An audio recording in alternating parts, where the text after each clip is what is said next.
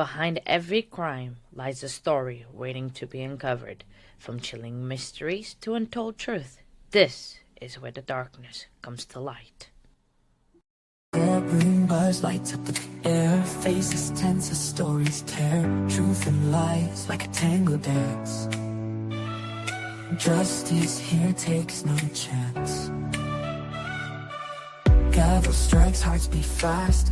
Witness takes stand, shadows cast. Whispers loud like wildfire spread. In this game, none's ahead.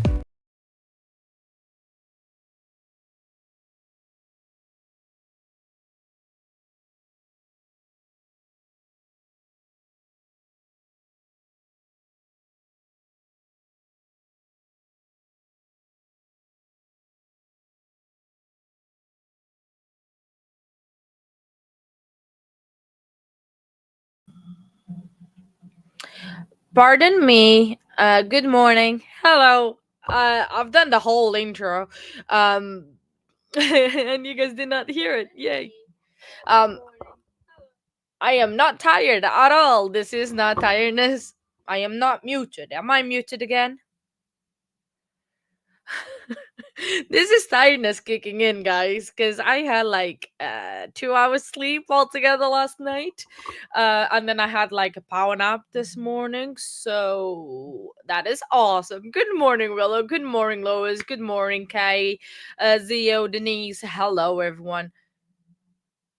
Okay, so I'm not muted. Okay, you guys are confusing me. Oh, my brain is confusing me. But if I had a brain, that would be probably be better, because I don't think I have one today.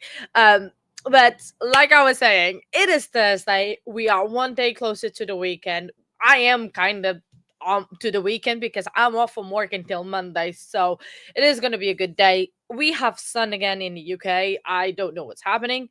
It's been a lot of sun, and hopefully Nightbot will get me the curtain today, because he's gone out and is gonna grab me the curtain, so the glare doesn't happen, and so I don't have a halo anymore. um so I thought, yes, exactly. People, if you haven't left your DNA on the like button, please do so. Take a moment to do it. It does help the channel a lot. I mean, we are steadily growing, and which is amazing. I like the steadiness that it's happening. It is good to ease into the craziness. But I was gonna say, I've got something to show you. I still am mulching over the verdict yesterday. And I think I'm going to be mulching over the verdict for a little while.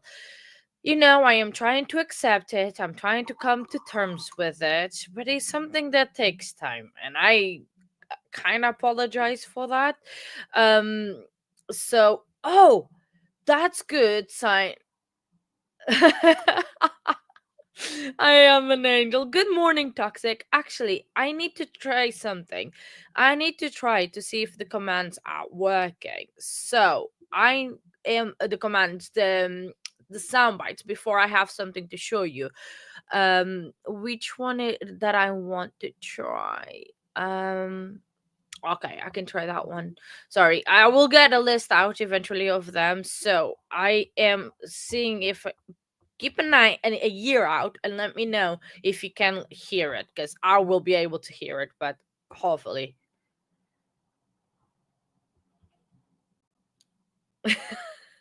It's not that one yet. No. Why is it not playing? Oh, okay. It should have played by now. So let me know if anything comes through at any point, because sometimes there's a delay. Um.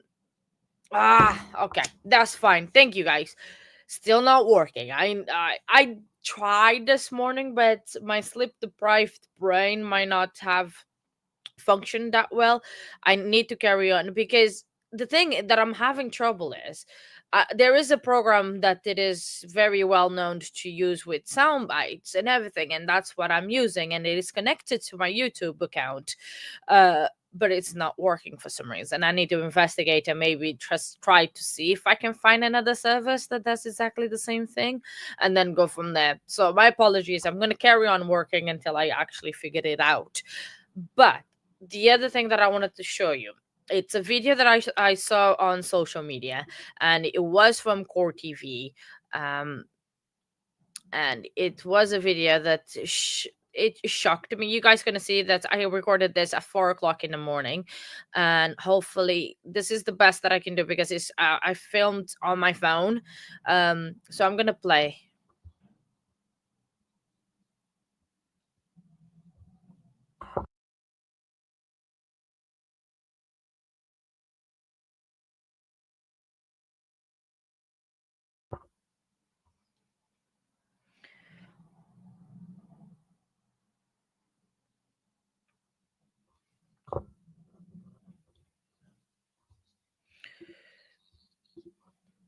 No sound.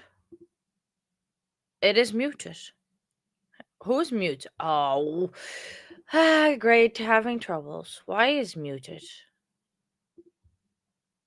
Probably it's just the video in itself. Let me see if I can. Ugh. It's a great day for having troubles. Oh, um, I need something that I can play that it won't copyright strike me or anything. Give me a second. Let me try to share a video from yesterday from something. Gone to try to see if it works. So my apologies, guys. This, like, I don't know what's happening with my computer. Okay, I'm just gonna try to play something and let me know if you guys can hear it because I can hear it. So doing both jobs and trying to help the North America organization and the leadership team that Fabio had, and consoling everyone, but also running the business. So doing two jobs. So I was literally on a plane every couple.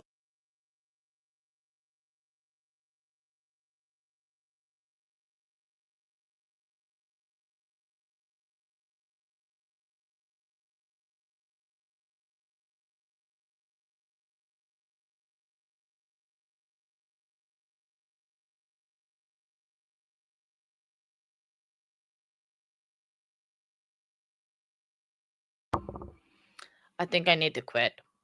I think I'm gonna quit doing. I think I'm gonna quit doing this because today it's not gonna. Today it's gonna be the good day that TCA Katya.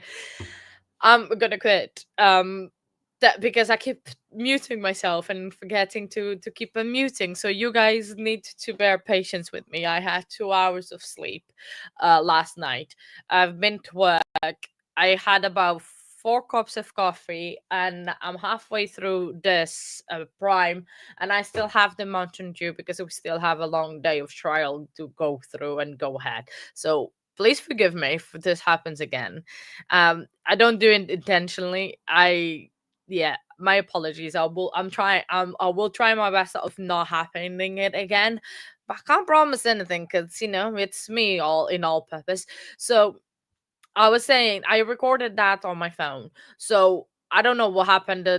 Probably the sound was not recording. I don't know, but basically it was just Colin getting out of jail because after the not guilty verdict, he was immediately released, and they were just commenting on the fact that he walked out and just carried on walking alone. So I don't know if he had someone in a car in a specific place waiting for him, or I don't know where he went. Because it's like now I'm thinking, where did he go? Did he go home with the parents or with the grandparents? Sorry, sorry, the parents are not in this mortal coil. Did he go to the parents? Did he go to a shelter? Did he go somewhere? He must have had something arranged between the time that the verdict was read and everything. We moved on, and then he got released because he was walking out so confident that I was like, he sounded like assured of where he was gonna go and what it sounded. It looked a bit weird. Still creeps me out, but he's not guilty. He's not guilty. So I am just gonna carry on trying to teach myself that he is not guilty. So yeah. Oh, I think a lot of people, okay, um were shocked about the verdict. I think we all were in chat. I can, yeah, say it myself that I was very shocked about that not guilty verdict. But it's nothing we can do, nothing sadly no one else can do, and just in a way keep in mind and hoping and fingers crossed that he's not gonna do it again, to grandma or to anybody else. But and we'll keep an eye on the news about the Lincoln County trial case, if they are gonna reopen or not. So you guys can hear me, right? Please tell me you guys can hear me, because now I'm scared, because I'm scared that you guys cannot hear me. Hello? Anybody out there? Uh-oh. Oh, okay. I was gonna say, like, what, like, you guys are scaring me. Are you doing this on purpose? No, I'm joking. Yeah, I think so too. You could have been staged. Yeah. Oh, yeah, exactly. Yeah. True. That's probably true. Okay, good. I was like, I was a little bit scared that oh yeah, there's definitely um Denise, we talked about this. I don't think we need to talk about it again. I'm joking. So, if you don't see, Denise came on stream yesterday and we talked about the differences and how um she won a verdict game. Actually, I do need to contact you, Denise, about it and get that sorted for you. Definitely is going to be a lot of big interest in that case now out of Oklahoma. Everyone is gonna definitely be interested to see, and everyone is going to probably be following that case. um Now, today we are possibly on day 2 of the Megan Boswell trial. And I say possible because there was something big that happened yesterday. So, from what I gathered and what I got from Nightbot, all right, Denise, I'll keep you entertained and make you laugh, and you not trying to laugh out loud. I'll keep that in mind. um, so Megan Boswell trial started yesterday. Pretty normal, pretty standard for a trial. There were the openings where both of the sides have said their case, and they stated what probably was gonna happen. Um. Oh, about Megan case or about Colin's case? Toxic. Are you talking about? Just before I move on to explaining on what happened or what like I got information from Nightbot about what happened, because Nightbot told me. Okay, all right. So, like I was saying, there was the openings, and then we had our first and only witness of the day. This was the investigator of the TBI, the Tennessee Bureau of Investigation. I think he was one of the lead investigation of the case. Don't quote me on that. That he went through. We had the direct examination. We sadly almost see all pictures that were absolutely gut wrenching of baby Evelyn in the way that she got left in the trash bin.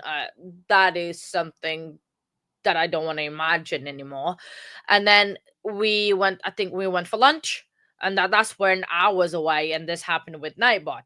So on cross, apparently, I think they asked the uh the TBI guy about how the accident happened. And then that led to the door opening of the fact that Megan and the boyfriend at the time, they were in bed, and he rolled.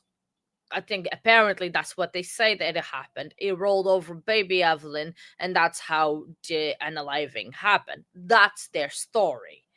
Basically, that opened the door to the interview of Megan that is 2 hours long, um, to be played. But the judge said that he needed first to look at that and then think about it and then see what is going to happen. what some people were thinking on saying on the worlds of YouTube, and I don't know if that's correct or not. They say that that can cause a mistrial. I don't know if it is true. Don't quote me on that. I don't think so. It is going to be probably harder for the prosecution to prove the intentional unaliving, like the charges, but yeah, still. So that's what happened. So then that's why the judge ended a trial early, and then sent the jury to the hotels early. And oh, we have Day 4, judge. State versus Megan Boswell, S72869. When we left yesterday, I was provided with the video interview of Miss Boswell that Special Agent Fraley testified about, which I believe took place on February 25th of 2020. I was able to multitask. I watched it and listened to it all at the same time.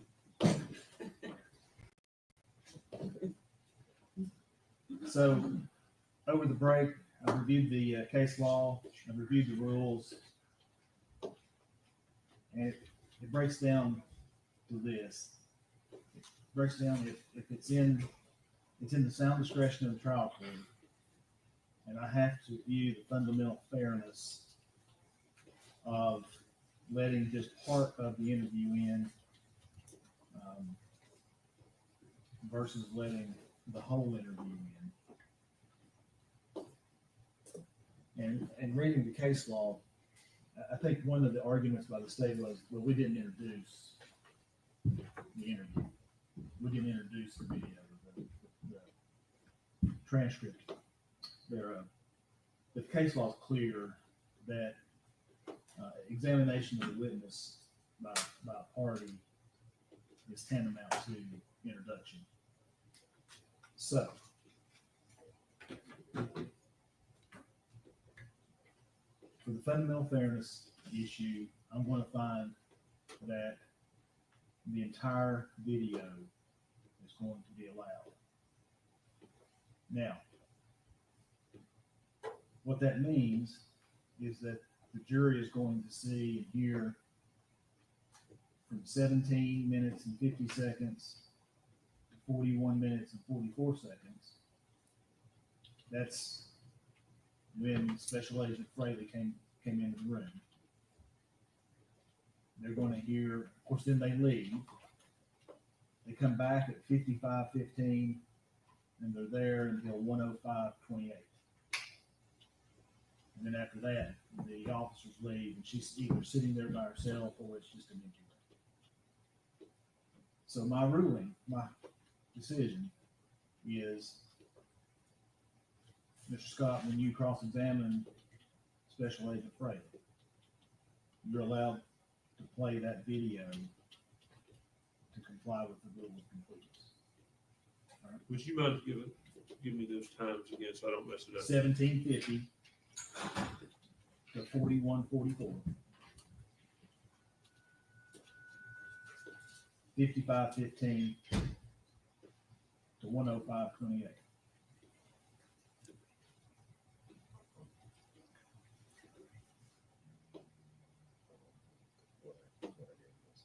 And I think that to comply completely with that Rule 106 is not just asking questions about what happened during those time periods. They need to see the video. I think that is the case law says that where certain aspects are brought out by one party, the other party has the right to put the whole in. And that's what I want done. So, all right. Well, okay.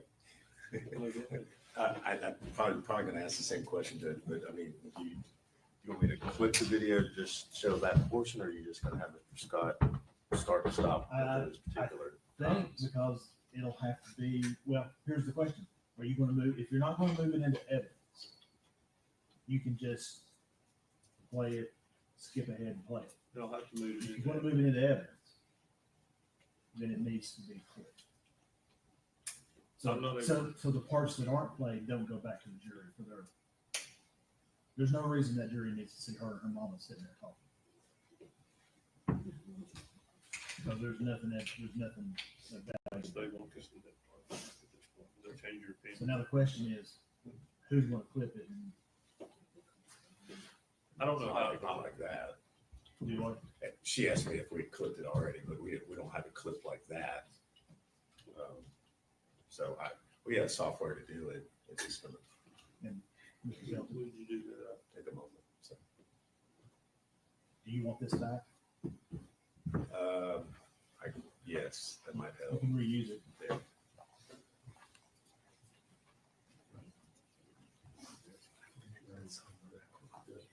Is there anything else we need to take up this morning before the jury comes in, before you go clip videos? I don't click. Did I have this?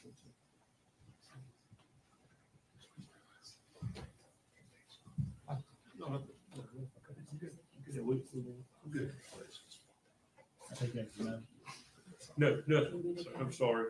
Jim, is there anything we need to take up? Nothing else for the statement. We'll be in recess till 9 o'clock. The jury's here.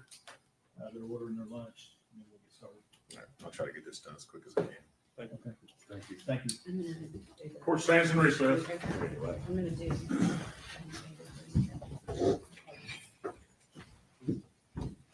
Oh wow, sorry. Now I am deaf a little bit. Sorry, I've been trying to play up a little bit with the audio to try to see. I'm not muted. Sorry, I am checking if I was muted, but I'm not this time. I'm learning. But I'm trying to find another extension for the Google Chrome, for the web browser to try to volume boost to try to see if I can use 2 boosters at a time to see if I can do something with about the sound. Otherwise, I don't know, guys. I know you guys are saying like I know it's not me and I'm trying my best and it's the courtroom, but I still want to try to see if I can do something about it to try to improve the court the trial view and everything. So just your daily reminder, if you're not part of the Discord yet, please join in. Don't forget that also we have a YouTube and a Twitter X account as well. You can check it out because you can get notification when a case is updated and when everything is dropped, and then you can just get stay up to date with any case that you would like to know because almost everything is there. So I'm not gonna say everything because I don't want to false promote, but yeah, there's a lot of information there. So now the judge is allowing the video to come in, so now that opens the door wide open for the defense for the theory that they can play is that they unalived the baby by accident because he rolled over on her. Doesn't And that could be not intentional. Then there goes the first the main charge that she's on the premeditation charge. Sorry, 1 second.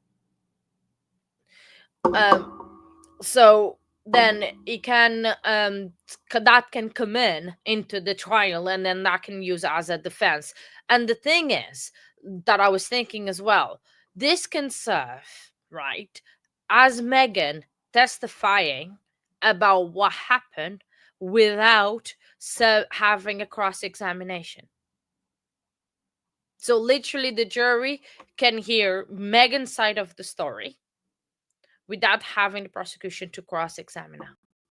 And that she doesn't need to testify if she doesn't want to. I mean, she can still, but I don't think that would be a good idea from her side. So that's my theory. That's my thinking. I mean, I don't know what you guys think. Do you think that she's going to testify even though the video is going to be allowed and only the because there's a part that what the judge was saying, the 1750 to 4144. I think that's when she was talking to her mom, and I don't think that's like they don't want that part, so that's why I think they agree and they said okay to like skip and cut that part, so it's not going to be full on 2 hours, but it is still going to be quite of a long time, which I hope that the audio is good. Because otherwise we're going to be suffering for over an hour with that audio, which I hope we don't. So it is just quite interesting to see that the judge is going to allow it, not the part of the 1750, but everything else is going to come in, and then she can just use that to literally be her a testimony. So I'm gonna drop another link on the chat. That's for the YouTube channel for as the gavel drops. Make sure you are also subscribed there, because there is a lot of updates and shorts that are made about cases, about what's upcoming for the week, kind of a preview for the week, and then all of the good stuff. So I am gonna put that for you guys on the screen. There is a message from Toxic. I do find interesting that like it can't. She's not gonna get away with it, because the fact is, all right, she did it accidentally. She could have called the police and say that, and she did not had to put to do what she did. You know, I'm talking about the trash putting her it's just crazy, because she probably did not intentionally did it, because that's a claim, but then she did try to cover up and then lied about it.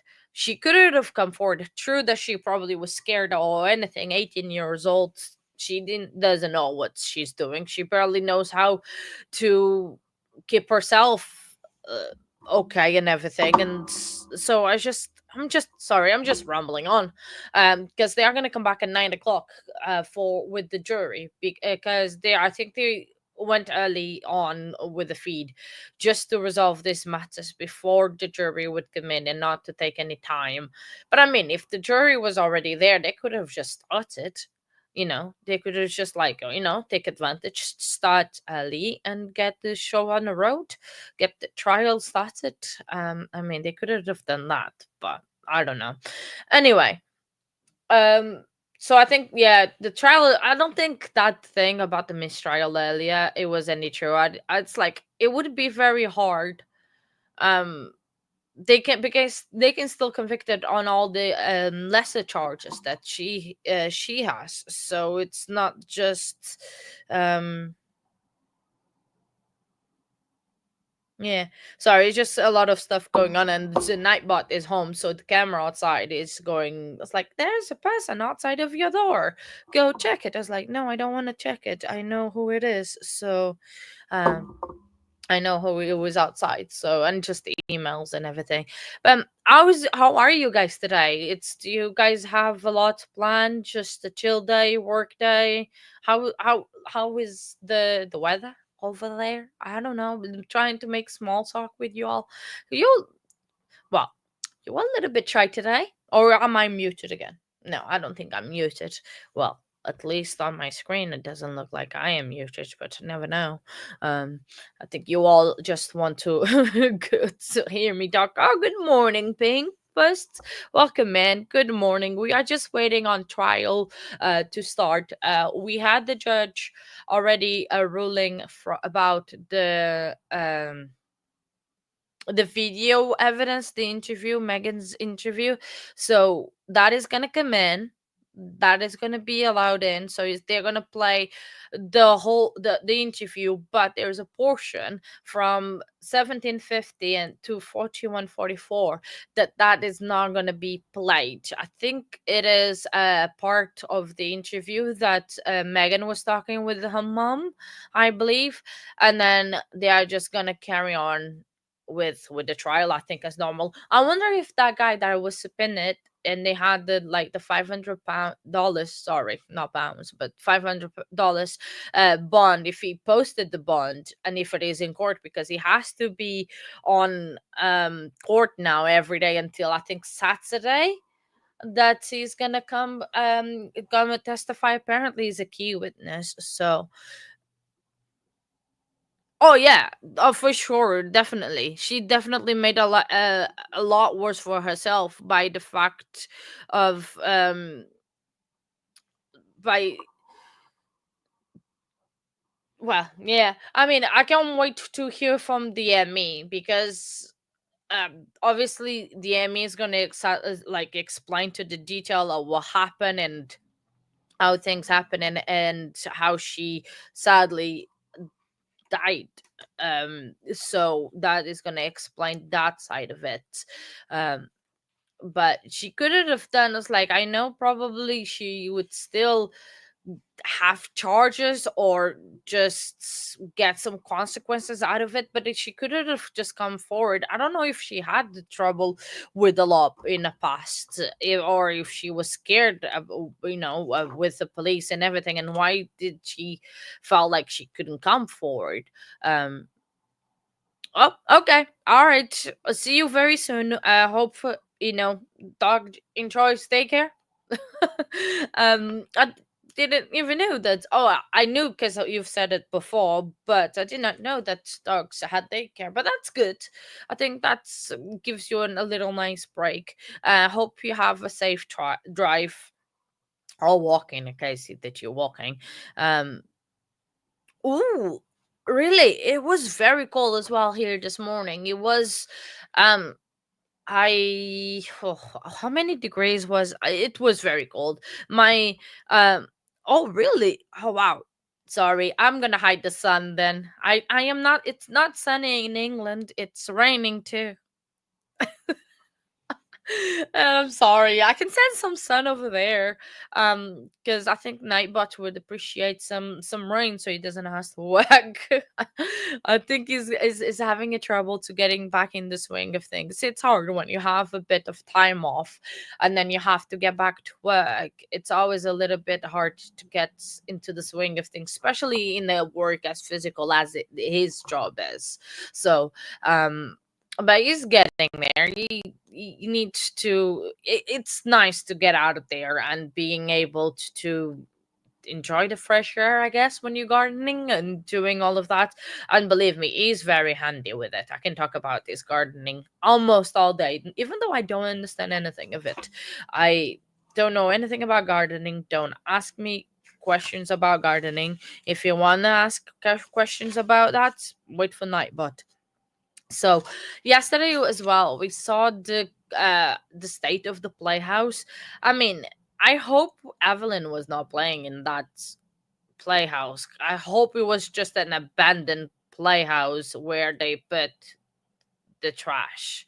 Because it was absolutely in a crazy state that I don't understand, how that happened.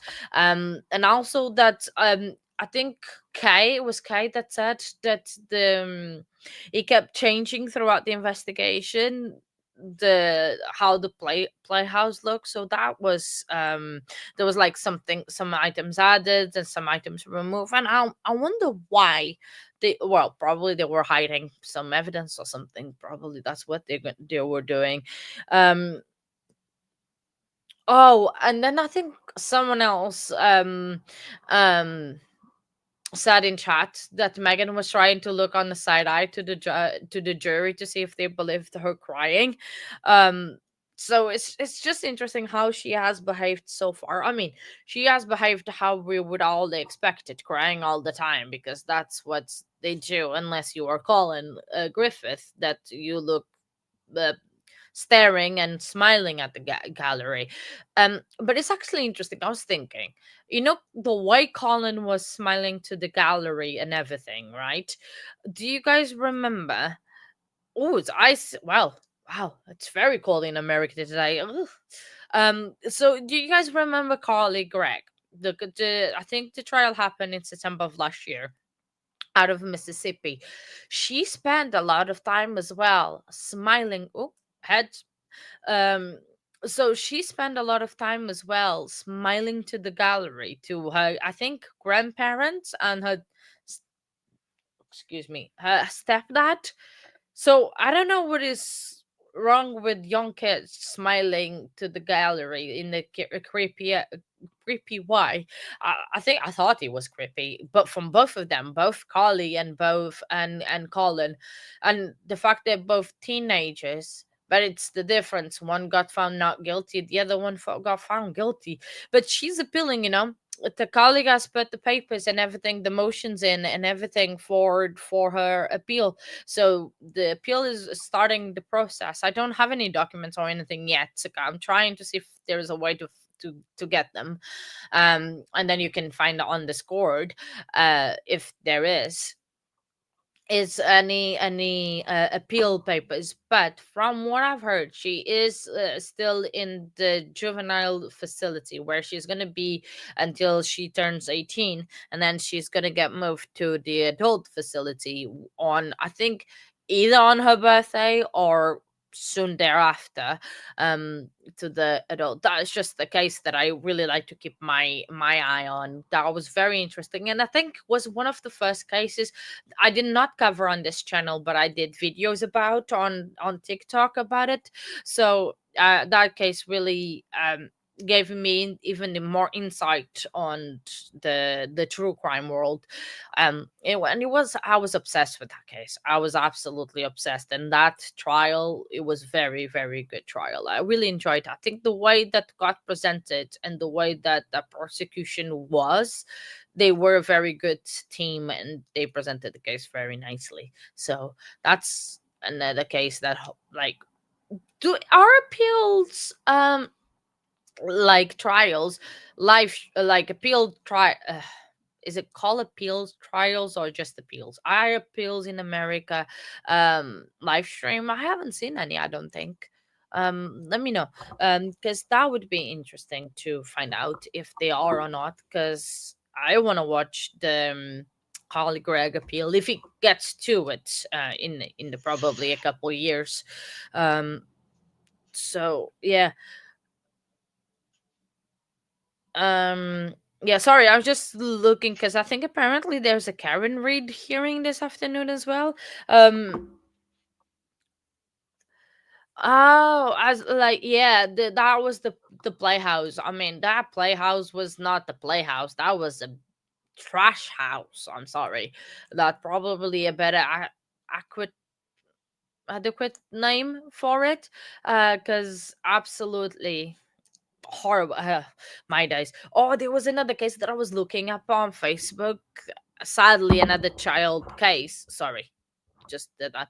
Another child case. Oh my days, the pictures were horrendous of the house. It looks like, you guys, a hoarder's house. It looked exactly like that. It was, so minging and just, it gives me the EBGBs. I don't. It was not good. Um, so yeah, so it's just uh, oh, hello, good morning, Stephanie. Yes, exactly, well said. Smash the like button, share the stream if you want to with with friends that, well, like true crime and like to hear people rumbling about nothing. um s- oh, is it an evidence reading today? Ooh, I might watch it later on 2 speed or 1.5 speed to catch up, because the thing is, Karen Reed, I am interested on a personal level, but not to stream, because it's a wild case and will attract a lot of unwanted people, aka trolls, and I am trying to avoid them. And uh yeah, and it's a rerun of a case that we have already listened. I don't think they are going to bring exactly anything new, so we're just going to sit for what, 2 weeks, 3 weeks listening to something that we've already listened. So not very good. Oh, toxic, by the way. Now that we were talking about this, do you remember that case we covered? I think it was November, December time, the Ole Miss trial. If you don't, like, we covered that trial. over here. They found the body, his body of the victim. So they found the necklace first, and then they identified the remains that were next to the necklace. Um, and it was the person that they were looking for. So now the state says they're gonna try the case again, because now since they have a body, they can probably, their case is stronger for a retrial, because they end up in as a hung jury. And back in, I think it was November, December time. So yeah. So, and also I was oh, my days heads keep rolling in the feed. We still have about 5 minutes. I was looking online, and I think the Comic Con, the Crime Con, it's coming up in for the UK. Well, coming up. When I say coming up, I'm talking June time. There's one in June and there's one in September. I was looking into going. I started looking at the prices, but and then I had a heart attack. Guess the prices. My days. I think the cheapest that I saw was about $160. That I was like, oh my days, that it's for like one day from like 9 a.m. to 6 p.m. and just for one day. And I was like, yeah, probably not this year. So, oh, wasn't you? Oh no, it was the niece. I think it was the niece that was on that trial, because that's when Nightbot started doing the night shifts, because I started doing it and it was a different time zone than I tried to be at, because I tried to stick at on the EST side of things, and because of my work schedule at the moment. So, ooh, who is Robert Cremo? That name is not unfamiliar. Probably I've came across him on Discord. Who is he? Let me Google him, because now I want to know. Robert Cremo. Ah. Oh, it's the Highland Park? Oh yeah, I know that guy. Oh. In Illinois, isn't it? Oh, hello. Good morning, Kara. Nice to see you. Sorry, I on the other screen I couldn't see you the name. Hello. Good morning. Welcome in. We are just waiting for court to start. Just very quickly. I don't know if you heard yesterday, there was a debacle about the video interview. The judge is allowing that in, but there is a fraction of time that he's not going to allow the time, because I think that's when Megan was talking to the mom. So yeah, that is happening. The video is coming in, and we're expecting to the audio to be horrible. That's what I'm expecting, because so far the audio hasn't not been off rent. And we just chatting about like cases, hearings that is ongoing on the world of true crime today. um Interesting. That, well, the case is horrible, I mean, but mm, I wonder if it's gonna be televised. Do you know, Toxic, if that hearing is gonna be? Oh, sorry, excuse me. My sleepiness is hitting me, so that I'm trying to keep my talking going, because I still have a couple more minutes to. I think they are getting ready, because I can see someone like on judge's side. Maybe they are starting early, and that would be a first. We've been used to start late on court, but this judge, he doesn't take anything, so he seems that he's pretty on time type judge that doesn't miss and doesn't come back late. And if you are late, you will be in trouble and probably spend a few days in jail, because he won't tolerate it. Okay, I'm sorry. My apologies. I had a 2 hour sleep, so I am a bit tired. I'm trying to keep it going, but you guys are making it a little bit harder today. No, I'm joking. I'm joking. Looks like it seems like I'm talking to myself, like the good old days of me talking to myself. You guys are gonna be sick of my voice soon. Um, Probably. Oh, it's like there's a lot of heads going. Oh, judge is on a bench and he has his robe. I think we are should be going back to court very very soon, because yep, audio is in. Um, They are whispering something. Let's see if we have a hot mic moment or not. I don't know why the cameraman is not panning out yet.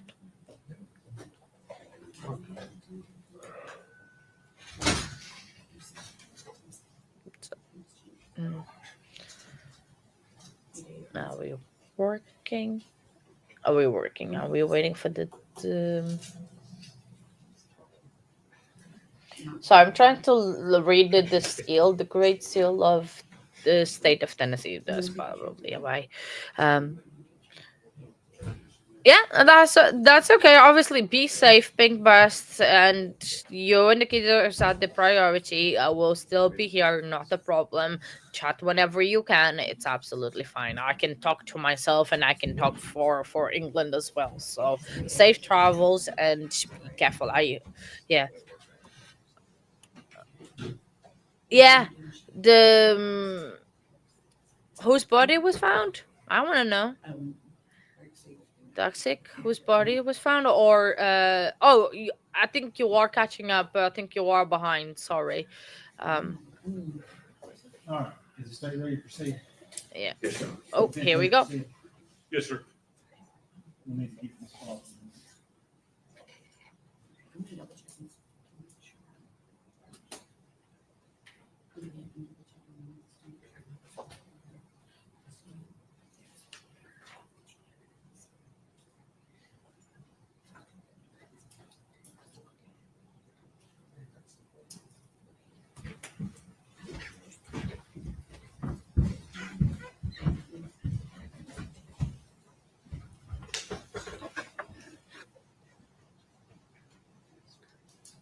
All right. Just need to get, as you're afraid, I think we were just beginning cross-examination, especially. Yes, sir.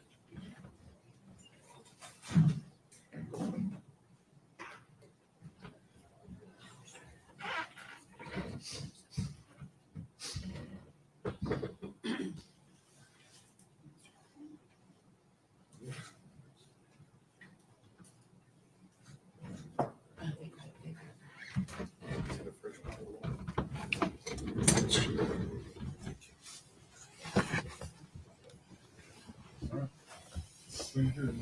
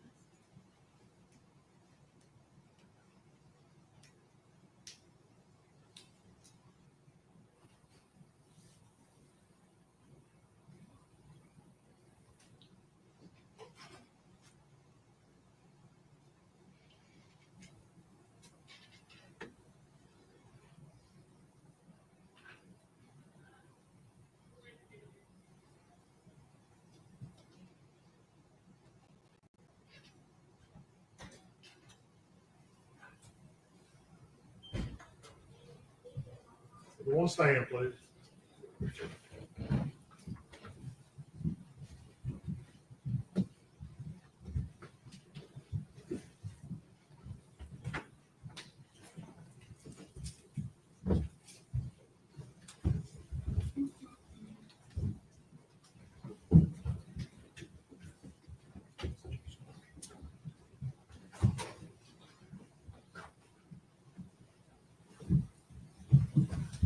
Maybe seated, thank you. Good morning, ladies and gentlemen. I gave you certain admonitions yesterday before you left for the day.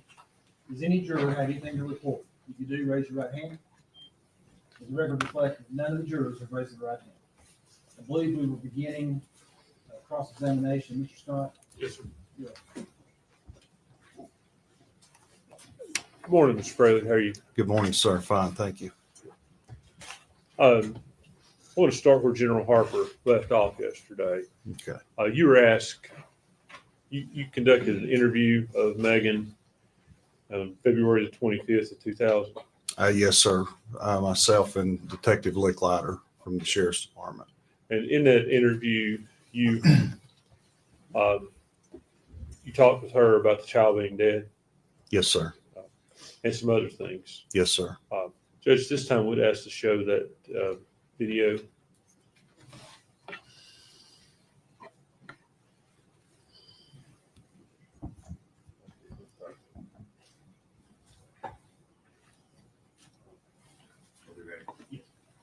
Hold on. But when you left, how long was he gone? No. Oh, not day you went. You know this, okay. You know, like, whatever. This is Sure, but I the don't last have day. places. If If you I had, tell you where I think you want to, we'll worry about that. Yeah, but don't we need to bring her on, man. Don't let us know why she's gone too long. Okay, this is for your baby. This is to give her the proper, where's she at? there's only two places I can make the brush you feet. Where's she He at? said think that there's somewhere close to, I think she's somewhere at Dad's or at his house. Okay, his house? Maybe somewhere like, that like, the dog store. I think she's either there or she's somewhere at Dad's, or she's somewhere close. Underneath the dock at Hunter's. I don't know if she's underneath there, I'm just, Is that what you're trying to tell me? I'm not putting words in your mouth. that is just my theory, she has to be No, more like her. I don't want, we're not looking at fears, son. You need to bring her She home. said, he said that she was somewhere close to the only two places I can think that he would take her. You're not honest with you? Okay, but you know this part. I don't know for sure. I'm trying to help you all. I swear I am at this point in time. This is the ending, okay? Let's bring her home, so bring her home. There's a bunch of places I think that he would even have time to take her. She was not very long. Well, regardless of time, there has to be a reason that you would know that, okay? Because that, He said she was somewhere close.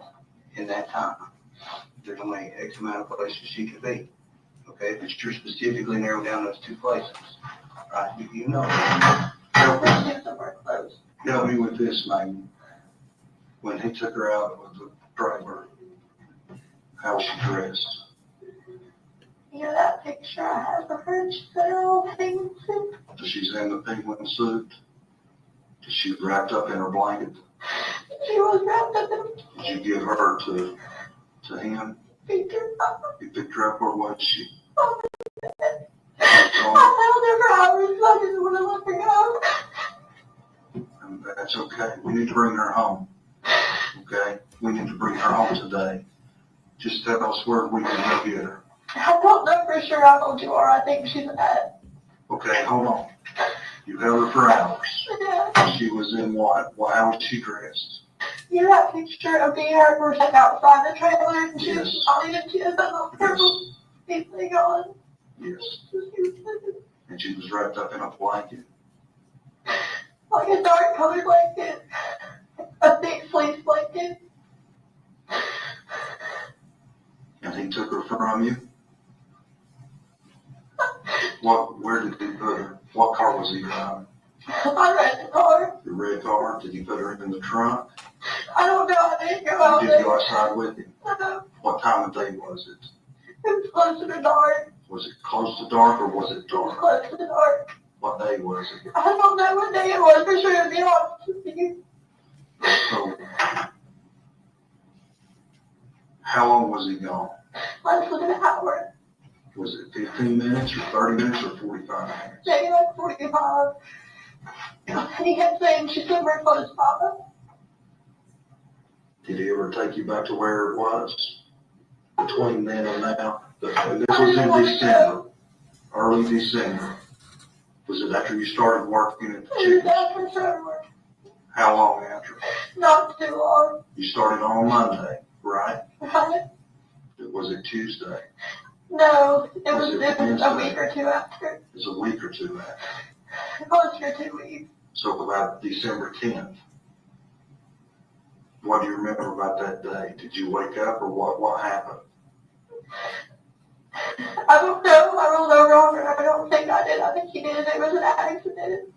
So he was sleeping in bed with you? Was the three of y'all together? In the She bed? was between but they're just on my side. I slept with her almost every night of her life before that, and I never once rolled over on her. But when you woke up, she wasn't breathing. Is that what you're telling us? Her head was like buried in her pillow. She wasn't breathing. Okay. So, there. So you tell him, hey, I was panicking. He was like, well, you can't call anyone. We're both going to go why to can't you jail. call someone Because he said we were both going to go to jail if he didn't care. for her just rolling over, or you rolling over on him or on her? I don't think I rolled over on her though. I don't know if he did an accident or what. Like I said, I slept with her like her whole life before that. With her up against me right next to me, I never rolled over on her. We need to bring her home, honey. You need that peace. Mom needs that peace. Everybody needs that peace. We need that peace. Help us bring her home. You're the only one that knows. I told you all the only places I know he could have went. Where? Name it. My dad's in his house. When you say your dad's, where are you talking about your dad? I'm Letty Creek. Because he wouldn't have taken her inside the house and said, hey, Tommy. Well, I don't know. I just never Why told would he take her back to Tommy's? He said he was going to take her somewhere close. See, I don't think he would have taken her to Tommy's. That's too much of a risk. Why would he do that? I don't know. What if your dad would call him? I don't think she went there. Look, can you all just please check and then We're going to check it? everywhere we believe she may be. Okay. But again, we need to understand where she's at. I don't know for sure where she's at. When you say for sure, I just have guesses and I've told you two what they are. why has Hunter never spoke to you about this? I don't want to When know. he came back, what did he say? I'll put her somewhere close. Did he say how he put her? No, I Did he didn't throw her in want the to know. trash can? Did he throw her in the lake? Did he bury her? I didn't want to know. What did he say? Just that she was somewhere close and not to worry about it.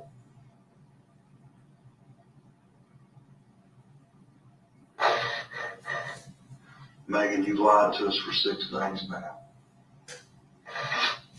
I need you to be truthful with me today. I am being truthful. No, just hear me out, okay? I need you to be truthful with me today. We're getting there. We need her brought home. She don't need to be laying out in the woods in the cold anymore. She needs to be buried. She deserves that. You need to help us bring her home. Please. Tell us where she's at. I don't know for sure. I really don't. I don't want to know.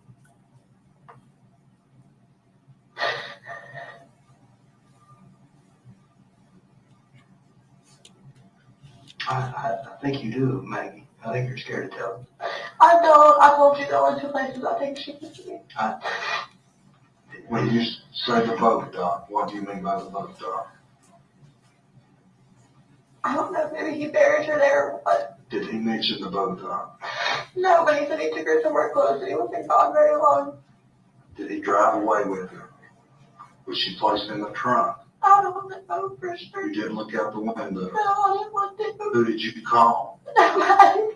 I was scared to call anybody. Did he call you while he was gone? No. And it was dark. Close to getting dark. It was dark by the time he got back. It was light when he left and dark when he got back.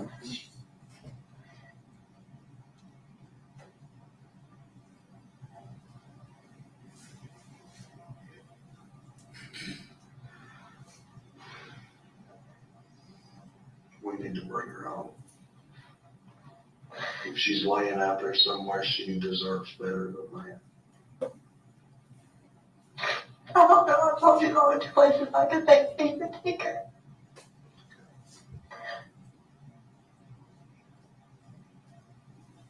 Okay.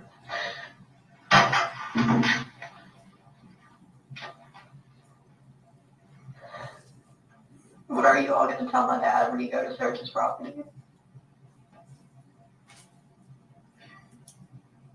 What should we tell her? I don't know.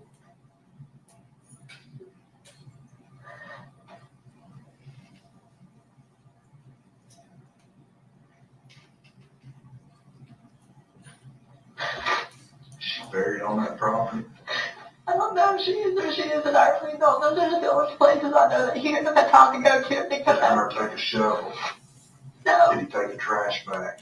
Did he carry her out in that blanket, a box, or a box? Jumping in I a box? was staying in the bedroom. I just had her wrapped up in a dark colored blanket. How big was this blanket? It was like a normal size, like fleece blanket. So when you say wrapped her up, so you describe it to me. Like, you know, you swallow a baby. Okay. Like that. So did you leave her face exposed? So it sounds stupid, but it would be cold, so I wrapped her up in a blanket. So she was, the whole body was wrapped up. Except for her face. You know how you swallow a Her face baby? was open. You know how you swallow a baby? Mhm. So I wrapped it up. I didn't want her to be cold. We don't want her to be cold anyway. She's still out there and we need to bring her home. And you can help us with that part. There's only two places I'm trying not to go look for it. I need that. So Hunter's dock. Underneath Hunter's dock. Or just around the dog. Okay. I don't think if he did take her to his house, he's not stupid enough to, you know what I mean, put her somewhere inside the house. He owns property right next to that place too. How long did you hold her? For a long time. All day? I didn't want to let her go. How did you know she was dead? Because she wasn't breathing. Her eyes were open. Her eyes were open. She wasn't breathing.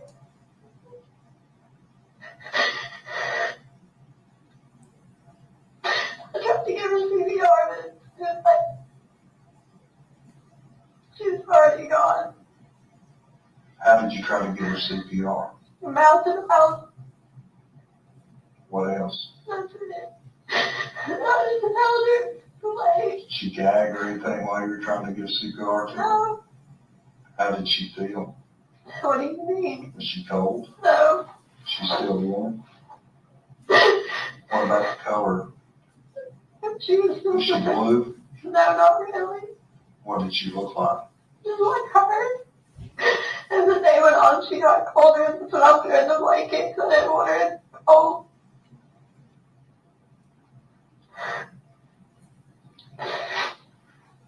And you don't remember what day that was? No. I know it sounds bad, but I'm just trying to block it out of my memory as much as I can.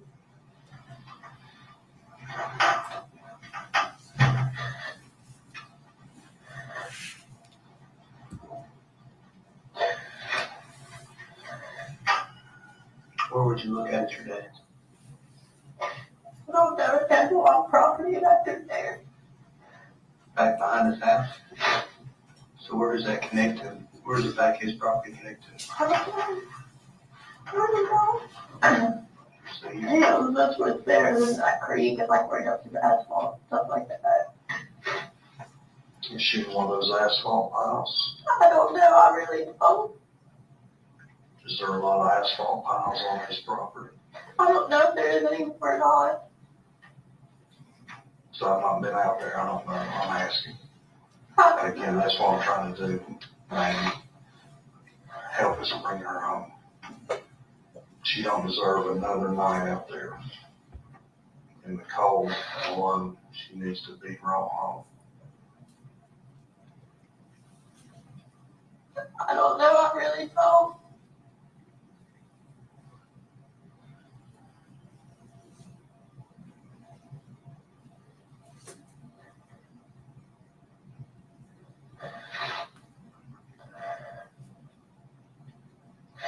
I don't know if he took her in the trash can or not. When he came back and was gone, I didn't want to ask.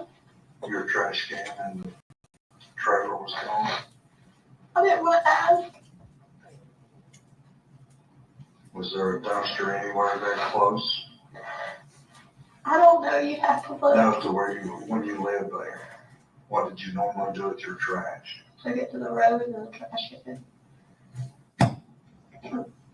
So you said to the trash can, was the inside trash can or the outside trash On the can? inside. Just when you kept in the kitchen? I don't know if you took it with you or not, I didn't want to know. You said you sit there and looked at her. Yeah. When you woke up and she wasn't breathing, you tried to give her CPR. What did her eyes were open? Were they bloodshot? No. Were there any bruising around her eyes? No. She just looked like she always did, just like she was at peace asleep. No, her eyes were open. Her eyes were open. Not bloodshot or bruised. Not really, no. Because I can't help but think that's probably a lasting image that you think about Evelyn. So you know her bloodshot eyes were bloodshot or not, or black, and you're not saying they were. No. Okay, that they were just open. I didn't want to let her go. She wasn't cold when she started to get cold. I was hoping to wake her out here, but I didn't want her to go home.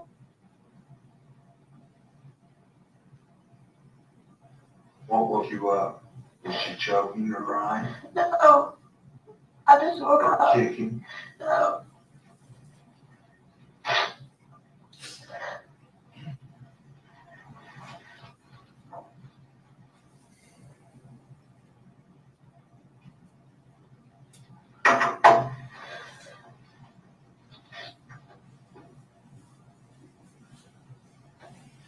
If we talk to Hunter, what will he tell us? The same thing he's been telling you, that he's never met Evelyn because he told me not to tell anybody that he would go back to jail. If he has never met Evelyn, how do we make that connection that he has? I don't know. Was he ever out in public with her? During this time, how long had you all started dating? Not long. Talking about not long, like a week, Yeah. a couple of weeks, a month? So prior to you starting at the chicken shack, you No, I didn't know him. didn't know him. So the first day you met him was an interview for that job? Yeah. When was that? I don't know. You started on Monday. Right? I think it was a couple of The days day before. before, like on Friday or Saturday? It was probably like a day or two before. Did you go there in person and fill out an application? Yeah. Evelyn took And the that's the door first with time? my Bailey. Okay, and that's the first time you ever saw him. Mm-hmm. What happened? I just filled out an application, that's it. Did he ask you out on a date? When I'm No, not until I started working there. So you started working, he said, okay, you're hired. You started working on December 2nd, on Monday, correct? And then start farting at work. And tell me what happened. You'll go on a date, Monday night, Tuesday, I tell me don't about it. remember the day, I really don't. Whatever day, whenever you say the first day after the application, that that was the first time you met him, you started working, which we know that was on a Monday. That's easy. Y'all started flirting at work. Did y'all go out Monday night, that first night? No, I don't remember what night we went out. I'm just being honest, I really don't. Okay. But at some point, he started staying with you at the camp, or the trailer. Just one night. He stayed one night. Then you said he stayed a couple of nights. I didn't say that. You said he had slept together. Just the one time. Said y'all slept together in the bed with her between, Me and him. not with her. She slept in between us. And so I'm saying, you said you'd done that a couple of nights and you No, I said I've done it 1,000 times where she slept with me.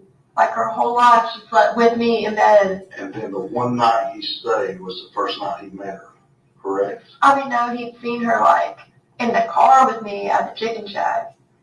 Okay. Like a couple of days when you went to get the application, when you applied with Bailey. Mm-hmm. And I came to measure the parking lot, they wanted redone, I had her in the car with me. when was that? I don't know a day. But you told these guys the other day, y'all went through a timeline. I think y'all wasn't in there. But y'all went through a timeline. I don't remember what day I measured the parking lot, I really don't. The day they opened, I came back to the drive-thru after I left, and she was in the car with me too. In the back seat, her car seat. The pink and gray one you all have. Mhm.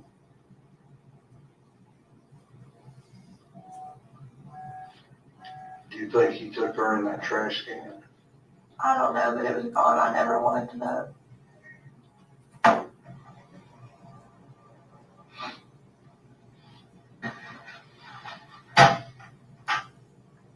And that's the only two places. I don't know where else it's close. I think my dad owns those storage units across from the trailer. You know what I'm talking about? Does Hunter have a storage building rented from him or something there? No, but I Or do mean, you? no, for abandoned. What do you put the baby at there? I don't know. You are asking me guesses. I'm giving them to you. He likes the lake a lot. Does he have a boat or anything like that? He used to. When you talk about the boat dock, you mentioned boat dock. What do you mean by that? Is he on the boat dock or? They're behind his dad's house. If you go to 217 Point Drive and look in the backyard, there's 3 huge ass boat docks. I promise you, you will not miss them. They're wide. And that's Have you been close. to that house? I- Do you know what I'm talking about? I did. Okay.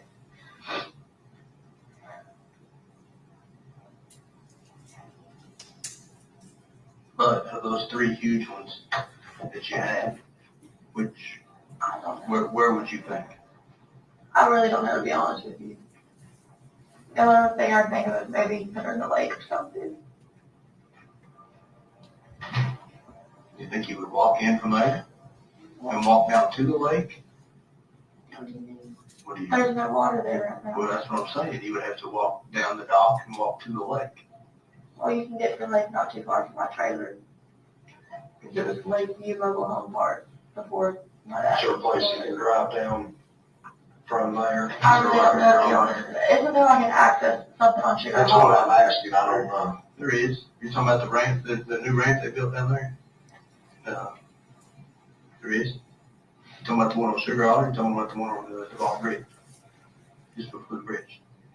Built a new ramp down there? Oh, I didn't know that. Okay. Which one are you talking about on Sugar Hall? Well, I just passed the one that says Sugar Hall Access Park. Okay.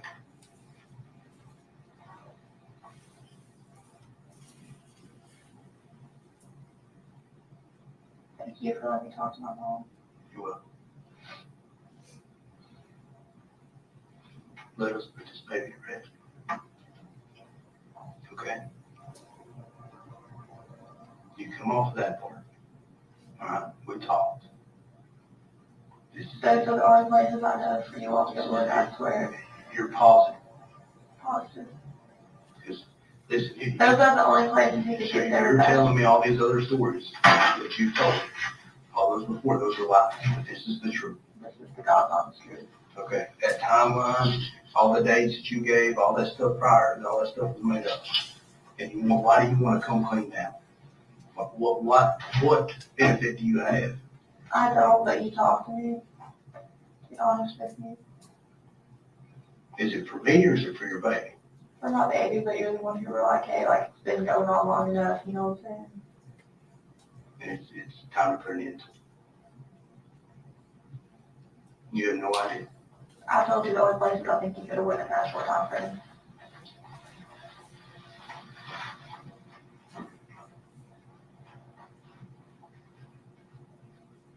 I'm gonna step out here, I'm gonna try to look in the map for most places. Can you bring me a map and I'll try to mark on it where I think? You agree, anything?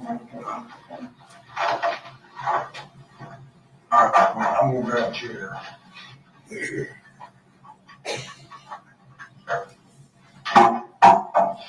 Here we got some maps. Let's see.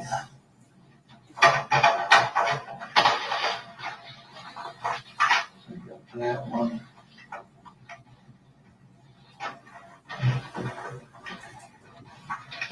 this one. Okay, 543 Muddy Creek. Is that his dad's? No, it's not. This is his dad. Okay, so we got 3 maps here. So here, just take this and give you another kind of small. This is where, that's where you were staying, I think, right? That's the Yeah, track. this is Buffalo Road. Okay, this is Sandy Point Street. Yeah. This is Muddy Creek Road. And this is where your trailer was, right? Is that right there? Well, where's the access part of Sugar Hall Road? So Is this it right here? it's got Sugar Hall Road, and you should have the ball bridge here. And there's Sugar Hall Road already. Okay, so right across from here, there's like storage building, like going back up towards that, whatchamacallit. But you said those are empty, right? Or, and It's who on just like, those? I don't know. Okay. I thought my dad might have gone to the trailer. You just mark wherever you think, like I said, you mentioned that he had just a limited amount of time. Well, there's the orange places I think on this map. Okay, but then you just mark where, This is like the storage unit.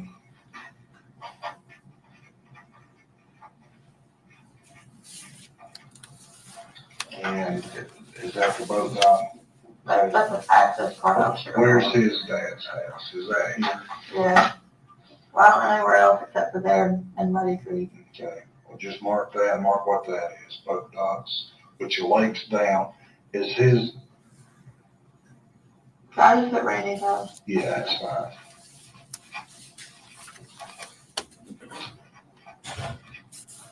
Okay. Anything else you can think of?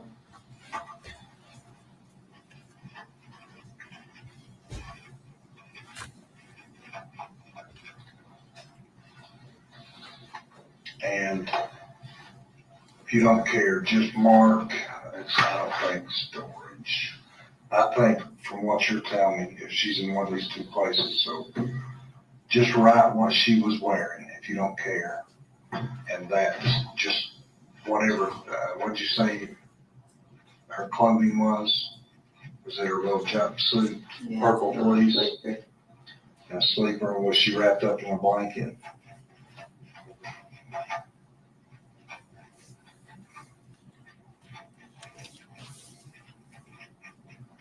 Now, I would say this might be hard for you. Write down how she was. Her eyes open.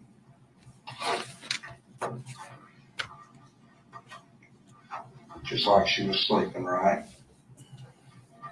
No bloodshot, but they were open. She was warm.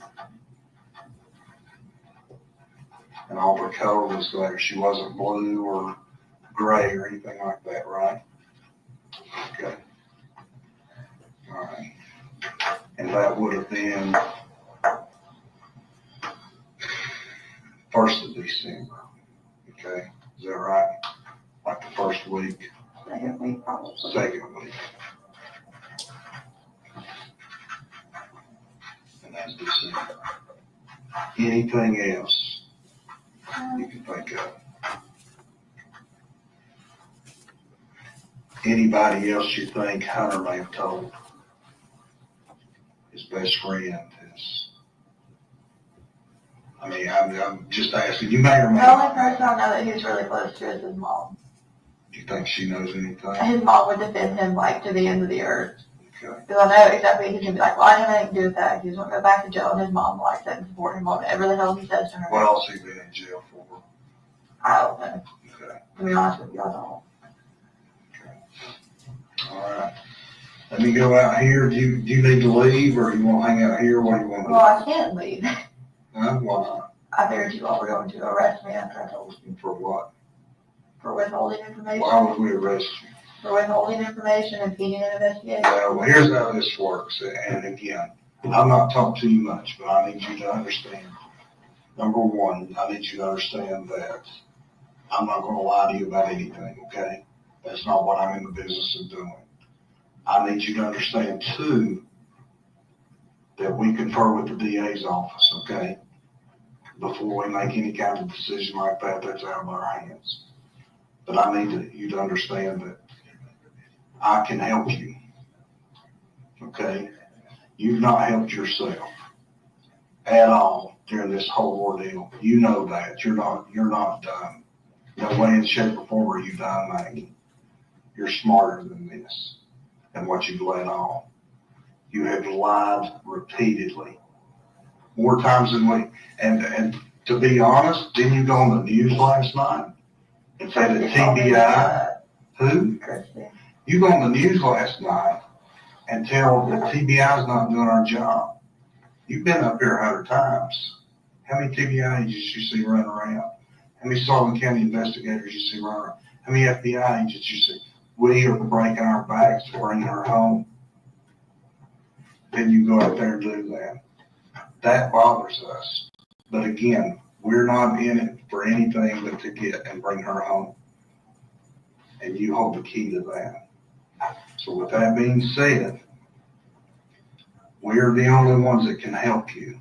And what I mean by that, and I want you to hear me out, what I mean by that is that when we talk to that DA's office and they say, hey, what did she, well, they're going to say, hey, because we have talked to her, we know she's lied for 6 days now, 5 days, whatever it is. I haven't seen her. Many of us have not seen a full night's sleep in well over a week because of this. But when they go to and say, hey, what did she tell you other than the lies? Because how many lies have you told us? How many? Dozens? Just say it. Let me help you. I'm here to help you. How many lies have you told us? A lot. Every day you've talked to us, right? I need to go to him, the DA, and say, look, I get it, she lied. She was a scared mother who didn't know what to do. Okay? But today, when he and I were in here and talked to us, when you first talked to him, she started to tell us the truth. That truth is what's going to be able for me and him to go to the DA and say, hey, we know she told all these lies. She's telling the truth now. We can help her. We'll go to bat for her. And that's what we're willing to do, is to go to bat for her. Regardless of how many lies you told, we can start over right now. And I can go back for you and say, hey, look, she was scared. We just need to bring her home, mate. You need to help us do that. This is a start. But you should, again, you just need to understand my perspective. You've been lied to before. How did it make you feel? Bad. And that was over probably something trivial. A boyfriend lied to you about going out with a girl or something like that. We're trying to bring her home. Dozens of guys out here and women out here, and in Quantico, Virginia, Nashville, Tennessee, and Atlanta, Georgia, are all working this thing. That's all we're working right now. To bring her home. Help me tell the DA she was finally the key that brought Evelyn home. I need you to be honest with us. Can you be honest with us? I am being honest with you. Is there any place other than here that she is that you know of? Not that I can think of. Okay. Anything else you think might be important? Anything else you want to tell us? Okay. Where do you want to go? What do you want to do? I mean, I can't go to. You're not under arrest. I say all that to say that to be clear. You're free to go. Just you tell us you want to hang out here, that's fine. We'll continue to help you out. But again, the lies are over. We can't help you unless you tell the truth. I am telling the truth. Okay. Tired? You want to go outside? Can I just stay here? Yes, if you need anything, you don't come in the door. Is Angie here? Who? Angie? She is. Can I stay over here? You want to sit there in here? Can I stay over in her office? Or we have to sit here? It'll be fine. Just sit tight. You got food here, okay? Is that right? Thank you.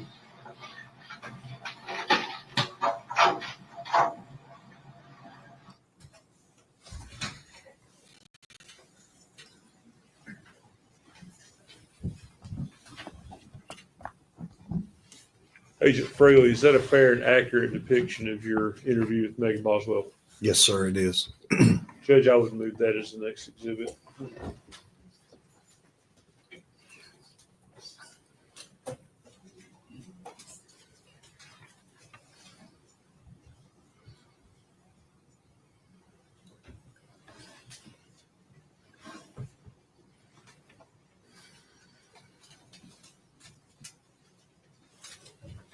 Judge, may I approach the court reporter?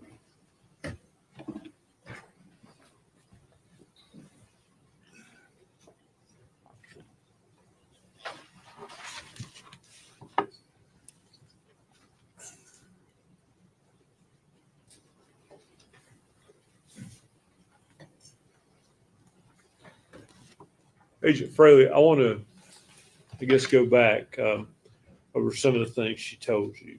You testified on your direct examination that she had told you she knew the baby was dead, not missing. Correct. Now, I didn't really see that initial thing in the video. Was that somewhere else? I mean, it's obvious from the context of what you all are talking about, but had that happened before that video? Yeah, and in my notes, she'd also talked to other investigators, and that was the first day of the 6 days or whatever day we were on that she told us that she was dead instead of missing. Okay. Do you know when did she tell you or did she tell someone else? It was in other interviews, and again, we were all working together. Okay. And it, she'd, like I said, she'd talked with other investigators, but that was the first day. And then after that was revealed, that's when Detective Licklider and I brought her into this room and started talking to her again, trying to clarify. Just so we can clarify a few things for the jury, I think it becomes apparent, but there's a lady in a jail uniform as this video starts. Yes, sir. That's Angela Boswell. That's her, Megan's mother. And yes, sir. You all had arranged for her to be brought to the sheriff's department to meet with Megan? Yes, sir. She asked to meet with her and was able to do that.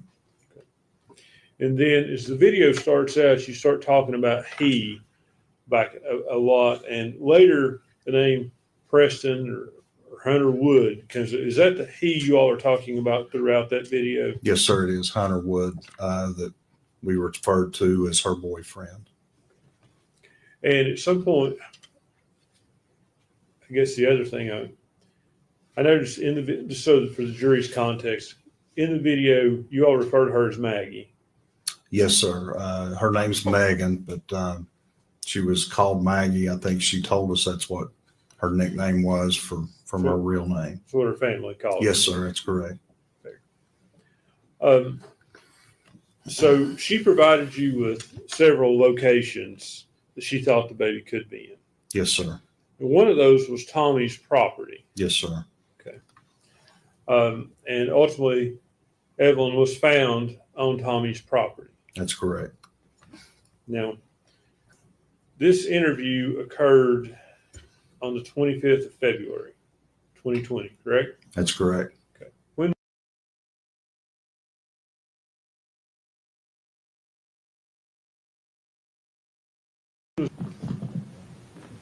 Continue. We're back on the record. No, we're back on I'm sorry. Can you? Yes, sir. When was the body ultimately found? March 6th of 2020. Now, there's a conversation between you and Megan about the fact that you're not arresting her that day. Yes, sir. In fact, she was later arrested that night by Mr. Price, was she not? I believe she was. She did not end up leaving the Sullivan County Detention Center from the time the detention center and the sheriff's department are all connected together here. Yes, sir. They're connected here. Their offices are in the same building. One large building. Yes, sir. So she did not leave there from the time of that interview until she was arrested. I don't think she did. Now, when did you first search Tommy Boswell's property? That would have been March 6th when Evelyn's body was found. Okay. So was there some reason you didn't search the property from the time she told you on February 25th until March 6th? I can't recall specifically why we didn't, other than she had told so many lies. We didn't know if this was true or not. So there wasn't solid evidence because she had lied so much that this was the truth. So Are you certain the property wasn't searched before? not by me, no, sir. It may have been searched, but Was it searched by the TBI, or do you know? I don't recall. I wasn't out there until the 6th that I recall. Okay. There may have been other detectives, agents, FBI, Sullivan County, or even TBI for that matter. As far as TBI goes, who was in charge of this at the time? Agent Gratz was the case agent, David Gratz. Who was the field office manager? Christopher Wilhoit. He's the assistant special agent in charge. What was your position? I was to assist Agent Gratz in the case. Okay. So you went there one time to that property? That I recall, yes, sir, on March 6th.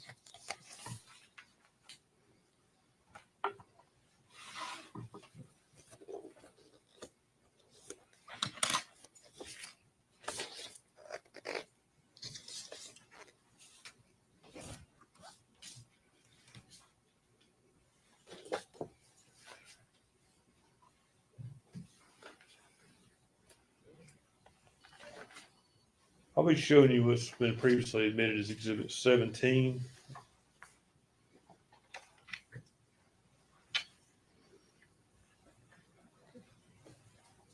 Agent Fraley, you previously identified this photograph as how the trash can was found when you Yeah, yes, sir. It looks like the ones from yesterday.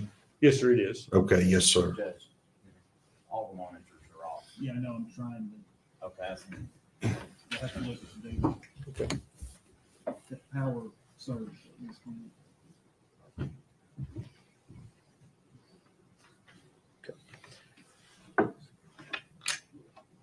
And I believe is this the position the trash can was in when you found it? That's representative of, like I said, once the door was open, on how the trash can and the bags were there. When you say it's representative, was the trash can moved and put back in place, or is that exactly how it was? In this particular picture, I think that my best recollection is that's how it was. It wasn't. At some point in time, I did remove these and we stopped because of the weight of the trash can, believing that Evelyn might be in that trash can. But like I said, my best recollection is that was the way it was when the door was open and we first saw that. Okay. At some point after picking the trash can up, was it placed back in the same position for more photos? I believe, yes, sir, it was. Okay, so some of the photos we saw yesterday, the trash can was not exactly as you found it. It was to the best of your ability to put it back. Is that fair? Yes, and this probably, well, I don't want to probably, but yes, that is correct. It was moved and then replaced. And then, like I said yesterday, we stopped and made some phone calls after we confirmed or believed that to be Evelyn's body.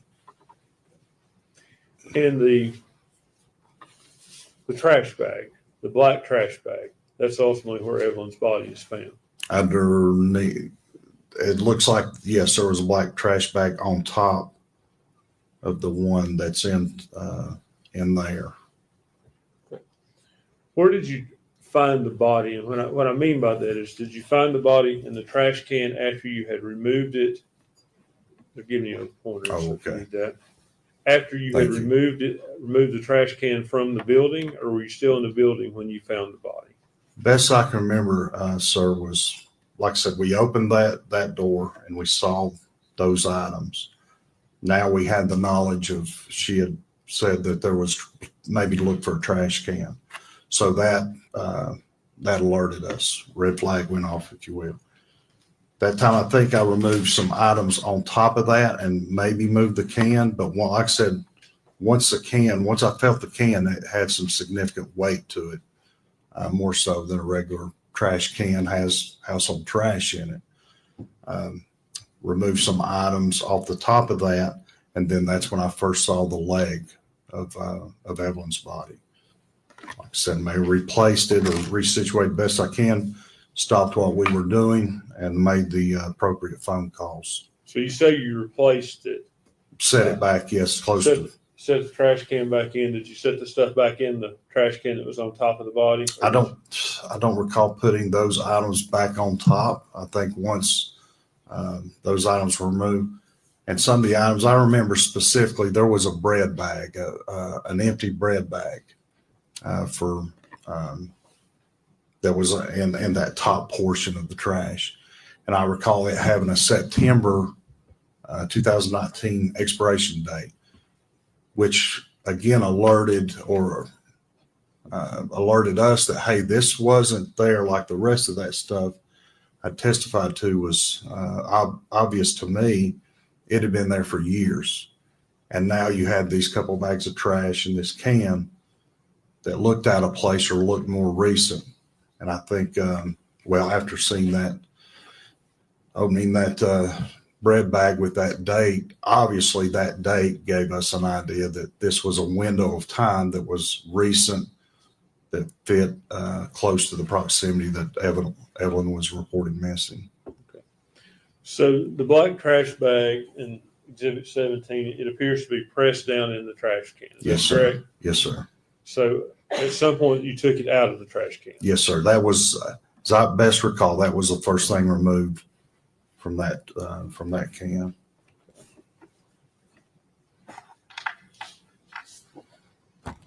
Agent Fraley, I'm going to show you what's been marked as Exhibit 15. Okay. Is that the same black trash bag?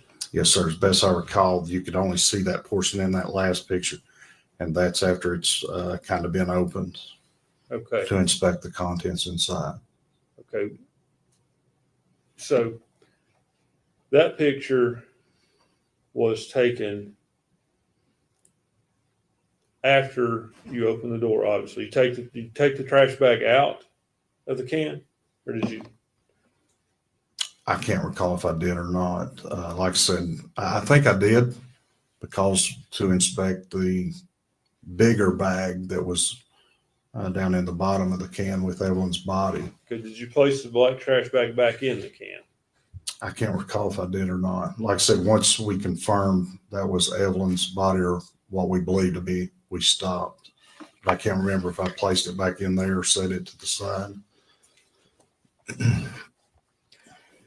Now, I assume there's a protocol to how you all would handle a scene like this. Could Yes. you walk me through that?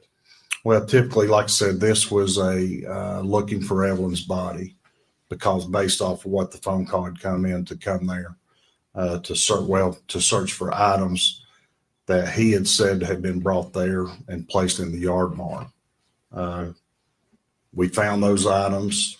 I think Detective or Special Agent Gratz and Haraz with the Sheriff's Department started looking, inspecting, and made the decision to take that. And then the process of that led us to just to look in the playhouse where we found these items. So for protocol, I guess there's not a checklist to start looking, but once items are found, the protocol is to photograph those, bag those, seal those bags, mark those bags, and ultimately send them to our TBI labs for examination.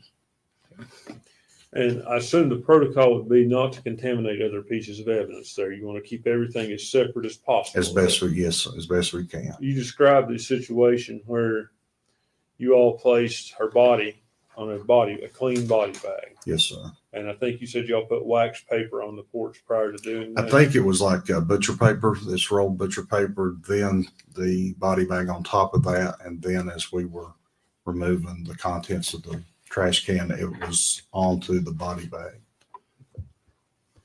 The black bag, when you inspected it, anything significant in it? Like I said, the only thing that sticks out is that bread bag with the date. Kind of, like I said, that other stuff had been there for years, it appeared to me, and the others. And this appeared to be recent, and that date on that bag, I recall. If I could approach the court reporter, Judge.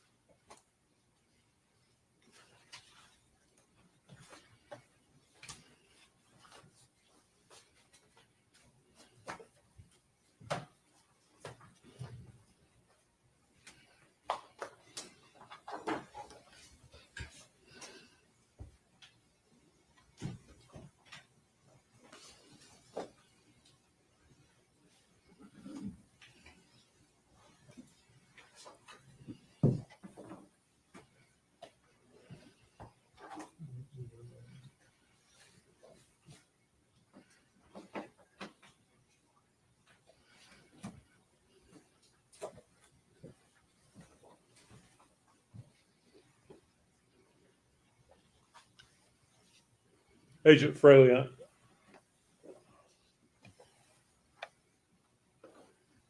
I'm showing you what's been marked as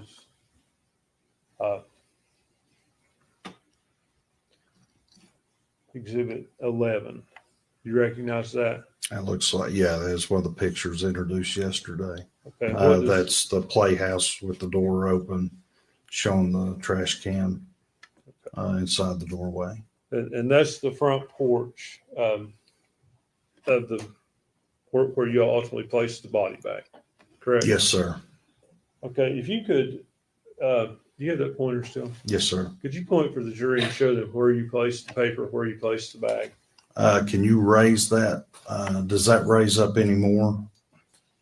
Okay, yeah, that's Better? yeah. It was on this porch right here.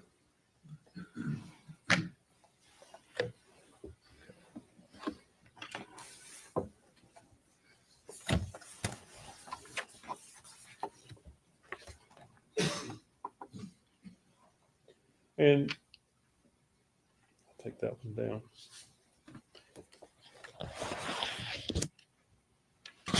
Actually, if we could go back to that for just a minute. Okay. Over here on the side, can you see what looks to be like it's wire? This right here. Yes. Yes.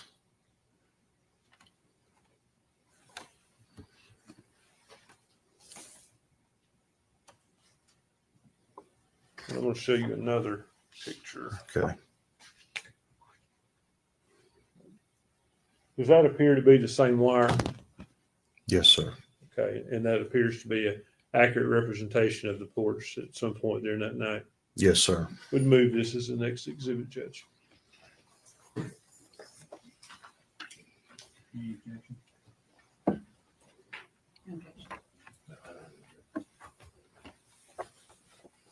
$46.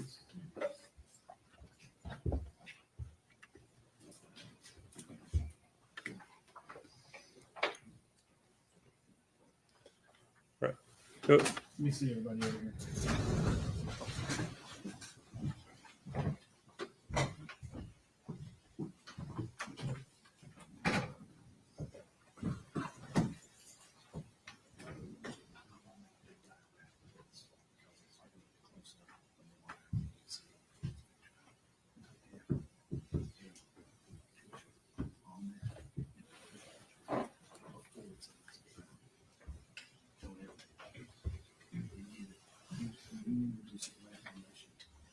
Do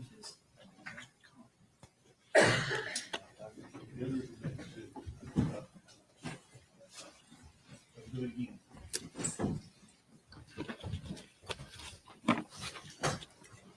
All right, go ahead, Mr. Scott.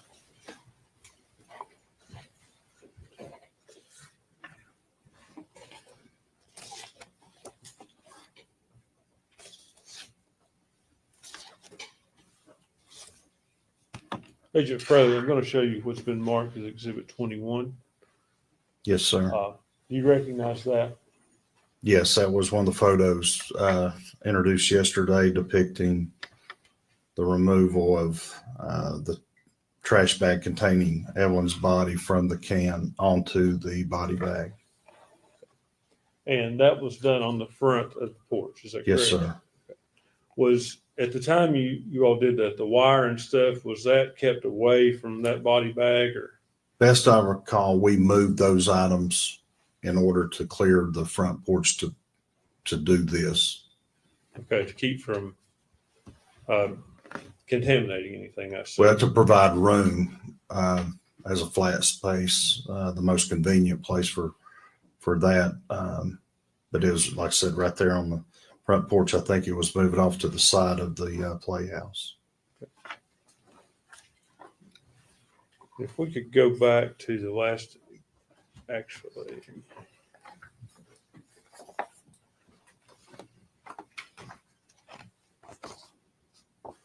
We'll put back up Exhibit 46.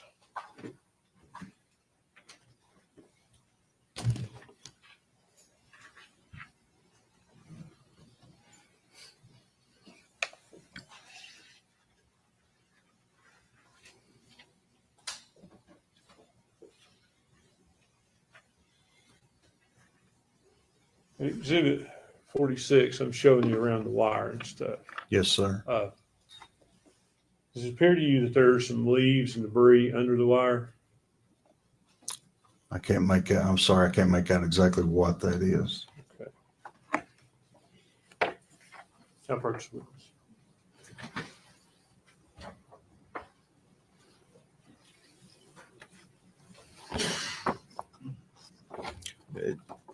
Do you recognize what that is?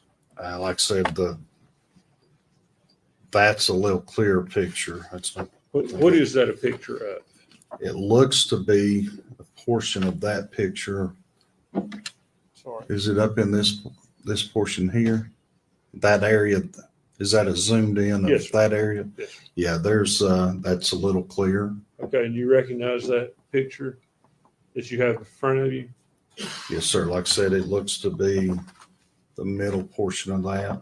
And it's a little clear now that it does appear leaves, maybe some grass or hay or something there underneath that wire in this area. Okay. And also it appears maybe 2 insect pupae right there. If I may, I would ask that the picture is identified for the next exhibit. Objection. No, no objection. 47.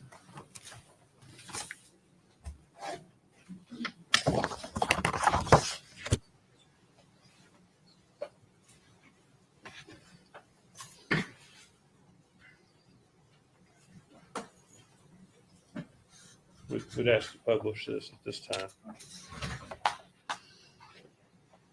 Agent Fraley, is that a better Yes, sir. picture for you to Yes, describe sir. to the jury? It is. I believe you said you saw some leaves. Yes, sir. It looks like maybe right there. Uh-huh. And that might, that area right there is what I said looked like grass or hay, possibly. Okay. And then, I'm sorry, Oh, those two right there is what it said looked like insect. You described those as pupae. Yes, that's, You talked about pupae yesterday. What's pupae? it's just where an insect, once an egg is formed, it's formed as larva. In the middle of that stage before it fully develops into an adult, that's the stage of that. Okay, so the egg would be laid and then it forms into. Is that what you're saying? That's correct. Yes, sir. that pupae, those do they move on their own? Yes, they're living organisms, and they feed, which, like I testified yesterday, it's common with human decomposition that the eggs are laid on that decomposing human flesh, and that's where they develop from there.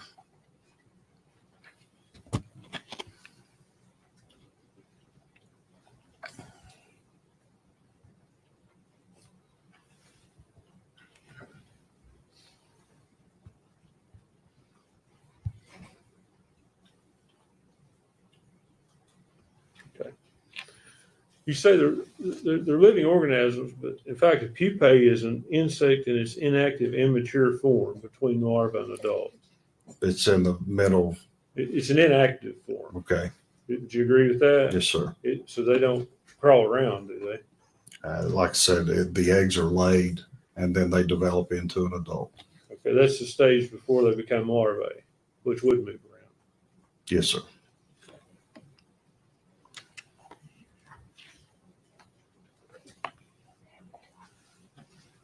Let me ask you about the so when you found the body in the trash can,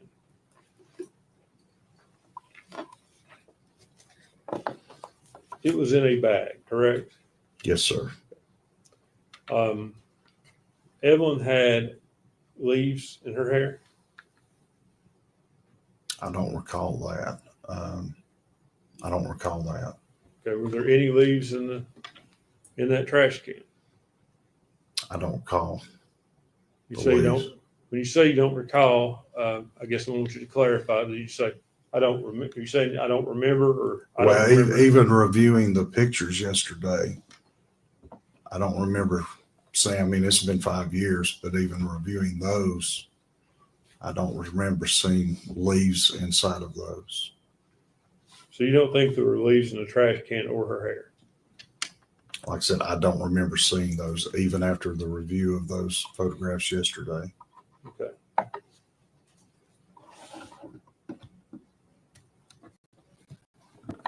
want to talk about the body. Obviously, when you find it, you had to move it to some degree. Yes, sir. I mean, you would have done your best to have placed it back you moved it out of the trash can and then placed it back like it was, I'm assuming. No, sir. Okay. Tell me what you did. Are you talking about removing the body and then putting it back in? Yes. No, sir. Okay. That's incorrect. Okay. Tell me. No, once we went into the playhouse, opened that door, saw what we saw, the trash can, the 2 bags that, like I said, were obvious to us that they didn't match everything else in that playhouse. It was, and then confirming, like I said, with the information that Megan had provided to us, that the trash can was in play. That first black bag removed, and then I talked about the empty bread bag that had expiration date. That confirmed this wasn't in the time frame of this other stuff with the dust and the cobwebs. Pulled that off, and that's when the odor of decomposition appeared or was present, and then pulled that fleece blanket back, and then that's when I saw the leg and the foot. That's when we stopped at that point. Then made our phone calls, forensic pathology, medical examiner, DA's office, and our chain of command. So I assume you made as minimal of movement as the body as possible. Yes, sir. Again, because we were, number one, trying to confirm if that was her. We were optimistic and hopeful it was.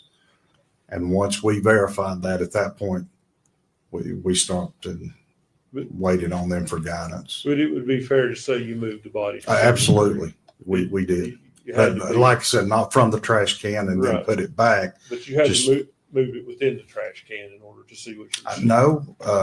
Again, just pulled the blanket back and saw that leg and foot the body wasn't moved. Now, it may have moved when we moved the trash can, but we didn't physically touch the body, remove it, and replace it. So fair to say you didn't try to move it, but when you moved the trash can, it could have moved. Yes, sir. Absolutely could have moved. Judge, could I have just a minute?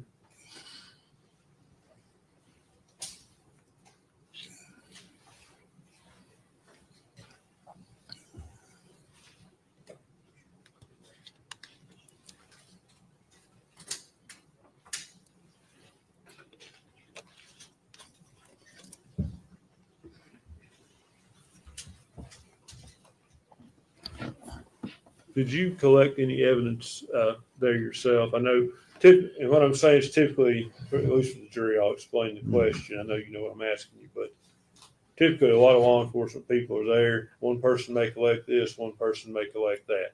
Did you collect any of the evidence there? I recall when we first got there and we were in that yard barn where all that evidence was. I think Gratz wanted, Special Agent David Gratz wanted all of that taken. I think I assisted in that. And then, like I said, then went to the playhouse, found Evelyn's body, was active in processing that. Those bags, what wasn't sent to the forensic center for autopsy, which included Megan's body and the clothing, the blanket, those other items were collected. They were transferred from that scene over to the Sullivan County Sheriff's Department, where we continued to process. But I think I was party to that as well. So I think to answer your question, what you're getting at, if I collected evidence items, and yes, I did. Do you know which items? I'd have to look at those lists because they were, it was voluminous in the items that were collected. It was dozens, I believe. I'd have to see that list to refresh my memory.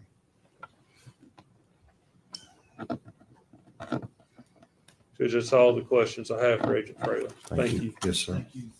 Redirect. Just briefly, Judge.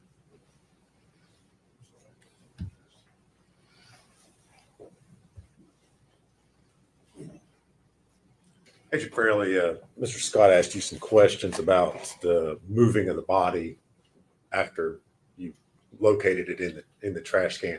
When you first saw the trash can and the black bag that was in there, how would you describe them as far as where they were positioned in the trash can?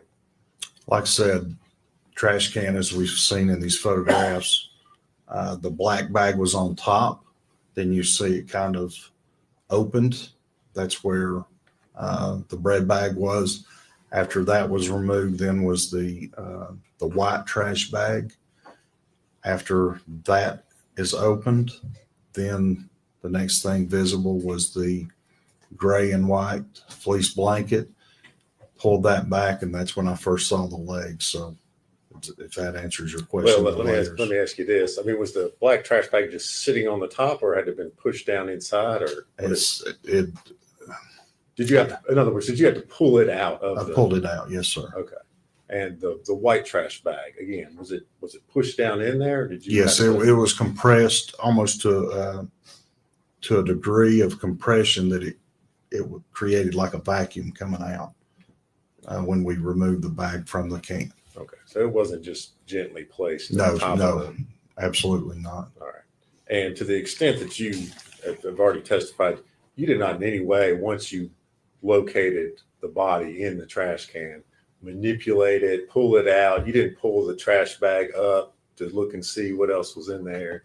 You all didn't do anything else with that until the medical examiner arrived. No, like I said, we stopped. And even once it was removed, it was a gentle process where it was removing the bag containing the body, tilting that can onto the body bag on the. Thank you, Agent Fraley. That's all I had, Judge. Thank you, John. Recalls, any questions? The trash can, you all moved it outside of the building before the medical examiner got there? I can't remember exactly, but that we could have moved that to the front porch to remove that black bag with the bread bag and then placed it back. I can't say 100% if that was done, but it could have been. Thank you. Yes, sir.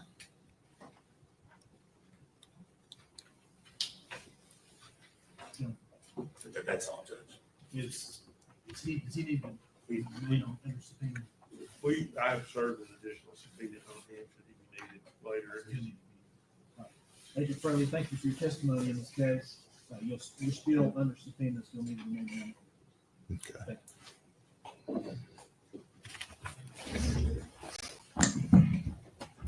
ready for this witness? Yeah, Statement called Tommy Boswell. unless anyone, did any of the jurors need a brace?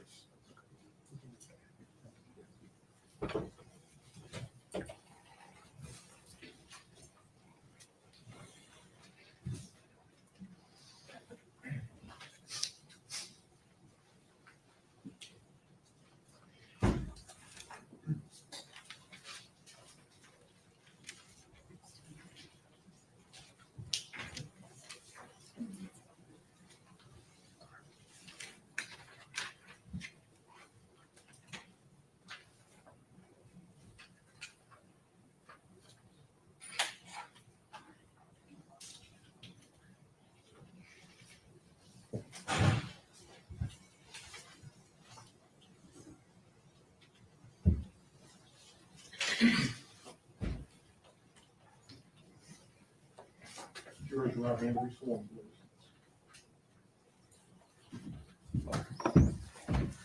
I gotta get in your microphone. Raise your right hand. Yes, sir. State your name. Tommy Boswell Sr. Solemnly swear affirm testimony about to give you the truth, the whole truth, and nothing but the truth, Yes, sir. sir. Speak into the microphone, please. Good morning, sir. Good morning. If you would, scoot like Judge asked, scoot up close to that microphone. All right. How's There that? you go. That's better. You're Tommy Boswell, is that correct? Yes, sir. And Mr. Boswell, where do you live? 543 Muddy Creek Road, Blountville. All right. Is that here in Sullivan County? Yes, sir. Okay.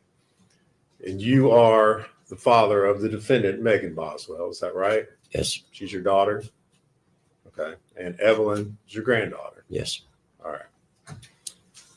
Now, Megan's mother, who was she? Angel Boswell All right. or Jones. Okay. And two of you, are you still married? No, we've been divorced since 16. 2016? Yes, sir. How long were you all married? 17, 18 years, something like that. Okay. Megan lived with the two of you when she was growing up? Mainly lived with my mom and dad. Okay. And where did they live? Right below me, we lived on the same piece of property. Okay. There on Muddy Creek? Yes, sir. Okay. Now, at some point in time, did you have problems with Megan that eventually led to her being placed in foster care? Well, that's her mother's fault for not sending her to school. And she'd come to stay with me. And then she wanted to go stay with her mom. I said, you got school. We got to go to court Friday. And I said, you don't go to school tomorrow. I said, they will send you off. Well, she went to stay with her mom. Mom didn't send her to school. Went to court. Stayed to her. Okay. Now, let's back up a little bit. This was after you and Angel were divorced. Oh, yeah. Okay. All right. How old was Megan when all this took place? The divorce or which part? When Megan went into foster care? I think she's about 17. Okay. She in high school? Yes, sir. Okay. Now, while Megan was in foster care, were you aware that she had a child? Yeah. Okay. And who was that child? That was Evelyn, my granddaughter. All right. Do you remember when she was born? I'm so nervous today. I can tell you the date if. All right. Just November 2018. That's right. Sound Yeah. about right? Okay. During this time that she was in foster care, were you working with DCS to get her back into your custody? Yes, sir. Yes, sir. I done everything in my power. Okay. what sorts of things were they having you do? I'd meet the foster care parents on different weekends. We went to church events, different things like that. And then they finally let me get her on the weekends, and then she'd come over and stay. All right. And she had Evelyn during this time with her? No, Evelyn wasn't born then. Okay. Did you do that after Evelyn was born? Yeah. Okay. Because Evelyn was born while she was in foster Foster care, care, right? yeah. Okay. Now, at some point in time, did Megan or Maggie come back to live with you? Yes, sir. Okay. Do you remember when that was? I don't remember the exact dates. Okay. But it was after Evelyn was born. All right. Okay. So Evelyn's born in November 2018. Yes, sir. So it was some point in time after that? I can't remember exactly the dates, but she was real little whenever they come back. All right. And that's when you say she came back, was that to your house there at Muddy Creek? Muddy Creek, yeah. Okay. Megan and Evelyn come back to my place. So they were both living there with you. Who else was in the house at the time? I had my little daughter and my son, and then my soon-to-be ex-wife was there. Okay. And she had her little boy part-time. All right. When you say soon-to-be ex-wife, that's someone different than Angel, correct? Yes, this is Ashley. Ashley. And when you say Ashley, what's her last Rosenbaum. name? Ashley Rosenbaum. Okay. Were the two of you married at that time or dating? No, not that time. We were engaged. Okay. All right. When Megan came back to live with you, was she working? Did you help her out? How'd she support herself? I supported her. Okay. I supported her when she's with them people. All right. Bought her whatever she needed and give her money and stuff. Okay. Well, tell the jury, because we don't know what sorts of things did you do to help her out? I give her money. She had my credit card number. She'd get stuff on it. I mean, if she needed anything, the baby needed anything, I seen to it that they had it. Okay. We heard some information that came out earlier today about Megan having a car. Did you have anything to do with that? I bought her a brand new car, paid cash for it, get $20,000 cash for it, and her the title to it. Did you help out with expenses for taking care of Evelyn Yes, sir. while she was living there? Yeah, I bought everything while she was there. Okay. Bought diaper genies, just whatever babies needed. Okay. So how long did Megan and Evelyn end up staying there at the house with you? I don't know exactly. I don't want to lie to you. Just a few months. It wasn't that long. Okay. Just a few months? Yeah. Well, what happened that caused her not to be living with you anymore? Not clean her room, to be honest with you. I mean, I had my two little ones. Ashley had her boy part-time. And then we had Megan and my granddaughter, and Megan didn't want to clean her room, and that's causing problems between me and her. Okay. So did she leave your house? Yeah. Okay. Where did she go from there? I think she went to my mom's for a few days, and then she went up to the trailer park. Okay. Judge, could I see exhibit number 1? Should be diagram. I mean, I'm sorry, not 126.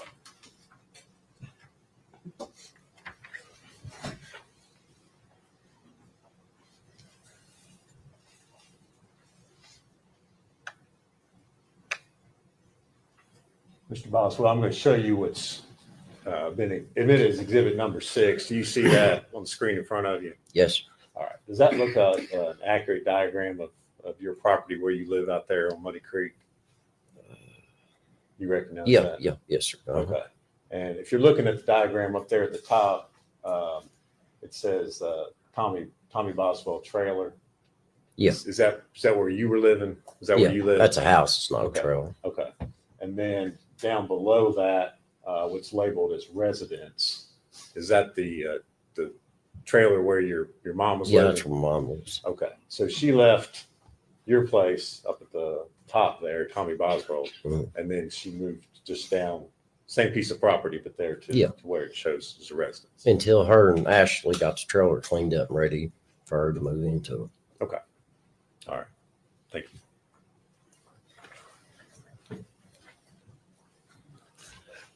Now, do you know how long she lived there at your mom's residence?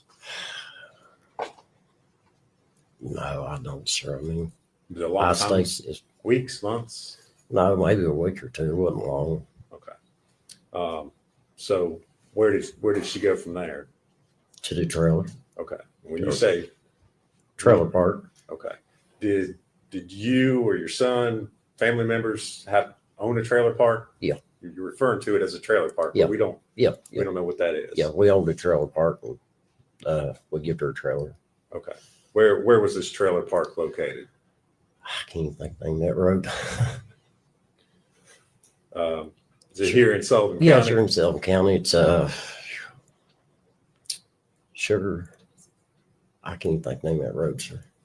Did you say Sugar? I think it's Sugar something. Is it Sugar Holler? Sugar Hollow. Okay. Is that the name of it? Okay. Well, I can't answer that. I'm asking questions. So Okay. you got to answer. Yeah. All right. So was that something you owned or your son owned or My son owned. Okay. Your son owned it. So how was it? Explain to me exactly what happened as far as Megan's living arrangements were concerned there at the trailer park. What do you mean? She Well, didn't have to pay no rent, no light bills. I mean, she didn't pay no bills. If Okay. that's what you're asking. Okay. So you had a trailer out there and you let her go live there. Yeah, and I paid all the bills. Okay. Did she live there by herself or who lived there with her? As far as I know, heard this her and Evelyn. Okay. Do you remember when this was that she moved into that trailer? Goodness, no, I don't, sir. Okay.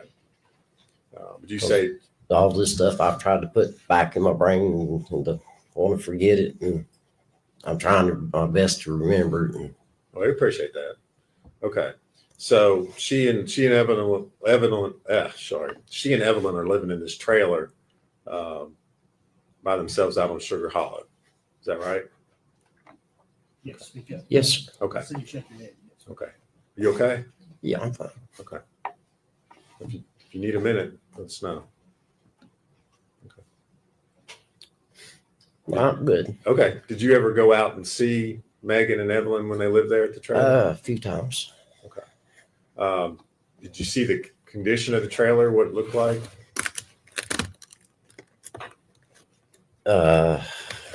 Most of the time I'd stay outside. She'd come outside to be pretty because I'd look around, pick up garbage and stuff.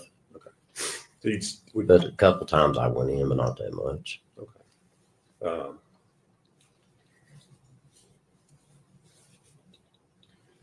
Did she have Evelyn with her? Yeah. When you were out there? Okay.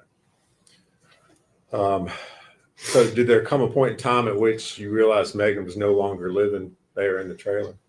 Yeah. Okay. Do you remember when that was? Nah, I don't remember the dates. Did you do something as a result of the fact that Megan was no longer? Oh, living yeah. there? I told her, I said, if you're not going to live there, I said, you need to let it snow. I said, we need to rent that. And did you do something? Yeah, I told her, I said, if you're going to live with Hunter, I said, you need to move your stuff out. And did she do that? Yeah. Okay. Did you have to clean it out or do anything to it before you could re-rent the trailer? Dave's a guy worked with us. He took care of the park, as you say. He got free rent, and he cleaned it up and done stuff like that and mowed. Okay. Well, do you remember what the condition of the trailer was when Megan moved out? It was pretty dirty. Okay. Did he have to do anything, or did you have to pay to have anything done to the trailer to be able to re-rent it? Oh, yeah. And what was that? Just cleaned all the furniture and stuff out and cleaned it up, and they had to replace some of the floor, which was bad. Did Megan leave anything behind in the trailer, or you know?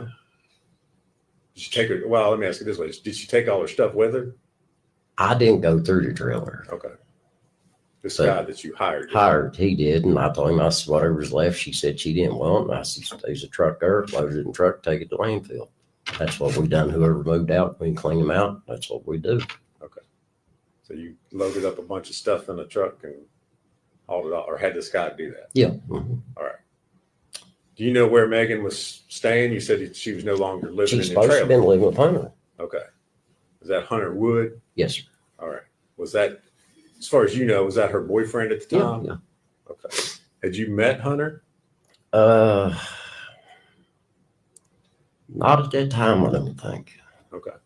Do you remember when the first time that you met Hunter was? Goodness.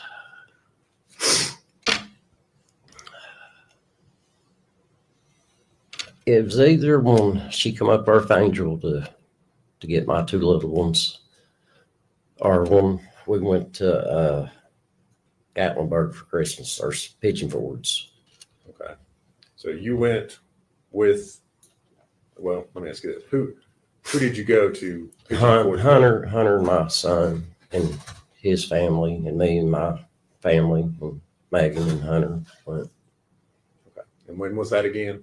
That was the day after Christmas or the day before Christmas. I can't remember exactly. All right. So it's around Christmas. Mhm. You met Hunter. Yeah. Who was he there with Megan? Yeah. All right. I could have met him before that and don't remember it now. I don't want to lie to you, but Okay. that's the best of my knowledge. Okay. Did your trip there at Pigeon Forge, did Megan have Evelyn with her at the time? No, sir. Did that seem unusual to you? Yes, I asked her Okay. You asked her what? where Evelyn's at. Okay. Did she tell you? Said that Ethan had her. Okay. Do you know who Ethan was? Yeah, I met Ethan. He's a nice young man. I thought a lot of Ethan. Okay. And who did you think Ethan was at that time? Or who did she say Ethan was? Well, they used to date, Okay. but she said Ethan was the father. Okay. And he wanted to see Evelyn. He'd been in the Army. So I said, I'm going to stand back. If he's going to man up and want to see his child, I'm going to let him see her for a while. Then after a while, I said, enough's enough. It's my turn. Okay. So at that time, when you went on this trip, she told you Evelyn's with Ethan. Yes, sir. Okay. And you thought that was a good thing. Yeah. I mean, Okay. After this trip to Pigeon Forge, did you see Megan after Christmas? here or there, very rarely. I'm sorry. Could you repeat Just what you here or said? there, not that much. Here or there. Okay. Did you see Evelyn? No, last time I seen Evelyn was on Thanksgiving. Did you ever, in those times that you saw Megan after Christmas, did you ever ask her, hey? Yes, I asked her numerous times. Okay. And what did she tell you? She kept coming up with different stories and different lies. Okay. Well, what was she telling you? First, it was Ethan had her. No. First, let me back up. I'm sorry. Hunter's mom was watching her, and then she come off with Ethan had her. And after it went on for a while, I said, I'm gonna do something about this. Well, she told me that Ethan wouldn't give her back. I said, hey, let's go get an attorney. I said, he can see his daughter, but I said, he's not taking her. Okay. What did she say when you told her that? I can't remember exact words. She said, Dad, give me a day or two or something. She said, I'll get her something. And it just lie after lie. Okay. Any point in time did you ever see Evelyn? No. Last time I seen her was on Thanksgiving, sir. Okay. So at some point, did you make an ultimatum to Megan about seeing your granddaughter? Yeah. I told her and I told her mom. Okay. What'd you tell her? It was on a weekend. Oh, excuse me. I said, come Monday morning, which I told this to her mom. I said, come high hell water. I said, I'm going to get on the phone. I said, I'm going to find my granddaughter. I said, I don't care what I got to do. I said, I want to know what's going on. I said, enough's enough. And that's when I got on the phone and made the phone call. All right. That Monday morning. All right. And did you talk with, who did you talk with? I don't know. I can't remember all of their names. Okay. Was it somebody at DCS? Yes, sir. Department of Children's Services? Mm-hmm. Okay. And what did you tell them? I just told them I told you I hadn't seen my granddaughter and I was worried about her. Did you tell them how long it had been since you'd seen Yeah. your granddaughter? Okay. And then I think they got me in touch with Miss Constance Said her name. Well, I can't answer questions from you, Mr. Oh, well, I'm Boswell. sorry, So but I if you can't remember that's everybody's fine. If you name, don't, that's fine as But well. I think that's her name, Miss Constance. If Okay. I'm saying it right. And Constance, does she work at DCS? Yes, sir. Okay. And you talked to her about, again, Yeah. the fact that you had not seen Evelyn. Mm-hmm. Okay. What happened after you made this report to the Department of Children's Services? It wasn't long. The detectives was up there, best I can remember. All right. So after you report it, then you start meeting law enforcement officers Yes, come to talk to you. Yep. Okay. Did you cooperate with them? I 100%. All right. 100%. Whatever they needed done or searched or done, I give them permission to do anything. All right. Did they come out there to your place, your property out there on Yes, Muddy sir. Creek? Mm-hmm. All right. Now, this was sometime in February of 2020. Does that sound right? That sounds about right. Okay. Did you keep up? Obviously, at that point in time, you realized something was going on, right? Yeah. Okay. Did you, as time went on, continue to talk to and cooperate with law enforcement? Talk to them about what was going on? Mm-hmm. Keep in touch with them? Oh, yeah. We stayed in touch. All right. Now, do you remember on March the 6th of 2020, calling the TBI? Yes, sir. Okay. And what was the reason that you called them on that day? Me and Ashley was talking. Her and Megan used to switch phones all the time. Okay. Hold on. If you could, I think Mr. Scott had trouble hearing what you said. Trouble hearing the first thing. If you could start over and repeat what you just said. About Ashley and her switching phones. Well, Which part? I think the beginning part of it. When I called TBI? Yes. Okay, well, before that, me and Ashley was talking. Okay. They used to switch their phones all the time. Okay. When you say they, are you talking about But Megan and Ashley, they'd switch their iPhones and trade backwards and forwards. Okay. And I told Ashley, I said, call that TBI guy back and tell him he can have that phone. There might be something on that phone. Because I prayed and prayed and, done everything I could to help them. And they come back and got the phone. Okay. When they got the phone, they got to the gate and I asked Ashley, I said, what about that stuff Megan put down there in Dad's building? She said, I don't know. I said, well, call them back and tell them to go down there and look in it. Okay. All right. And did you all call them back? Yeah, Ashley did. Okay. And as a result of calling them back, did law enforcement then return to your property? Yes, sir. Okay. And what did you do once they arrived there at your property? I told them about the building because I come in one day and I remember seeing her car backed up to the building and the door raised. Okay. I'm sorry, could I see Exhibit 6 again?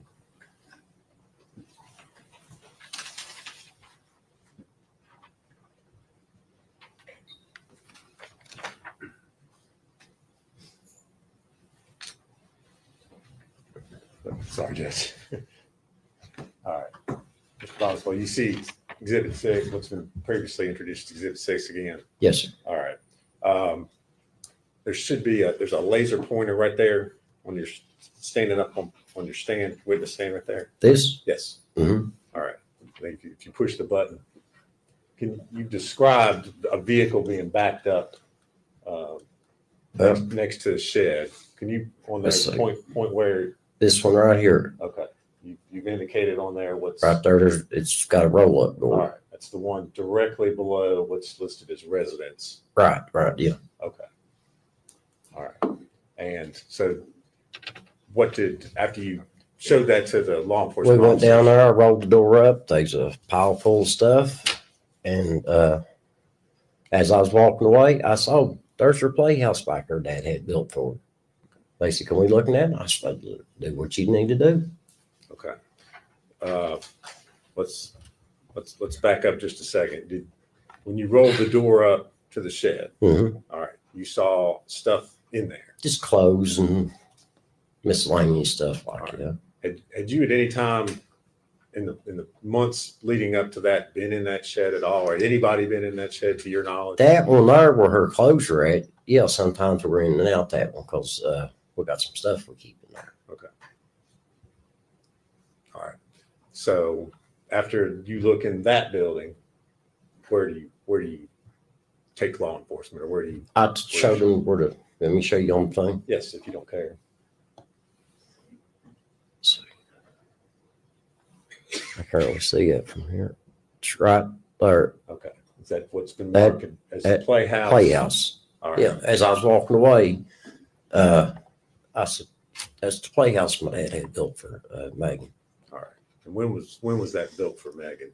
See, we moved there in 03, probably around 04, 05.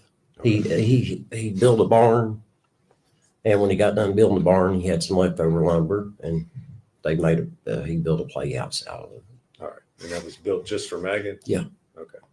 Anybody else ever use it or play in it? Or As far as I know, no. Okay.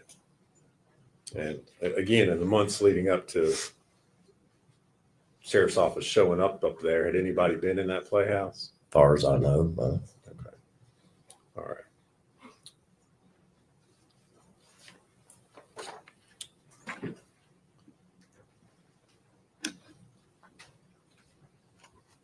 Your property, Mr. Boswell, in order to get onto the property, is there any gates or? Yeah, I got a fence and a gate. Okay.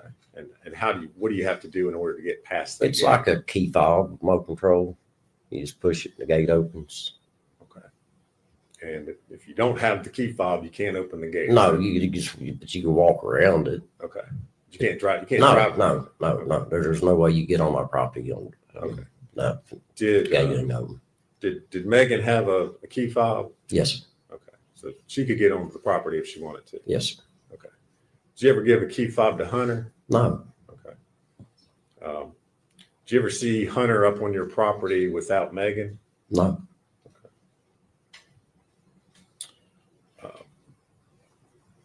Mr. Boswell, do you remember giving permission? I know you said you cooperated with law enforcement. Yes, sir. You remember giving permission to the sheriff's office to film the entrance to your property with a drone to show the location of that gate and where the shed and playhouse were? Yes, sir. Yeah, I remember. Okay. And do you remember reviewing that drone footage prior to coming into court here today? Yes, sir. Okay. And did that footage accurately show the location of where your gate was, the trailer on the property, as well as the shed? Yes, sir. Nothing's changed. Judge, there's a video drone footage that Mr. Boswell's identified. I'm going to move to make that an exhibit, and we'd ask to publish that to the jury. Any objection? So, be full exhibit number 48.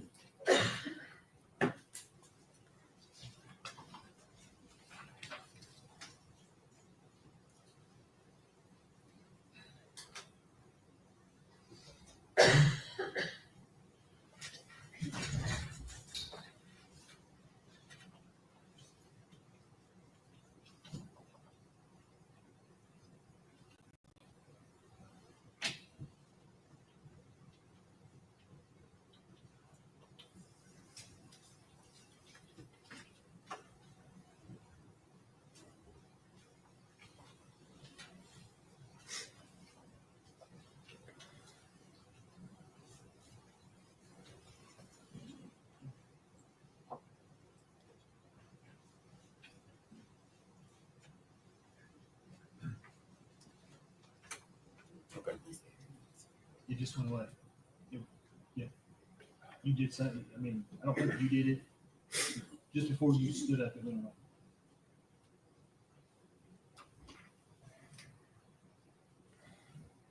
away. Hold on. We're back. Yeah, I can see it.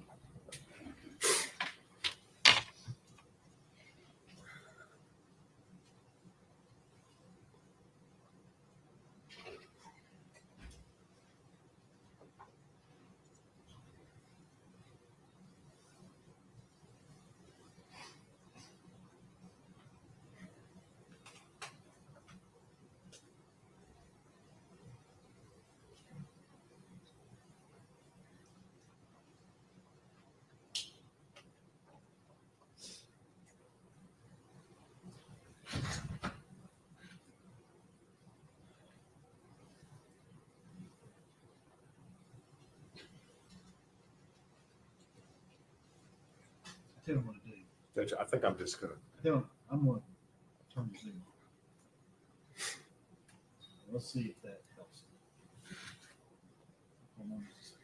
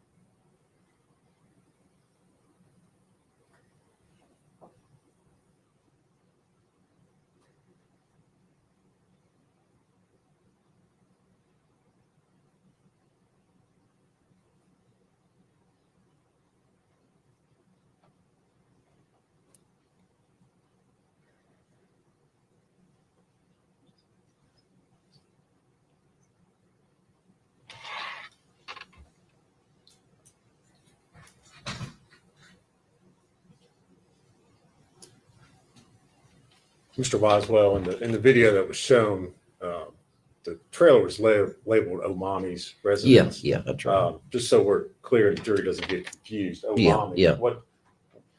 Who is that, or what? That's my mom. Okay. Is that a nickname that? Yeah, Megan it's a had? nickname. Okay. We all just start calling it. Okay. So that's where she lived. Yeah. Okay. Mr. Boswell, at any point in time, did you ever see, or did Megan ever come up to your property with Hunter and have Evelyn with her? No. Not that I can remember of, no. Okay. Because the last time I seen Evelyn was on Thanksgiving.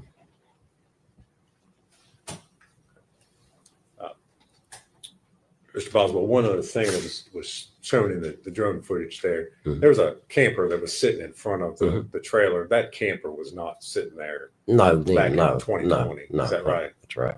Okay. But everything else, as far as Everything else is actually the same. positions of the buildings. Yeah, other than the camper. Okay, that was accurate.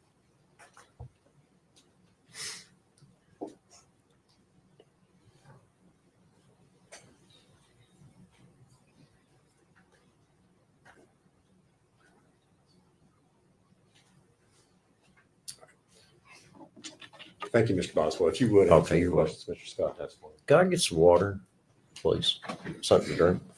Tell you what, before you start, let's take our morning break. We'll take about 15 minutes. Okay, thank you. One stand, please. Okay.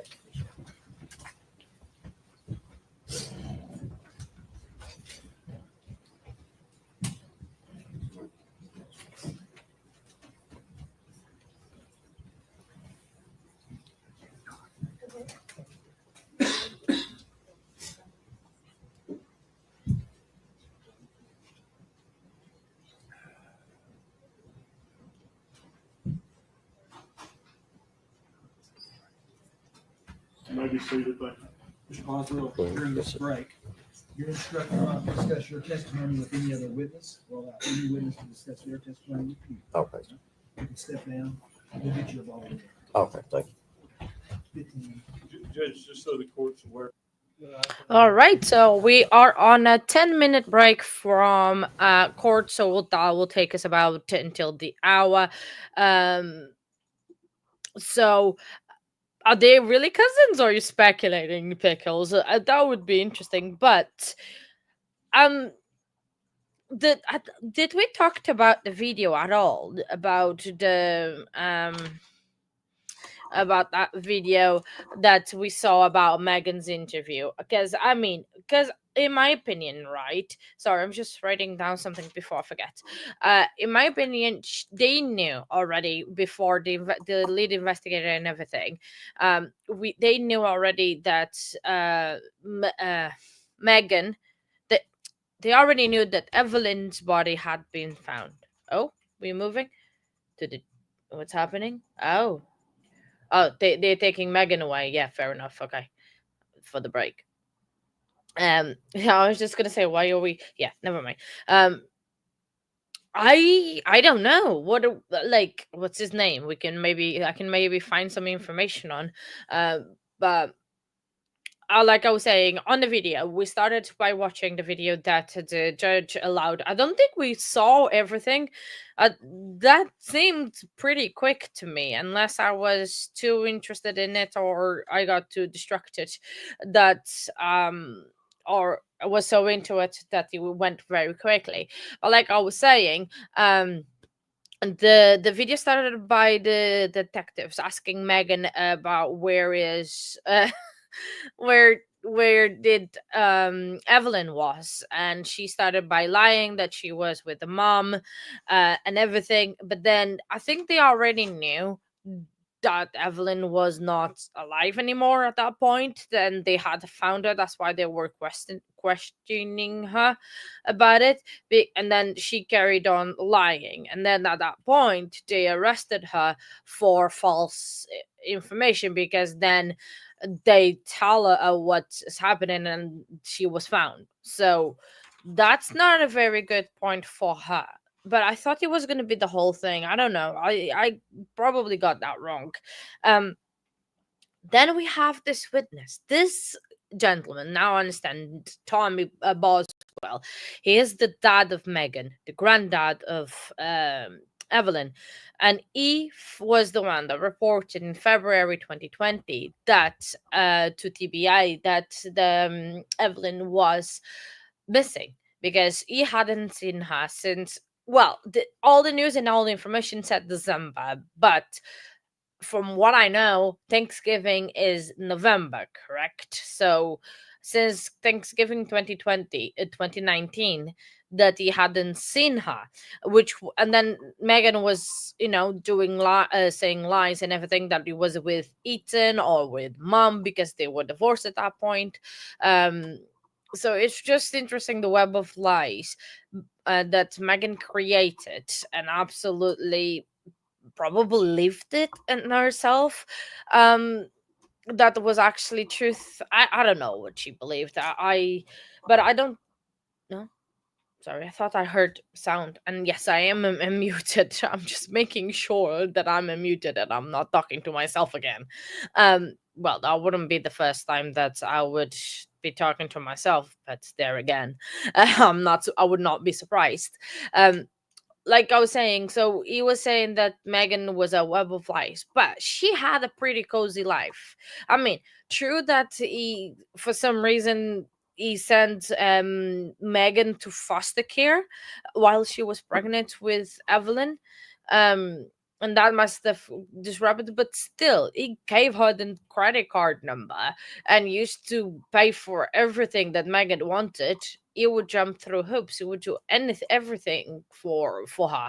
I mean, buying a 20K car or cash is just it's unbelievable. Sorry, that's never gonna happen to me and never will. But it's just crazy. How can, like, that exists and someone throw that away just like that over Oh, okay. Sorry. Well, you catching up. I'm not talking on a chat. So yeah, that's fine. Let me just reply to. Sorry, I'm just replying to Willow on chat. Try not to spoil it. So yeah. Ooh. Oh, that would make sense, Lois. So Lois just said on a chat, if you can't see, that Judge Jim Goodwin, this judge, attended the University of Tennessee. Their school color is a bright orange, and then she thinks that's why he selected the computer color because of that, the cover, and that would make sense. I do like that orange. It's a pretty orange. Probably not for me. But it's pretty. No, nevertheless, I mean, I probably would not want that for my computer, but so yeah, so you were just talking about, like, I got confused now. So far we've got where did I write the names of all the boyfriends? So we've got Ethan, Hunter, Oh, Ethan and Hunter. Oh, hello, Toxic. We are just on a short break at the moment for the case. We have at the stand still the granddad of Evelyn, but they are gonna go after the break to cross examination. So, yeah. Oh, hello, Pink. Welcome back to everyone. So she had so many boyfriends that I'm trying to be a little bit a little bit confused on who is who and the moving parts because this girl moves quick. Uh, yeah. Oh, good morning, Ivamos. Buenos dias. I hope you're okay today.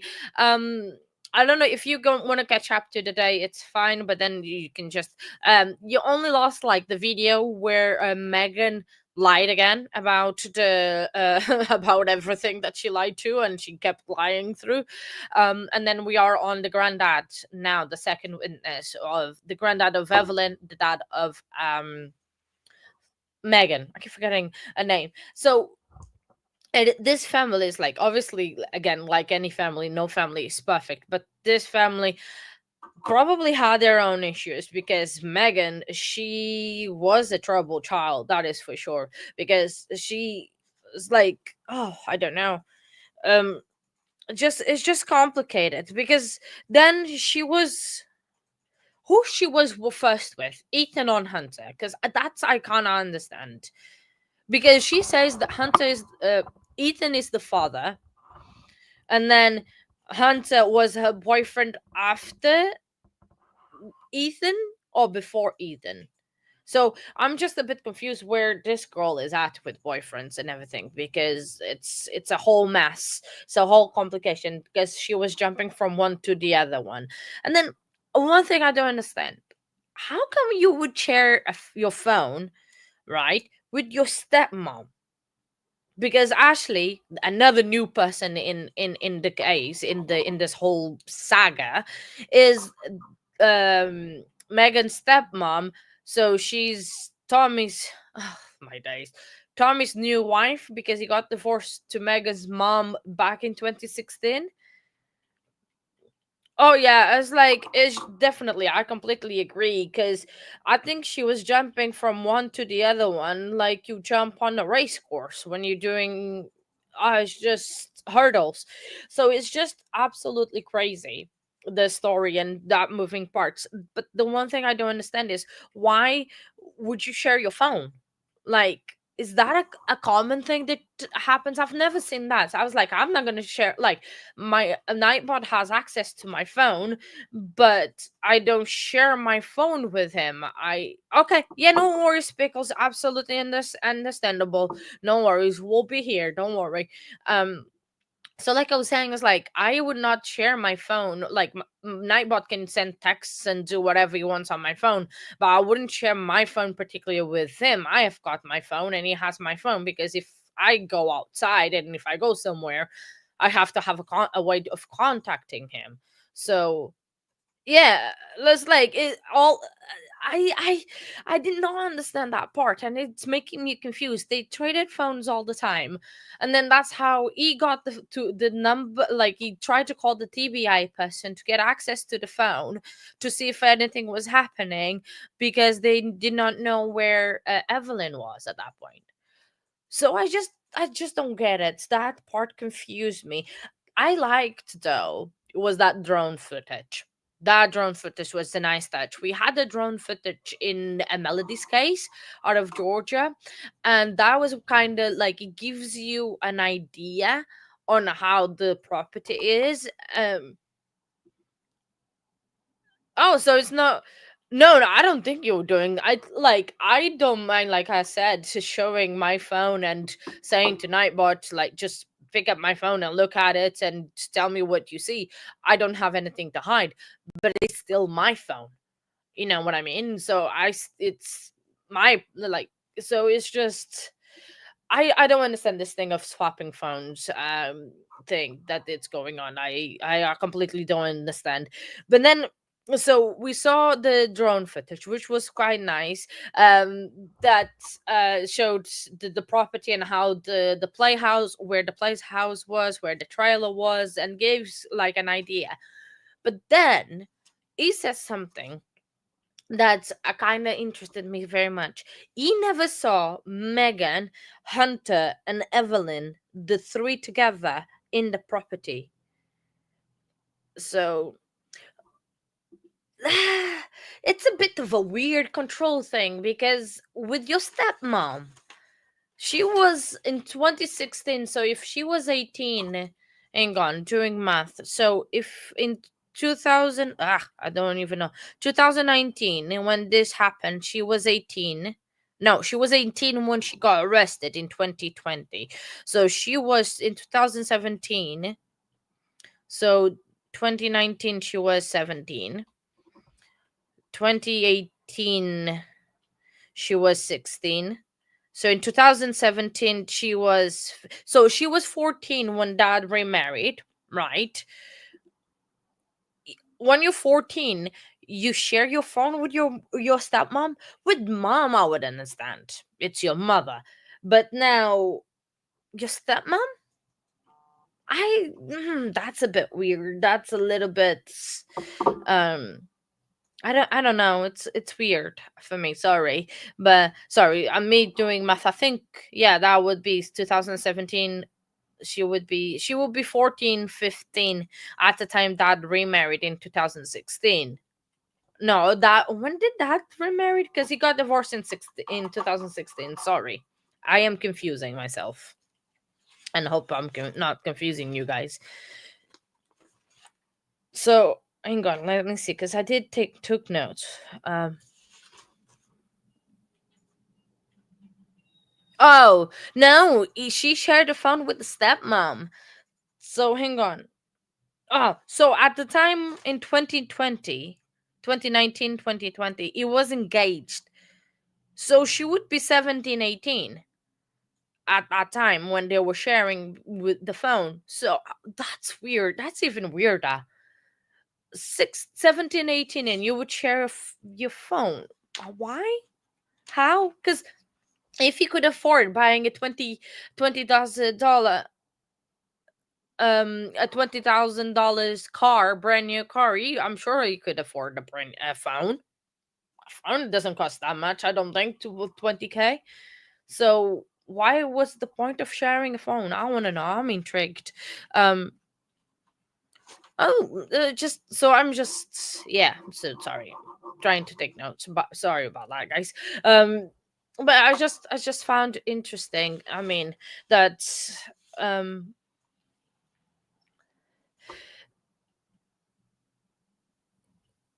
yeah, it's like with the bio mom. Yes. Oh, we're back already. Wow, man, I like that. Like, I'm sorry, I like that suit. It's a nice suit. No, I'm not gonna lie with that Megan is wearing, but that is very weird. Sharing with your mom, huh? Okay, like fair enough. Or even the mom having access to the phone in terms of like controlling parent controls and all that stuff. But stepmom, especially when you're 17, 18 years old, you're Two basically felony convictions. They are dated.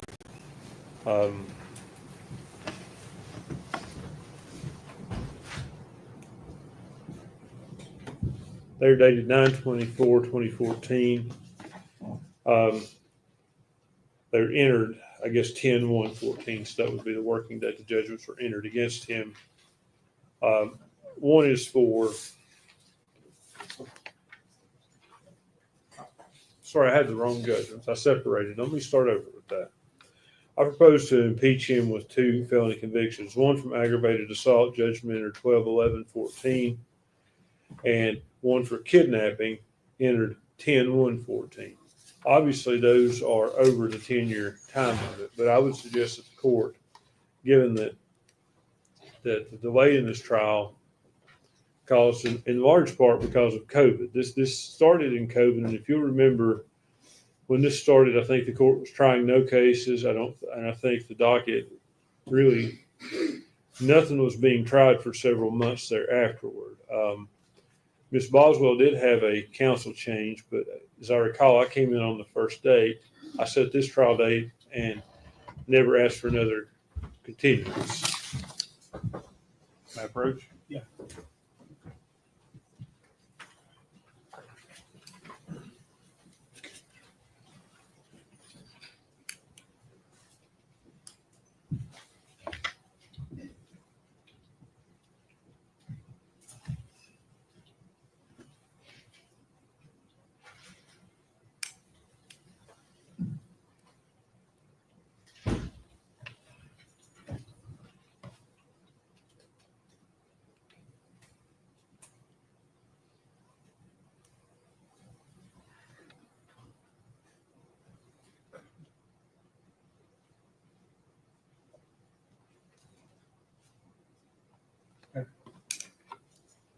Well, Judge, that is outside the 10-year time period. Here's the time period.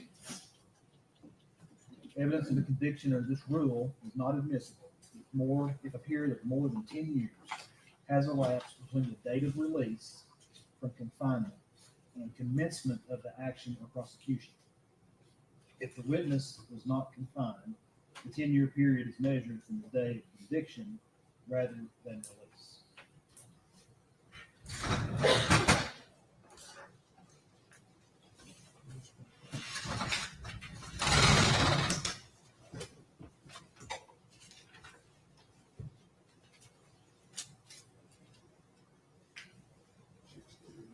It looks to me like the prosecution was commenced February 25th, 2020. Right? That's when the accident complaint was signed. And that would be the commencement of the action. Yes. So 10 years from 12/11/14 will be 12/11/24.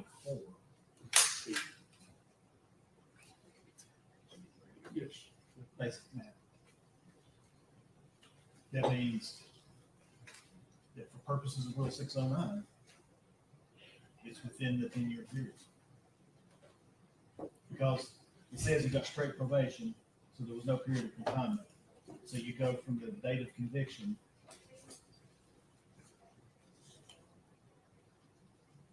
Well, the judge signed it on 12/11/14.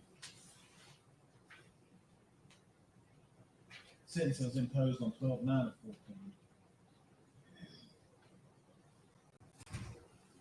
So 2/25/2020 is within the 10 years.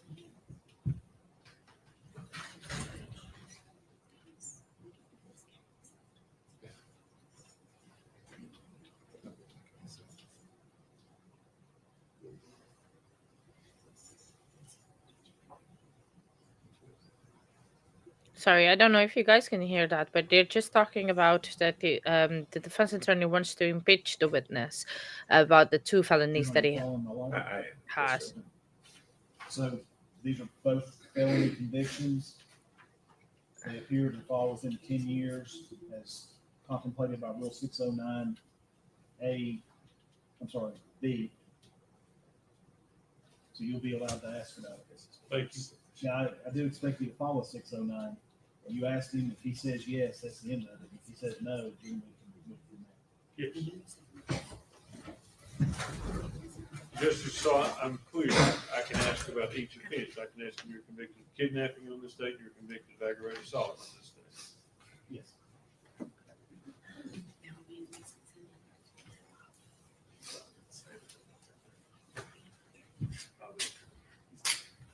Judge, do you want Mr. Boswell back in the witness stand before the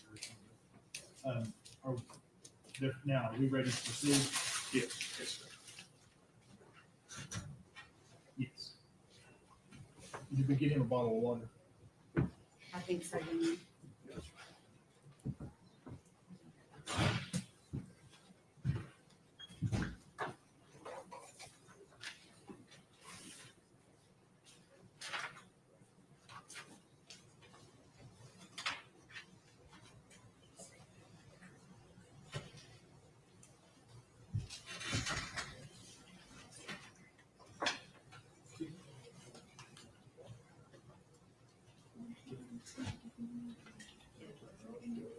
My wife complained last night because I look all hunched over all the time. She's like, sit up straight. The problem is I can't see if I don't hunch over. I hunch over because it gets the distance from my reading glasses.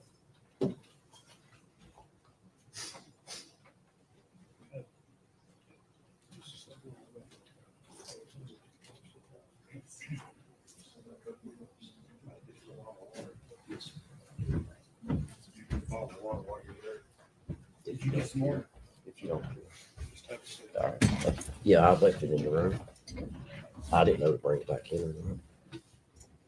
All right. We ready to proceed, Mr. Scott? Yes, sir. Jim? Yes, sir. If the jury's ready, we'll bring him in.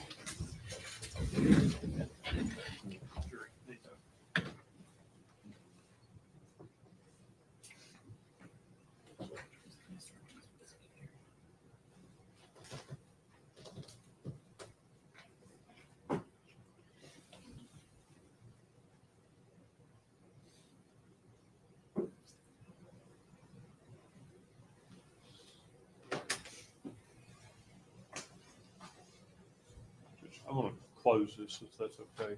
That's fine. One stand, please. Let's see.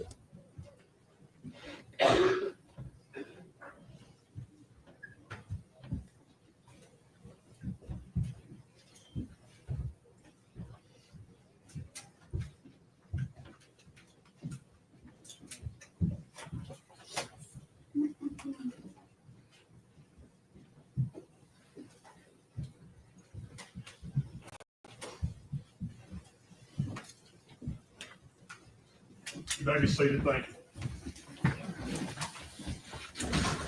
Just not in the process. Good morning, Mr. Boswell. My name's Gene Scott. I represent your daughter. Good morning. How are you today? Same better. Understand. Got just a couple of things I want to ask you. I guess initially, you were convicted in this court of aggravated assault on December the 9th, 2014, felony offense. What's that got to do with this case, sir? Yes or no? You Yes. answer these questions. And likewise, you were convicted of kidnapping on 9/24/2014 in this court of a felony offense. Is that correct? I took a plea bargain on it, yeah. Were you convicted? Because I took a plea bargain, I didn't take it forward. But since 2012, I've not had a speeding ticket.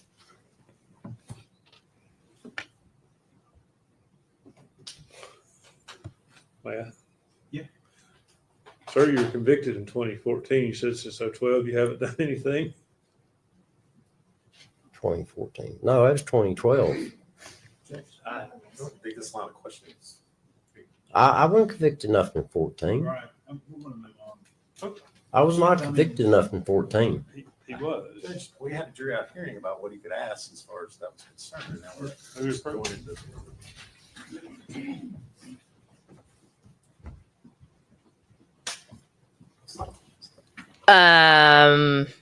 We are about to witness a brawl, maybe in court. Spiciness. Because if it is in no, it would still be within the 10 years, but still, like the dates is irrelevant because it would still be within the 10 years. But yeah. And sorry, in the counter, that's the closest to orange I can Mr. do. Boswell, I want to ask you just a few questions to follow up on your direct examination testimony. Yes, sir. Initially, I'll start going backwards. We saw that drone video of your property. When was that taken? Do you know? He stated the date. I don't remember dates and times. That was taken after this investigation Yeah. had commenced. Yeah. Correct. After Evelyn's body had been found, obviously. Yeah. Okay. And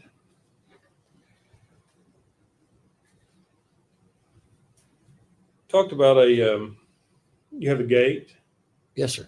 clicker, and I think you volunteered in your direct testimony. It appeared on the drone video. If someone wanted to walk into that property, they just have to walk around the fence. It's not.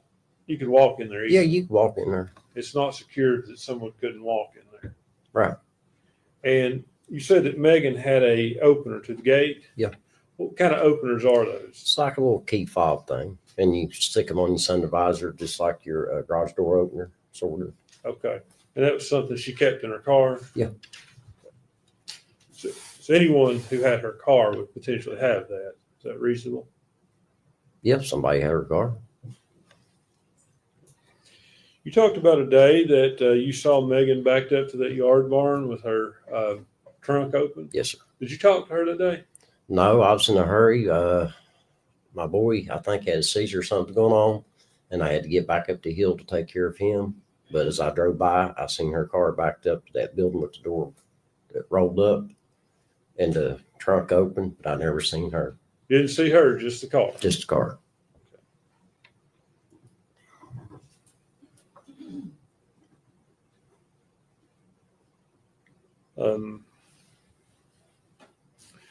Also, you talked about Megan telling you at some point that Hunter's mom was babysitting Evelyn. You remember that? Mm-hmm.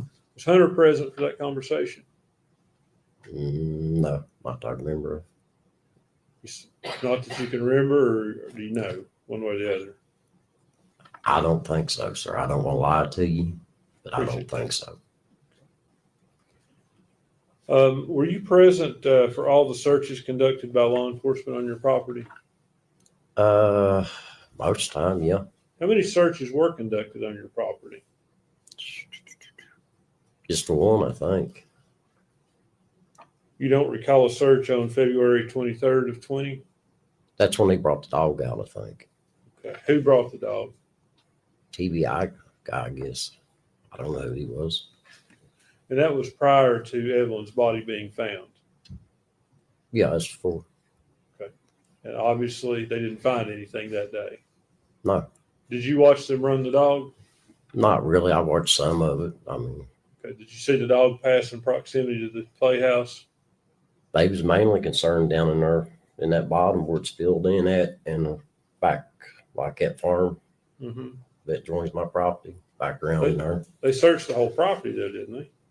I don't think they brought the dog on top of the hill. I don't know. I didn't watch them the whole time. You didn't watch it? No, when they got the dog out, that's where they were at, down there in the bottom. And then I turned around doing something else.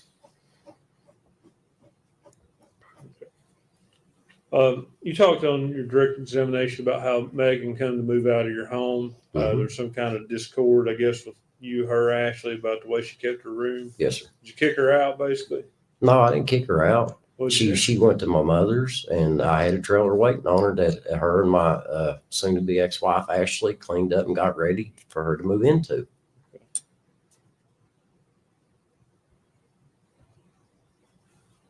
Now, I want to talk to you about the dollhouse. Like you're the one that suggested that to law enforcement that they should search that. Is that right? How all I got started was about the phone. Me and Ashley's talking about the phone. They come and got the phone, and then me and Ashley kept talking. I said, "What about that stuff Megan put down there in Dad's building?" So she called them back. They come back, went down there, and as I was leaving, I said, "Oh, there's the playhouse Dad had built for her too." But just to be clear, you didn't see Megan put anything in the building. You saw her car. I just seen her car, Not and Megan. the trunk was raised. I didn't see nobody. I'm more concerned about my son. I had to go get his medicine because he had a seizure. Okay. Oh, the day you saw the car. Yeah, I yeah. understand. So I was getting it up the hill to take care of him. And had you never thought, when did you start to suspect the child could be on your property? I didn't expect child was on my property.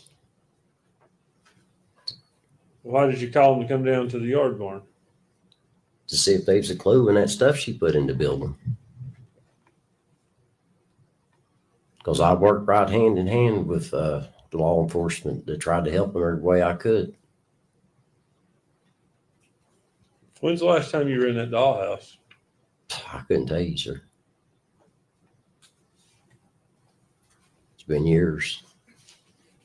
It's been years since you've been in. I couldn't tell you when's the last time I've been in that dollhouse. Half them buildings down there, I don't go in. How big is your property? 11 acres, 10.9 acres to be exact. How close is that dollhouse to your house? It's about 600 feet away, 700. It's close to your mother's house. Yeah. You go see your mother often? Yeah. But when I go to my mom's, she could go into the back because she can't go down her steps. So I cut her spot out around the back so she go in the back, not to climb the steps. So we're going out the back. But you were down there at your mom's during that time frame, weren't you? Not that much sometimes.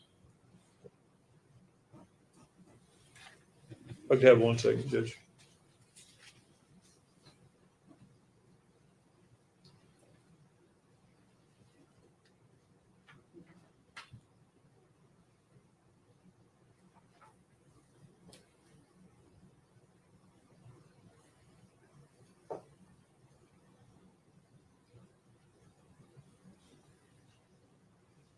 No further questions. Thank you, Mr. Boswell.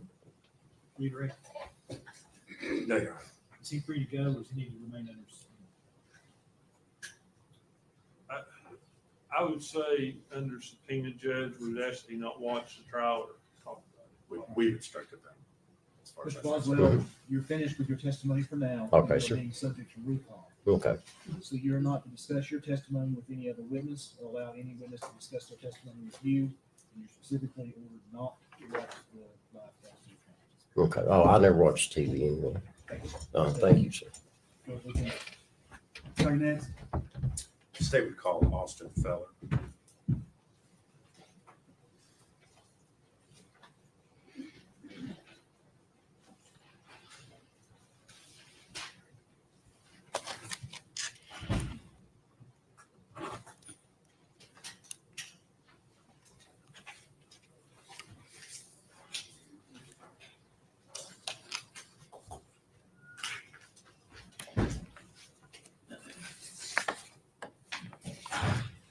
Mr. Boswell, sit back there for a while.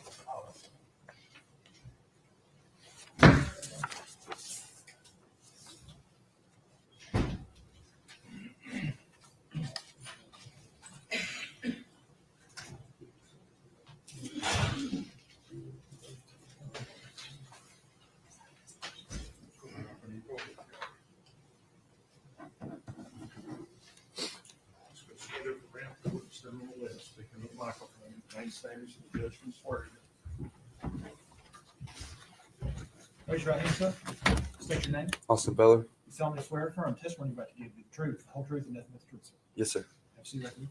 Speak in the microphone for us.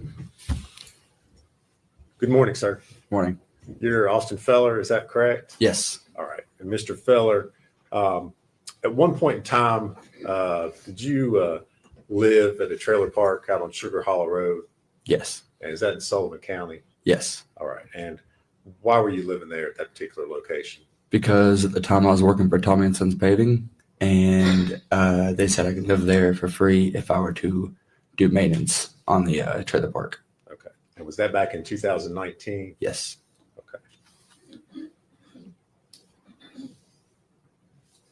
going to hand you two pictures, Mr. Feller, and ask you if you recognize what's shown in those pictures.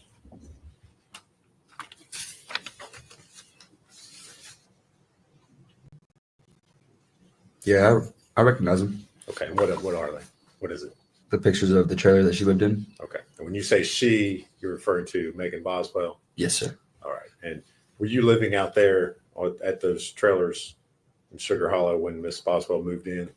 I never met her in person. Okay. I think the time I moved out there, she was already out and kind of unknown whereabouts. Okay. Do you recognize those photos as being the trailer that she lived in? Yes. All right. And are they true and accurate depictions of the outside of the trailer? Yes, sir. All right. Judge, we would move to make those, I believe it's two photos, be 49 and 50. Any objection? No, sir. Before we get it 49,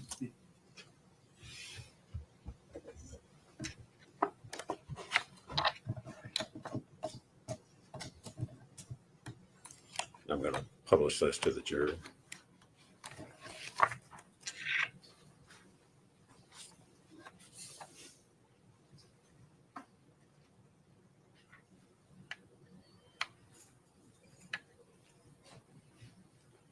Mr. Feller, is that, I'm showing what's been introduced as Exhibit 49. Does that show the outside of the trailer looking at it from the front? Yes. Okay. And then I'm going to show you Exhibit 50. What does that show? The front of the trailer. Okay. Just a little closer view. Yeah. All right.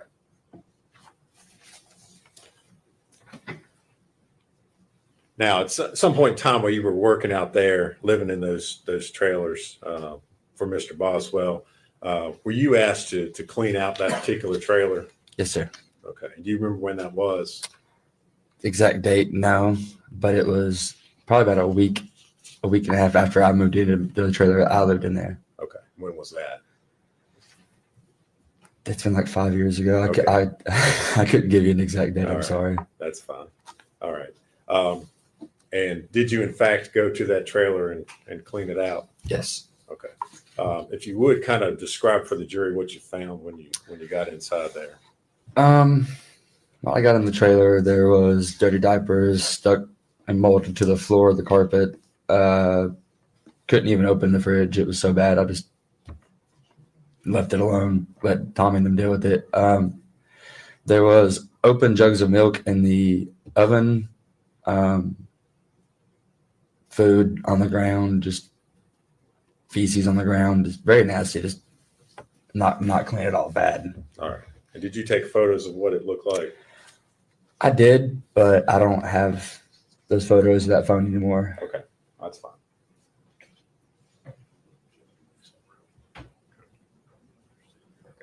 All right. Good approach.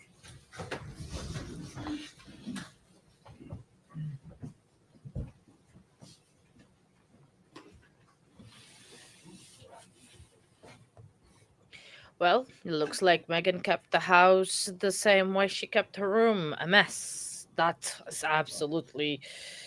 Oh, oh.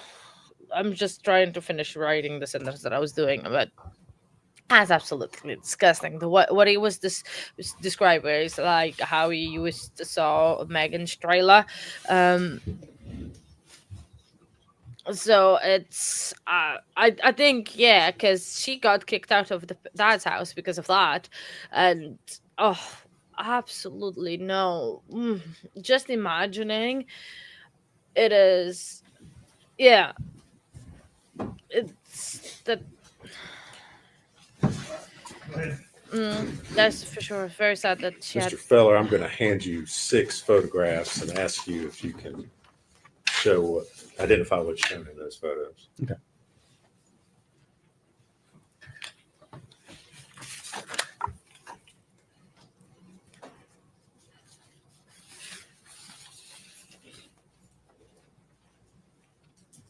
Yeah, that's it.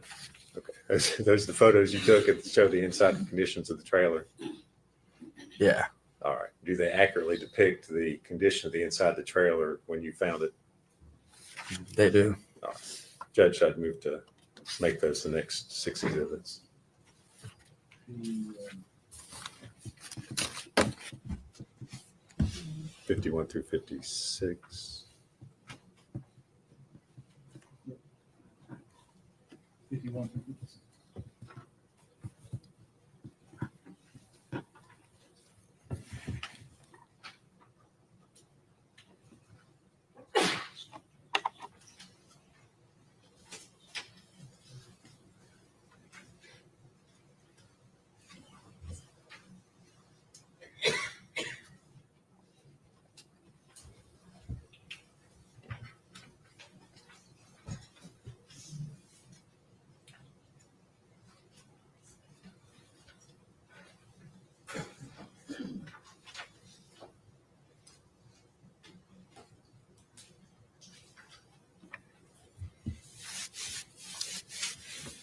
Asked to publish those to the jury, Judge.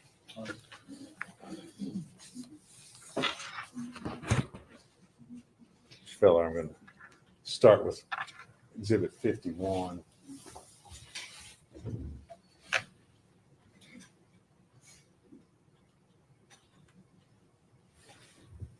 you tell us what we're seeing in this particular photo? The bedroom. And that's the condition and the state you found it in when you Yes. entered. You did not move or toss anything or otherwise. Everything you see is exactly what I walked into. All right. Now I'm going to show exhibit 52.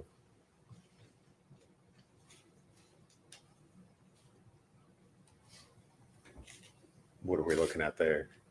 The hallway into, I believe, the daughter's bedroom. All right. And again, you did not. Objection. What approach?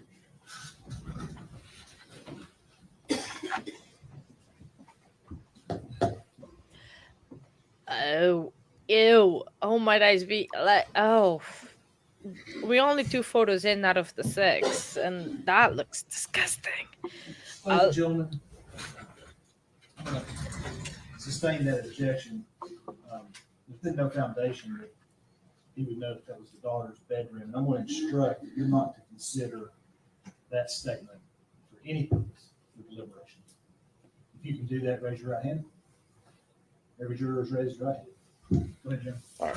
So, Mr. Feller, this is the picture. You're not sure, you don't have any knowledge as far as who was staying in what particular rooms, but that's another angle and picture you've taken from inside the trailer. Yes, sir. Is that correct?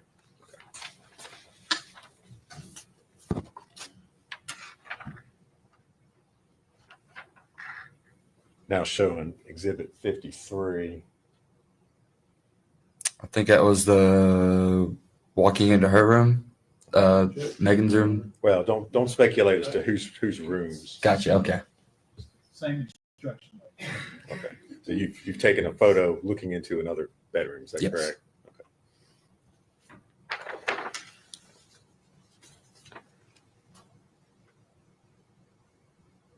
Now it's showing Exhibit 54, where what's shown in that photo? The living room. All right. And again, you did not place or move or disturb anything. That's exactly as you saw it. Exactly what I saw when I walked into.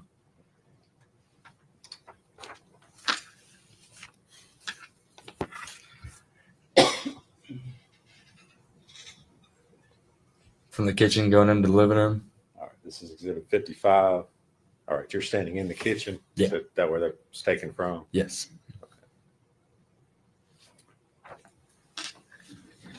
And Exhibit 56. Kitchen. It's a photo looking in on the stove and the refrigerator. That way. Is that correct? Yes. Okay. And again, you did not place any objects, move any objects prior to taking these photos. No, sir. All right.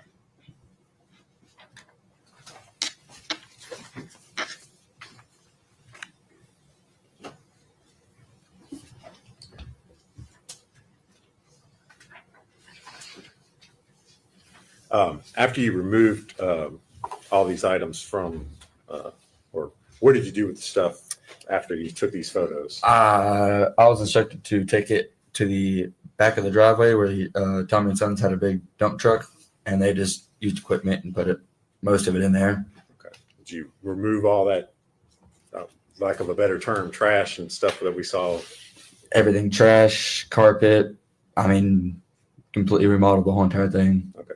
What was the condition? I mean, was it like inside after you got all that stuff out of there? After I got everything out, I mean, I had to rip up subflooring and put down new subflooring and linoleum, and I mean, it was bad. Okay. Was there any sort of odor or anything in the trailer? I had to use respirators to enter the house.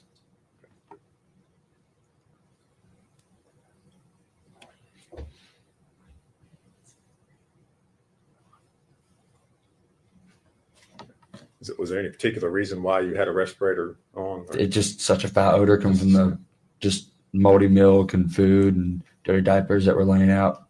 Just bad smell. Okay. All right.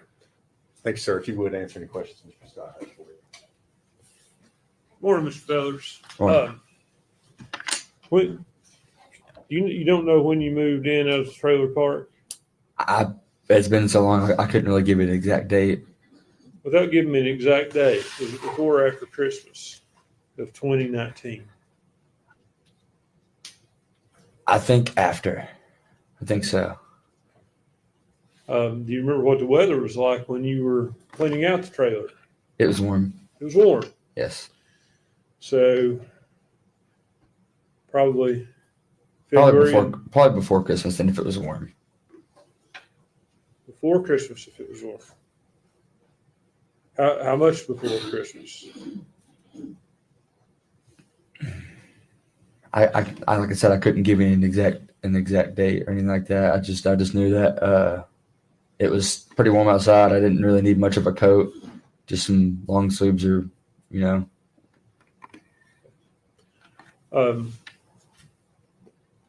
never met Megan? No, sir.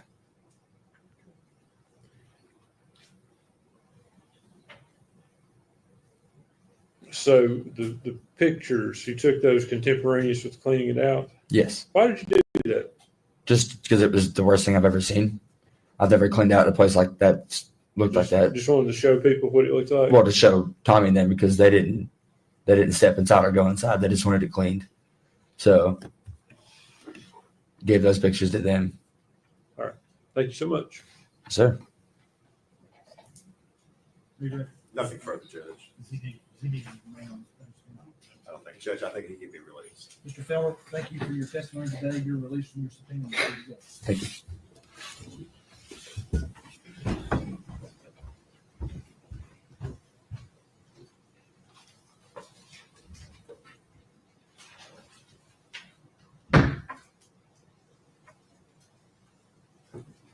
Statement called James Lewis.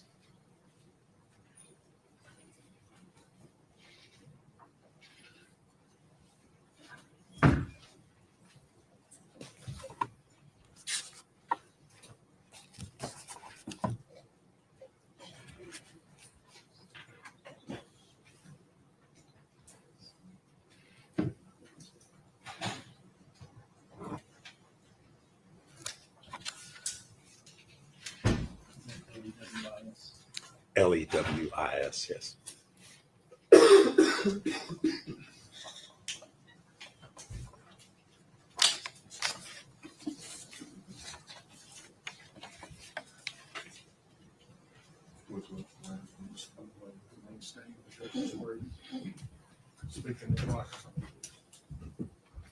Raise your right hand, sir. State your name. James Lewis. You solemnly swear affirm testimony you're about to give you the truth, the whole truth, and the truth, sir. Yes.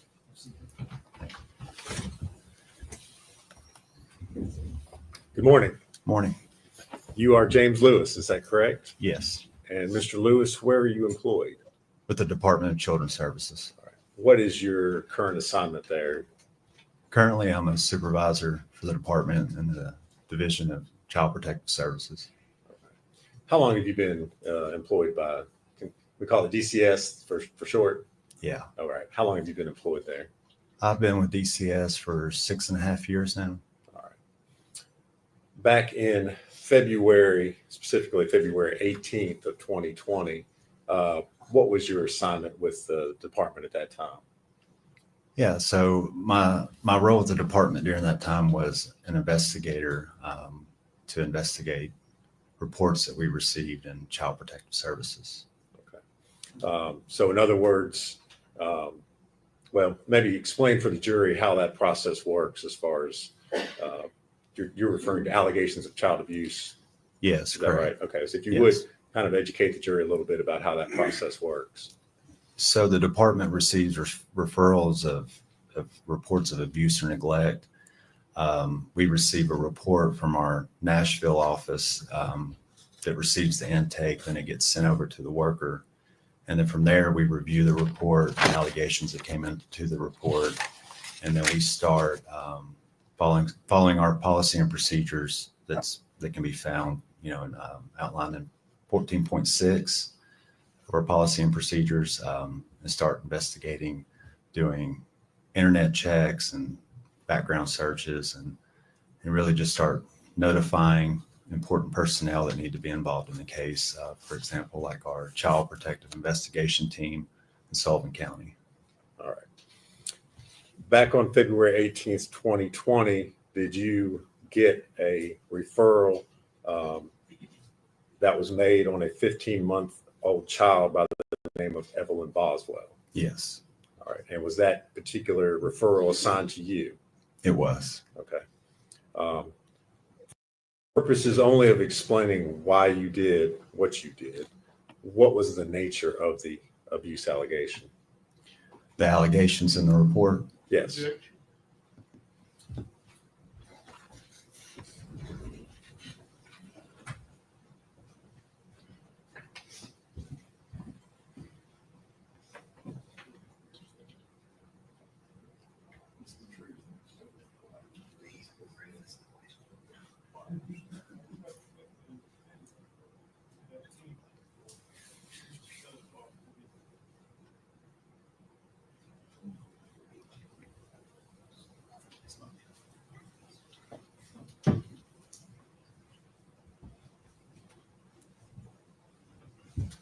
All right, if you would, go ahead. Okay. The allegations that came into the report that day state a lack of supervision and physical abuse. All right, in regards to Evelyn Boswell. Evelyn Boswell, yes. Okay. So after you get the the referral, what's the first step you take after that? Typically, the first step when we receive these reports is we would reach out to the person that made the report, and then we would see if there was any additional information that needed to be added or to clarify the report in general. And then from there, my next step was to reach out to any collateral contacts and notify our child protective investigation team partners. Okay, you used a term or a phrase, collateral contacts. For those of us who don't know, what are you talking about? Yeah, so a collateral contact would be someone that lives outside the home, anybody that would have information to the report. That's what we refer to whenever I say collateral contact. Okay. You've identified, and we've talked about the fact that this referral involved Evelyn Boswell. Were you able to identify who the parents of the child were? I was able to understand that, come to learn that the parents of Evelyn Boswell was only, to my knowledge, at that point in time, it was Megan Boswell, the mother. Okay, was the parent. All right. And did you attempt to locate where Megan Boswell was at that time? Yes. Okay. As part of your file there at DCS, do you all obtain birth certificates or other documents that would, I guess, identify who the parents of the child were? Yes. And did you, in this case, obtain a copy of Evelyn's birth certificate? I did. As part of your case file? Yes.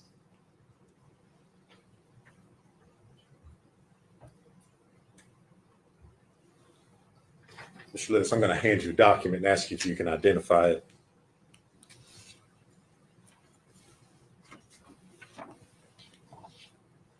What is it, sir? So this is the certificate of live birth for Evelyn Mae Boswell, child. Okay. And is that the birth certificate that you obtained of Evelyn for Yes. this particular case? It is. All right. Judge, we would move to make that exhibit. I believe it's 57. No objection. 57.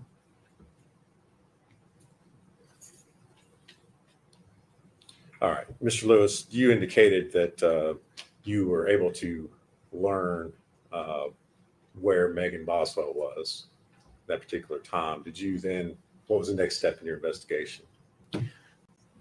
Once I received information from Detective Tracy Jerez, who I was working the case with, that she had sent patrol officers out to the home that Megan Boswell was living at to see if Megan was there, and that she had received information that Megan had just arrived at the home. And then from that point in time, Detective Tracy Jerez and myself decided to go to the home to speak with Megan Boswell. Okay. And where was this home? The address is 217 Sandy Point Drive, or Sandy Point Street, Blountville, Tennessee. Okay. And just generally, where is that located? It's in Blountville. It wasn't far from my office. I couldn't give you. Okay. It's here in Sullivan County. Yes, in Sullivan County. All right. Did it take you all long to get there? No, it did not take us that long. Okay. What did you find when you arrived there at that address? So when we pulled into the address, we saw the patrol officers with Megan Boswell in the garage of the home. All right. What kind of, just generally describe what kind of home this is for the jury. The home is it's a 2-story house. It had a basement, larger, more of a typical subdivision type home. From the outside, the appearance, it was very well kept. It was a typical home that you would find in maybe one of your more newer built subdivisions, is the way I would describe it. All right. So you arrive, Miss Boswell is there at the residence. Is that correct? Yes. Anybody else there present with her? Outside of myself, Detective Tracy Jerez, and the patrol officers, no. Okay. Was Evelyn there with her? No. Okay. What did you do next as far as your investigation was concerned? my next steps was to notify Megan Boswell of the report that the Department of Children's Services received, the allegations in the report, and to conduct some inquiry as to where Evelyn was, and to ask questions concerning Evelyn, to check on her well-being and her safety. So I initiated the conversation to learn where Evelyn was and to see if we could observe Evelyn to ensure that she was safe and that she was okay. Okay. Specifically, did you ask Miss Boswell where Evelyn was at that particular time? I did. Okay. And what was her response? Megan informed myself and Detective Tracy Rez that Evelyn was with Ethan Perry. Okay.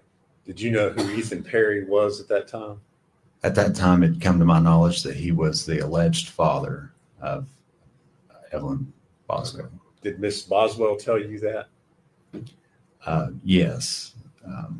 She did tell me that Evelyn was with her dad. Okay. Did Megan give you any sort of contact information for how you could get in touch with Ethan? She did not. Okay. What was her demeanor while you were talking to her about her daughter?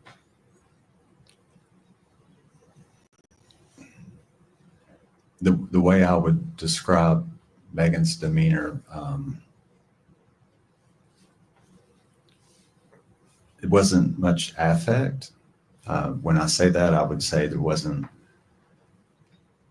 much emotion as concern. I didn't notice any concern when speaking with Megan.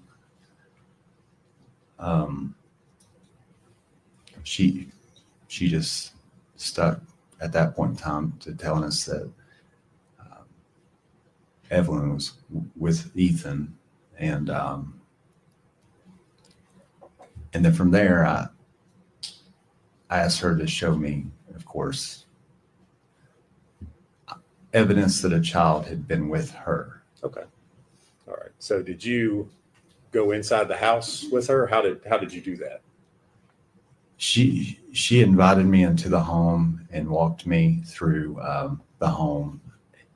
Nothing at that point in time appeared to be observable to be outside of a typical home. I didn't see any safety concerns as far as what we may consider a safety concern for a child at that age.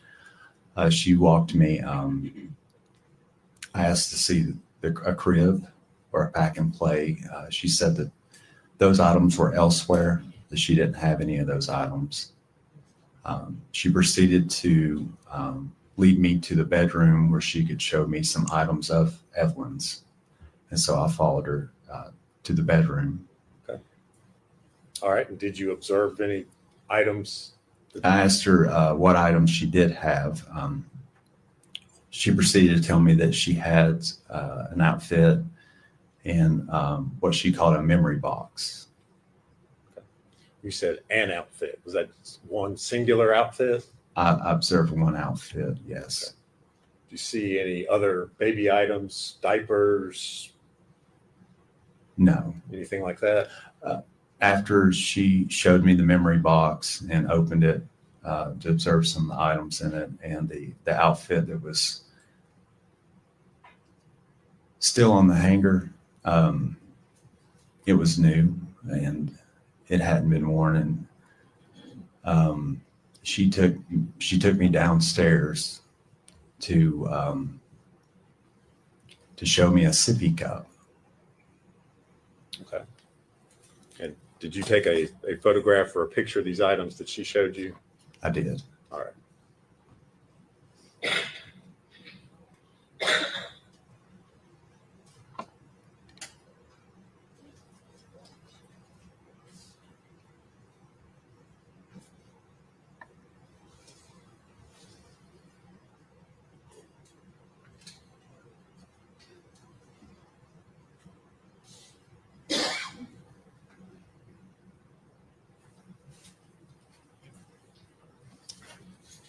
Mr. Lewis, I'm going to hand you 4 photographs and ask you if you can identify what's shown in those photos.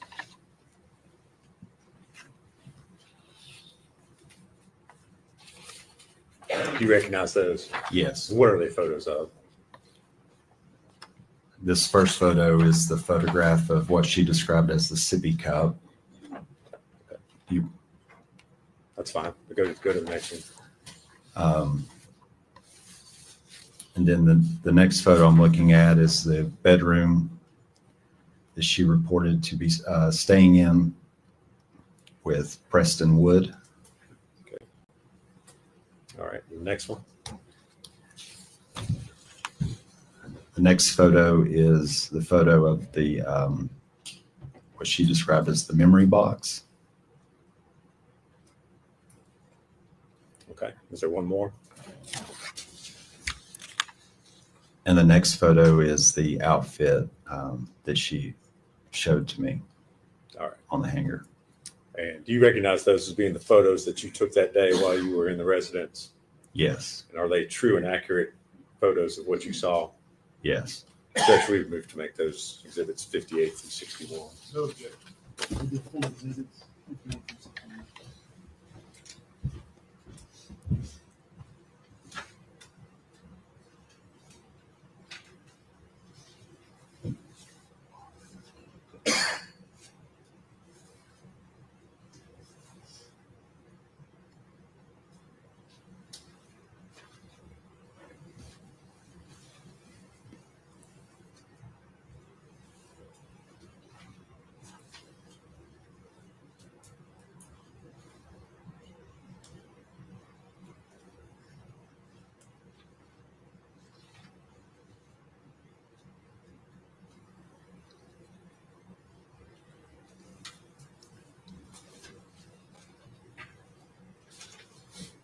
Judge, I'm going to ask to publish those if I could.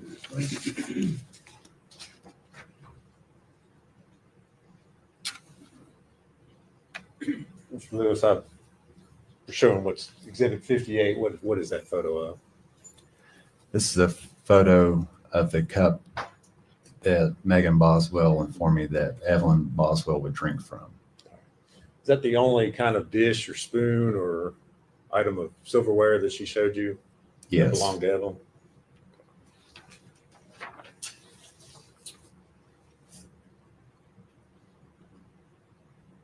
Now looking at exhibit 59, what's that a photograph of? That's a photograph of Megan Boswell standing in the room where she reported to be living with Preston Wood. Okay. Did you observe any items, any baby items, toys, clothing, anything else in that room? No.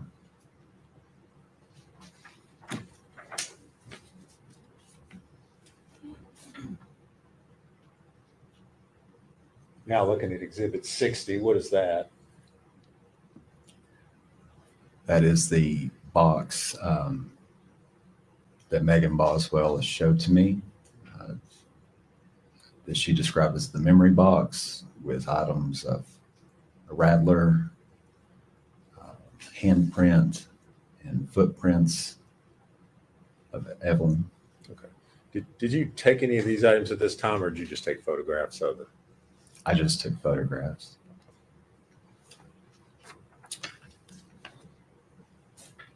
And now showing you exhibit 61. This is a photograph of the outfit that Megan showed me was Evelyn's, but it was still on the hangers and had tags on it. It's new. Okay. You tailed off a little bit there. Did you say it still had tags on it? Yes. Okay. Any other items of children's clothing that she was able to show you? No.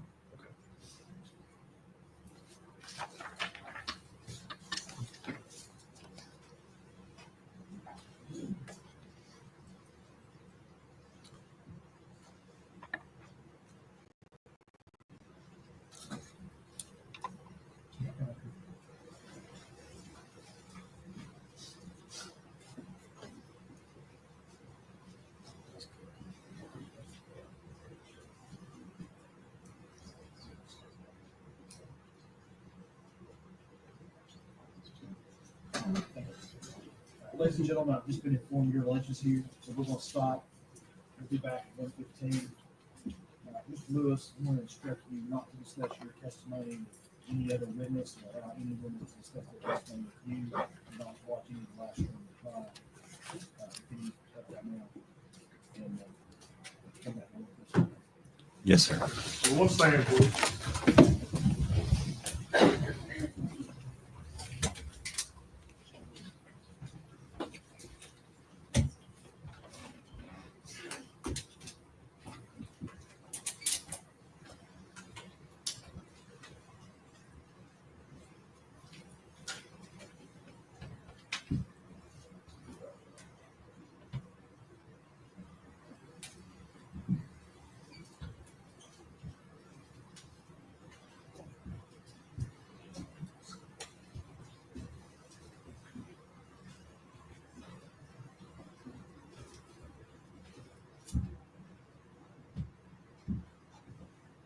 You may be seated. Thank you.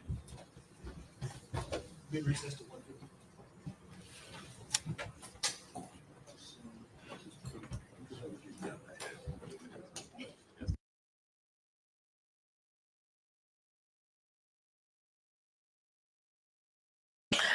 All right, so that is the morning session done. It was rather interesting and informative. I mean, we are going through witness really well. I mean, I don't know how many witnesses the state has because we can't access the court files on this case. So we don't know who's next, how many witnesses they have. They did say it's going to be 2 to 4 week trial, like moving like we're moving. I'm not seeing that lasting that long, but we don't know how many players are in this case because just from Megan's side there's going to be a lot of people involved because she was, I'm sorry, fooling around with everything and everybody. But so after the break we didn't really had much. We had the cross, we had no, sorry, we had that. I thought that it was the key witness, but it was too bland to be the key witness. I'm sorry. Was he really the key witness? Because that was a little bit bland for me. So he just, it was the guy that I think after Megan moved out of the trailer, he cleaned the trailer and he took pictures of how it looks, and then he sent to, he said Tim or maybe Tommy, the father of Megan and the granddad um of the state. I mean, it was absolutely horrible how she, a little girl, and one of her boyfriends lived in that state because it was absolutely disgusting and gut wrenching and everything. So don't worry, it's normal defeat to be like this because they yeah, they disconnect during lunch and then they come back. It did happen good yesterday and everything, so it was just interesting, like because he basically just said how they lived and how absolutely gut wrenching. But then the defense tried to establish a timeline, but the guy did not remember when he moved in and or when he did the cleaning. He did say it was warm, not enough, warm enough not to wear like a jacket and everything, but the long sleeve was enough. But to be fair, I don't know winters in Tennessee, or I don't know because I'm not there. So if anyone has any input on that, please let me know, and that would be awesome. But that was basically it. So is, I think it was the key witness. So I don't know. I thought it was gonna be more spicy than that, but it wasn't really. So and then um he talked about as well how what he had to do, and he had to wear an aspirator to go inside of the house. It's that bad that it smelled, that on that. So it's just like, yeah, that I'm glad that the smell of vision doesn't exist yet, and I hope it never does, because I don't want to smell some of this stuff that like we talk about. So no. And then this last witness for the morning part was the DCS guy. Um, he either didn't seem very much attached to the case or he doesn't want to attach himself to the case, but he won't even say the name of the baby. And then it's just the way that he talks is very, very monotone. So I was like, I got distracted and then I could not pay attention to him. He talked about allegations that was lack of supervision and physical abuse. And then he was just talking that I think she said he lived with Ethan Perry, the boyfriend at the time, which we think it's the bio dad, but not 100% sure, because there is speculation and there's word out there that she did not know who exactly was the baby daddy. So that is a very interesting book. But to be fair, I'm not surprised she doesn't really know who the baby daddy is, because she seems the type of girl that would sleep basically with anything. And that was the morning part. I mean, it was a very good moving morning. It's lots of happened. I think we are moving quite quickly. We're only on day 2 and we moved quite a bit. So I don't think this case is going to take as long as they are expecting. Maybe with the deliberations it might, or maybe they booked that much length of time because of the deliberations. They wanted to make sure that they had enough time booked. So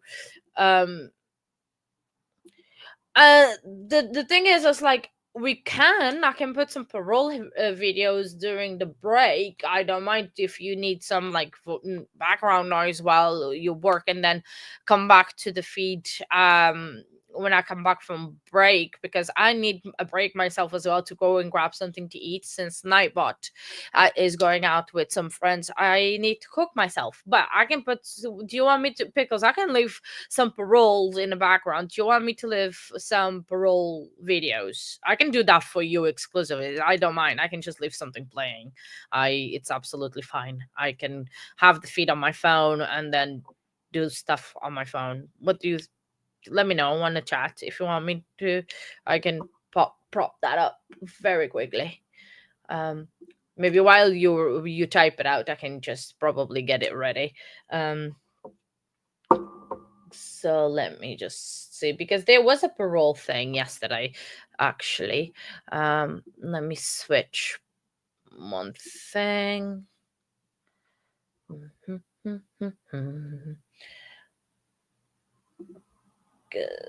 Where is parole videos? There we go. So I'm gonna leave it, even if you don't wanna. I'm gonna leave it just something to hear. Oh, that's a bit further away. We can finish actually the one that we were watching the other day, because we did not finish that one that we were doing. We can finish it off so we don't start something. So I'm gonna put that on while we are on break, and I have the ticker at the bottom anyway, so it's not a problem. So let me share this tab instead and put like that, and put with some sound. And yeah, we have about 2 hours left, which yeah, it's enough.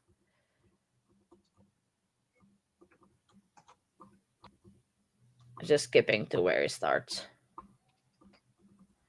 Oh, let me do something. Let me turn off one of the boosters of the audio, because it might. Panel in Baton Rouge. Today on panel to my left is Miss. Okay, I'm just gonna leave then some parole hearings in the background. I'm gonna turn off my camera and I'm gonna eat something, but don't worry, I will be back in about an hour. And then we'll swap back to the feed. We do probably again another morning recap, but just to, if you want something to hear, I'll leave some parole hearings for Pickles and for you guys. But I will be right back. And if you're having your lunch, enjoy your lunch. Stapleton. Virtually is Mr. Prater and Miss Ledoux. We are hearing an offender at Rain City Jail. Before we get started, I know we have some people who have joined us, including your attorney. Mr. Woods, would you please state your name and your DOC number for the record? Brian Anthony Woods Jr., DOC number 630155. Mr. Woods, do you have a piece of paper in front of you that's a parole revocation, or you saw it earlier on the screen, didn't you? Yes, ma'am. You acknowledge that you are not eligible for appointed counsel.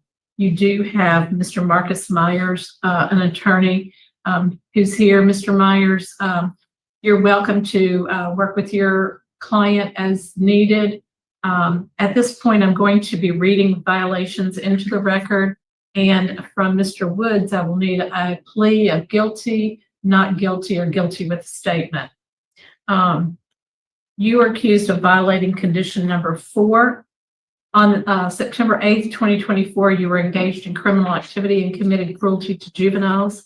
On September 15th, 2024, you were arrested by the Lafayette Parish Sheriff's Office and booked into the Correctional Center for the above charge. How do you plead? Guilty.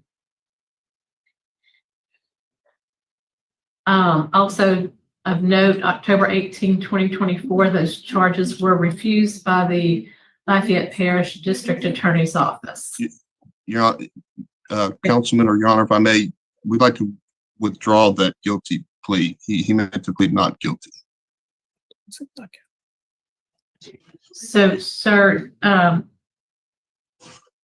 you are saying that you are guilty or not guilty of criminal activity committing cruelty to juveniles?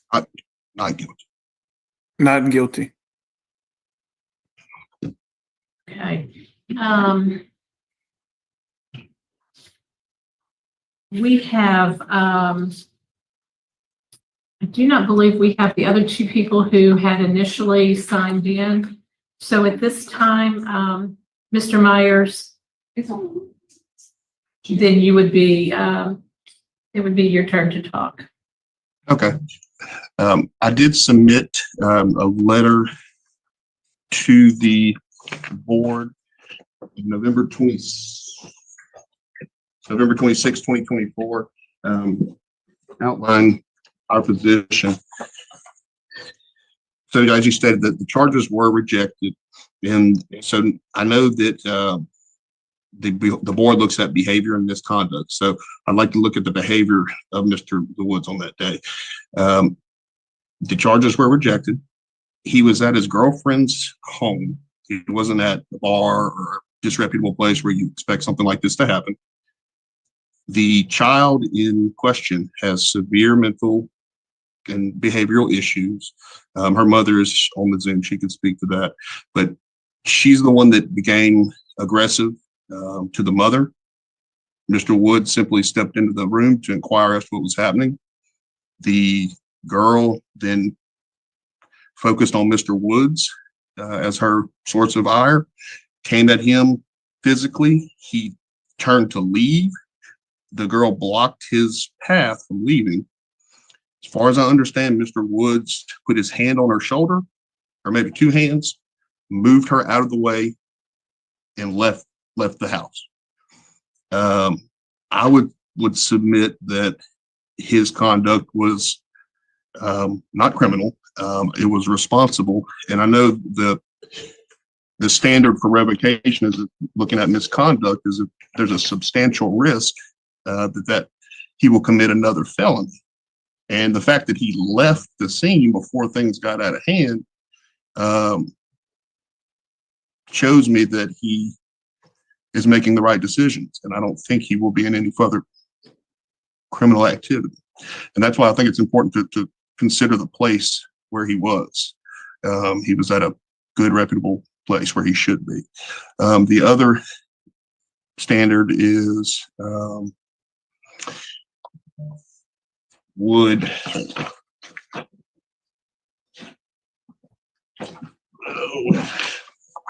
all right here.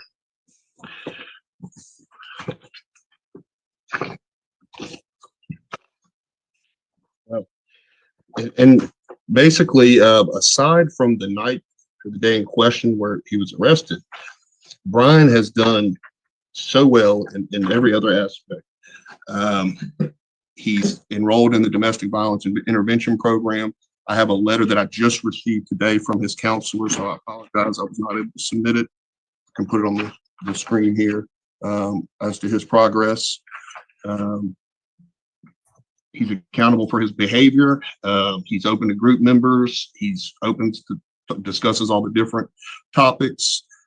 He's assigned, completes all the assignments. He's making positive changes. He's completed 7 classes. So Mr. Woods has done everything I believe you would want him to do since being released. The only problem he had was this night in question, and I think he handled it to the best of his ability. And I don't think he did anything to bring it upon himself or put him in that situation, or that would lead the board to believe that he would continue or have any other kind of problems in the future. In fact, it's everything he's done shows that he will not have any problems in the future.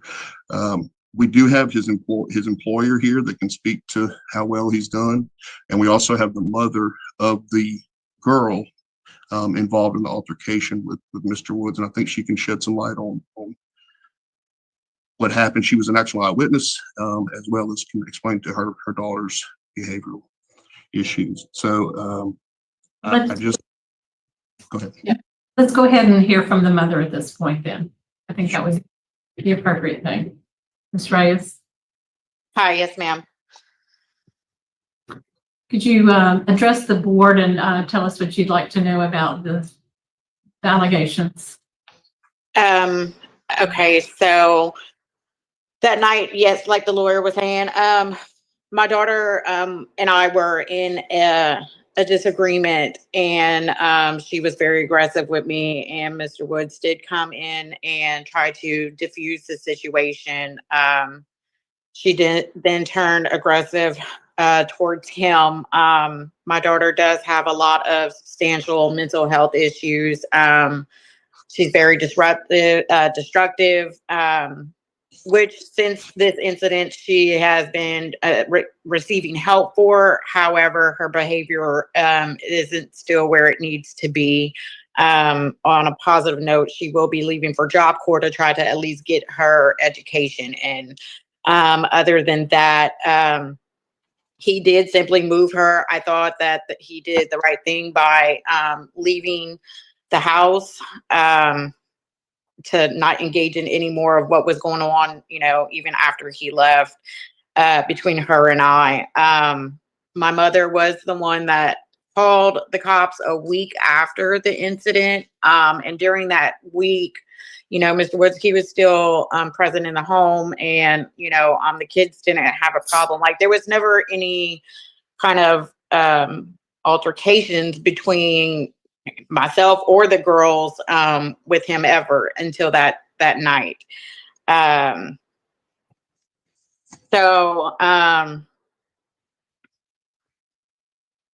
sorry, what else am I? She wrote a letter, didn't she?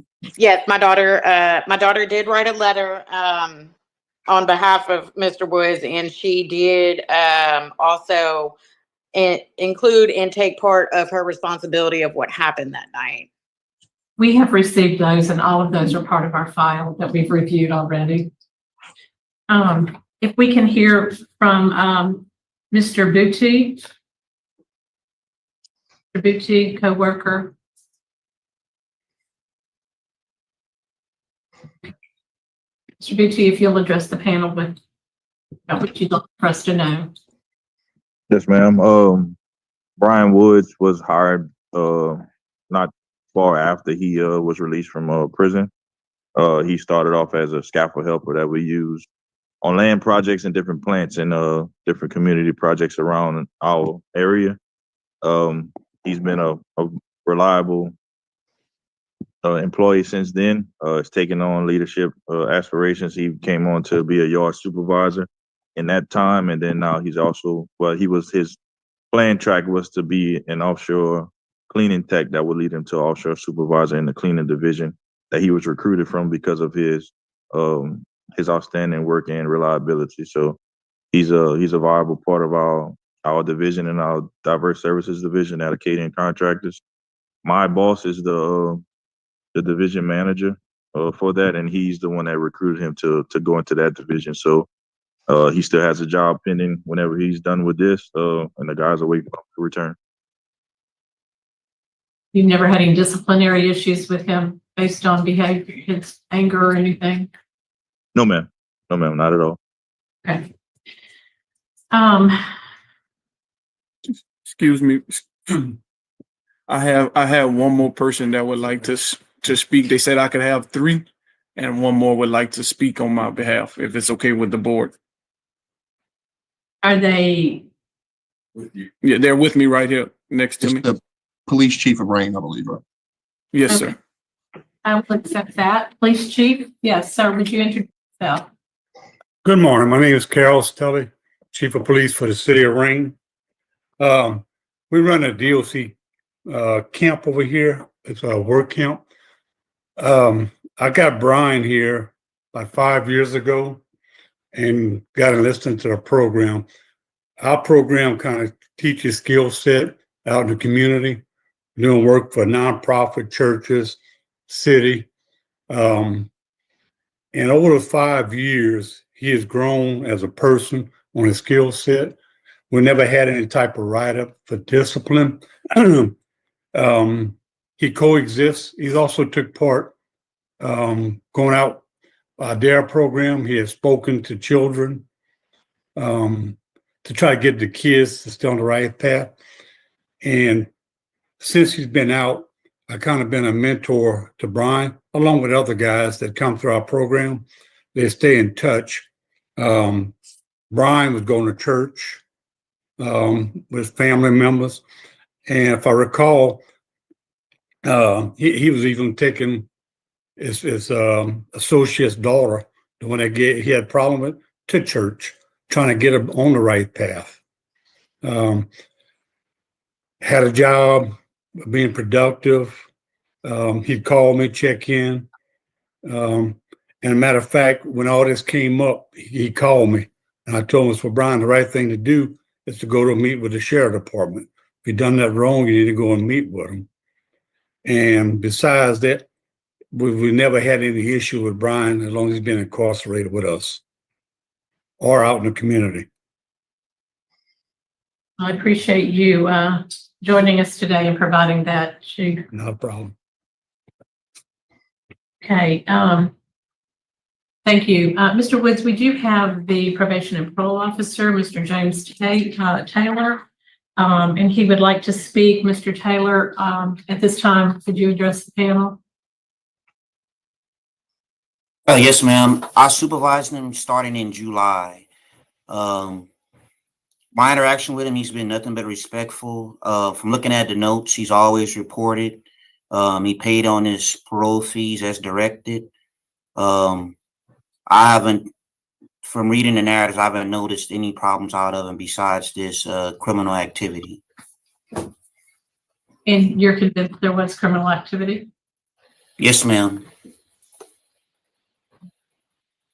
That's the only violation he has is just the criminal activity.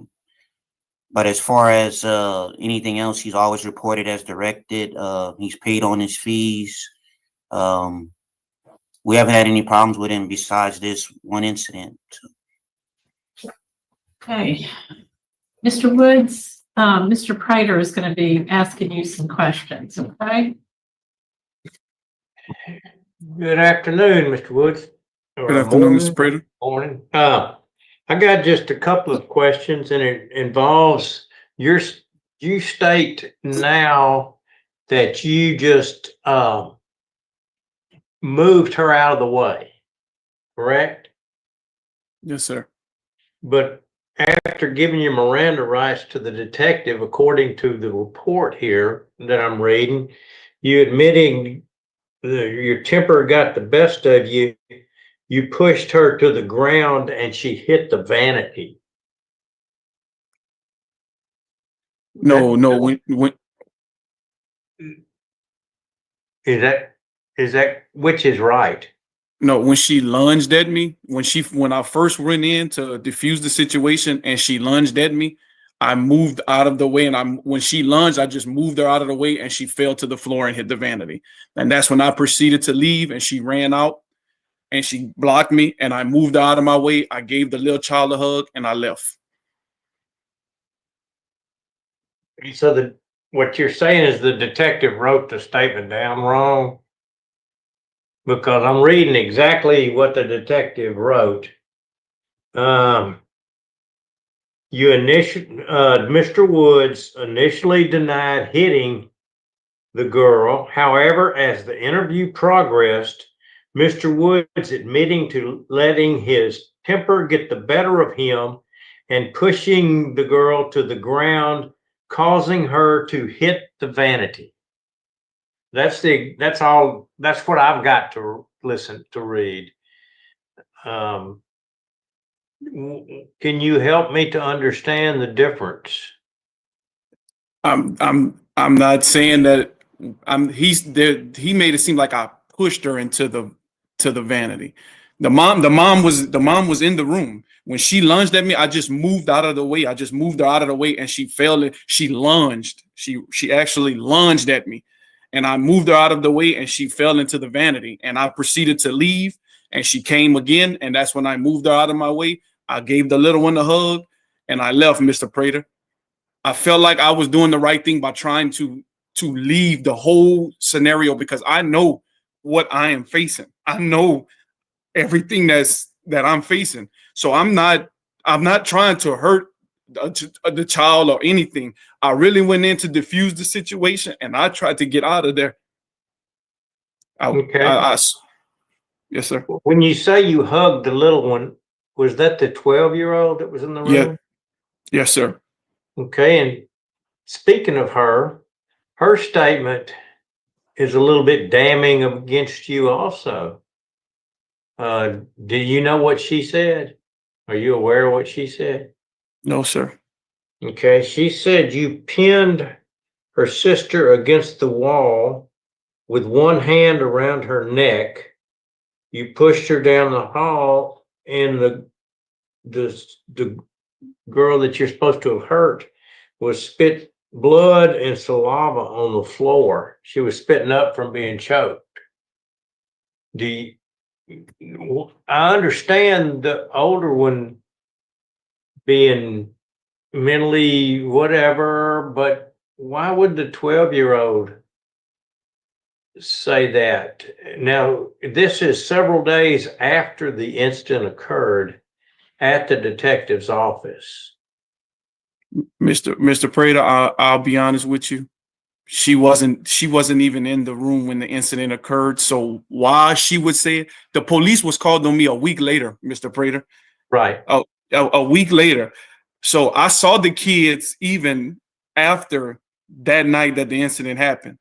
So for her to say that she wasn't even in, I had to go to her room to hug her, which you can ask the mother. She'll tell you that she was right there. I went into her room to hug her and then I left. Now, why the grandmother decided to call the police a week later, I'll never understand that. And it's why I'm here today. I take accountability for my part in trying to help, but I did not think it would lead to any of this.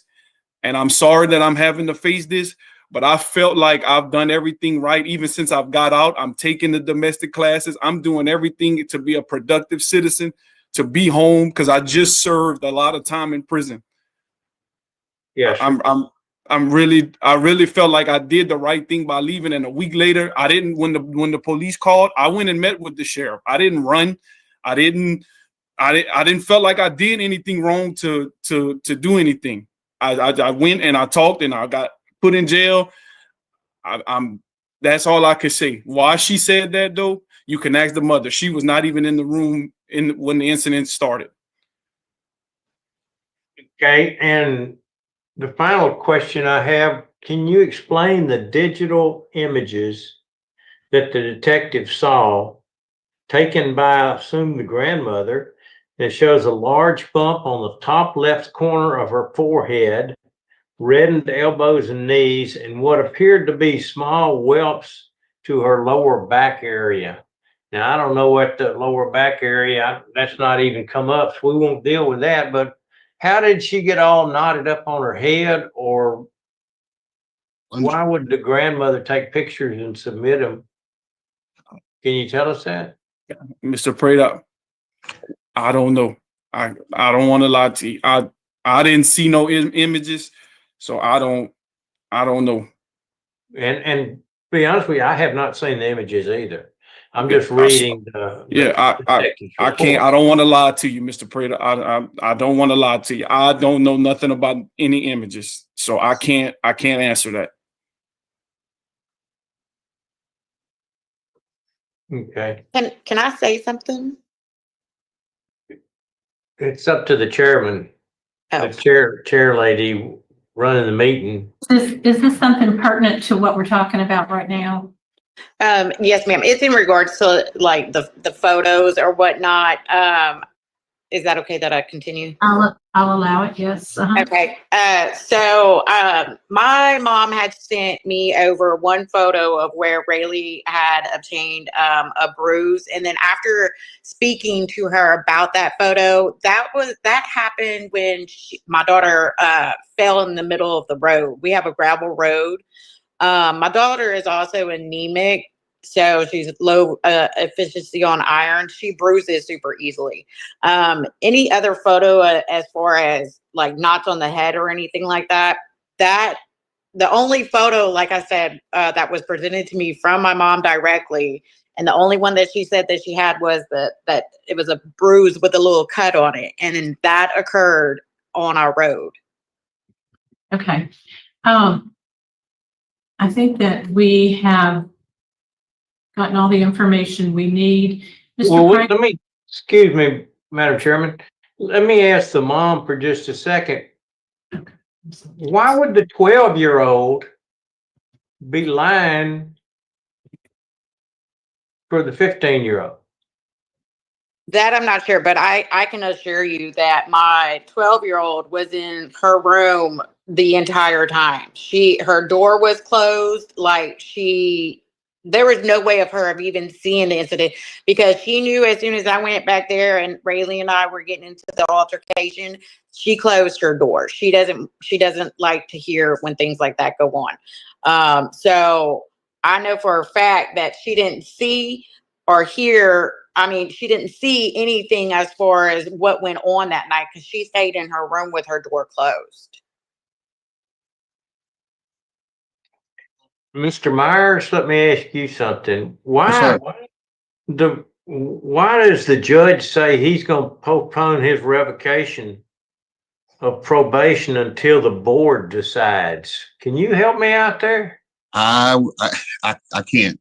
I don't know why he did that. I don't know if it was just, late in the day and he didn't want to deal with, had other cases and just thought maybe he could see it get resolved. Put it off on us. I don't say that. I don't know. I can't speak to it. You can't say it, but I can say it. Okay. All right. That's all the questions that I have. Ms. Stapleton has a question. Yeah, I've got a follow-up on what Mr. Prater asked about the younger sister. She did speak to Deputy Didier, and she advised that she was in her bedroom. She was doing laundry at the time and she heard yelling. And then she went to go peek and observed Brian grab her sister by the neck and strangling her. And then she returned to her bedroom, at which time she heard someone falling. And then she went to look again, at which time she observed Brian shove her sister in the hallway. And she heard her sister coughing up blood and observed blood on the floor. So yeah, you wouldn't have seen her, and neither would her mother, because she was hiding. But she did tell the detective how she saw what she saw. So that's the statement I wanted to make as to y'all didn't see her and she was in the bedroom. She was in and out of the bedroom quietly. That's all I have to say. Mr. Wood, are you okay? Your eyes look. No, I was just crying because I'm scared. It's just I'm scared. I hear the point that she snuck in and out, but I mean, I don't feel like if I was so irate, I left. I mean, I don't know what else I could do in that situation, but move the child and leave because I know what I'm facing. So I just felt like I did the right thing and enrolling in classes and doing everything I'm supposed to do. to show y'all that I'm not a statistic, that I'm not a somebody that's going to be back in front of y'all. I feel like I was doing the right things, becoming the supervisor, and I just brought me a brand new car, and I was living again, and I just don't want that stripped away, based on me thinking I did the right thing, and a week later the grandma called the police on me, and now I'm facing this. I'm sorry. No, that's not just concerned about you. I think that we're prepared to vote, Mr. Brown. Can we go to the executive session, please, ma'am? We have a vote to go into executive session. Do we have a second? Second. Roll call. Steve Carter, Yes. Carolyn Stapleton, Yes. Jerry Ledoux. Yes. So we're going to be discussing confidential information, and we will return shortly.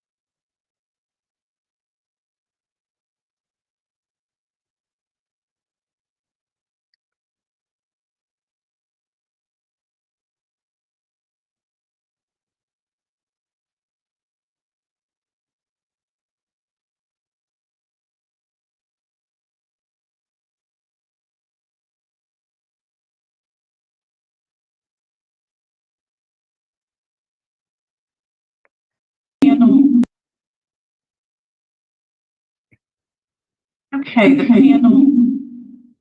the panel is returning at 11:45. Roll call. Steve Carter, Here. Jerry Ledoux, Here. Carolyn Stapleton. Here.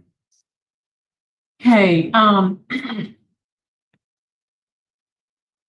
Mr. Woods, after we've heard all of the testimony, we've heard your attorney as well as probation and parole, police chief. I think the panel is prepared to vote. Mr. Prater will take a lead. Okay.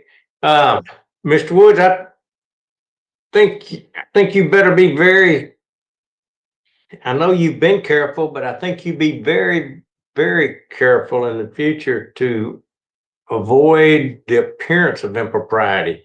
But my vote is to give you another chance. I'm listening to the chief and I'm listening to your parole agent. I'm listening to both of them. And so I think that you don't need to be revoked is my vote. Ms. Stapleton? Mr. Woods, what happened was concerning, and I don't think you should have been brought into that situation. But you were. From what y'all say, from the mother said the daughter is going into Job Corps to help her with her behavior problems. And then also you're already enrolled in the domestic violence intervention program, correct? Yes, ma'am. And is that a 26-week course? How long? Yes, ma'am. Okay, so my vote would be to not revoke you with the condition that you complete the domestic violence intervention program. Yes, ma'am. My vote is also do not revoke, continue supervision with completion of domestic abuse battery. I mean, domestic violence intervention. Yeah. Mr. Woods, I think Mr. Prater's little sermon was appropriate, and I would second that sermon. You need to not have any Yes, slip ma'am. up. Yes, All right. ma'am. Thank y'all so much. Thank y'all.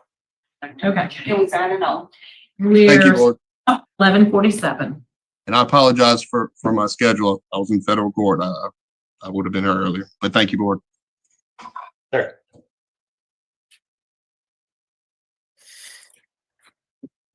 Y'all.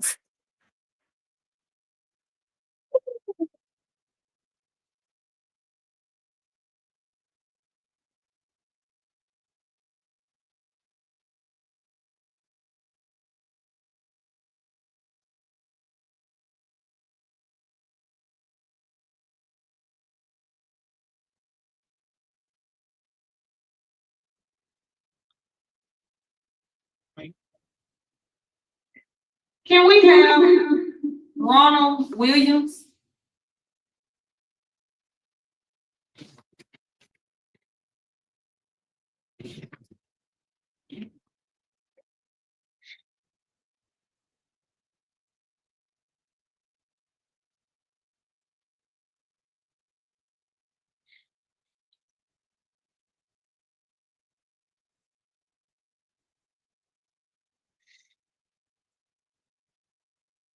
Hello, good afternoon. Good afternoon. I think we'll be ready in just a minute. All right. Sir, this is the Louisiana Committee on Parole. Yes. We are impaneled in Baton Rouge. Ms. Stapleton is to my left. Mr. Prater is virtual, and my name is Ms. LeJew. Yes. Would you please state your name and your DOC number? Ronald Williams, 127929. Okay. Mr. Williams, do you have a piece of paper in front of you that's called a revocation questionnaire? Well, yes, ma'am. Do you recognize your signature on that? Yes, ma'am. Okay, that indicates that you are not eligible for appointed counsel. Did you hire an attorney? No, ma'am. Okay. Mr. Williams, I'm going to read some information into the record. I need you to enter a plea of guilty or not guilty or guilty with a statement. Okay? Yes, ma'am. All right, sir. You are accused of violating condition number 4 of your parole, stating on 10/13/2024, you are arrested by Tulane University Police Department and charged with domestic abuse battery. On 10/31/2024, the DA refused those charges. How do you plead? I guilty, ma'am. Okay. Also, you failed to pay your parole supervision fees and you owe $193. Your last payment was in August. Yeah, you only missed one because you were detained in October. Yeah. And you failed to pay your parole processing fee and your $55 in arrears on that. How do you Yes, plead? ma'am.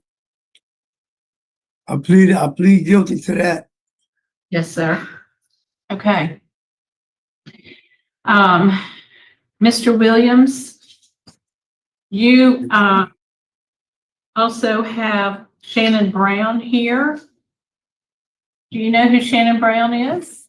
Here, I'm the caseworker. How you doing? Good. Shannon, you're a caseworker with whom? Oh, OJC with TDC. Okay. I would like to go ahead and allow you to make a statement and discuss Mr. Williams at this time. Okay. He's very very respectful.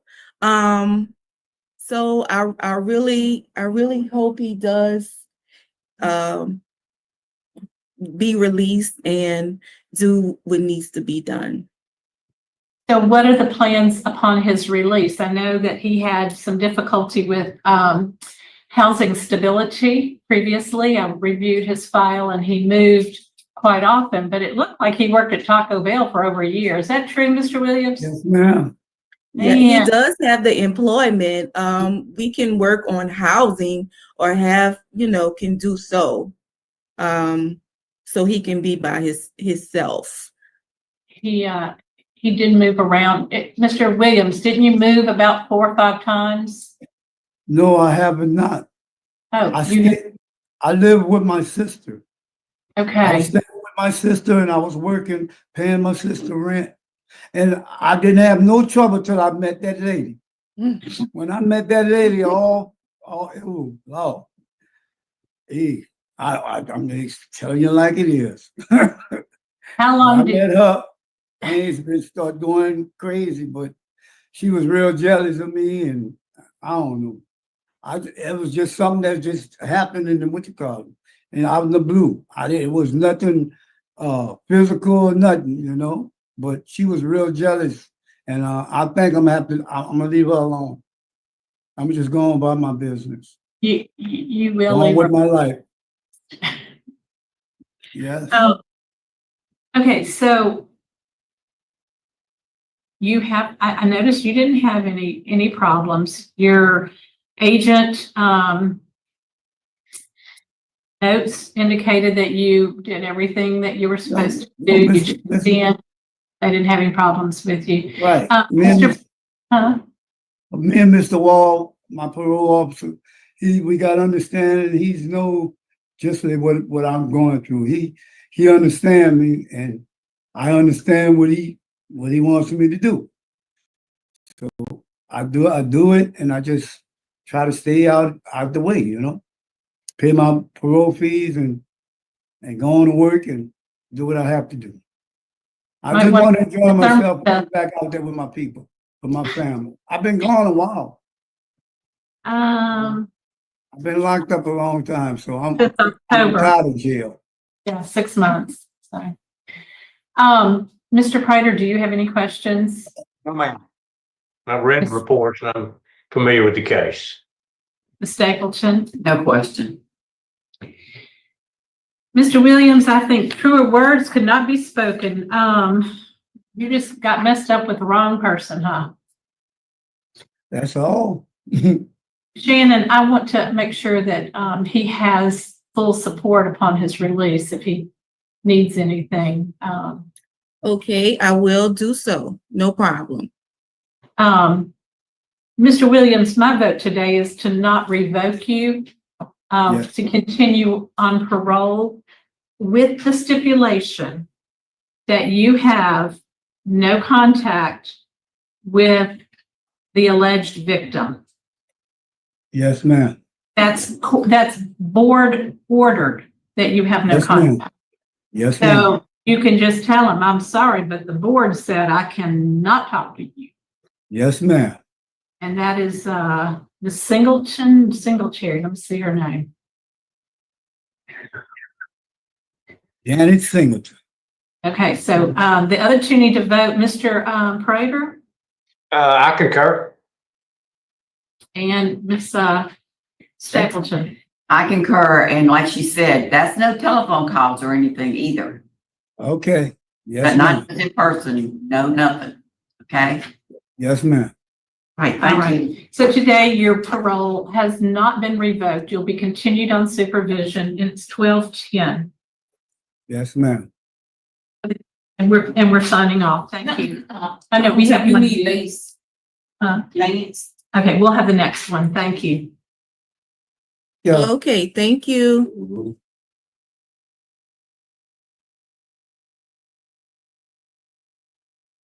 It's Mr. Bridges. Okay, give me, well, I mean, you and I, it's been a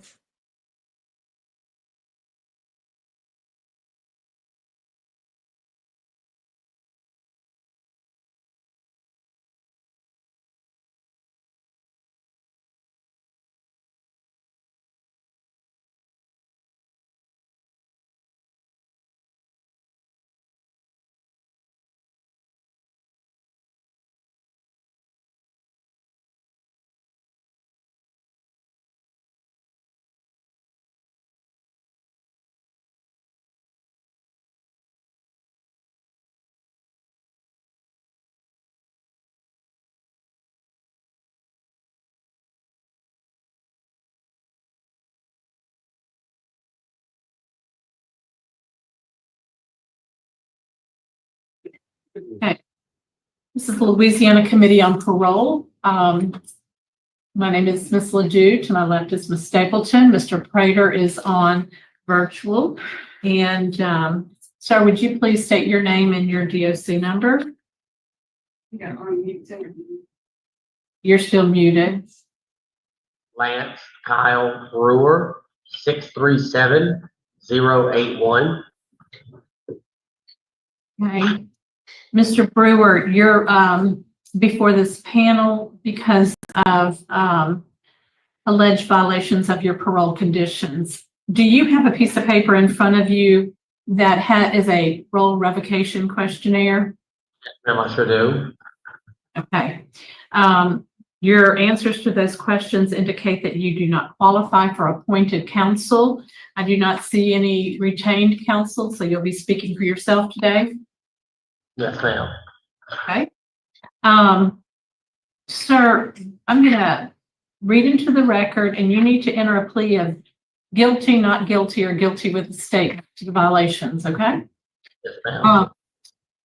Violation number 4, it was discovered that you had multiple social media accounts that did not have the required information, which is by law. For example, a Facebook account belonging to you was found under the name of Pinky McBliss. How do you plead? Guilty with the statement. Okay. And I also see you're in violation of number 10. You have no payments towards your supervision fees and are currently $1,008 in arrearage. How do you plead? Guilty with the statement. Since we don't have anyone speaking in opposition or in favor, I'll go ahead and take your statement now.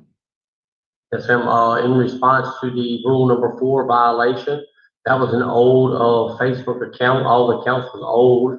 I did regain access to the accounts to change and put the required information on there required by law the same day that I was told about them.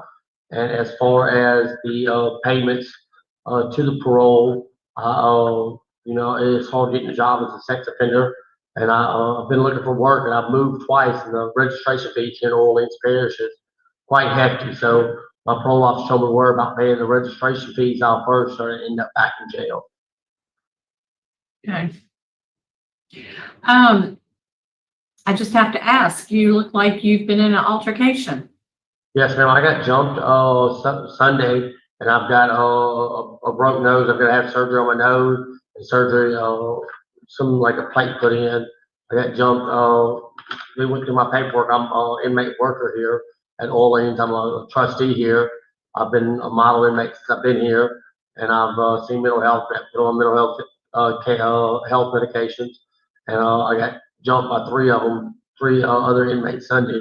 They had went to my paperwork and found out that I was a sex offender. and, took my store and so forth. Okay. While you were on parole supervision, you were released June of 2023. 7/17, you tested positive for drugs. 9/11, positive for meth. 12/11, you were sent to outpatient treatment. Did you complete outpatient treatment? Yes, ma'am, I did. I've been sober since that last test. You know, I was staying in a worse part of New Orleans. I was staying in New Orleans East. When I moved from there into a better part of New Orleans, I was able to get clean and sober and so forth. See.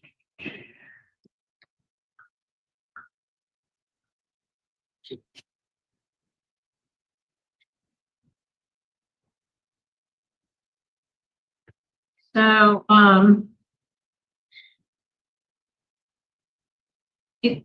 in the report, it indicates that you actually tried to contact your victim of the sex offense.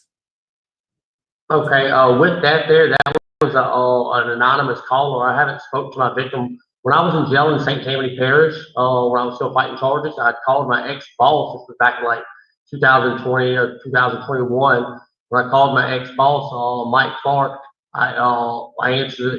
When the phone picked up, it was my victim on the line, and I hung up. I haven't contacted my victim or heard from my victim since 2015. I actually reached out to Mike in here and was going to say, hey, if you're still in contact with him, can you give him the right alert saying I haven't contacted him? I haven't contacted him, nor none of his family or anything like that. Like even when I was at the sheriff's department speaking with Officer Henry about this, when he gave me the warning, he asked me what my victim's name was, and when I told him it was Nathan Mitchell, he said, no, that's not the name that they give. So as far as that, like I don't contact my victim, like my life's a mess up enough because of this charge here. Got enough problems with it, enough grief over it, and I've just, I don't want to, cause myself any more problems than what I already have in life. Well, contrary to that statement, the agent indicated that your Facebook was active and was last updated 7/8 of 2024. And so we're going to take the word of the agent, okay, because that's the person in law enforcement supervising you. Mr. Prater, do you have any questions? No, ma'am. He knew better than that. That's all. I don't need any questions. Thanks. Okay. Ms. Stapleton? And just to piggyback on Mr. Ledoux here, it says you were told on 3 separate occasions, including prior to release and release and parole intake process. So you had 3 times that you were told. But when I signed the contract, and married sex offender, so you knew better, just like Mr. Prater said. yes, ma'am. I did. Like I said, it was an old account. Didn't have access to it. It was a picture was put on there, but like when they asked me about it, I mentioned, yeah, there's a Facebook account out there. When you're and I don't mind, I've told you've been down the road, the expectations, and so if no one else has any questions, I'm prepared to vote, and I vote to revoke you, Mr. Brewer, based on lack of compliance with parole condition number 4. Mr. Prater? Concur. Ms. Stapleton? And I concur. So today you have been revoked, sir. Thank y'all. You have a great day. Bless y'all.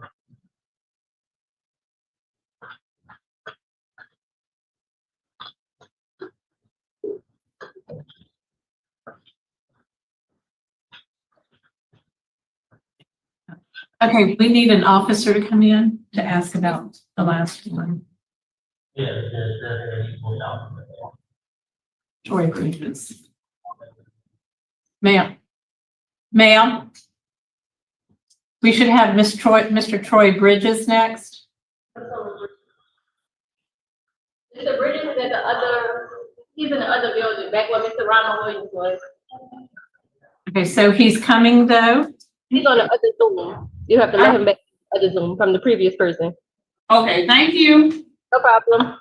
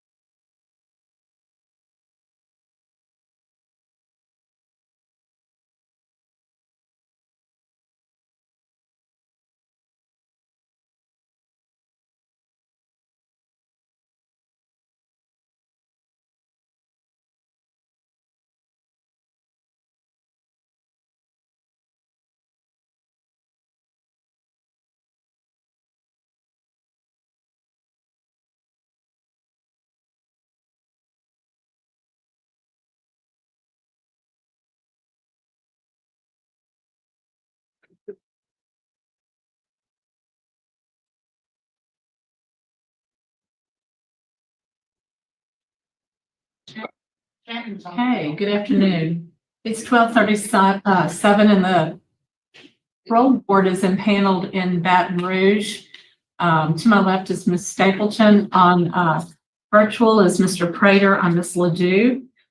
Could you state your name, sir, and your DOC number? Troy Bridges, 95998. Mr. Bridges, you're before this panel for possible violations of your conditions of parole. And I find that you were released, paroled in 2019, and then you were detained October of 2024. Do you have a parole revocation questionnaire in front of you? Yes, ma'am. And so the answers to that questionnaire indicate that you're not eligible for appointed counsel. And I don't see an attorney. So it looks like you're speaking for yourself today, correct? Yes, ma'am. Okay. Sir, it's alleged that you committed a violation of number 4 on 10/13 of 2024 when you were arrested by the New Orleans Police Department and charged with domestic abuse battery. On 11/12/2024, the charges were refused. How do you plead? Not guilty.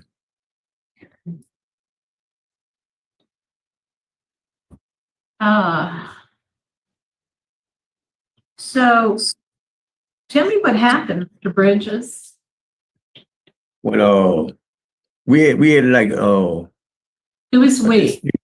Who is we? me and Miss Jefferson, we had like a dispute over a financial problem, right? Which something that I could have handled, I could have paid, but I didn't. And you know, she got made behind that. All right, and I ended up leaving. Did you do something before you left? No, ma'am. Okay. Wasn't there some evidence of some injuries? Ma'am, because all right, I learned that the police was called and everything after I had done left. That something about the neighbor was supposed to call the police, you know, and alleged that I was supposed to have had some kind of physical competition with Miss Jefferson, which that never happened. With Miss Jefferson, I went to my parole officer and written a whole statement stating to him that ain't none of this even took place. Well, there was some swelling and bruising on the victim. She indicates in her statement that someone else caused them. How long are you in an intimate relationship with Miss Jefferson? Yeah, we've been in a relationship since 20. Okay. And I read in your report when you got out in 2019, you had a lot of problems with family members not doing things right, and you were really anxious to get out of that environment so that you didn't get caught up in that stuff again. Right. I end up going to sleep in my truck. I end up buying a truck and I end up going to sleep in the truck. Yeah. So I knew you had some problems with your, I guess, re-entry, your transition. Yes, ma'am. So you're 62. Are you receiving any kind of state benefits, any money from the state? Yes, disabled, Social Security. Okay. All right. Miss Jefferson, if you can find a place to light so we can talk to you without you walking around, that would be very, very helpful. You'd like to make a statement to the panel? Yes, ma'am. Okay. Good morning. Morning. What you'd like to speak to the panel? Yes, ma'am. My name is Lakita Jefferson, and I just wanted to speak on Mr. Troy Bridges' behalf. I am the victim in the alleged incident. I myself did not call the police on Troy. Me and Troy only had a verbal disagreement. There was swelling and stuff detected when the police came.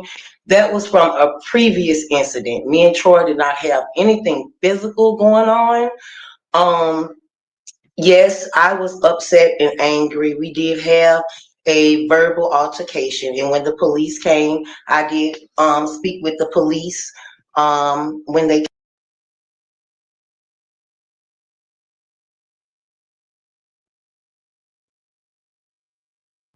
All right, so we are back. I'm back, guys. And before we start, and I'll put on chat, I'm gonna be here, obviously, chatting and engaging with you and everything. But um, I need to be off camera at the moment. I'm a bit tired. I've had a very long day since yesterday. I've slept about 2 hours for the past night or so.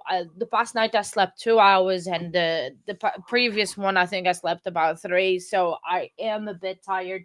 But I still want to do this and engage with you guys. But I'm just gonna be off camera. I'm still gonna talk like on here, doing breaks, taking a note, and talk to you guys and everything. But just need to be a bit comfortable and just relax and enjoy as well.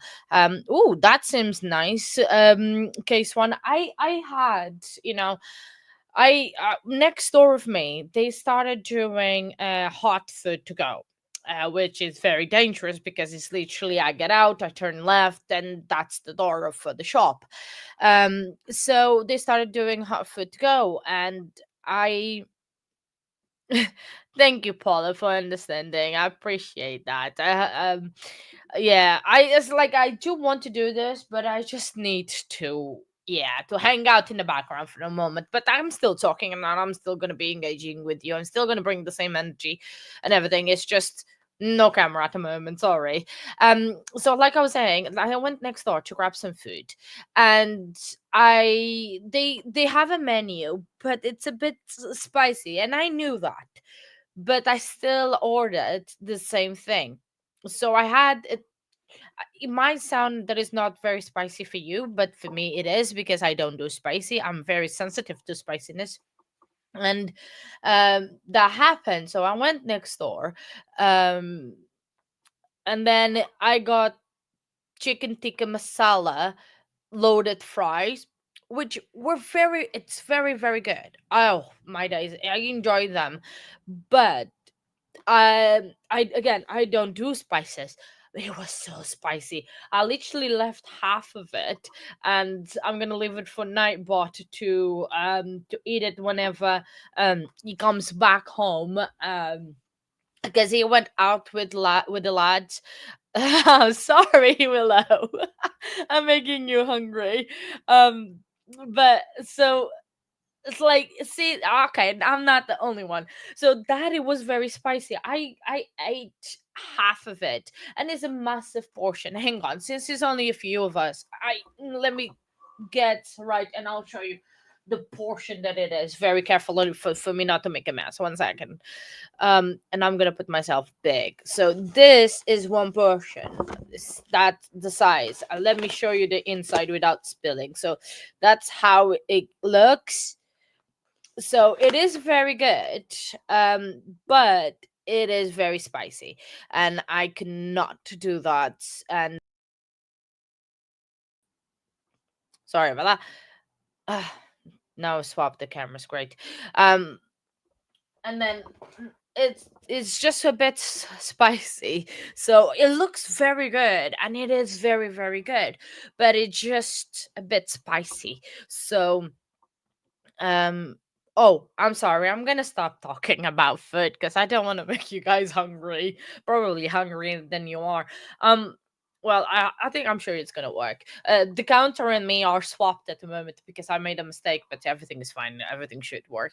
So, but like, so either I'm gonna eat that tomorrow. That's gonna be my lunch for tomorrow, before the stream, or it's gonna be Nightbot's leftovers for tonight for his second dinner, because he eats my days.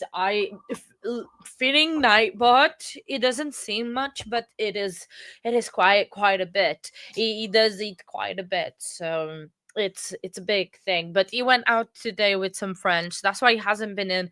It's just because he's taking a day off as well, which he deserves, from stream and doing mod stuff. But it will be back tomorrow, because tomorrow night I am gonna be on a concert.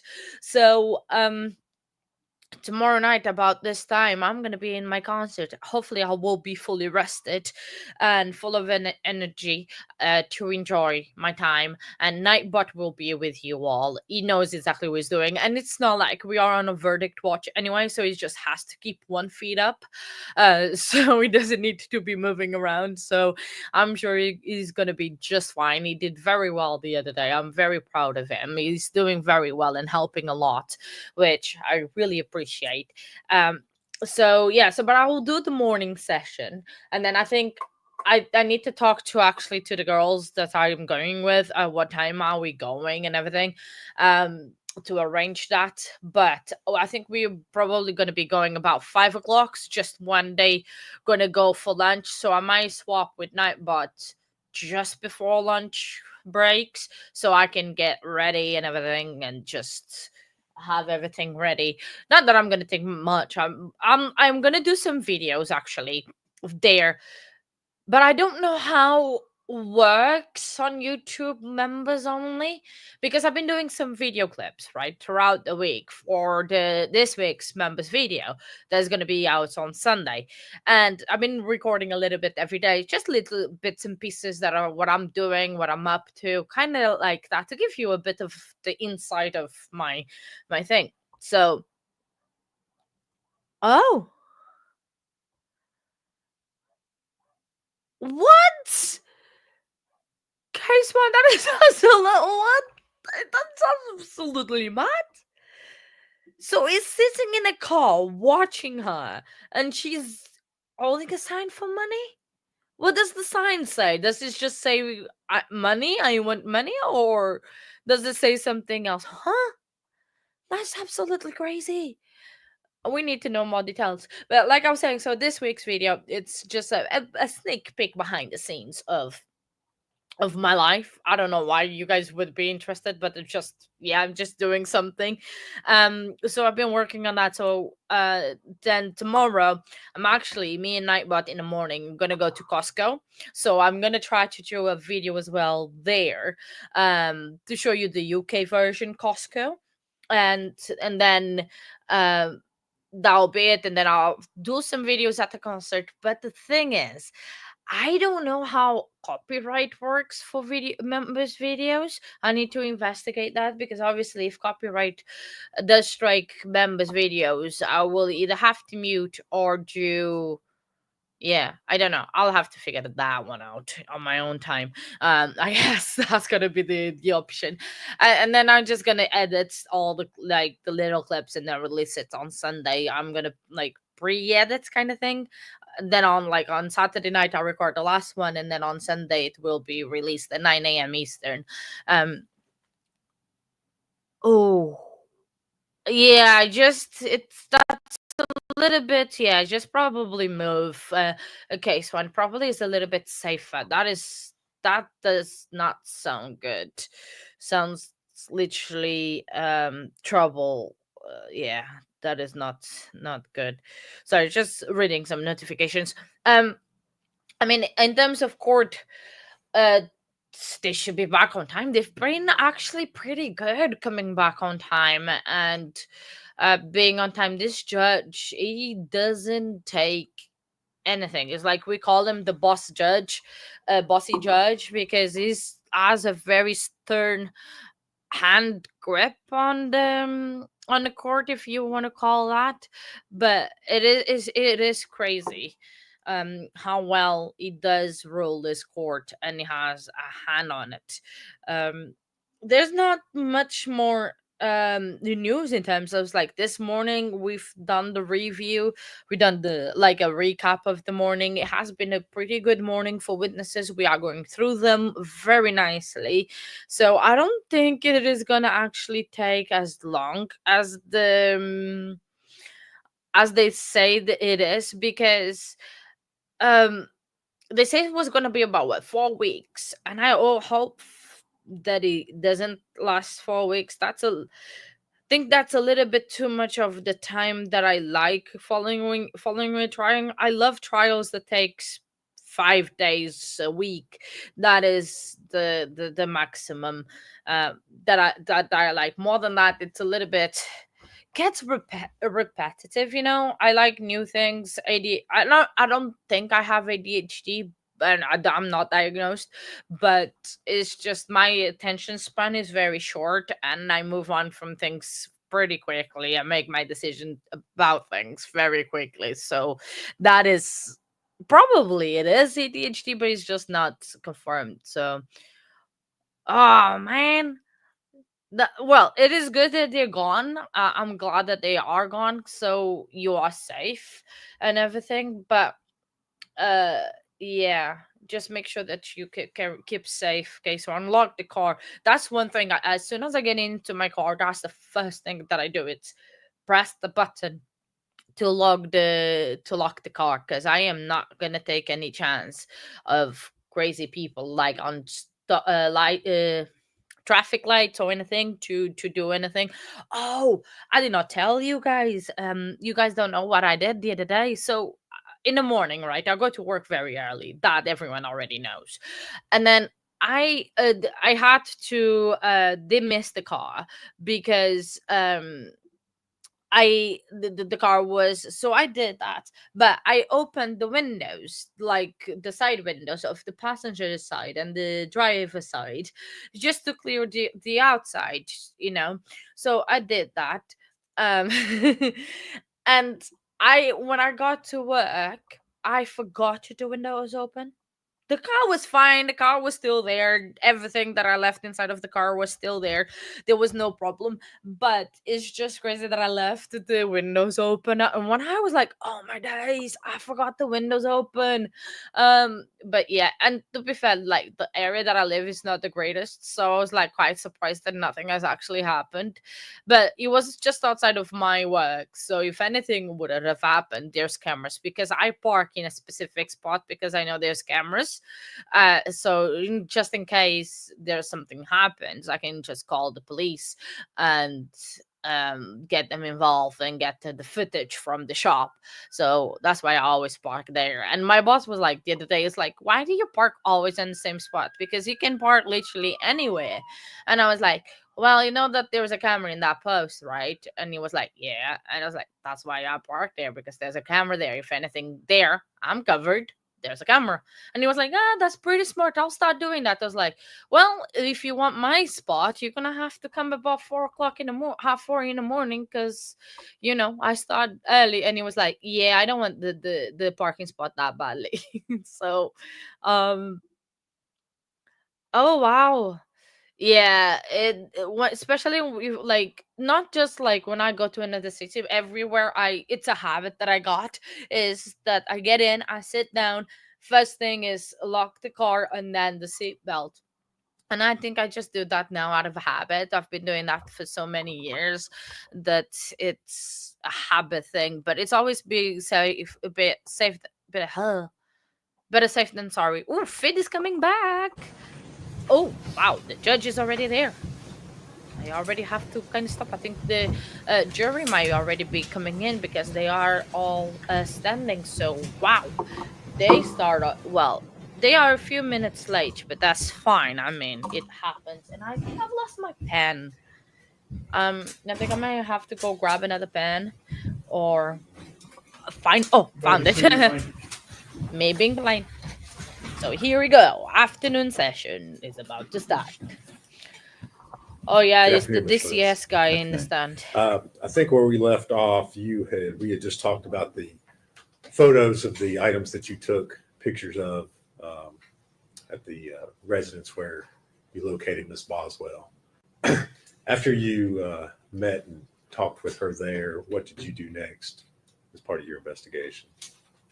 So after we spoke with Megan Boswell, we had received information of the address of Ethan Perry, where he would maybe be staying. And so Detective Faraz and I proceeded to go to the home of his address. And what did you find when you arrived there? Ethan was not there. We had spoke to his parents and tried to inquire more information to the whereabouts of Evelyn Boswell. Did you find Evelyn there? No. Okay. All right. So what did you do after that?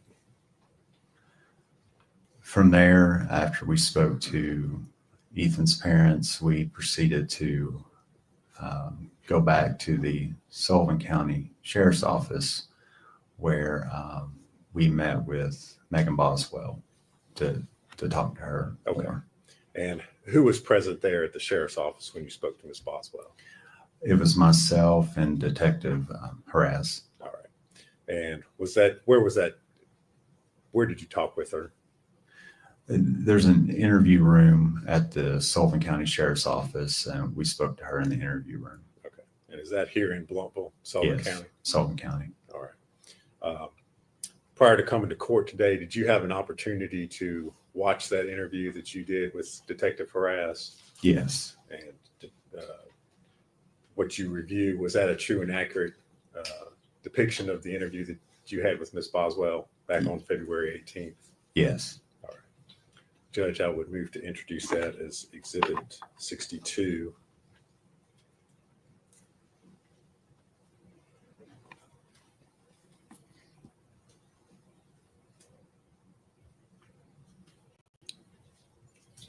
Full exhibit.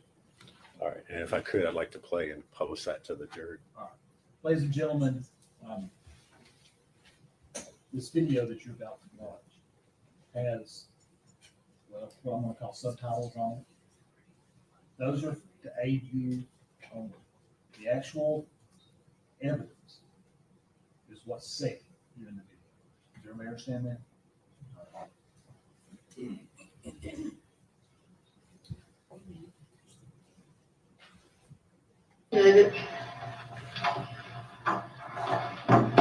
Well, we're back. Hello. Ethan does not have the baby. Then I don't know where she's at because she hasn't yet or left. He has not seen that baby since he was down here for Christmas. He has seen her. I promise you, yeah. And he went back to where is he at? Fort Polk, Louisiana. Are you sure he didn't take her with him? Well, I don't know what he did with her. Does that not concern you? I mean, yeah, but like, you all not know at all where she is? No. Well, what can we do? That's what we're trying to figure out. Can you put out like an Amber Alert or something? When is the last time you've seen her? I guess more than a couple weeks ago, it was around January. Well, he went back.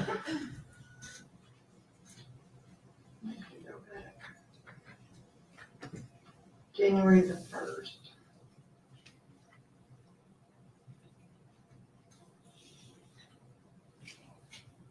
And he did not take her with him. Well, then I don't know. I really don't like. What do you do when your child's missing? And you told us you were going to meet him tomorrow in Colonial Heights. No. What was that about? I was going to try to contact him again and meet me. You said he lived in Memorial Boulevard. That's where the last time that I went to go see her was. How was you in contact? You said that you didn't have the phone number. I was going to try to message him from Hunter stuff. Get a hold of him.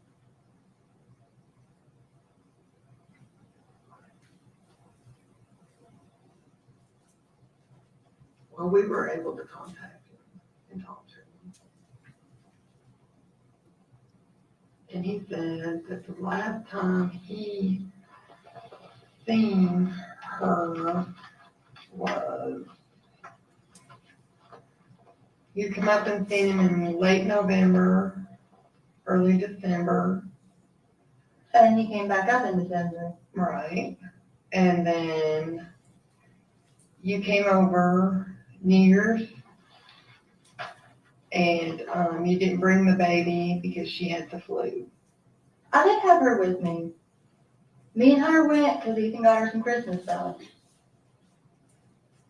You didn't have her with you because she had the flu and I didn't have her the with me. grandmother. I didn't have her with me. He says you didn't. Well, I did. I don't care what he's telling you, I did.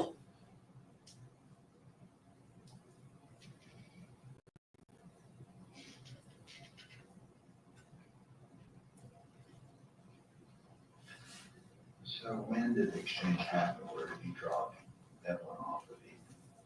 That you're saying it was happening? It must have been a couple days after that. New Year's. It was before New Year's because me and Hunter didn't have her on New Year's. Me and Hunter went to a party on New Year's.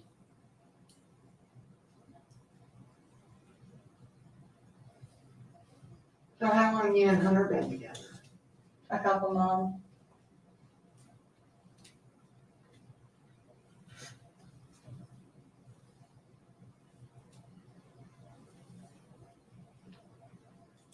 Are you gonna put on an amble or anything, or what are you gonna do?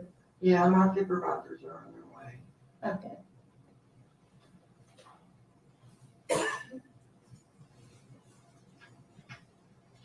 And what was the conversation like that you had with Ethan whenever you dropped her off? Well, I mean, he was really hateful with me because Hunter was there. He wouldn't even let me like pull up the driveway, drop her off, maybe walk it up. walk in The driveway.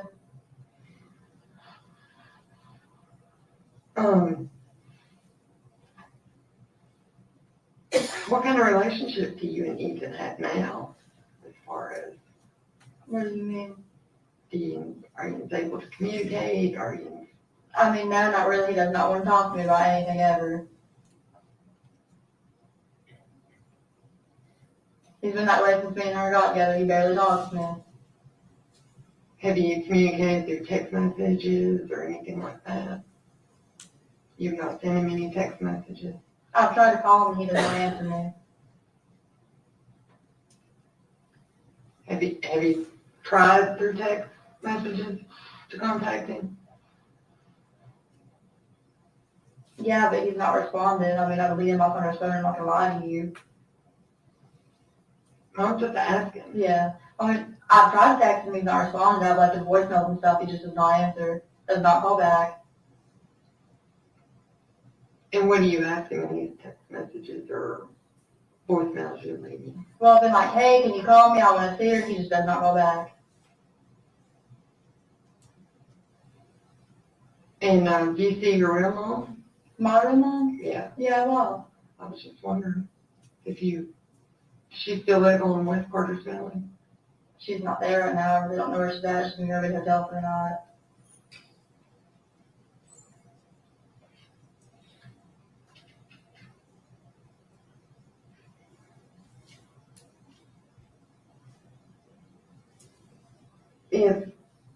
Let's just say, if Ethan was to leave the baby with somebody, who would he leave it with?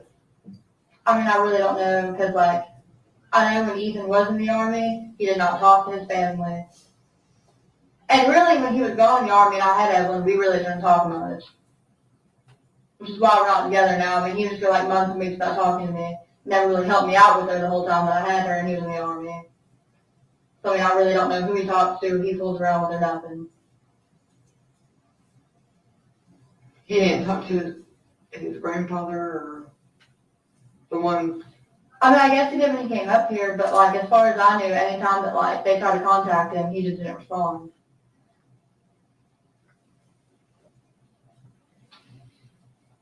This guy named Paul is not his grandfather, but it's like his step-grandfather, and he would, like, all the time ask me about Ethan, and Ethan wouldn't talk to him. How come? I don't know. I really could not tell you. He just kind of, like, stopped talking to his family. They didn't really help him out while he was here, or went to the Army.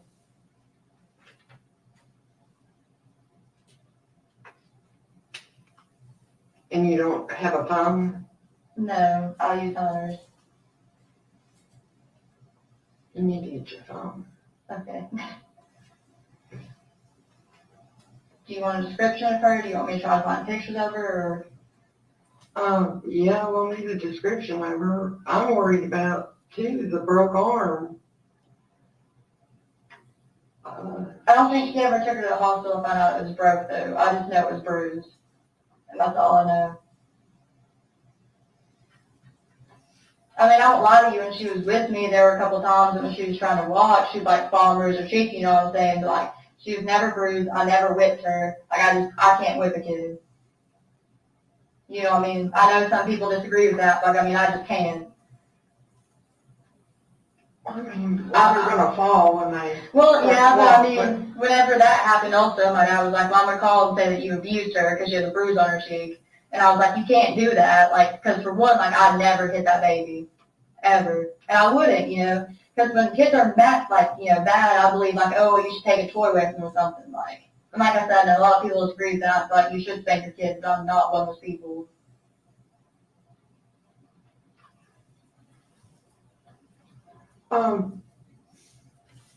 Now, when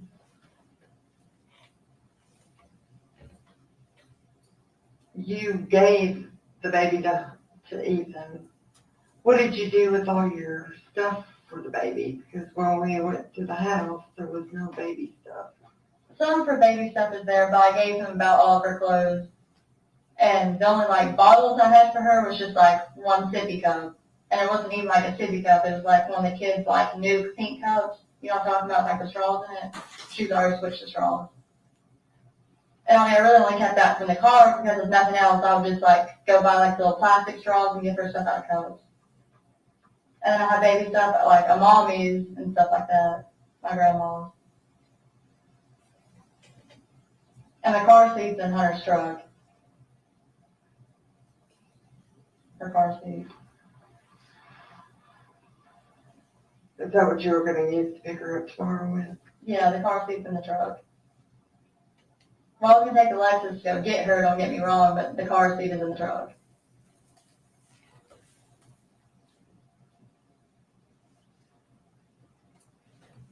So, tomorrow at 4,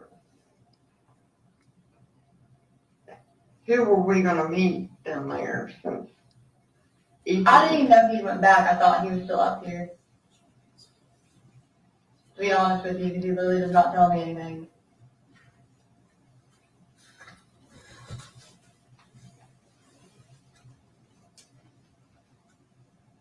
And when did you make the arrangement to meet him tomorrow? Yeah, like when was that discussed with you? I mean, it's been a long time ago. Okay. Tomorrow's the 19th, right? The 18th, yeah, the date's right.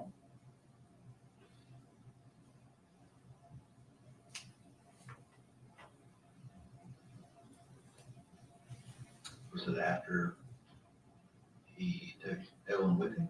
Yeah. I mean, I'll be honest with you, he got mad because he asked me to have custody of her, and I said you'll have to take me to court over it.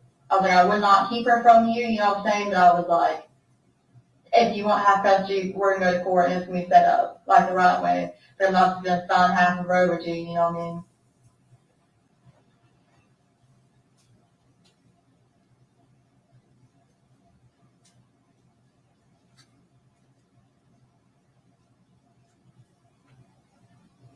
When did that happen? When did you get mad about that? So It was like the day of Christmas. when did you all officially break up? Sometime in November, I don't know, to be honest with you. When you went down there to see him? Yeah.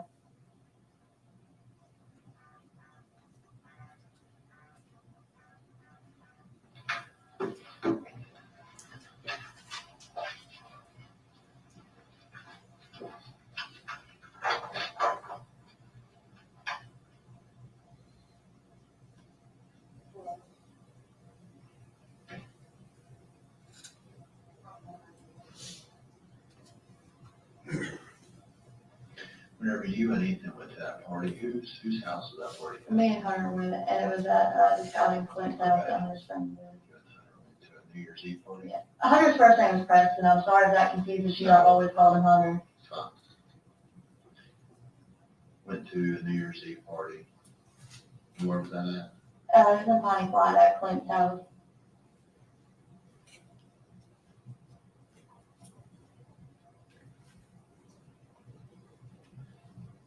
Just at Clint's.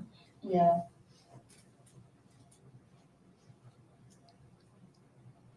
Who is Clint? Just a friend? It's one of Hunter's friends.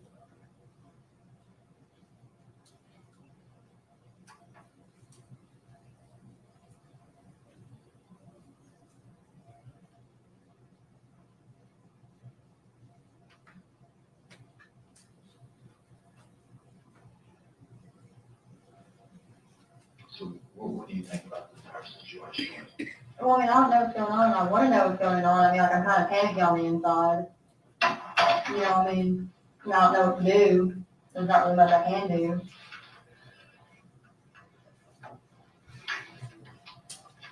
Michelle, she's on her way out to get the phone sorted. Is that your supervisor? She's one of the ones that works with me, and it's my supervisor. They're on their way from Kingsport. Okay.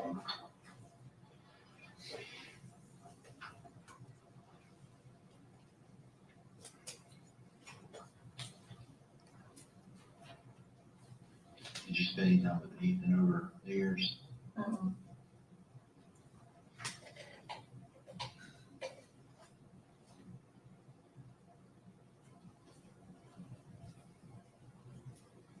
Like I said, I know he either went back down to Louisiana or wherever he's at.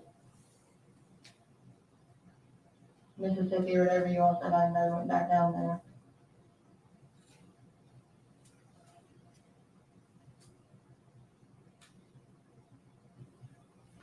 So he told you he was living in Kingsport.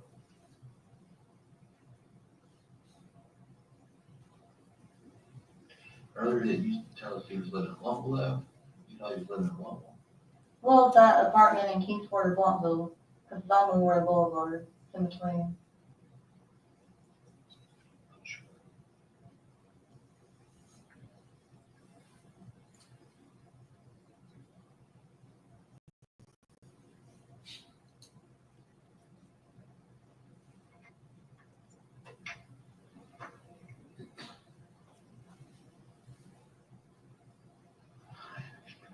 Questions?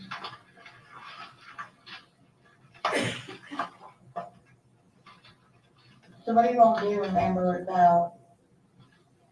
Like, what's the process after Well, that? we're gonna have to find this baby tonight.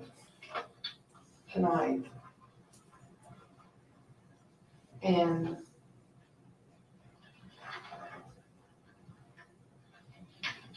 I don't know where this baby is, but it's gotta be found. So what happens if we don't find her or not? I don't know. I've never run into this in my 20 years here.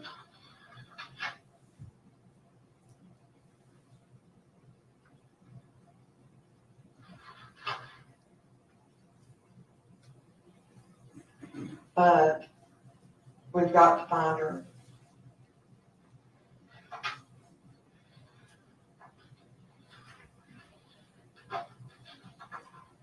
And Ethan doesn't have her, you don't have her. Where did this baby go? I don't know.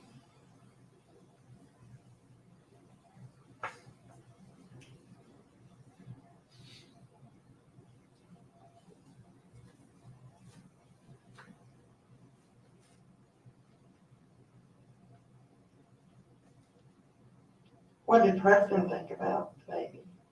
What do you Or Hunter, do you call him Hunter? Yeah, that's his middle name, I'm sorry. Okay, That's well, not there. I didn't know what you called him by. Was Hunter jealous of the baby? Because No. it was by another No, person? I was just asking, because some people, are like that. no, he's not like that. Maybe one of the questions that popped in my head, maybe he didn't want the baby. Ethan? No, Hunter. No.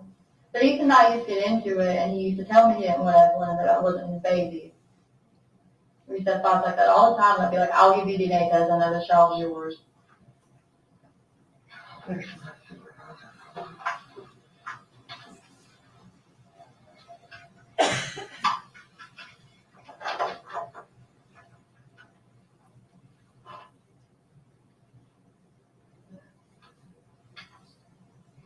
Ethan and I used to get into it, he used to like threaten to kill me all the time and stuff like that. You know what I'm saying? So it's kind of why we broke up. I don't think he's a bad person, I don't make him sound that way, but you know what I'm saying?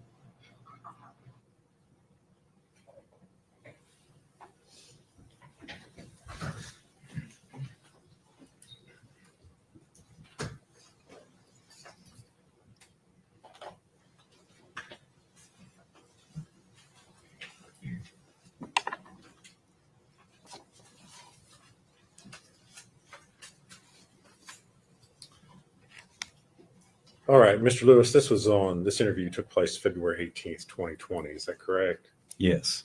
Did you as an investigator at DCS continue to search for and attempt to locate Evelyn Boswell? Yes. And were you able to do that? Were you able to find her? No. Did you ever, did DCS, or you personally ever receive any reports from the defendant, Megan Boswell, that her child was missing? No. Did Megan Boswell ever produce Evelyn or bring her to you? No.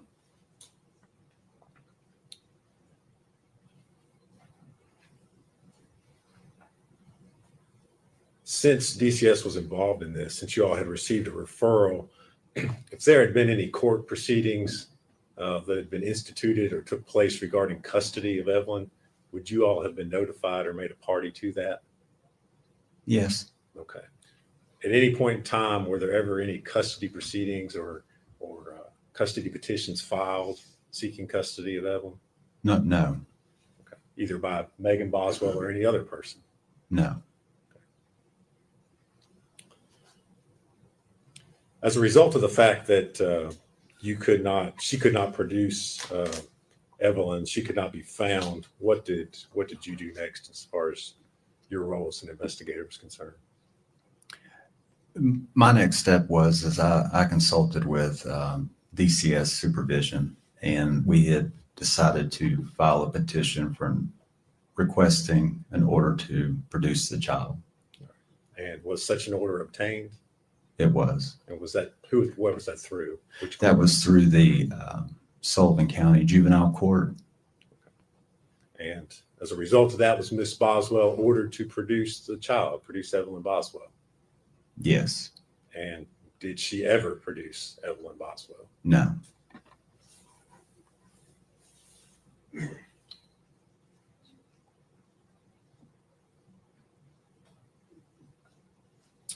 Thank you, Mr. Lewis. If you would answer any questions, Mr. Scott, Mr. Horn have for you.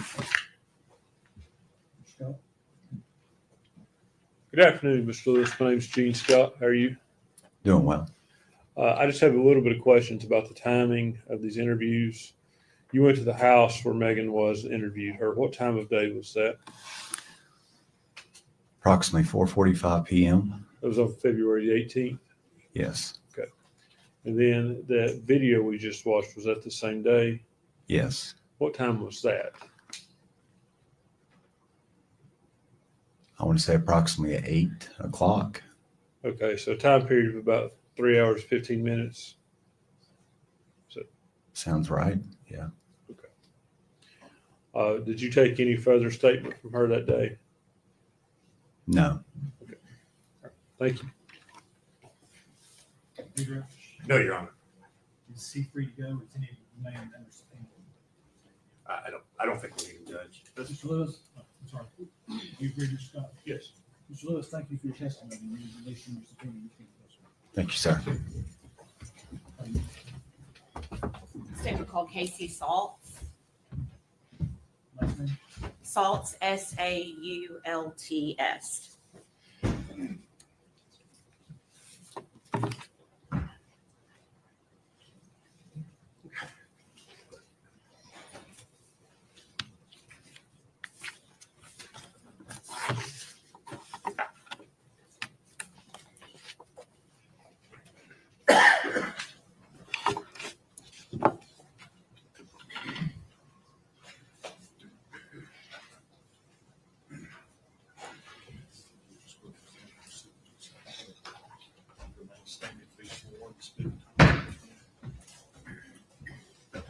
Raise your right hand. State your name. Casey Salts. You solemnly swear from the testimony about to give you the truth, the whole truth, and nothing but the truth, ma'am? Yes.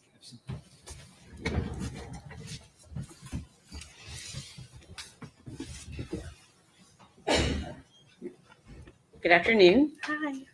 Your name is Casey Salts, is that correct? Yes. And where do you live? In Elizabethton. Okay. Do you know the defendant, Megan Boswell? Yes. Can you tell us how, and I'm going to ask you to maybe go just a little bit closer to that microphone so we can catch your voice. Thank you. Tell us how you know Megan Boswell. She was a foster child to my parents. Okay. And what is your mom's name?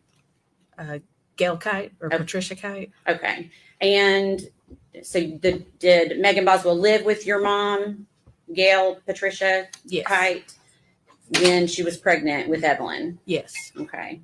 And did she also have Evelyn while she was living with your mom? Yes. Okay. And do you see Megan Boswell in the courtroom today? Yes. Can you point her out to us, please? She's right there. Okay. Can you describe what she's wearing, please? A blue jacket, navy blue jacket. Okay. Your Honor, we'd ask the court to acknowledge that, just identify the defendant. Okay. So during this time frame, are we talking about 2018 and early 2019? Or do you, and you may not know the answer to this, when she was living with your mom? I'm thinking it was just 2019. Okay. Let me ask it this way. Do you remember when Megan gave birth to Evelyn? Yes. And where were you working at the time? Premier Pediatrics. Okay. And obviously we probably know the answer to this, but what is Premier Pediatrics? A pediatrician's office. Okay. And where was Premier Pediatrics located? In Johnson City. Okay. Do you remember how many, is that place still open? No. Okay. That's why I'm asking in kind of in the past tense. It's now closed. Is that correct? Yes. Okay. How many pediatricians were working there at the time? 2. Okay. And what were their names? Dr. Pugh and Dr. Trosen. Okay. And what was your job description there? Receptionist, front office. Okay. Can you tell us a little bit about what your job duties were at that pediatrician's office? Scheduling and making appointments, answering phone calls, medical records, all the front duties. Okay. Would you check people in? Yes. Check in, check out. Okay. Okay. And were you able to like see the waiting room when people would come in, or would they come up to the window and check in? How would that work? They would come into the waiting room, or no, they would come into the front office to the window and check in. And then we had 2 separate waiting rooms, one for well visits and one for sick visits. You could kind of see in there from where we were from the doors open, but to actually like see in there, you had to get up and walk in there. Okay. After Evelyn was born, is this the office that Megan Boswell brought Evelyn to for her well visits? Yes. And when she would bring Evelyn, would you know when they came into the office? Yeah. Okay. And is that based upon what you just told us about how the office runs? Correct. Okay. Based on your experience of that office, can you tell us what your office schedule was for newborns? Like how often would they come in? They would come in like once a month for the first couple of months, and then we would kind of space them out to every 3 to 4 months until they were about 2 years old, and then they would come once a year. Okay. So for that first year, is it common for them to come more than once from 0 to 3 months? Yes. What about from 3 to 6 months? How often would they come? I'm thinking it would be about 2 to 3 times within that time frame. Okay. What about from say 6 to 9 months? Probably just once at the end. I think by then it was like every 3 months. Okay. And same for 9 to 12 months, it would be just one Yes. visit? Okay. When a newborn and a baby in that first year, would they always, when they came to the office, would they always see the same doctor, or would they? We would try to keep them with the same doctor just for continuity of care. Okay. But if that doctor was unavailable, the other pediatrician would also see them too. Okay. And did Premier Pediatrics keep records of visits on their patients? Yes. Was that done on every patient? Yes. Including the records of Evelyn Boswell? Correct. Okay. And since you worked in the front, were you aware of whether that office did any kind of reminders for patients to remind them of appointments? Yes. They would get like an automated call the day before. Okay. And we could see if they answered or replied back to that. Okay. So you could kind of see if they said, yes, I'm coming, or no, I need to Right. reschedule, or whatever. Correct. Okay. Did your office also give appointment cards We out? did. Okay. And when would that be done? Usually when you check out for your previous appointment, we would schedule the next one and Okay. give an appointment card. Okay. And after Evelyn was born, did Megan Boswell bring her to her scheduled appointments? Yes.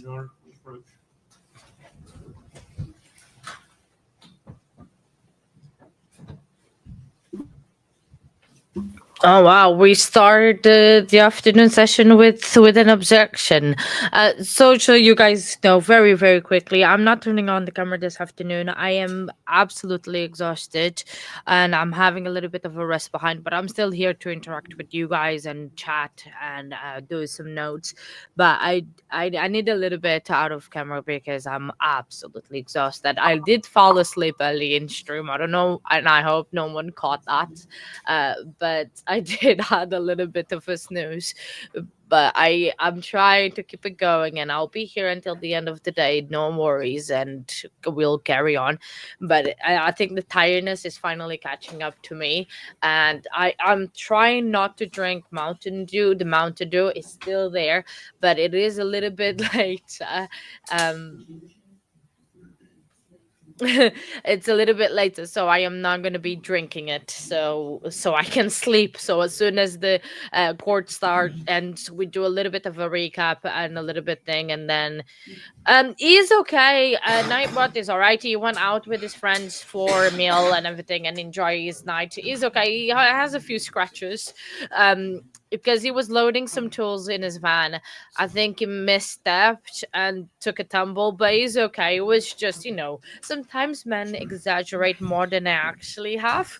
But he's okay. He's just worried me because I saw it on We're the just going to ask camera. for some clarification on that. Yeah, When I asked that last question, did Megan Boswell bring Evelyn, and I'll ask it in a different way maybe, did she bring Evelyn to her normal appointments for, say, the first weeks that she was supposed to bring her? Did she bring Evelyn to those appointments? Yes. Okay. And did she continue to bring her to appointments up until a certain time closer to the end of 2019? Yes. Okay. For her 12-month visit, is that something that would have been scheduled at Evelyn's last appointment, her previous appointment? You're right. Okay. Yes.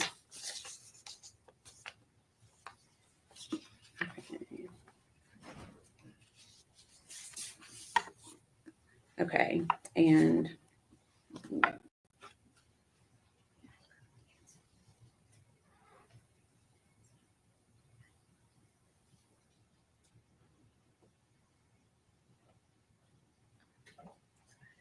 okay. And so we asked about the appointment card. Do you recall anyone babysitting Evelyn during that same time, around early December? Yes. Okay. Who babysat Evelyn? My aunt. Okay. What was her name? Sue Whitson. Okay. And is that your mom's sister? Correct. Okay. And do you know when she babysat Evelyn? I don't know like the exact dates, but I do know that she kept her a few times. Okay. Do you know what month that was in? In early December. Okay. And do you recall receiving a photograph? Yes. Okay. What was the photograph of? Evelyn's had a really bad diaper rash. Okay. And that's a photograph that you saw yourself? Yes. Of Evelyn. Okay. Can you describe what it looked like? Really blistery, and you could kind of see like on the sides of her legs where she'd been scratching, possibly some scratch marks. Okay. Since you're working at a pediatrician's office, did you show that to anyone? I did show it to one of the nurses. I don't recall which nurse I had showed it to though. Okay. And you're not going to be able to say what they told you, but then what did you then tell your Aunt Sue about what she needed to do with Evelyn? Objection. I think we're getting far afield here. I'm not asking to elicit hearsay. I'm asking what she told.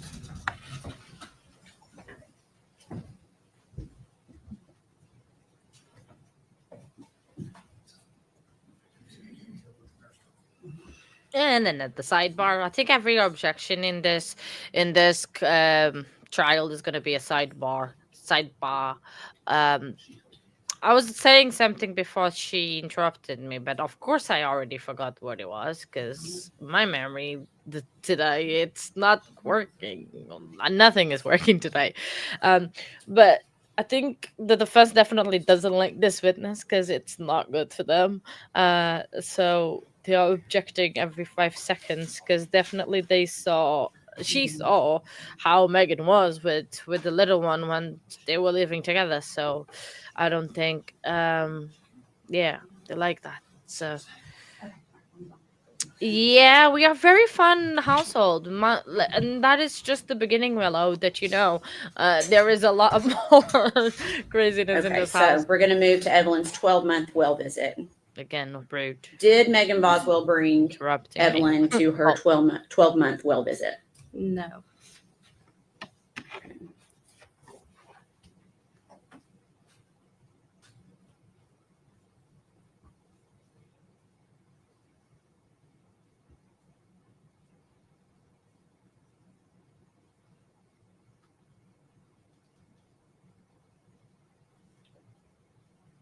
I'm going to pass you a document, see if you can identify it.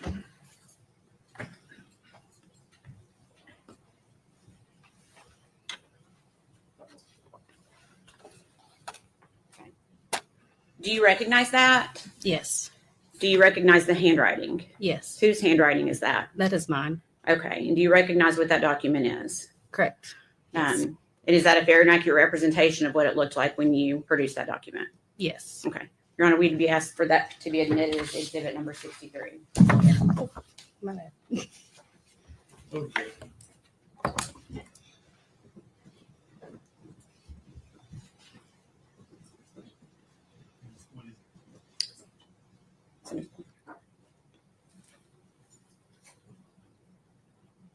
Reminder part? Yeah.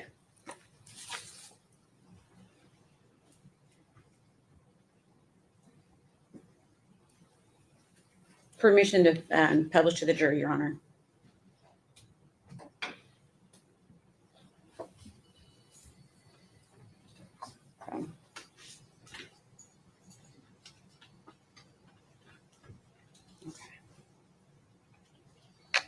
Okay. Can you see that okay? Is that the appointment card that you wrote on for Megan Boswell? Yes. And for the appointment of December 5th, 2019. Is that correct? Yes. Okay.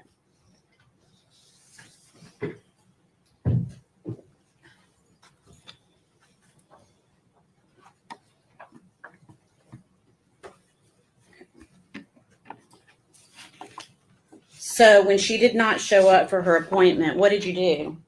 I texted Megan. Okay. So you had her contact information? I did. Okay. Where she was part of the family, we did keep in contact. Okay. And how would you contact her? Through Facebook Messenger mostly. Okay.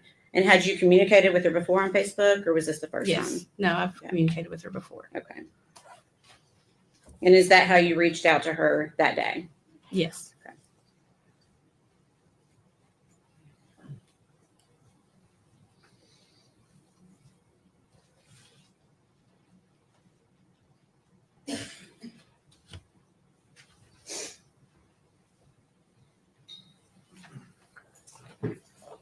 I'll pass you another document. And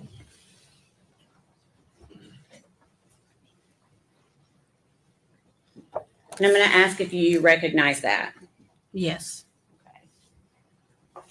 Can you tell, without telling me what it says, can you tell me what it is? It's the text thread of off of Messenger where we were talking. Okay. And is that a fair and accurate representation of your conversation via Facebook Messenger with Megan Boswell? Yes. Okay. We'd ask that to be admitted as exhibit number 64, Your Honor. Any objection? No, sir. The full exhibit.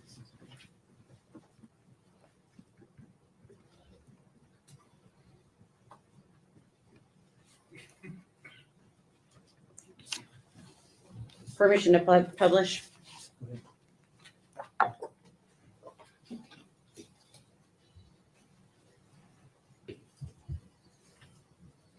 Your Honor, we've got a few more of these. Would you like for me to leave the Elmo up until we're done? Okay. Okay. Okay. So obviously that's your name on the left. Is that correct? Yes. And so then Megan Boswell's is in blue. Is that correct? Correct. Okay. And can you tell us what you said, the message that you sent to Megan that day? That Evelyn had an appointment today. Do you need me to reschedule it? It was for her 1-year baby check. Okay. And then what did Megan Boswell say in response?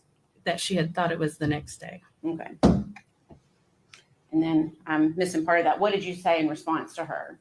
I had asked her where she was. And what was her response? That she was working. Okay. And I meant to ask you, the date is December 5th, 2019? Yes. Okay. And this would have been after her appointment, after she'd already missed the appointment? Right.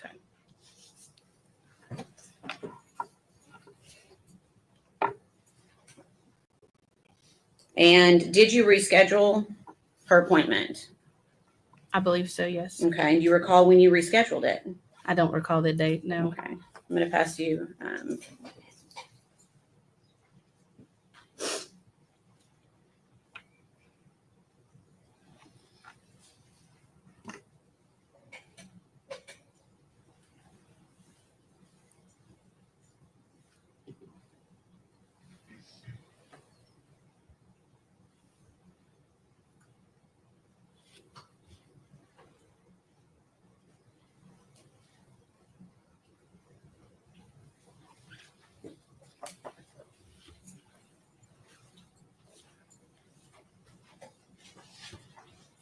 I'm going to give you a second to read through that. I believe it's 2 pages.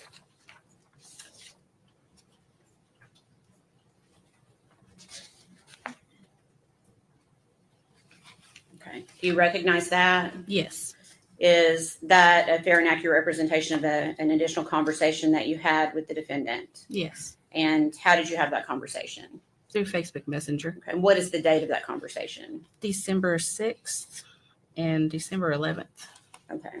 And does that December 6th date help refresh your memory on the date that her appointment was rescheduled for?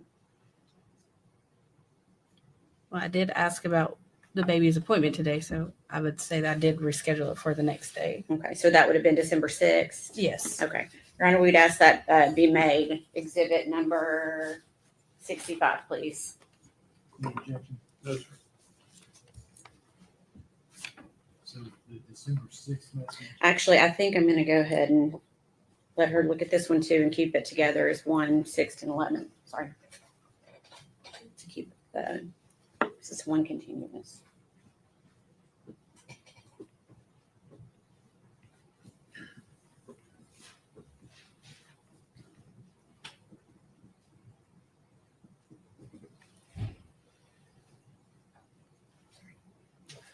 I'm going to give you one additional page for that same exhibit. If you could just take a look at it, please.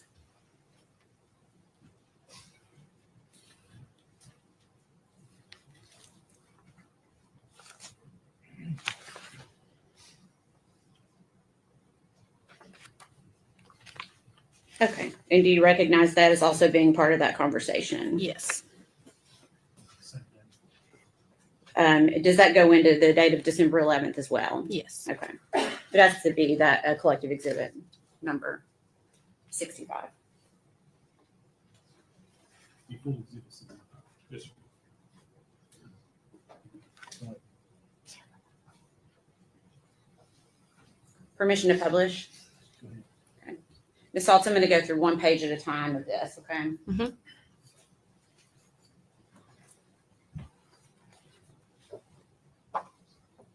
So again, this is the day after that first missed appointment. Is that right? Yes. Okay.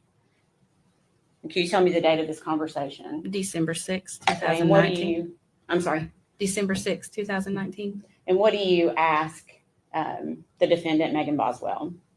What about the baby's appointment today? And what does Megan say to you? That she says I had to come in. I've been called in since 4:30 a.m. I'll have to reschedule it. That she'd been working crazy hours. Okay. And what did you ask her? Where she was working, And what did Megan Boswell say? the chicken place. And then what did you tell her in response? To just tell me a day when she can come for sure. Okay. And then did she respond to you? Yeah, she said that she'll figure it out and that she's working all day tomorrow. Okay.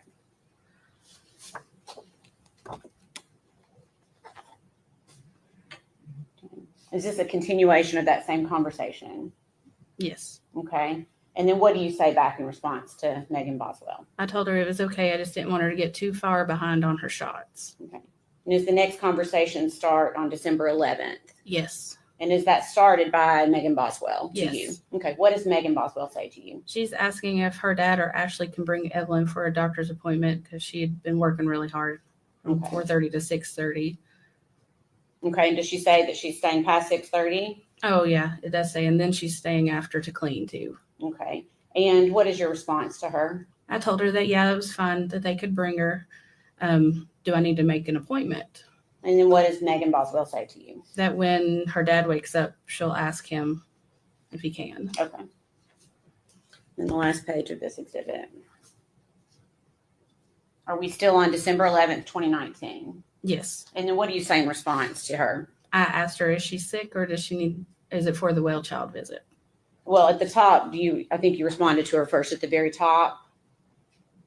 Oh, we Forget- did is that, went was over that on this slide? Okay, go ahead. So you say to her, is she sick or for her well child check? Yes. And what does she say to you? For her well child. Okay. And then what do you say back to her? I said, okay, I'll look through the schedule and see when I can get her in. Okay.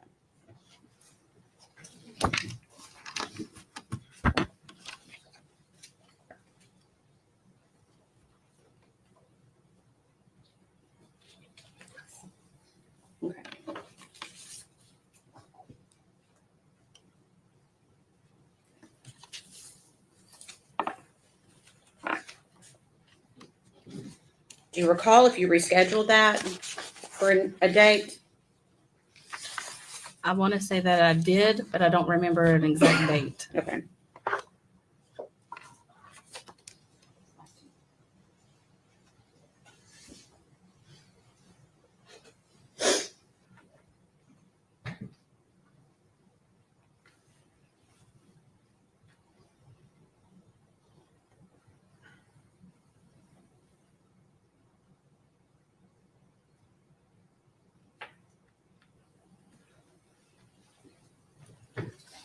I'm going to pass you one last set of photographs. I'll give you a second to read through them.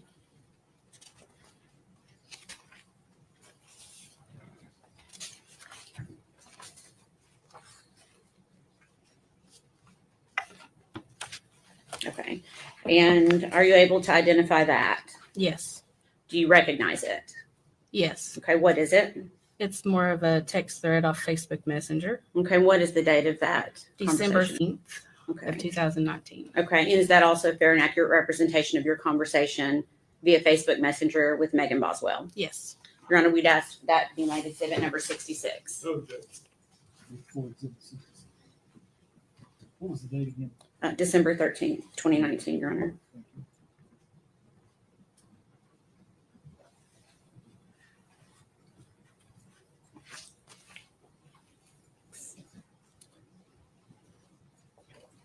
Permission to publish. Again, I'm going to show it to you one page at a time. Okay. So you said the date on that was December 13th, 2019. Is that right? Yes. And what do you say to Megan Boswell? Is Evelyn coming today? Okay. Is that because she had an appointment scheduled for that day? Yes. Okay. And then what did you say? I had said actually, I should ask you this. Did she respond to that message at all? No. Okay. So then what did you say? I said, I need to know. Dr. Pugh was asking. She's not happy about her missing these appointments. Okay. And what did Megan Boswell say in response to you? That she was going to switch her pediatrician to somewhere closer. Okay. And did she say anything else? That she could pay for missed appointments or whatever. Okay.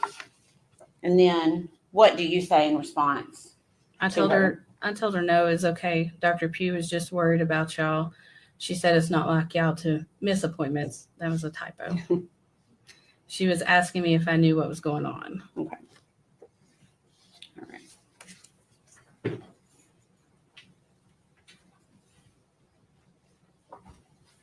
Okay.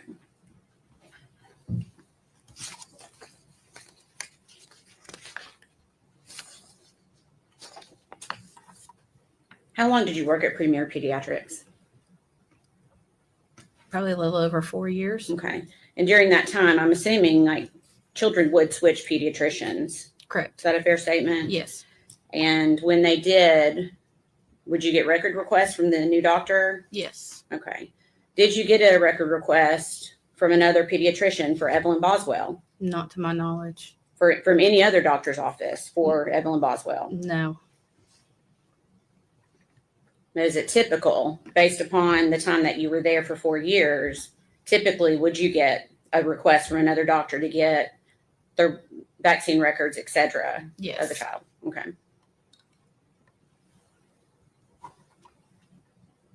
And I'm assuming you personally, you've met Evelyn yourself, is that right? Yes. Do you recall the last time that you saw Evelyn alive?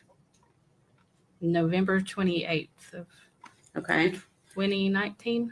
Okay. So it had been just a little bit after she turned 1, is that right? Yes. Do you remember where you were? At my home. Okay. And do you remember why she was there? I think Megan and Evelyn were going to visit with my parents and they were busy, so she stopped by to visit with me. Okay. So she just came by to visit and Yeah. it was just Megan and Evelyn together? Yes. Did Evelyn appear healthy that day? Yeah. Any concerns that you had for her? No. Was she mobile yet? Yeah. Was she walking? Toddling around. I think Okay. she was still holding on to stuff, but she was getting around. Okay. All right. Please answer any questions that Mr. Scott has for you. I'm sorry, Mr. Horn. Ms. Saltz, right? Yes. My name's Tim Horn. I'm one of Megan's attorneys. I just want to ask you a couple quick questions to make sure I understood your testimony. And that is, since Evelyn's birth up until roughly right at the 12-month mark, Megan was bringing Evelyn in as recommended for these wellness checkups. Correct. It would be a fair statement to say that she did that up until Ms. Massonville asked you right at the infancy or the onset of December. Correct. So a year. Yeah. And during that year period, you said you'd worked in a pediatrician's office for about 4 years. Mm-hmm. It would be normal or customary that if, when you're examining a child and you saw signs of abuse or neglect, you'd have a duty to report that, wouldn't you? Yes. And that's a statutory duty that's imposed upon physicians and doctors to do. Correct. So I'm gleaning from your testimony that Megan was doing everything that a mother should, or that we would want a mother to do for this first year of this child's life. Correct. And to your knowledge, there was nothing documented, or there was no concerns about Evelyn's welfare. Is that correct? As far as I know, that's correct. And so essentially the substance of your testimony here today is that at the end of December, at the infancy of December there, she just didn't show and never showed from that point on. Right. That's all the questions I have. No, Your Honor. He should be released from stand.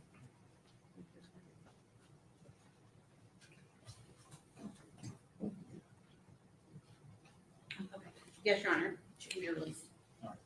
Ms. Sauce, thank you for your testimony today. And you can be released from stand. Thank you.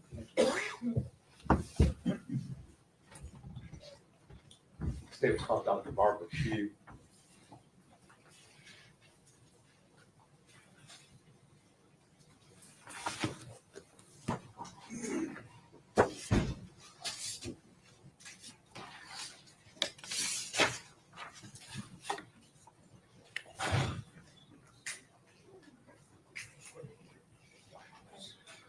No.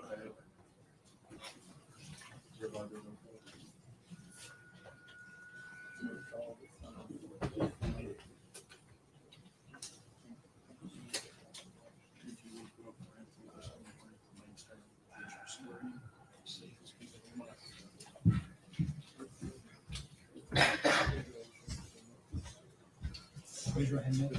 State your name. Barbara Elaine Pugh. You solemnly swear or affirm the testimony about you is true, the whole truth, and nothing but the truth. I do.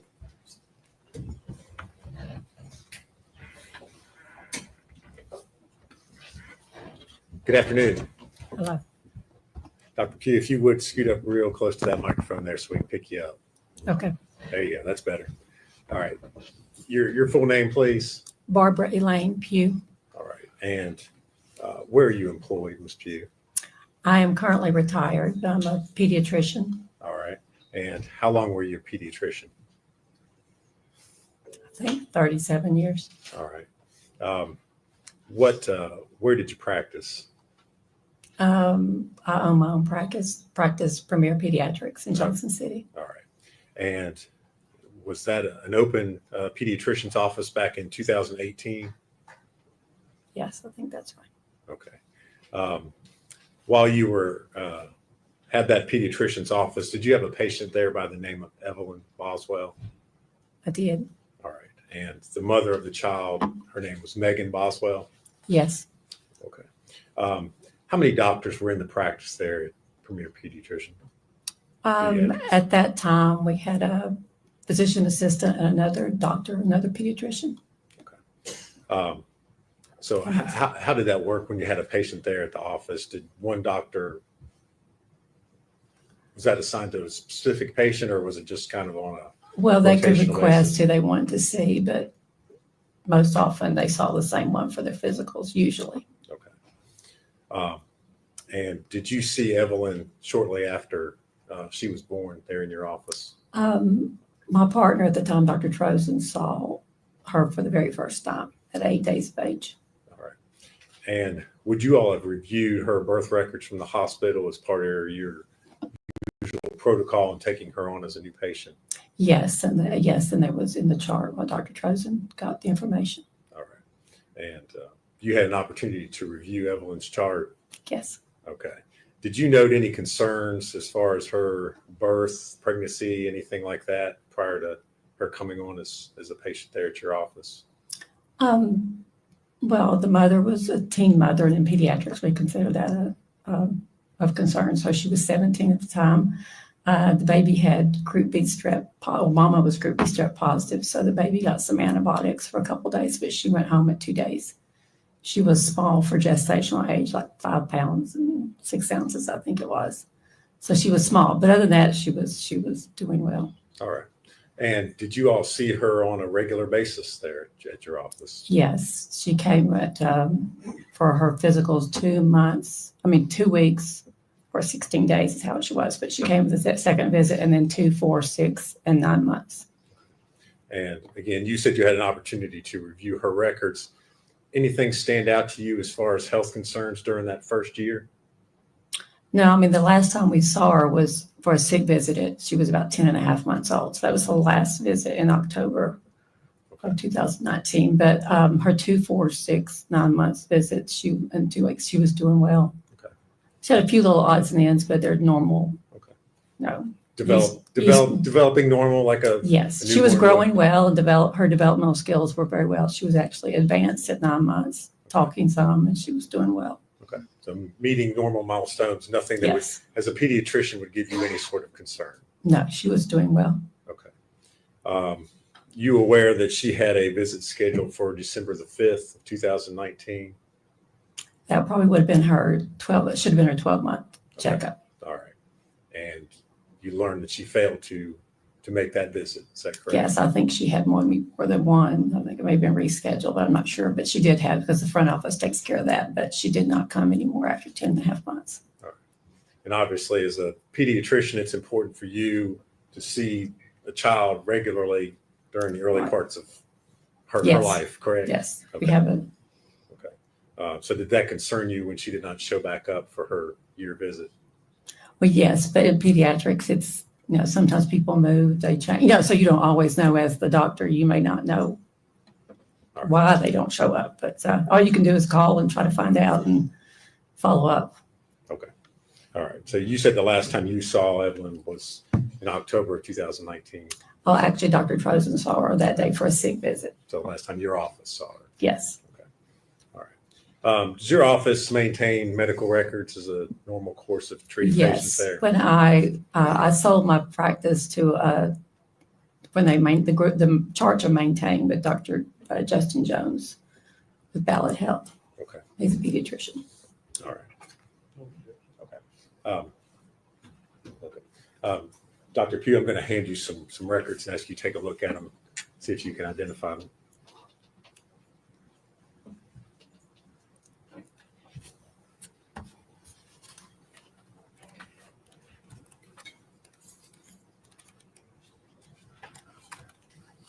Yes.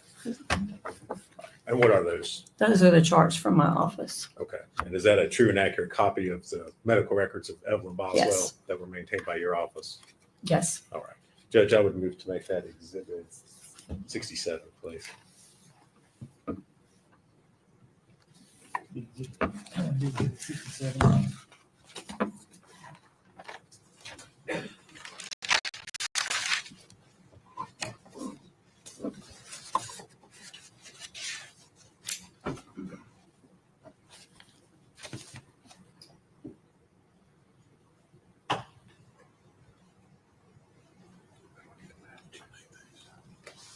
Thank you, Dr. Pugh. If you would answer any questions, I believe Mr. Horn might have for you.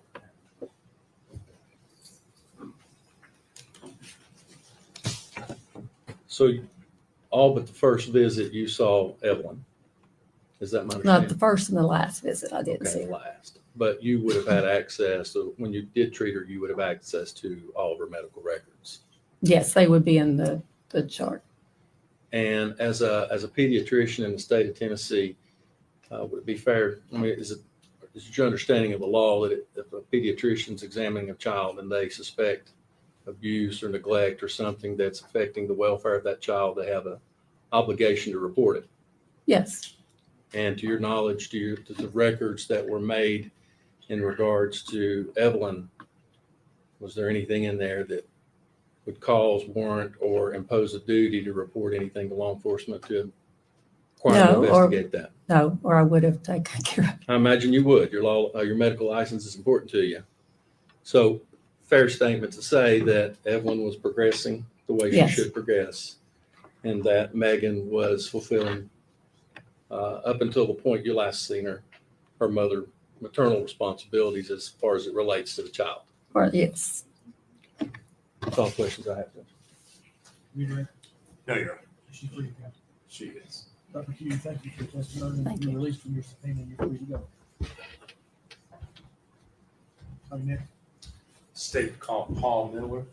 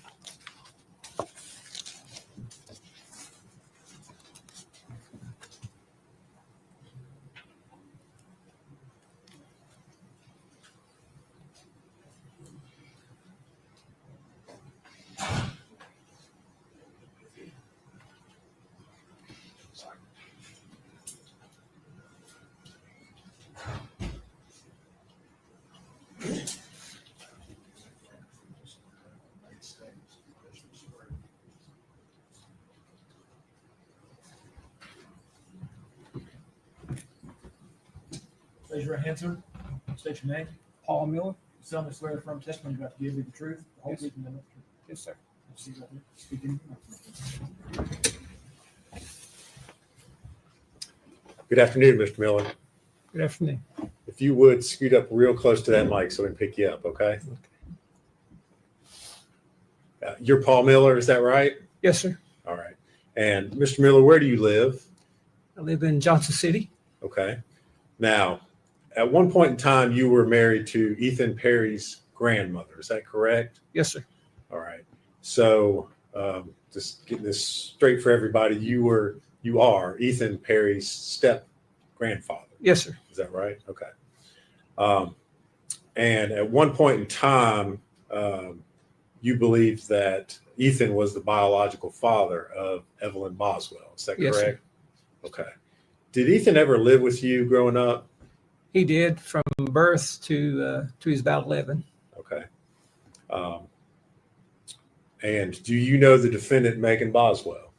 Yes, sir. Okay. And how is it that you know Miss Boswell? She was dating Ethan.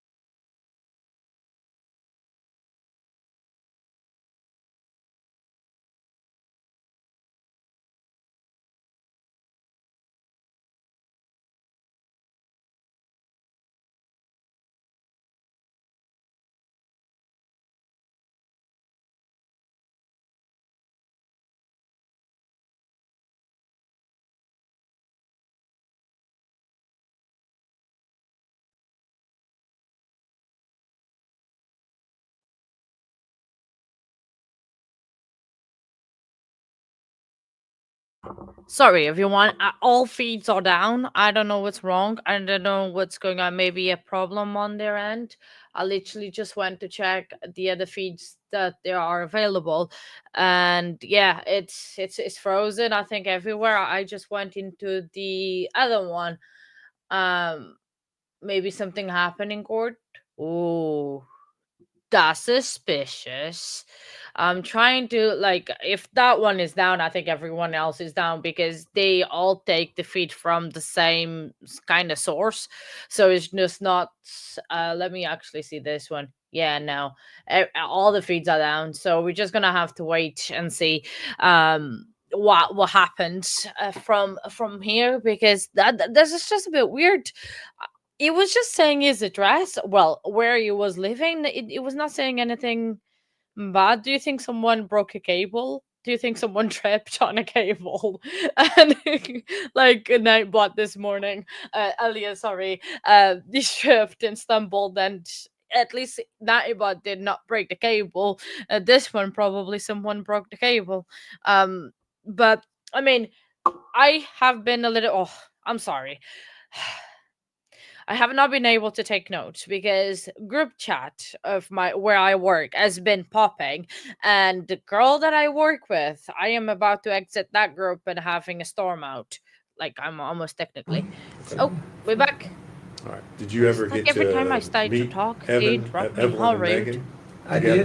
did, shortly, before Halloween in, 2000, I guess it was 19. I'd called her and we set up a meeting, told her I would like to meet her.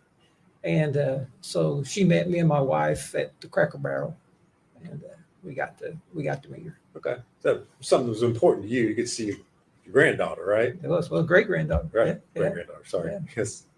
All right. And you said this was late October 2019. Okay. Did you see Ethan at any point in time that year? Not before that. I didn't see him until right before Christmas. Okay. And what happened right before Christmas? I had tried to get Megan to bring Evelyn to the house. I wanted her to give her a gift and get to see her. And so I'd set that up with her. And then I found out Ethan was in also. And anyway, ended up getting them both to come. I didn't know if they were going to come at the same time, but they did. They came at the same time in the same car. All right. And so they both came over to your house there in Johnson City. Correct. Right before Christmas. Correct. Okay. Was Evelyn with Megan? She was not. Okay. Did you inquire where she was? I did. And she told me that Evelyn had the flu and was staying with her grandmother, and that she was sick and didn't want to expose us. Okay. All right. So did you go on to visit with Megan and Ethan while they were there? We did. Okay. You mentioned that you had Christmas gifts for Evelyn. Correct. Did you give them to Megan? I did. Okay. After she left, did you ever get any photos or messages or anything that showed Evelyn with the gifts that you'd given her? Oh, I asked her before she left the house. I said, please send me a video of her opening her gift. And she said she would, but I did not get that. And then later I did text her and ask her if Evelyn liked her gift, and she said yes. Okay. But you never saw any photos? Never saw any photos. Okay. You testified earlier, mentioned that you got to see Evelyn in late October 2019. Yes, sir. Did you ever see her after that? No, sir.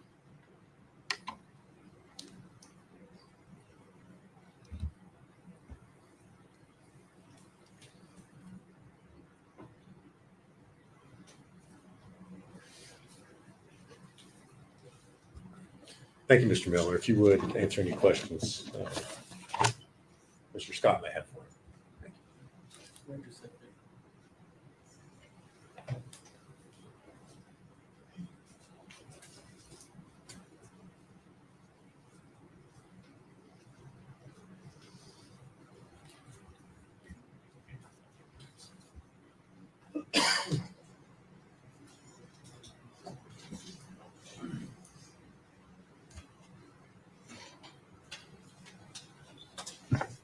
Mr. Miller, you said that Megan made you aware you were a grandparent.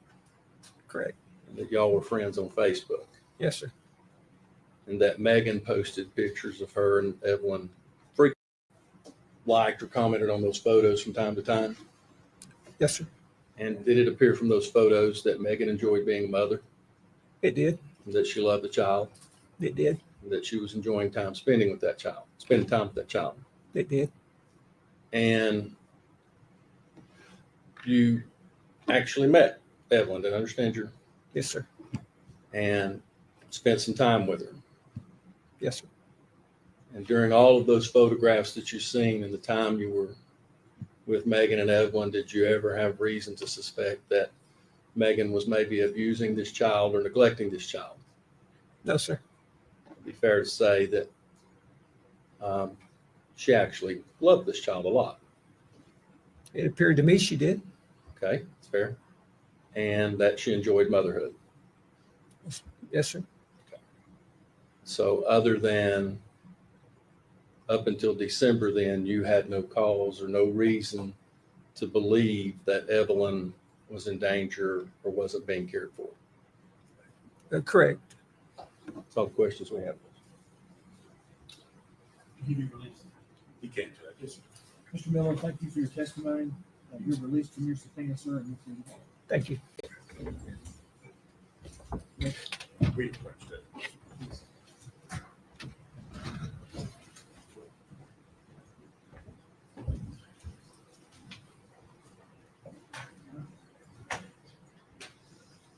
We'll take 15. One stand, please.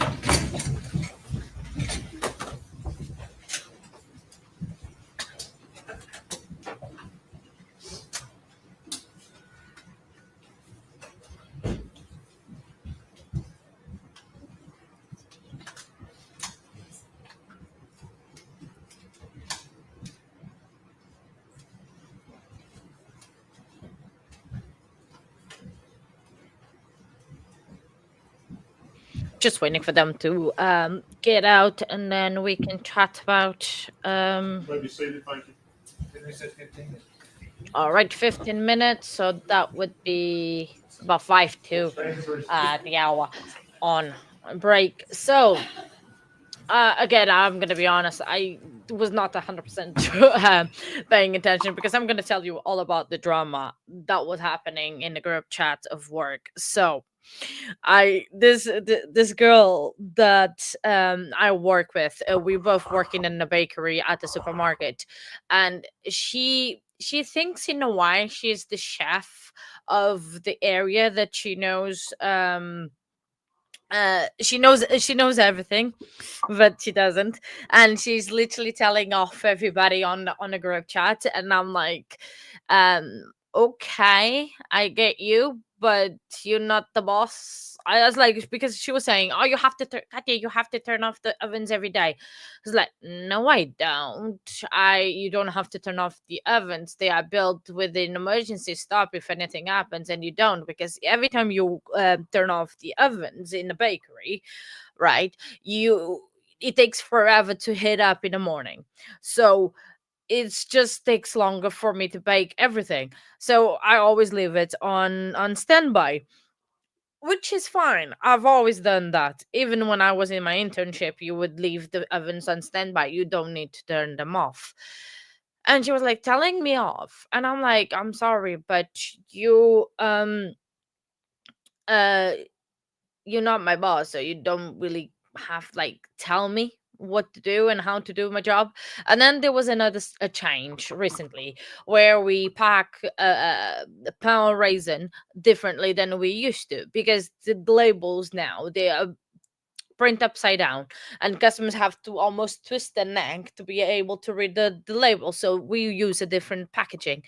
And she was telling me of also, oh, also, okay, yeah, you used the wrong packaging. I was like, it's like, no, I don't. If you read the bulletins that come down from head office, you would have known that the packaging changed because the labels changed because it's upside down. But yeah, oh yeah, make sure that you follow the discords and all of that fun stuff. So it's just I'm almost living that work chat and just never come back to it, honestly. But talking about the trial, we had that lady. I forgot her name. I think it was Pierce, the last name. She was showing some text messages, and those text messages were very telling, because all those text messages are around or after when Evelyn is supposed to oh says the X account of Discord. Huh? Let me grab. Do I have the link here? 1 second. Why is the links never work on the commands? Hang on 1 second. Let me see if I can find it.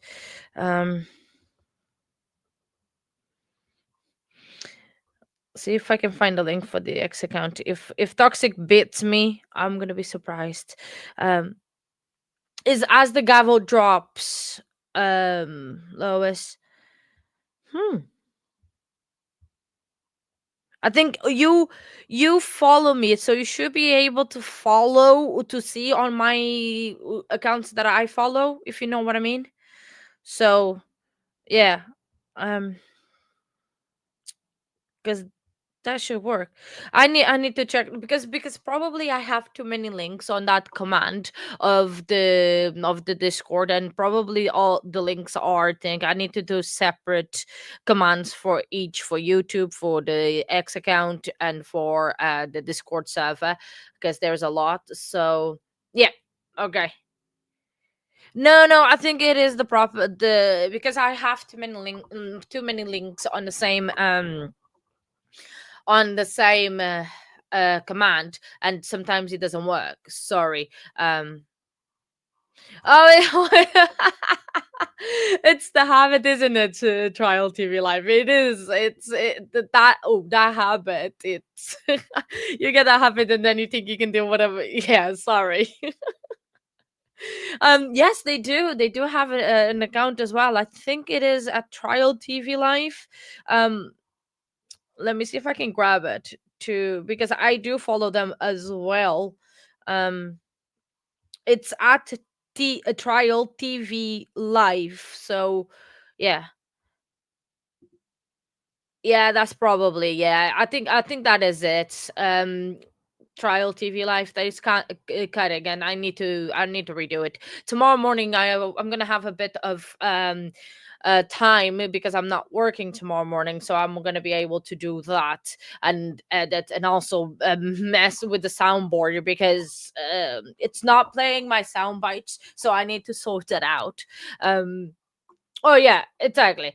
It's it's a process, Toxic. I mean, I had to learn that it's a process, and things take time, and you'll get there. You've done amazing doing the stuff that you did and having what you have. It is absolutely amazing. So we have a great platform there. So hey, and I'm one of them. I followed you back too. So yes.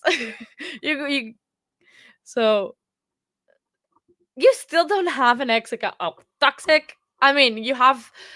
No, I'm joking. It's to be fair, I use X to spy on cases, and that's why I use X for. I do post about the channel, my channel, our channel, and everything, but I post once a day. I think I should start posting a little bit more. I well, it's never too late, Lois. It's never too late, and you can always learn how to use it, because yeah. Oh yeah, I you know what, I have an account, but I keep forgetting about it because there is so many it's so many apps. I think it's like they should do an app, Trial TV Live, that you can just schedule a post for all the platforms, and then it goes out. Like Meta has the app, you can schedule posts on Instagram and on Facebook. Yeah, exactly. It is like a full-time job, and it's like when you are a one-person show, it is like a lot to do. So that's what I was like, creating an app that would allow you to post basically the same thing on different socials would have been amazing, because that would save so much time. I mean, I'm gonna tell you, I don't mind sharing my secrets. Uh sorry, just someone is texting. Sorry. So I was just gonna say, so I normally just copy and paste the same text and I just post to the same platforms, but it takes time to open every app and everything, and then putting hashtags because sometimes not all the hashtags work across platforms. Lois! Thank you. I think you're trying to hit Trial TV Live, and you never hit the correct person. Thank you so much. Oh my days. You missed it again. You need to practice your aim. I think you are a little bit to the left, but thank you very much. But I mean, QB Investigates is also a good option. I mean, so it's just you guys, I know it is, isn't it? So it's just like we've been trying to hit case one for ages now, and then we've been trying to hit the toxic as well, but we can't. And you know what it is? The weirdest thing is I can't gift memberships on my own channel. My phone, my laptop where I am won't allow me. Oh, hello, Ken. Hi. Sorry, hang on. Let me turn on the cameras just for a little bit because I'm having a bit of a rest today because I'm still in like talking and everything, but I've had a very long day and it's been a crazy day, so I'm having a little bit like rest off camera, but I'm still chatting away as you see and hear. And I'm still chatting and everything, but I'm just having like an afternoon off camera because I was with the camera on this morning, but the tiredness has kicked in for sure, and I don't want to drink my Mountain Dew because it is looking at me. But I know it is important, I know, but I'm still, interacting with you guys and still like chatting and having fun. Um, yes, I was up at 2 o'clock in the morning. So yeah, but thank you very much for popping in. Don't forget to press the like if you don't mind. I mean, it helps a lot the channel. The YouTube likes that apparently. So yeah, but it's like I was saying, Trial TV Live, if you still hope, but to everybody. I can't. I don't know why. I've forced close all the app and everything, and I've tried to hit people. Like I've tried to, gift memberships on my channel because I want to start doing that, but for some reason I can't. So I need to start see if I can do it on a Nightbot's account. Oh, Helga, hello, hi, thank you for popping in as well. Thank you very much, you guys. You guys are so sweet. I think you guys are awesome. So it's like I think I need to try Nightbot's account and to see if I can do it through there, because otherwise I just don't know. Yeah, so thank you. I'm making a hard gesture, but I forgot the camera is off. But yeah, I know I should, but I can't. I can do super chats, and super stickers, but memberships I can't for some reason. And I tried to contact YouTube support, and they were not very supportive. Of course they were not. But the most interesting thing is I have my creator, the account you guys are on. They're not very supportive. um so I tried to contact them and they say, oh, it's a problem, you need to reset it. I was like, okay, I'll try to turn on and off. I'm doing air quotes again and you guys can't see the and and I can't. And so on my creator account, I can't gift. I tried to use my personal account to gift. I can't either. And I have gifts on because my personal account, I've gotten several memberships on to channels, and I get gifted regularly from other channels, which is a great opportunity. And I can't. But I checked earlier with Nightbot's account, and Nightbot can gift. So I just don't get it.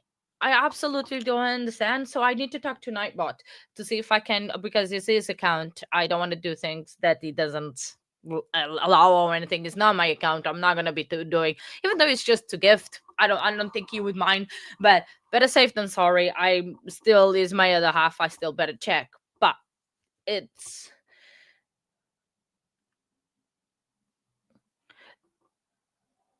No, when I press that button that has the dollar sign and it only shows super stickers and super chat. It yeah. So it's just I don't know. Yeah, I absolutely don't know. It's crazy. It is very strange. I need to investigate that when I have time. What is time and who has time? I guess I certainly do not. I don't think 24 hours are enough in my day to be able to do with everything. But I need to investigate because it's very odd that because I want to start gifting, but I feel like I can't. But I'm probably gonna do it on the Nightbots account and until I can get some help from YouTube. And maybe 84 years will be available help. But yeah, so but I appreciate everybody gifting and supporting and even just coming by and chatting with us and pressing the like button. No, I have in this account with this channel, no. In my personal account, I have, but oh, that could be it. Well, I think we shall see. I mean, hopefully, we are kind of almost there. We are more than halfway there. Maybe in like a year we'll get 1,000 subscribers and we'll see. But the thing is, so that in a personal account you can't, but a creator can't. That's weird. That's odd. Because on my personal account, Trial TV Live, I can't gift membership. So I yes, I guess you're gonna have to can I think you're gonna have to press the like button too. So it's yeah, it is, isn't it? And I find it funny. That's like they say, "Oh, be a creator by the blah," but they don't tell you all the small little things that they put when you become a YouTube partner and everything. So exactly, I think you should. I mean, I really want to do it, and I feel constricted that I can't do it. And trying to create a community and trying to get people on board, and I feel like, yeah, I can't because YouTube won't let me. So, so it's yeah. So I'm gonna see if I can try to find any more. Like I've tried to I know Reddit. It's not the best trustworthy place to ask for advice. It is like finding a needle in an haystack. But I did try to go on Reddit, couldn't find anything. Google, nothing, and the only thing they say, I'll contact YouTube supporting. It's like, yeah, but they did not really support there. So I guess we're gonna have to wait and see what happens. Well, yeah, normally that's where you do it in the chat. You have the S button with like a square in it, and that's how you do it. You can either do a super chat or a sticker or a membership, but I'm not able as the creator. I'm only doing able to do super chat and the sticker, but nothing. How many watch hours? You don't need watch hours to go live. You need to hit watch hours to get like money. Like for example, you have to hit 500 subscribers, and then I think it's 3,000 watch hours on videos and live streams for getting memberships, super chats, and all that stuff. But for shorts, I think it's 3 million views within 3 months. So uh are you asking me or Toxic Trial TV Live? So yeah, uh, true. I'm on the desktop trying to gift memberships though, so it's just I don't know. It is weird. This thing, yeah, 4,000 subs and yeah, but for both, yeah. So is it 4,000 watch hours and 1,000 subs to get super chats? No, I've got super chats. Um, I've got super chats and stickers though. Trial TV Live. Um,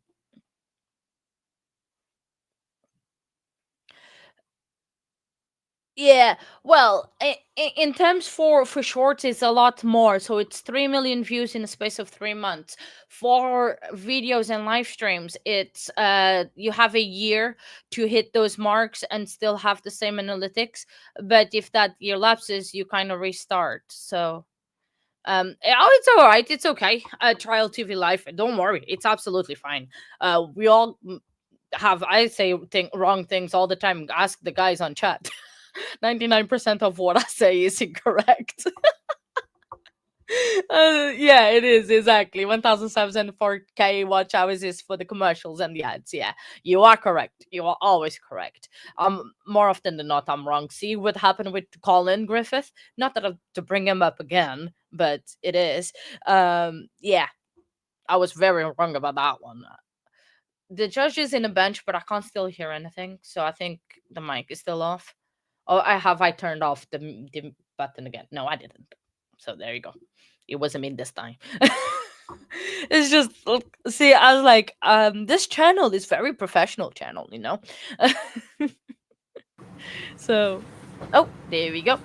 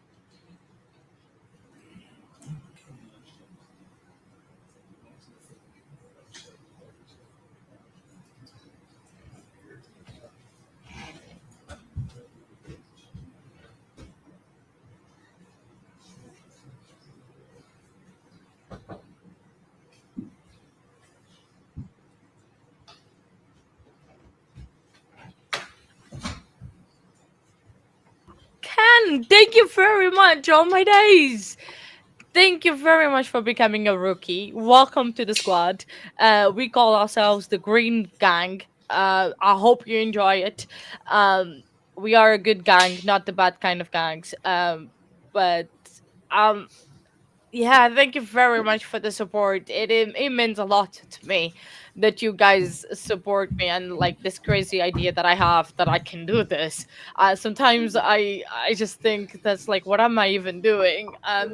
Yeah, so thank you a million for the support. And Trial TV Live, I will be counting the days with you as well, and hopefully they will get you guys. Ken.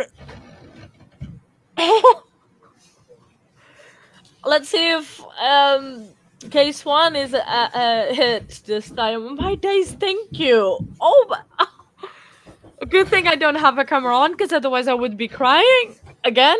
You know, there's like it's nothing new in here. And sadly, case one hasn't been hit. Oh, my days. Case one, I think we need to check your account, because it's yeah, YouTube is weird. Oh, my days, thank you, Can. Oh, you're gonna make me cry. Good thing you can yeah, it is a YouTube conspiracy for sure. Oh, no, you're not bad luck. Then we like you here very much, because I never have good luck anyway, so it's I can again, thank you very, very much. Oh, yeah, Nightbot is home, so give me 1 second. The jury's walking in anyway. I'll be right back as soon as I can. Thank you, Ken, again. Thank you, thank you, thank you, thank you.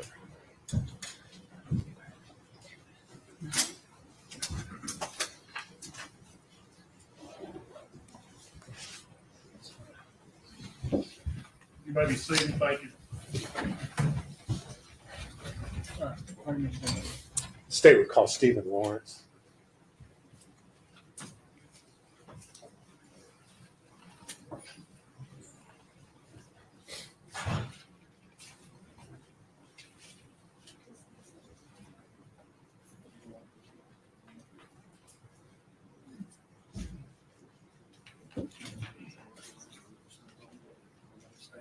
Lawrence, if you look like.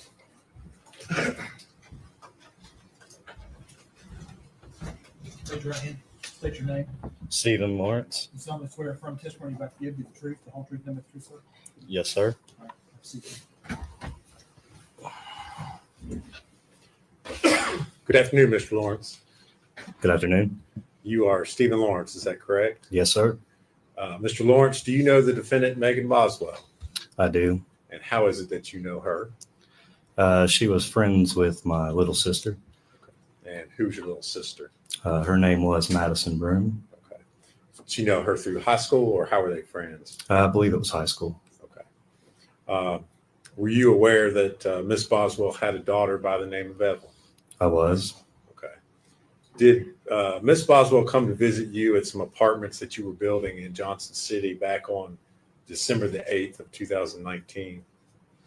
I believe that was the date, yes. Okay. Do you know why she was there to see you? The apartment building I had, my sister that I'd mentioned had passed away, and I was going to name the building after her. So she had come by to see the building. Did Miss Boswell have Evelyn with her on that day? She did not. Okay. Did you inquire as to where Evelyn was? I asked about Evelyn, yes. Okay. And what did Megan tell you? She was with the father. Okay. And did you know, who was that, Ethan Perry, or who did she tell you? The father? Ethan was the father, I believe, at the time. Okay. All right. Now, on February the 25th of 2020, were you contacted by Megan? I don't remember the dates to be exact, but I was contacted after the visit. Yes, I believe that was about the time frame. Yes. All right. Was this during the time frame in which Evelyn was reported missing? Going off memory, yes. Okay. And why did she contact you? She was pretty much seeking some help in general. Okay. What did you do after she called you?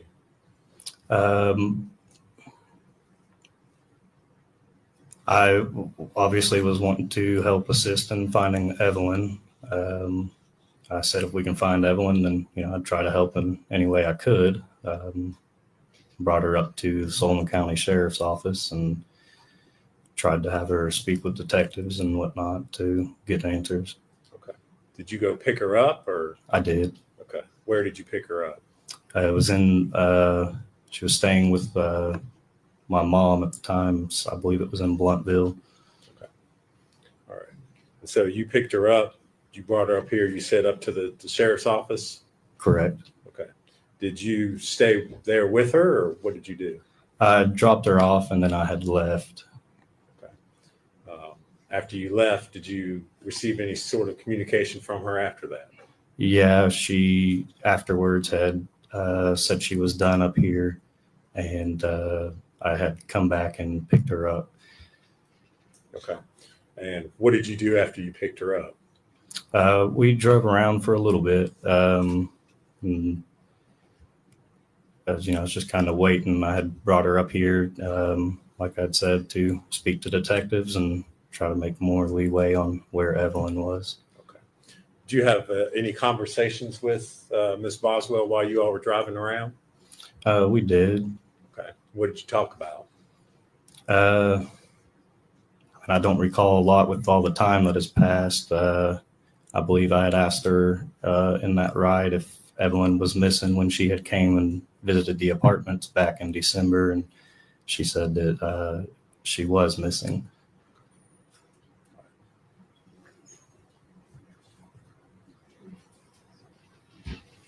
Thank you, Mr. Lawrence. If you would answer any questions Mr. Scott may have for you. Just a minute.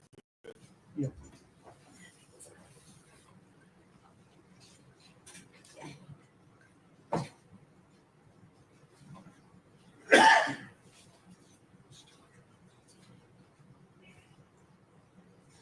Judge, we don't have any questions. All right. Mr. Lawrence, thank you for your testimony. You're released from the stand.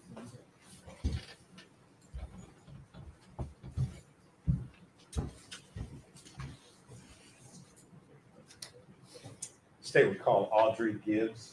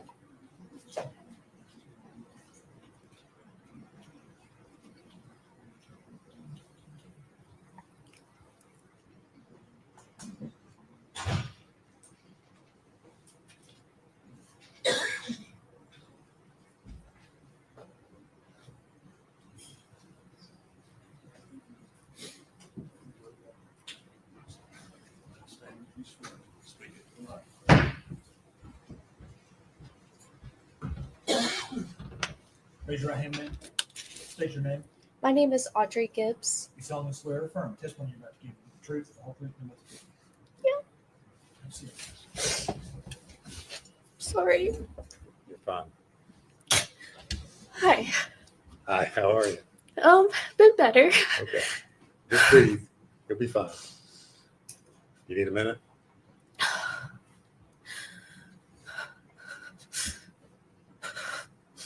Okay, I'm fine. Okay. All right. You need to just let me know if you need to take a breath, okay? Okay. All right. If you would state your name for the record, please. Yes, it's Audrey Gibbs. And Miss Gibbs, where do you live? I live in Kingsport, Tennessee. All right. Do you know the defendant, Megan Boswell? Yes. And how is it that you know Miss Boswell? We met in 7th grade. You known her since then? Yeah. How long ago was that? It's been quite a minute. Over 10 years here. Okay. Did you also attend high school with her? Freshman year, yeah. And where was that? That was at Central. Here in Blountville? Yeah. Okay. Did you know Miss Boswell's daughter, Evelyn? Yes. Were you friends with Miss Boswell after Evelyn was born? Yes. Did you ever see her or visit with her? Quite often, yes. When you say quite often, how often are we, how Almost- frequently are we talking? Almost every day. You know, in 2019, we hung out a lot. Megan was one of my closest friends then. We would sometimes take trips together, and, you know, Evelyn was always there with us. Okay. So that would have been right after Evelyn was born. Is that Yeah. right? Yeah. How old was Evelyn at the time? I think, you know, I mean, we hung out the whole time. I mean, in the summer, I believe she would be like, you know, 7 months, 8 months, 9 months, something like that. I can't remember her exact age during that time. I just know Okay. You were seeing her quite often. very frequently during that time. Yeah. What were your observations as far as Megan and her being a parent to Evelyn? You know, for the most part, it was all right. There was no complaints there, but there were some things like that I noticed. Like sometimes it would be a long time before she would change her diaper, and it'd be like, hey, do you need to change her diaper or anything like that? There was also one time with the car seat. I had noticed that she hadn't buckled her in, and I just mentioned, hey, you know, it's you better buckle in Evelyn and stuff. It's not safe for you to ride around. You could get in a car accident. She could get hurt. And just those two things I noticed. But other than that, not really much else. Okay. She appeared to care for Evelyn. Yeah. Love yeah. her. Yeah, definitely. Good mom. Yeah. Okay. Did you ever babysit for Megan? No. We would hang out together. We would, either go to the park, or one time we went to the aquarium in Pigeon Forge. We would always just do like family friendly things. One time we also tie-dyed together with Evelyn. I made like a onesie for my daughter that day because it was before she was born. At some point in time, do you leave the Tri-Cities area? Yes. So after my baby shower, I did move to Knoxville with my the father of my child to live with his family at just Knoxville. Okay. Do you remember when that was? Yes, it would have been early November. Of 2019? Yes.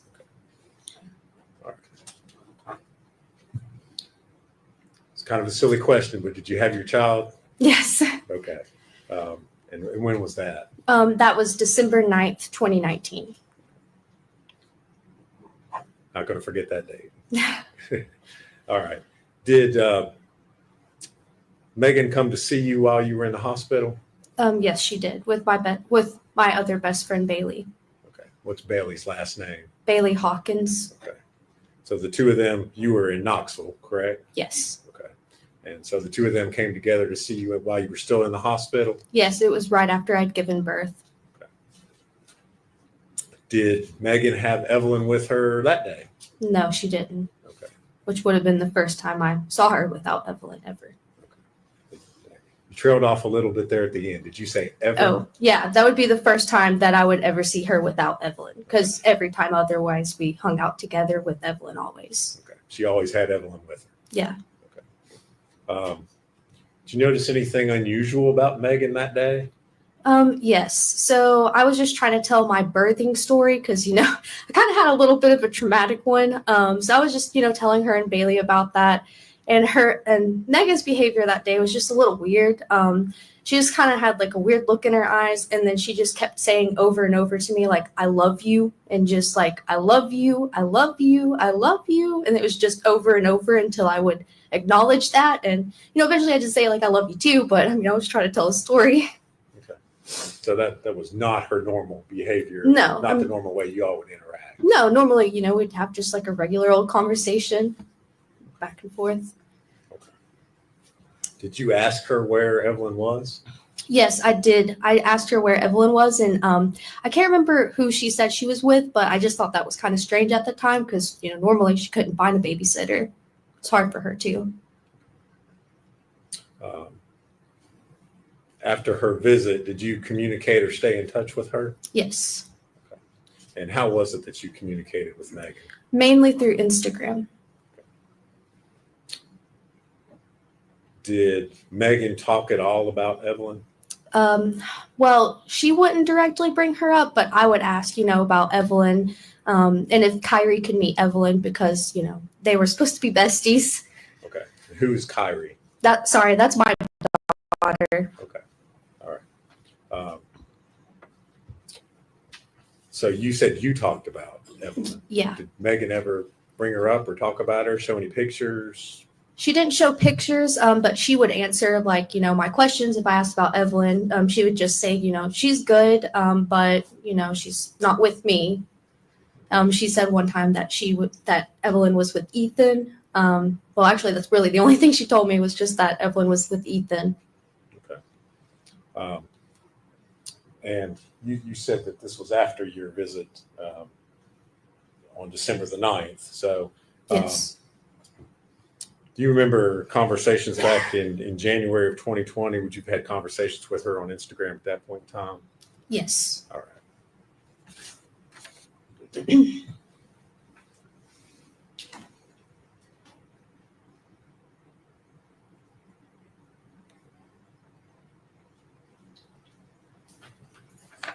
Ms. Gibbs, I'm going to hand you a document and ask you if you can identify what's shown in that.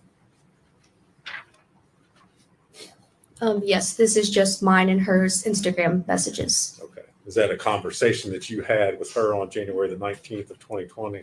Yes. All right. Is that a true and accurate depiction of the conversation that you had with her? Yes. Judge, I would move to make that exhibit. Sorry. 68.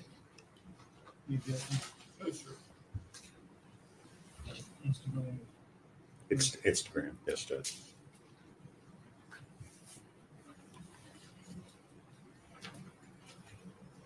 And I'm going to ask to publish that to the jury.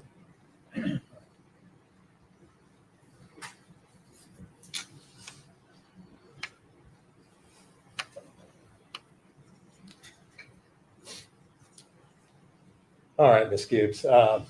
Just for clarification, I noticed at the top it says Maggie Mae. Is that how you had her, or is that her handle on?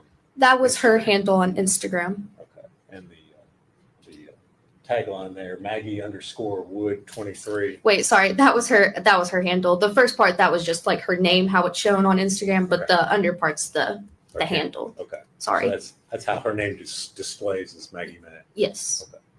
All right. And so her part of the conversation there is on the left. Yours is on the right. Is that correct? Okay. So on January the 19th, 2020, you got a message from her, WYD. Can you tell us what that stands for those of us who may not know? Yes, that means what you doing. Okay. And did you respond to that? Yes. All right. And again, you used This is slang term, sorry. NMWBU, what does that stand for? That means not much. What about you? Okay. And what else did you ask her? I just said, how's Evelyn? To which she would reply, good. And then, I mentioned you should bring her up here to meet Kyrie, just because, that was one of my biggest things. I just really wanted them to get together. Okay. And what did she respond to your comment about that? Yes. She then said, I don't have her right now. Ethan's got her, but we could come tonight if you want us to. Which I was at my aunt's at the time, so that's why I said tonight wouldn't be good. When's the next time you could come? And then she said probably not for another couple weeks, which at that time I would be out of Kingsport because I lived in Knoxville at the time. Okay. So you were just up here visiting? Family, yes. Okay. And friends. Okay.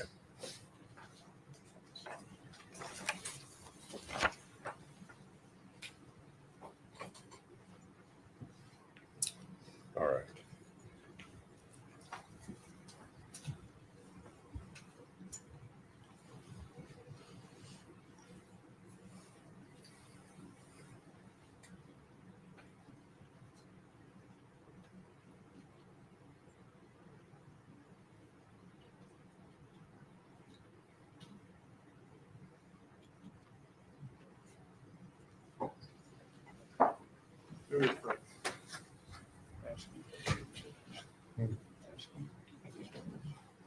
And they have requested an approach. It's not going to count towards a sidebar or a jury begone count.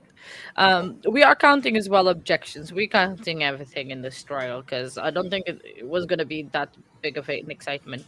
But yeah, I hope you enjoyed that close up to the bear there, Lois. That's gonna is another thing is gonna stick. Also for the our members, there's new stickers available in the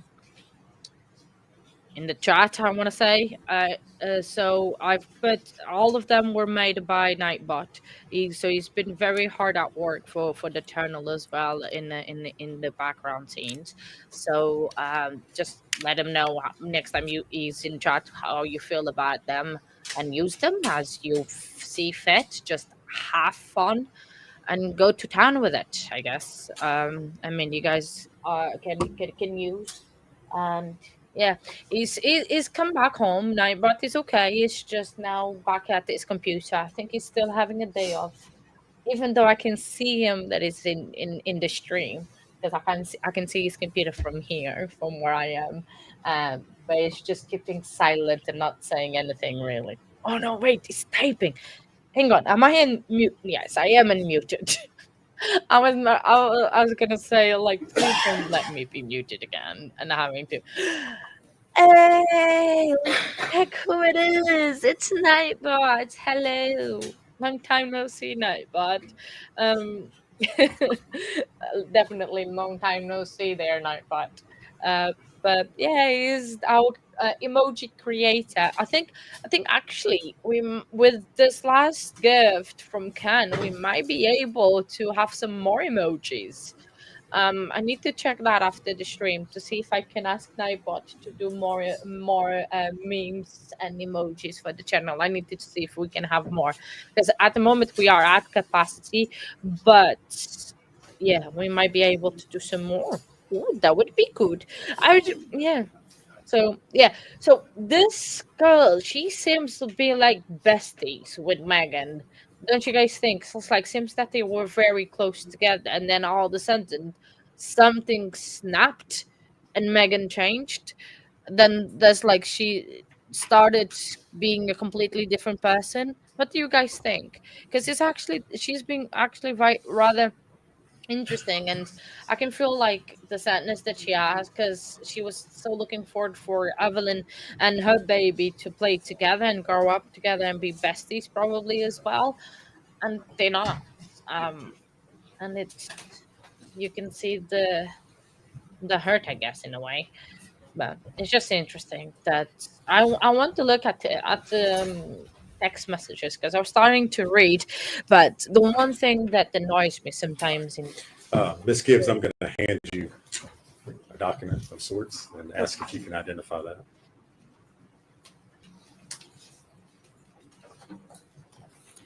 Yes, this is another conversation between me and her on Instagram.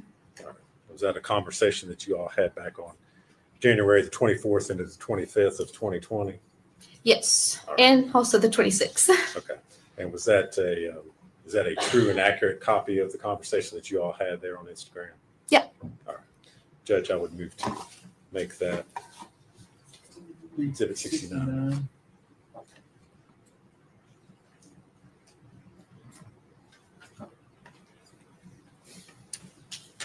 Asked to publish it to the jury.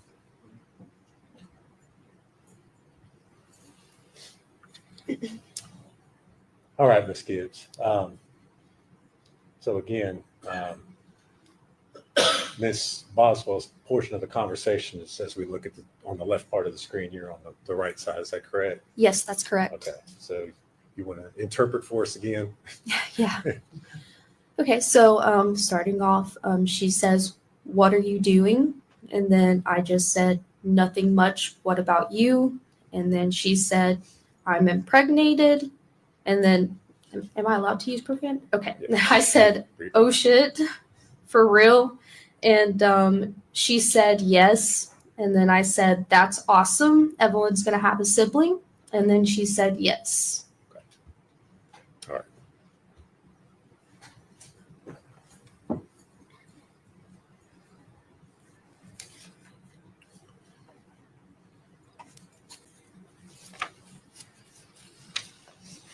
Did you continue to have communication with Miss Boswell after that? I mean, it would have still been kind of spotty, here and there. Just messaging when I could because I was like, a new time mom for the first time and just kind of, going through the newborn stage. But, I think I messaged her one more time, well, a couple more times. And then the last message I remember sending her was basically like when everything came out and I was like, "How are you? This is pretty intense." Okay. But that was like one of my last messages to her. All right. Did she ever respond to you No. at that point in time? Okay. Ms. Gibbs, when was the last time that you saw Evelyn? It would have been my baby shower. Okay. And when was your baby shower? It would have been October 31st. 2019? Yes, sorry. Okay, no, that's fine. Okay. And then you left after that and went to? Yes. All right. Thank you very much. If you would answer any questions Mr. Scott has for you. No questions. All right. Ms. Gibbs, thank you for your testimony. Your release from this in the man. Thank you.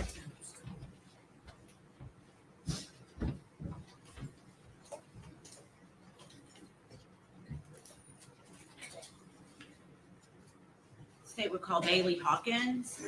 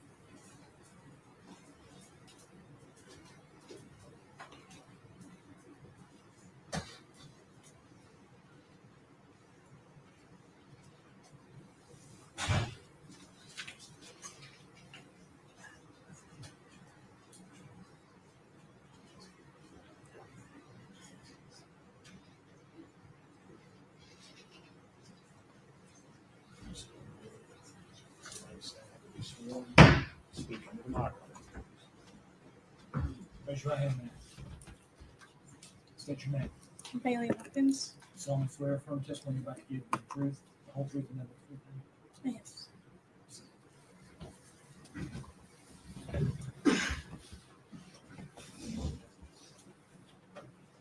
Bailey, how are you today? I'm here. Can you tell us your name? Bailey Hopkins. Okay. Can you tell us where you live? What city do you live in? Blountville, Tennessee. How long have you lived in Tennessee? I moved to Tennessee in 5th grade, so about a little over 10 years. Okay. And when you moved to Tennessee, what school did you go to? I went to Holston Elementary School. Okay. And do you know the defendant, Megan Boswell? Yes. How do you know her? We went to school together when I moved to Tennessee. She was like basically the first friend that I made in elementary school. Okay. So would that have been around 5th grade? Yeah. Okay. And did you maintain that friendship from 5th grade on?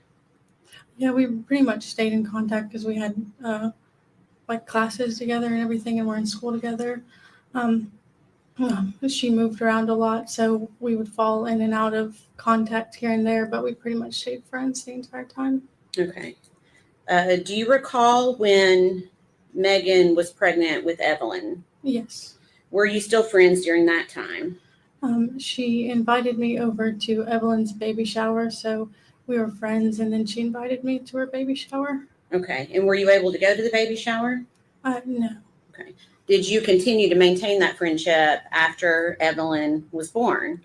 Yeah, that's pretty much when we became in contact more and started like seeing each other more. Okay. Can you tell us when you say seeing each other more, how often do you think you were seeing Megan and Evelyn? It was pretty regularly. I'd say once or twice a week, probably. Okay. And when you saw Megan, would she always have Evelyn with her?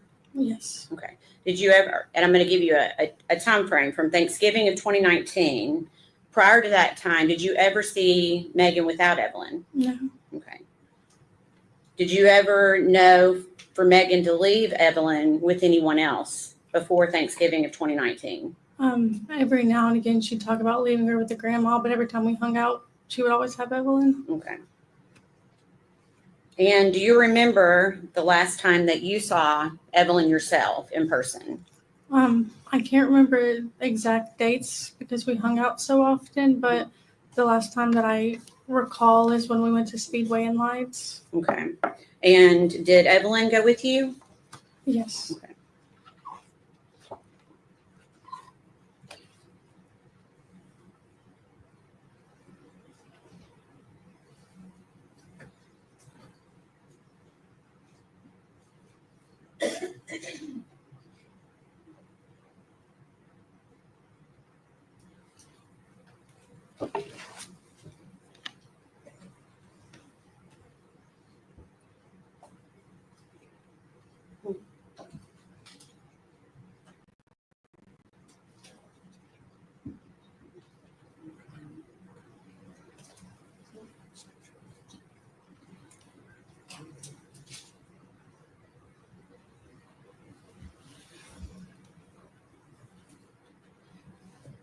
We approach.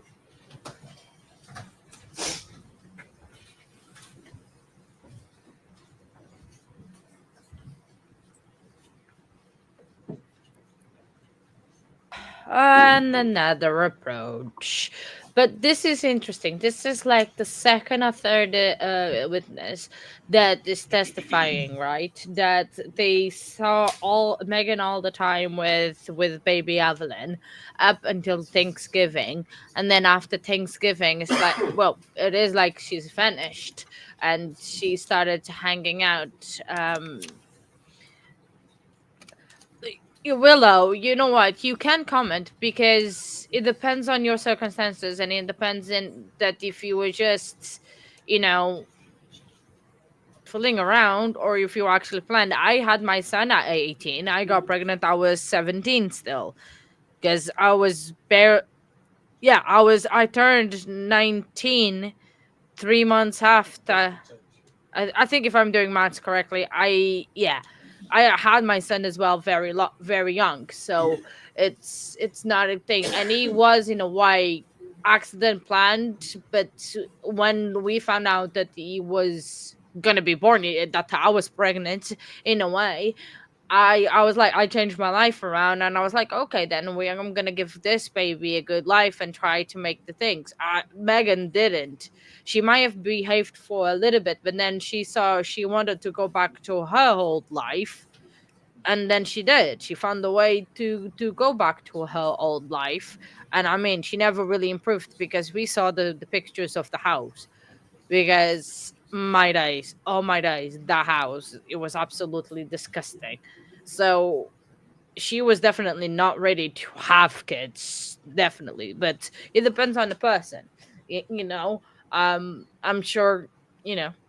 So yeah, it's yeah, her, she was not ready to have kids because she doesn't even she knows who's the baby daddy, unless they have done now a DNA test to actually see who does the DNA matches more, Ethan or Hunter. I don't think she herself knows that. So, and apparently we are gonna go back. Oh no, the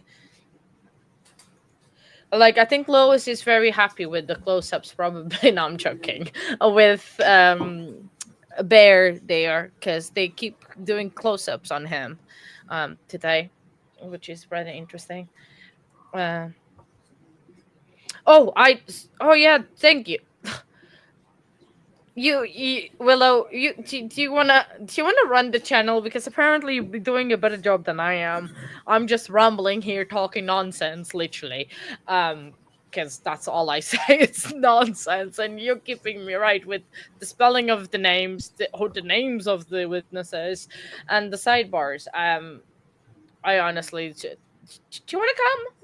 Take over, and I can go sleep. Maybe. I think I am definitely sleep deprived. So hopefully, I don't think we have.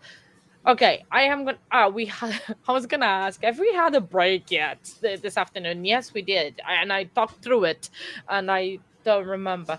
See, this is what happens when TCA doesn't sleep. So yeah. Oh, that's so good. That's see it in your situation, it was absolutely fantastic, and in my way it was my it's interesting. So yours was born in 2012 then, because mine would have been 14 this year, and he was born in 2011. So yeah, oh, they're so close in age. Okay, So Bailey, you just apparently stated we're back that now. you recalled going to Speedway and Lights with Evelyn and Megan. Is that right? Yes. And do you recall how many times you went? We went twice. Okay. And were Megan and Evelyn there both times? Mhm. Okay. And you said you don't recall the date? They were in November. Okay. Mhm. Definitely November. Yeah. Okay. Do you recall when Megan started her new job? That was in December. I want to say it was beginning of December. Okay. And do you know where she was starting to work? 100 T's Chicken Shack. Okay.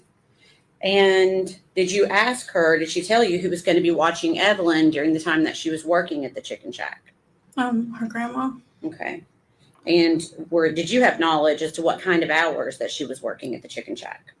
It seems like she was pretty much always there. It was like from like open to close, Okay. long hours. Okay.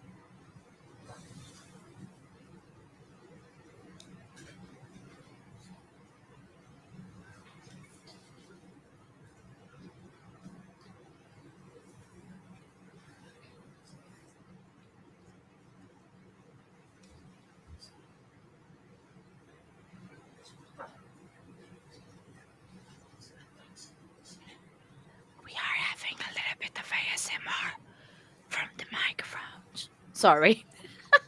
They're just talking so like whispering in the microphone, and it's just tingling my ears, just tingling. But how the case went, that is awesome. As like me and Nightbud want to adopt, but the process is super crazy. Definitely worth it for sure, but we just need to be in a better position as well to be able to do and commit to that. We do really want to do that because I can't have children anymore due to a health situation, but that's we plan to do that. um Oh, of course, Willow. I love success stories. Everyone's asked them, and our group, I feel we are a good gang, and I really want Case One to be part of our gang. So, um, we're gonna just carry on trying to hit him, to hit it. Sorry, Case One. We will get you. Don't worry. Bailey, I'm going to pass you a document. If you can, try to keep it in order, but just look through it and see if you recognize it.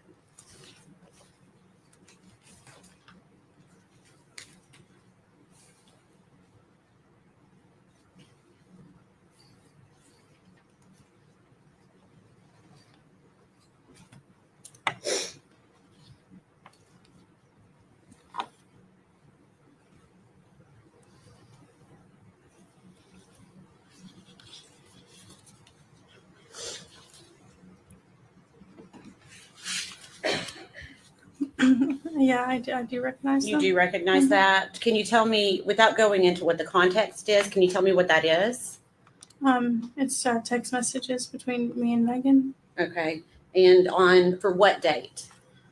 December 5th, Of what year? 2019. Okay. And is that a fair and accurate depiction of your conversation with Megan Boswell on December 5th, 2019? Yeah. Okay. Your Honor, we'd ask that be admitted as the next exhibit, number 69. Yes, no. Before exhibit 69. I'm sorry, 70. 70. I'm sorry. What 69?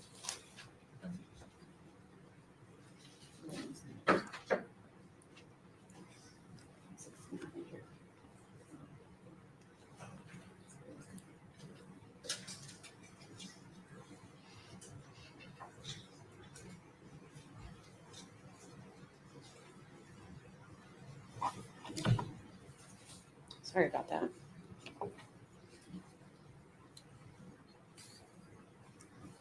Permission to publish, Your Honor. Bailey, I'm going to show you each one page by page, okay? We're just going to go in order. Okay. This first message, who is the first individual to speak on this message? Megan. Okay, what does she say to you? Hey, I'm still at the chicken shack. Okay, and what time of day was that message? Did that message come through to you? 9:39 or 32 p.m. Okay. And when you ask her what she's doing, what does she respond?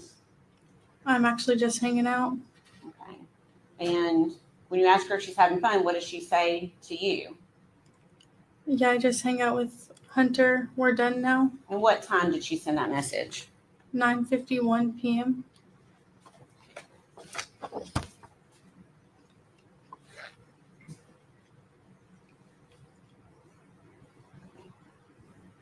So now at 10:29 p.m., what does Megan say to you?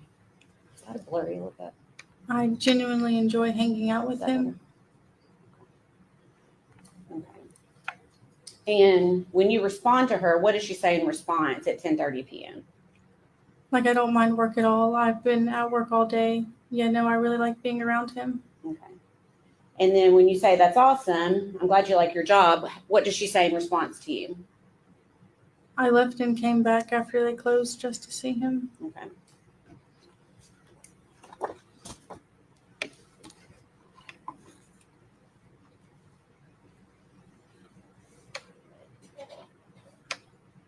I'm trying to make this not.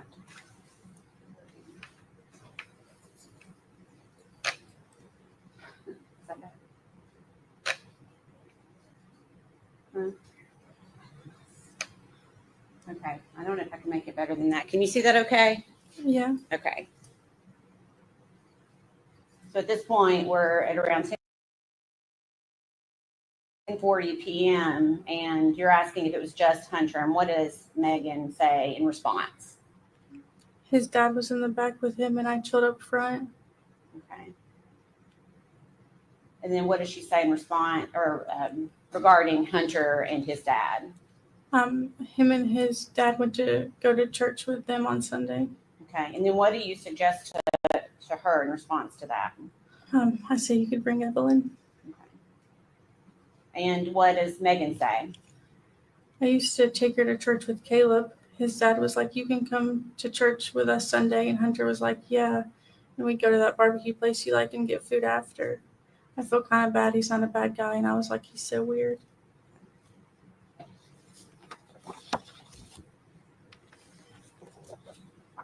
And on this message, let's see if we can see it okay. Is she continuing to talk about Hunter? Yeah, she says, yes, his dad likes me a lot. I'm the only person on overtime. Okay. When you respond about getting hours at work, what does she say in response to you? Literally this morning, I wasn't supposed to go in until 10, and I went in at 6. Hunter called me and was like, do you want me to come in? I'm here. And I was like, sure. I'm going to the shack at 4:30 in the morning to help him open. I've not had a male friend I've actually enjoyed just like hanging out with in so long. Okay. And has she indicated to you that during all these hours that she's working that her grandmother is keeping Evelyn?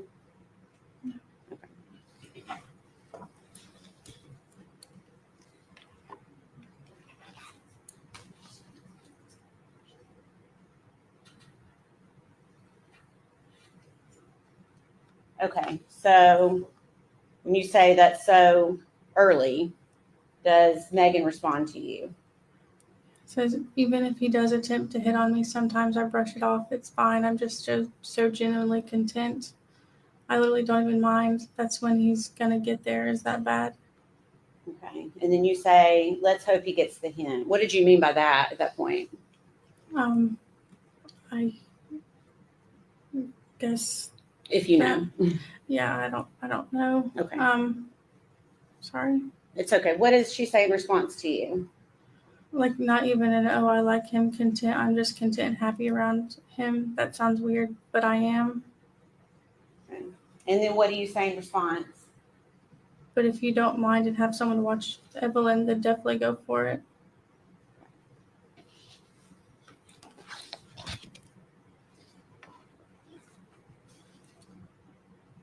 The same conversation is still continuing. Is that right? Yeah. Okay. So we're at 10:57 p.m. now. Is that right? Okay. Are you okay? Okay. And then what does Megan say? I was so fucking cranky when I came in, I won't lie. And it was like I felt better immediately being around him. My grandma was like, you just want to date him. And I was like, no, woman. Okay. And you responded to her that he seems like a nice Southern guy. And what did Megan say in response to you? My grandma's keeping her overnight for two nights and all day. He's a pretty good guy. Like I said, I'm just so content around him. Okay. And when you say that's good, how does Megan respond to you? Like I worked from 6 a.m. to 6 p.m. and came back at 7 to 9:30. I literally just didn't mind. I washed dishes and helped him clean for a little bit. And the only time I left was to go get him.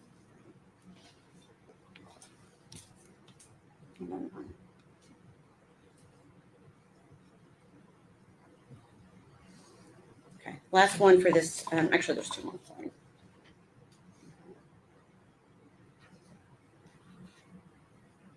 When you tell her we all need good people to be around, what does she say in response to you? Yeah, he just makes me happy. I don't know. I enjoy our friendship a lot. And you respond, and then how does she respond to you? I didn't even care, though. It didn't feel that long.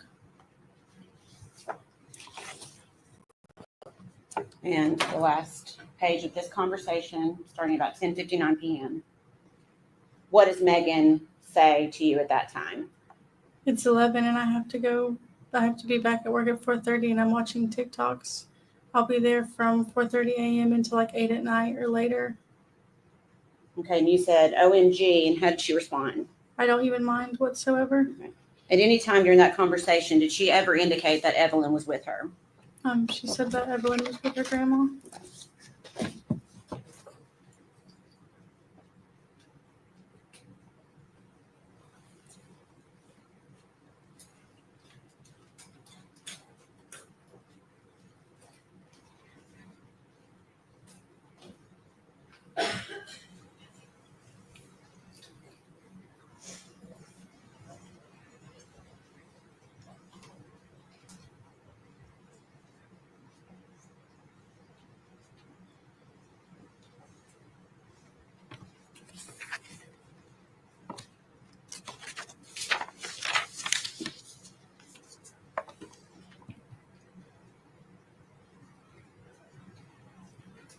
Oh, I'm sorry.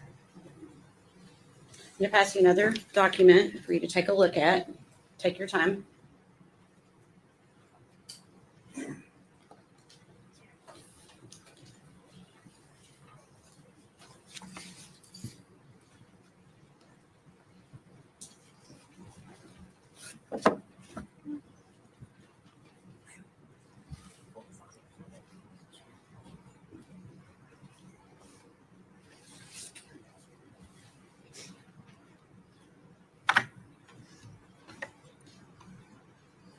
Have you had a chance to look at that one? Okay. Yeah. Do you recognize that?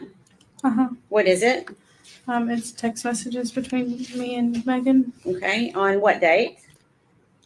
December 6th, 2019 at 9:10 a.m. Okay. And is that a fair and accurate depiction of the conversation you had with her by text message that day? Mhm. Your Honor, we'd like to ask that to be admitted as the next exhibit, number 71. Objection.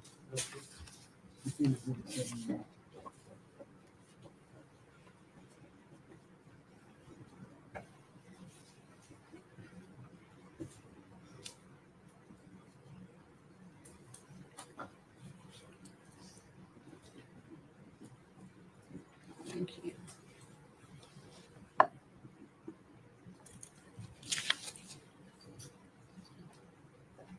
Permission to publish? Bailey, again, we're going to go through this just like we did the other ones. You said this started on about 9:10 on December 6th, 2019. Is that right? Yes. Okay. And what does Megan say to you regarding her work? I'm leaving at 11 and coming back at 12, so come by before then.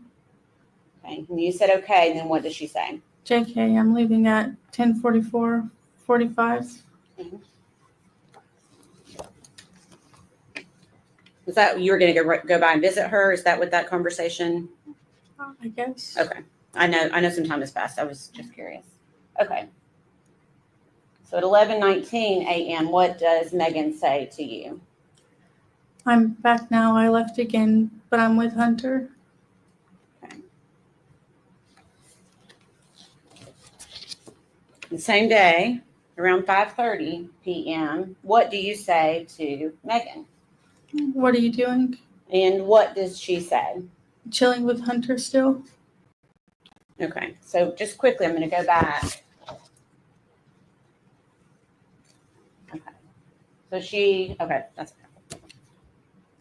And then what does she say at 7:21 p.m.? I'm going to Hunter's house. Wish me luck. Okay.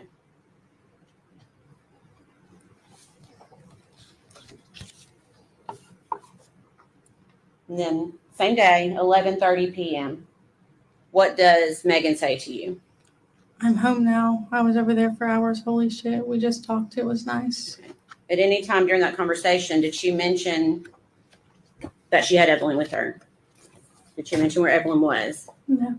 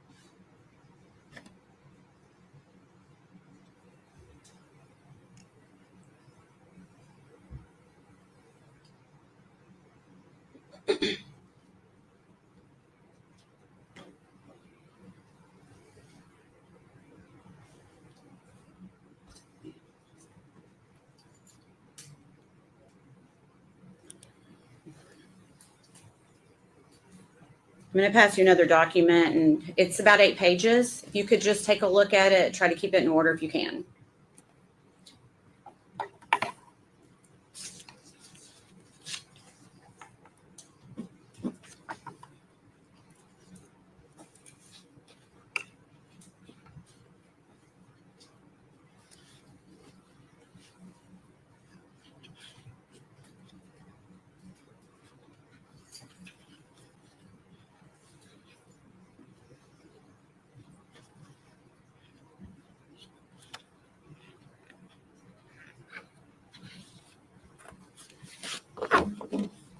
Okay. Do you recognize that? Yes. Okay. What is it? Text messages between me and Megan. Okay. I'm going to ask you to speak up just a little bit That's so we fine. can all hear you. You said it was text messages between you and Megan. Yes. Okay. On what date? December 7th, 2019 Okay. at 12:16 a.m. Okay. And is that a fair and accurate representation of your conversation with Megan on December 7th, 2019? Yes. Okay. Your Honor, we'd ask that to be admitted as Exhibit 72. Yeah. Before exhibit 7.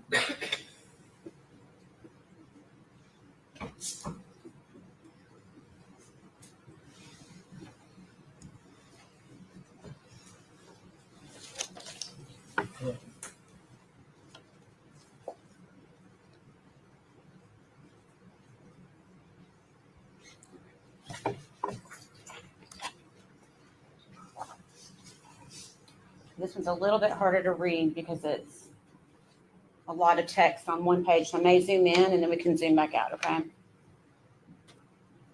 Okay. So it looks like you started by asking Megan a question. Is that right?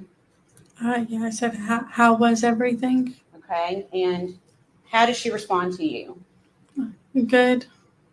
I'm only coming in work for a little bit today, but on Monday, come back and see me. I love you and have a good day at school. Also, Hunter is going to be there after 1, so that's probably when I'll come. So you should stop by then if you do come today, because it's very awkward. Him being like, don't charge them because even employees don't get free stuff. And I know this one chick doesn't like me because of it. Like yesterday, she was bitching about him getting to leave to go do business stuff. And then I left with him twice, and she was obviously pissed when I got back. Okay. I'm going to try to, let's see. Move it down a little. Okay. And what does she, there we go. What does she say after that message that you just read?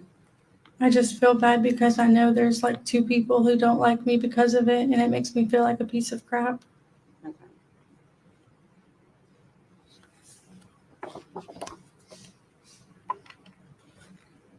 The same conversation's continuing at 3:43. Is that right? On December 7th. And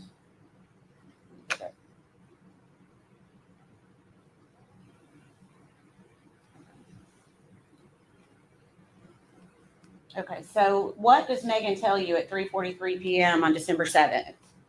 I'm riding around. Want me to pick you up? Okay, what do you say? I'm getting food with Cameron. Okay. What does she say? I can wait if you're busy. Okay. She indicated any time that Evelyn is with her, either on those messages or verbally to you in a different way that day. No.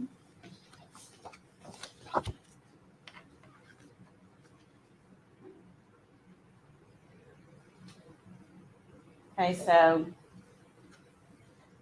3:49 p.m., what does she say to you? Okay, I'm driving. I can't text. 1 sec. Okay. And then you say, okay, and how does she respond? Where am I meeting you? Okay. And what do you say?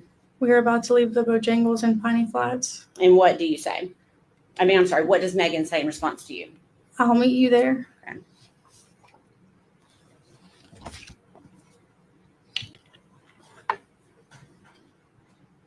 Still on December 7th, I'm going to probably zoom this one in too, just in case there's jurors who can't see it in their monitors. Okay. 4:08 p.m., what does Megan say to you? I'm here. Okay. Oh, sorry. And then you responded. No, how did you respond? Okay, I'm sorry. It'll be like 15 to 20 minutes. Okay. And what does Megan say in response to you? It's okay. Take your time. Thank you. It's just me. Evelyn's with Ethan's grandma. Okay. And had you ever known Megan to leave Evelyn with Ethan's grandparents prior to when she says it this moment? Okay, you'll have to answer Oh, verbally. sorry. No. Okay. That's okay. Okay. And then do you recall getting this screenshot from Megan at 5:09 p.m. that day? Yes. Okay. And do you know what that was regarding, that screenshot? It was regarding a movie that they were going to go see. Okay. When you say they, who are you talking about? Hunter and Megan. Okay. And so that's essentially the movie times that they were looking at. Is that right? Yes. Okay. And the movie is Dark Waters? Yes. Okay.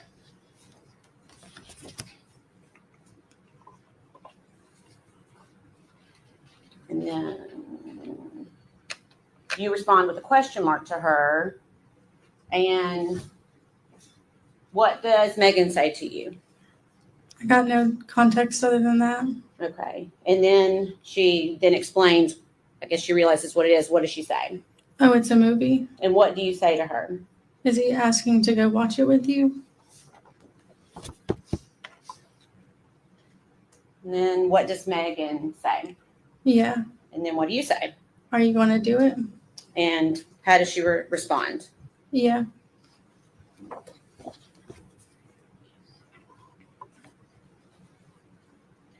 Is it your understanding at this point that are they or are they not in a relationship at this point? I'm asking if she knows. She can answer if she knows. Yeah. To your knowledge, was Megan in a relationship with Hunter at this point? I'm not too sure. At a certain point in my mind, they were in a relationship. Okay. So your answer is you weren't sure at this point. Okay. All right. So December 7th at 5:17, we're continuing on with that same conversation. What does Megan say in regards to the movie? He didn't even ask. He just wanted a time. Okay. And what did you say? Could have left him on red or made up an excuse. Okay. And what does Megan say in response to that? I like hanging out with him. It just threw me off guard. Okay. And then you say that would catch me off guard too. And how does Megan respond to you? Everyone that works with us keeps asking me if we're together. And when I say no, they don't bail. And like this one girl was like, I'll go with you all then. And I was like, bitch, I don't care. Okay. So that's what IDC is. I don't care. Yeah. Okay. That's okay. Okay, so same day at 8:04 p.m., what do you ask her? How was the movie? And how does she respond? It was fine. Okay. And you asked, didn't you enjoy it? And what does she say?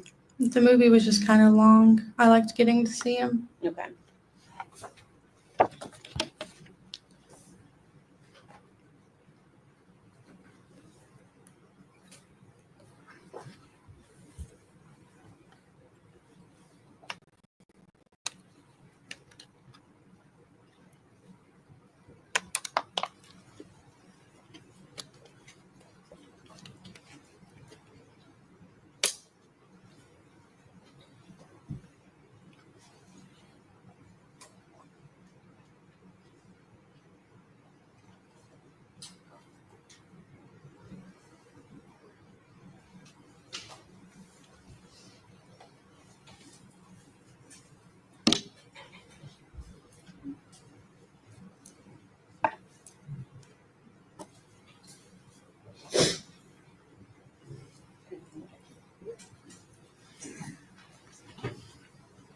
Passing you 3 pages.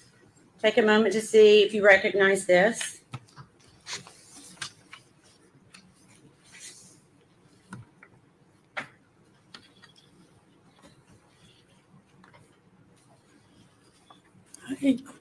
Yeah, I recognize it. Okay. What is it? Text messages between me and Megan. Okay. On what date?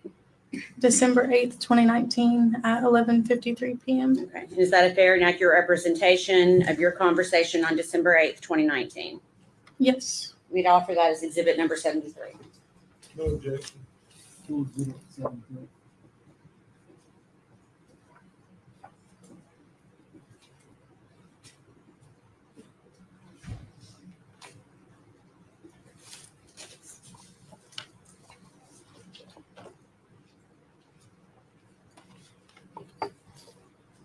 Permission to publish, Your Honor.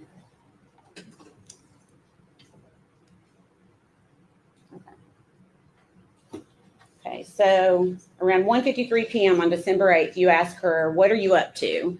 And what does she say? I'm with Maddie's brother Okay, and you say, where are you? And what does she say? at the chicken shack.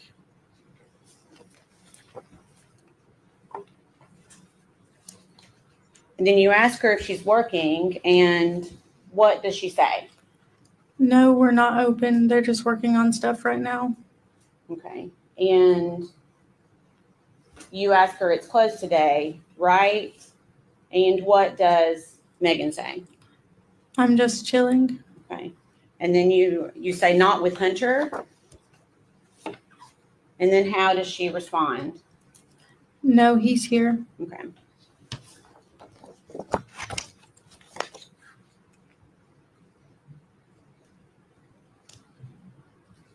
Did she indicate to you in text message or in another way that day where Evelyn was? Okay.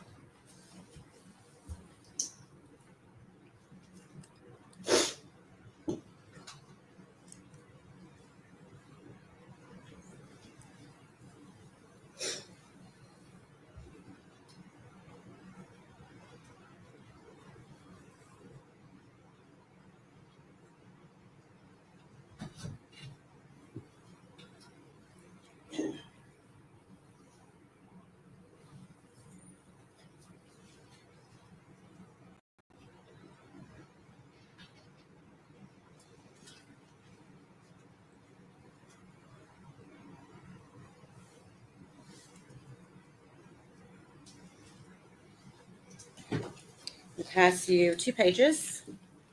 Same thing, take a look at it and see if you recognize it.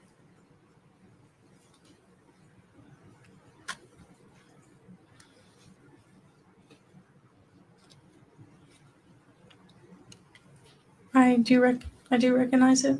Okay, what is it? Text messages between me and Megan. Okay, what's the date for those messages?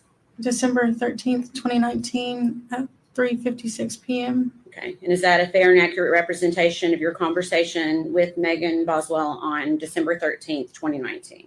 Yes. We'd offer that as exhibit number 74, please. Objection. Full exhibit 7.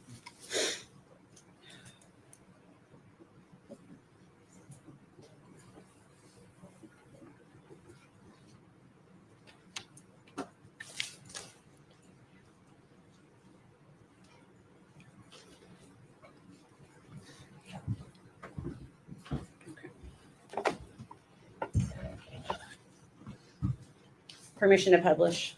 Sorry. Okay, so this looks like Megan is sending you a few messages on December 13th. Can you read us the messages out loud, please? His dad drove his car to work because his dad has a flat tire. I left his house early, and this was what he sent me when he finally woke up. Okay, and what did she say after that? It wasn't anything like good morning. It was get out out of the Lexus and come scoop. Okay. Is she indicating that they spent the night together, or do you know? I don't remember. Okay. So on December 13th at 5:06, what does she say? Will you ride around with me? Okay. And then what did she say after that? I'm upsetty spaghetti. Okay.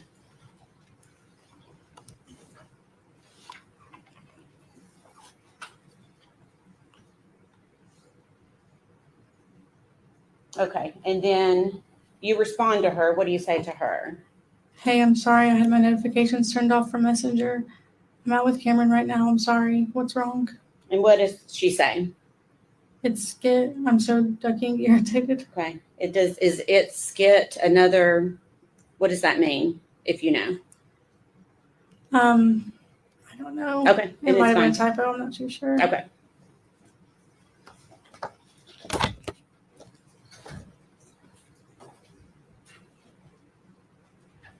Okay. So we'll stop on the messages for a few minutes. So in these messages, Megan told you that Evelyn was with her grandmother. Is that right? Yes. And she told you that Evelyn was with Ethan's grandmother. Is that right? Yes. Did she ever tell you anything different than those two things about where Evelyn was? Sometime around that time, she had told me that Ethan came back from Army leave and that like he was going to see her for the week because he was back in town. And then he ended up filing for emergency custody for her. And then within that time period, he like had emergency custody and they were supposed to go to court and stuff over it. And then at that point, like he had emergency custody and then they had shared custody and then then they had shared custody. Okay. So it sounds like this was more than one conversation. Is that fair? Yeah, it was within all of this was between December and January. Okay. When you had these conversations with her, did she seem sad? Not particularly. Did she seem worried about Evelyn? No. Did she seem scared in any way? No. What was her demeanor during any of these conversations? It was just always matter of fact and like the answer, just that was the answer. Okay, let's see.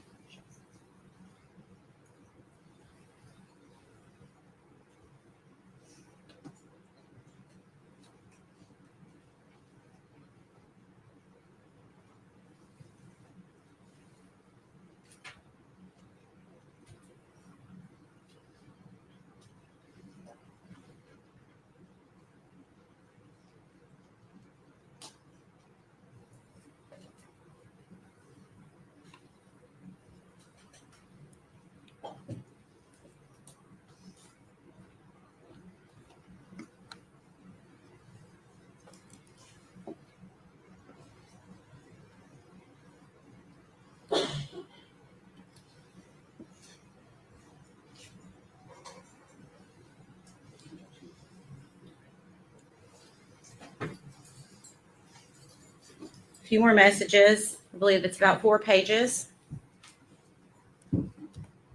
Take a look at that and let me know if you recognize that.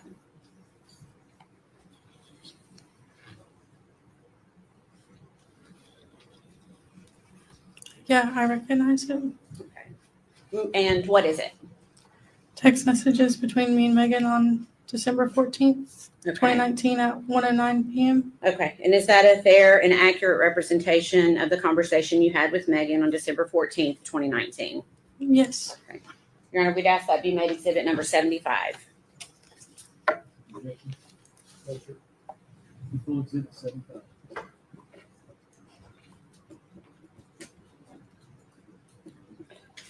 Well, I'm waiting for that document to come back. When she was telling you about this emergency custody, did she ever show you any paperwork or anything No. confirming that that had actually happened? Any court paperwork or anything? No, she Okay. didn't. Permission to publish, Your Honor. Try to make this one a little bit bigger for the jurors. Okay, so on December 14th at 1:09 p.m., what does Megan say to you? I'm going to go ahead and head your way. Take your time. I'm just sad without Evelyn, knowing what Ethan's done, and I hate going home, seeing her stuff there and not her, you know. Okay, and how do you respond? Okay, I just got out of the shower, but I need to get dressed and everything. Okay, and what does Megan say? It'll be a second before I'm there. Like I said, take your time. I'm just avoiding going home. Like I was fine before. It just hurts knowing I can't see her, than having to look at her stuff. Okay. And then about 10 minutes later, what does she say to you? Yeah, Birch is here. Okay, and then what do you say? I'm sorry, I'm about to be ready. Okay.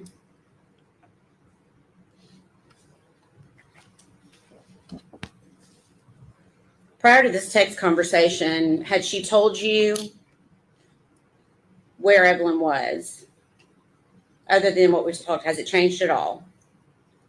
During that time, all of it kind of morphs together, so I can't say for sure. But during that time, it was around the time that she said that Ethan had gotten emergency custody. Right. Did she say when she was going to be able to see Evelyn again? She said that the court date was going to be in January of 2020.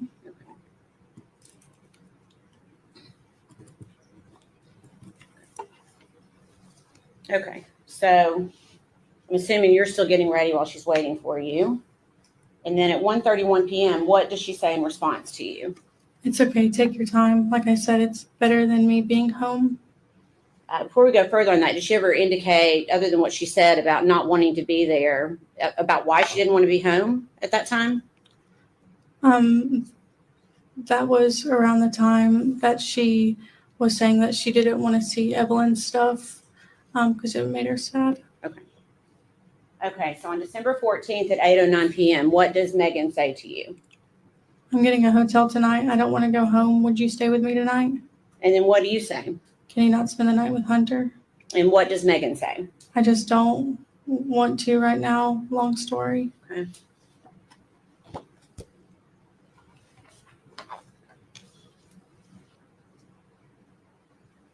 And then at 8:31 p.m., what does she say to you?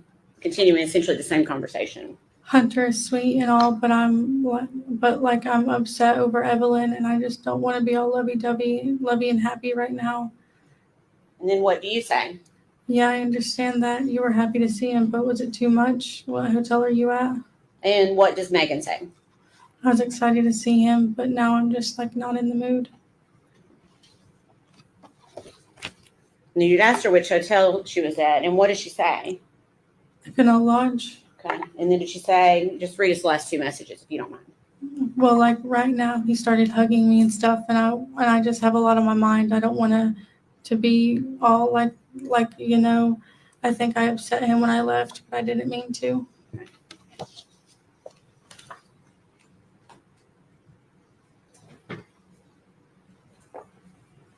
Okay. And did you, in fact, go to the Econo Lodge that night with Megan? Yeah, we went there and spent the night with each other. Okay. And how was she behaving that night? Just kind of tired and like dissociated. Like as soon as we got there, she pretty much just went to sleep. Okay. You said dissociated. What do you mean by that? Just normally, it's very talkative and, carrying conversation. But that time it was just kind of like, she didn't really say much. And then she just kind of went to bed. And then I stayed up a little bit later. Okay. Did she seem upset? Not upset, like tired and kind of out of it. Okay. Was she crying? No. Okay. Did she seem worried? No. She seemed scared? No. Okay. How long do you think you hung out that night? Not long. We went to sleep pretty much not too far after getting there. Okay. Did that surprise you? Yeah. And why did that surprise you? Like that was like the first time that we ever like spent the night with each other. So I was kind of expecting us to, hang out, but she just kind of went to sleep shortly after we got there. Okay. And then the next morning, did you talk at all that next morning? Yeah, she got us pals and then we quickly separated after we woke up. Okay. Did she tell you what she was going to be doing that day? She said that she was gonna go hang out with Hunter. Did she mention Evelyn that morning? Not that I recall. Okay.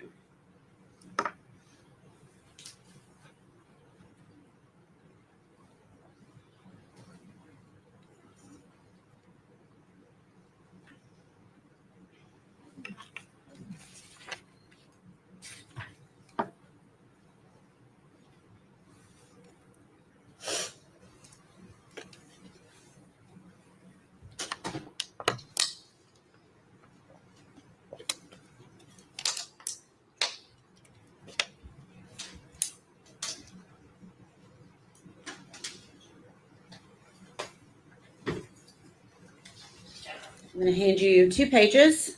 Same thing. Just take a look and see if you can identify it.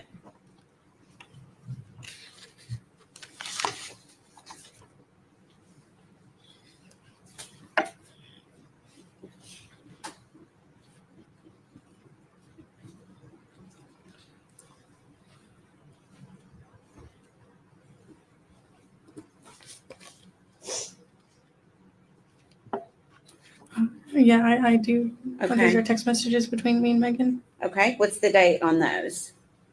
December 15th, 2019 at 5:26 p.m. Okay. Is that a fair and accurate representation of your conversation with her on that date? Yes. And then we'd like to ask for that to be made exhibit number 77. I'm sorry, 76. I apologize. 76. I'm sorry. 76.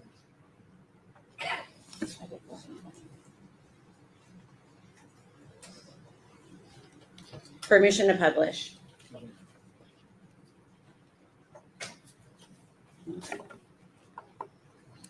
So this is the next day, is that right, from the conversation we just looked at? Yes. Okay. And what does Megan say to you at 5:26 p.m.? Do you want to get dinner with me? And what does she say next? I want Olive Garden. Okay. And then you respond to her, and then who does she say she's with at 5:31 p.m.? I'm with Hunter right now. Okay.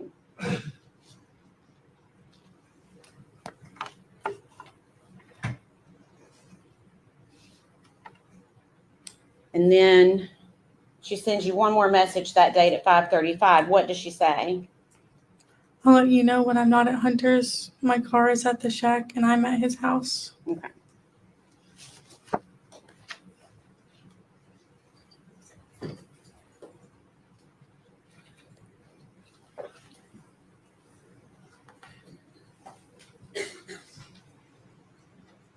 Approach.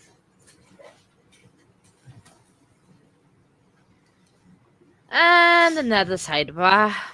It's like I was like between texting people about the concert tomorrow and fixing something on a post that I've made earlier, and then work chat still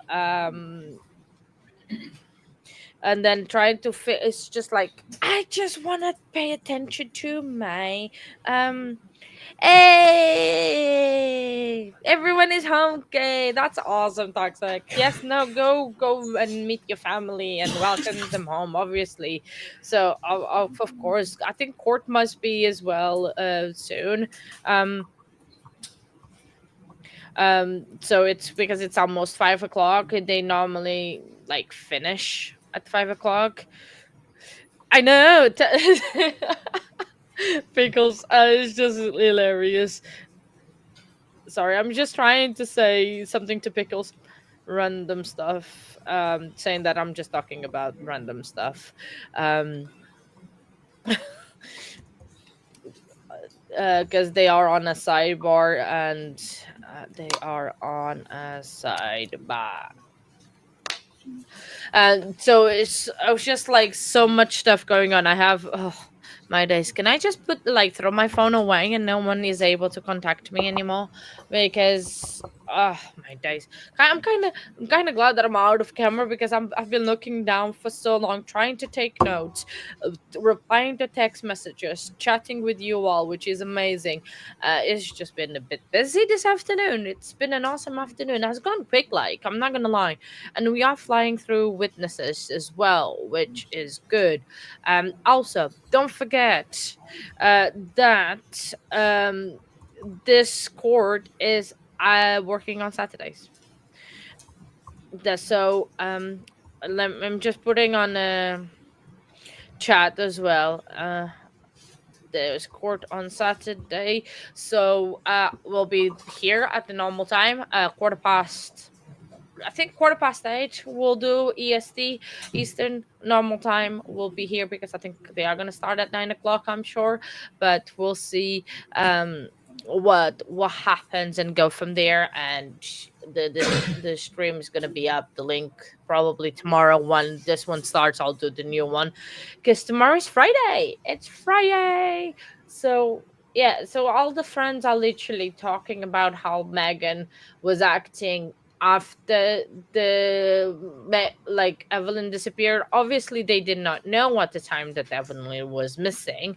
The only person that knew that she wasn't alive and not on this mortal coil anymore was Megan and probably Hunter. That they didn't know. But it's just weird how Megan was behaving when she knew her daughter was not there anymore. And even if it was an accident, you would still be heartbroken, you would still cry and be absolutely broken about it. But no, she carried on her merry life, making plans, going out with a friend, going to the movies with Hunter.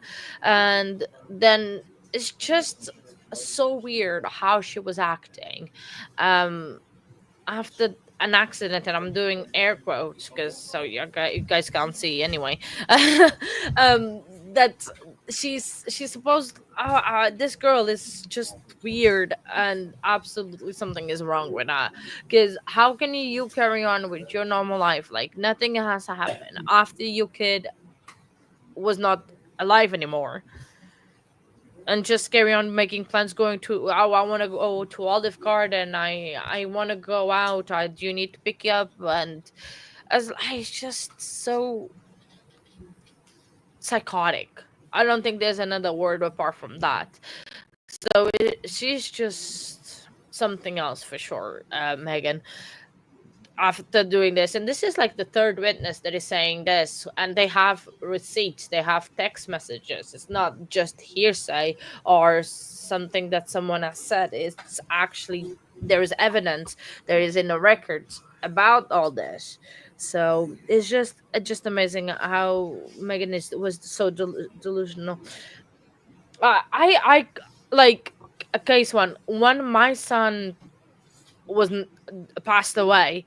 I was in bed for 2 months and I did not reply to anyone. People were coming to my house to where I was living, out of concern, to make sure that I was fine, I was okay, and everything. And because I couldn't even bear the thought of replying to text messages, and there was people saying like expressing their condolences and thing, and then eventually things got to a normal, like I'm doing air quotes, normal state, but still there was there was times that I couldn't do, and sometimes there's still times now that I can't reply to message, and there's days that I can't function. There's specific days, but so I just don't understand how can she just can carry on life like that.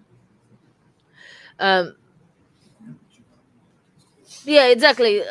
Like she did go out that much with Evelyn. Yes, she did. She was always out, and like she never we used to live Evelyn with grandma. She used to take Evelyn everywhere, and the friends noticed that after a certain period of time after Thanksgiving, they stopped seeing Evelyn, and they testified to that, saying that they stopped seeing her and that she stopped bringing her around, saying that Ethan was fighting for custody and he wanted sole custody, and they weren't going to go to court and all of that. So, and all those lies that she created, alternative reality in her mind about this whole situation.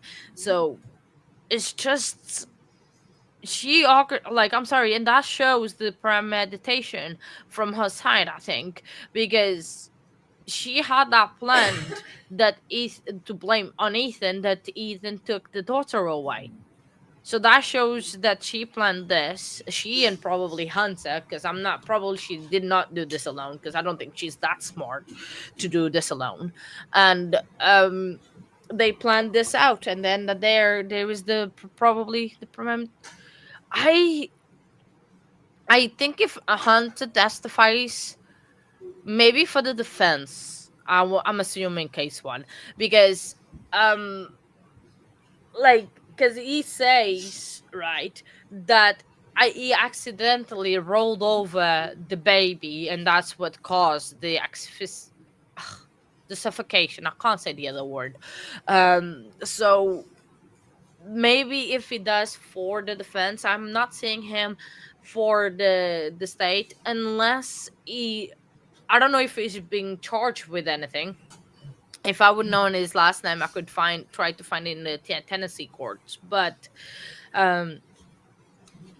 yeah, so I'm not seeing him testifying for the state, only if he's got charged with something and he took a plea deal that if he testifies he gets a reduced sentence or something like that, of that genre. So that's the only possible situation that I'm seeing him testifying for the state, because otherwise it would be very bad for him if he does. Because if he goes up there saying, yes, I rolled over her, I think, can he be charged again?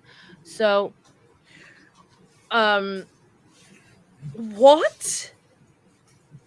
Sorry, I just got a notification from another case that I've been kind of following in the background, and actually we were gonna go jump to that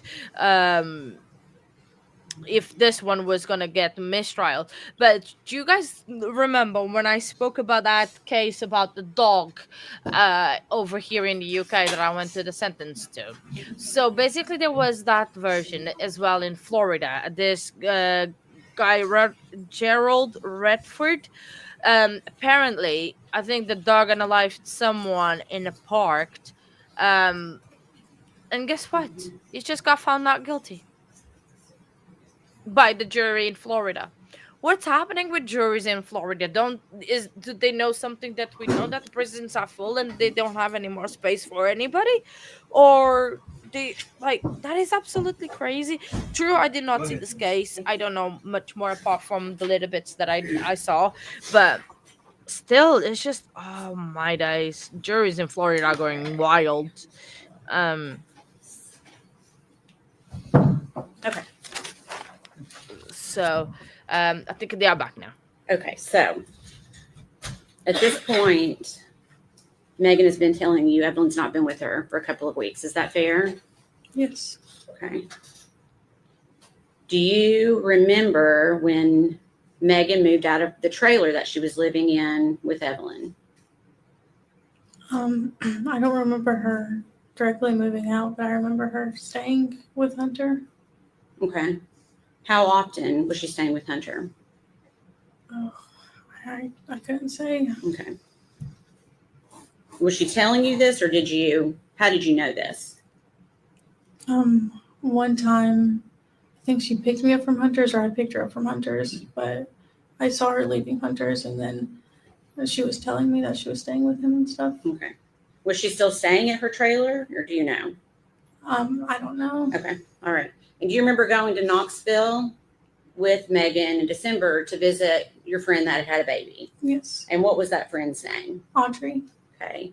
And did you and Megan ride together? Yeah, we both went together. Okay. And was Evelyn with you? No, she wasn't. Okay. How was Megan acting that day? Speculation. I'm not asking for speculation. I'm asking how Megan was behaving. Okay. What was her demeanor like? It seemed kind of all over the place and like erratic.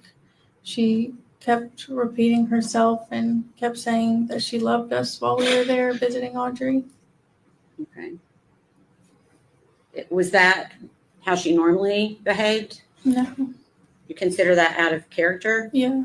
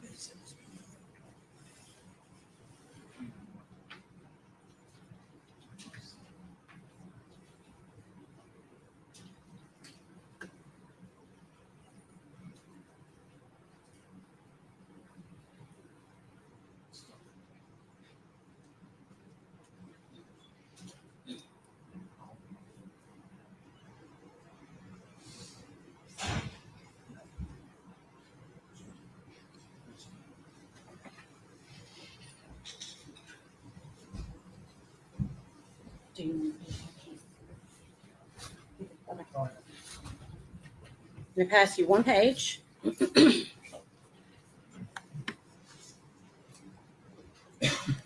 Take a moment to look at it. And let me know, do you recognize that? Yes. What is it? It's text with me and Megan on December 23rd, 2019 at 4:44 p.m. Okay, and is that a fair and accurate representation of your conversation with Megan on that date? Yes. Your Honor, we'd ask that be admitted as exhibit number 77.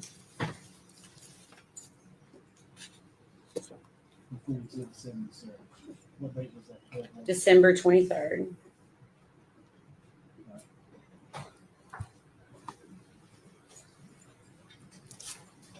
Permission to publish.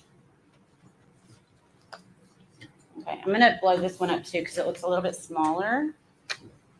Okay. On December 23rd at 4:44 p.m., where does Megan say that she is at? I'm at Ethan's grandparents with him. Okay. And then what do you say to Megan? OMG, how's that? You with Evelyn? Are you with Evelyn? Okay, so you're essentially asking her if Evelyn is with her. Okay, and what does she say? Yes, and good. Okay. And then jump to the bottom. You ask her a question at 4:45 p.m. What do you say to her? I'm sorry, repeat that. At 4:45 p.m., what do you say to Megan? So please send pictures of Evelyn. I miss her. And what does Megan say to you? I will in a second. Okay. Did Megan send pictures of Evelyn that day? No. Bailey, do you need a minute? Okay.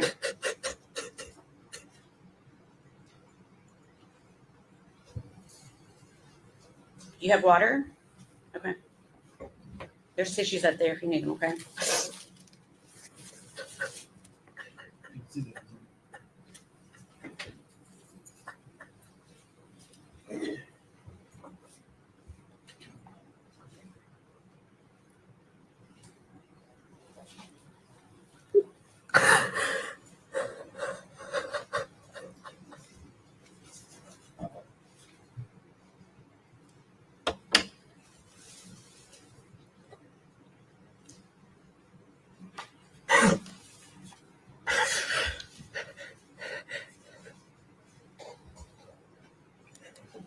Bailey, you want to take a break, or do you think you can go on for a few minutes? We can do either one.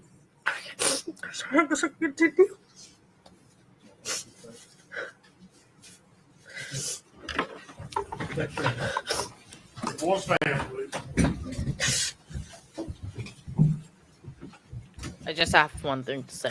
Megan, see? Those are real tears. Whatever you were doing the other day were crocodile tears.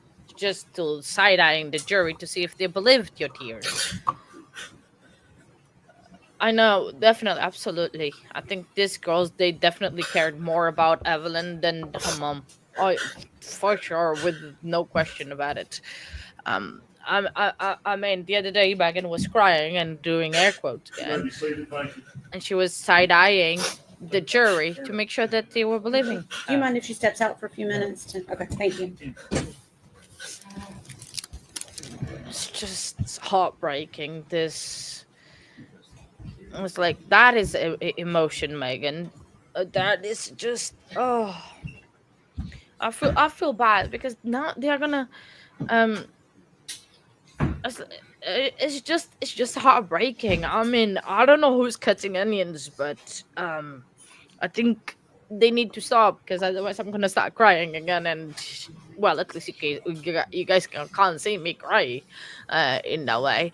But it's just it's hard. Like they show like that they really truly cared for Evelyn and they wanted to help out.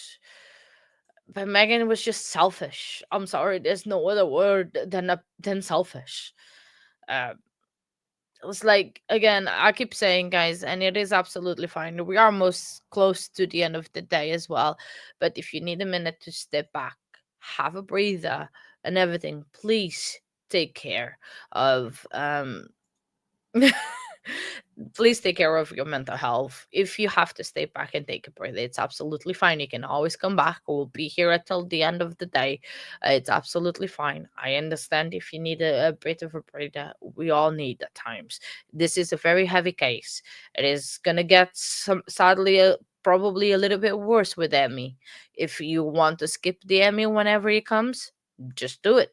Go watch a funny video, try not to think about this, and then come back. I am working on a way that I can alert people on, like, if you want to belong to it. So I think I'm gonna launch, or I think I already have a Patreon, but I need to change a couple bits because I can create a group there, and if you wanted to be part, you can sign up. It is free, so you don't spend any money. It's free.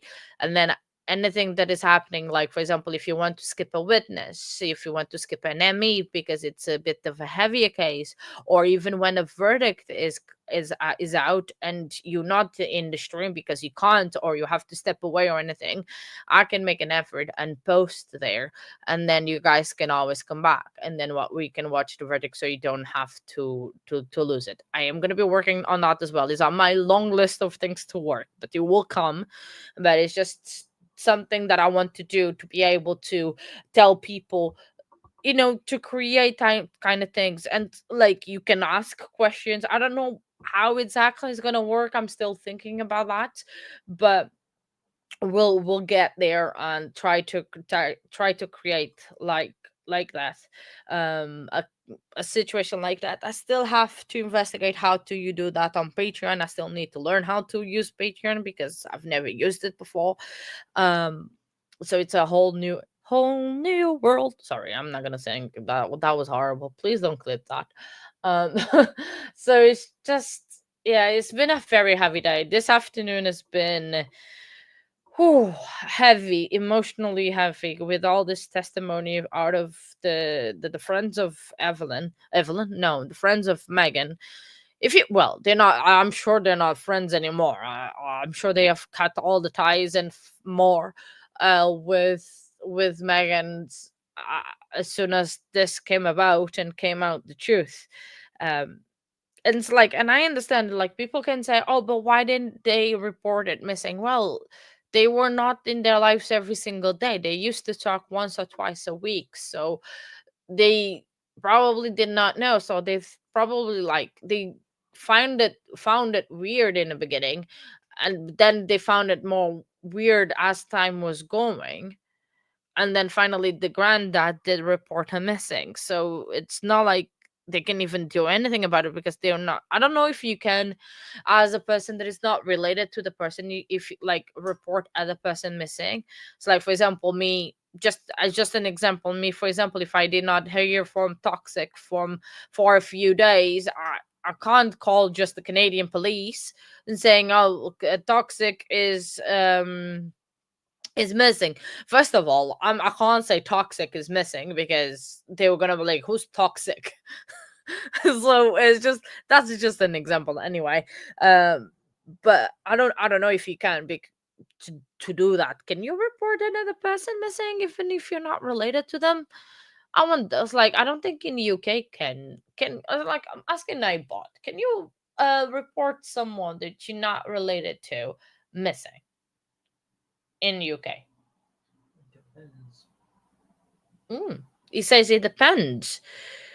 No, that's, I was like, well, that was something that, knock on wood, I have never had to do it. It was reporting someone missing. But it's just interesting. I've never done before, so it's just, see, we are always learning something. It's a new trial, and we are learning new things.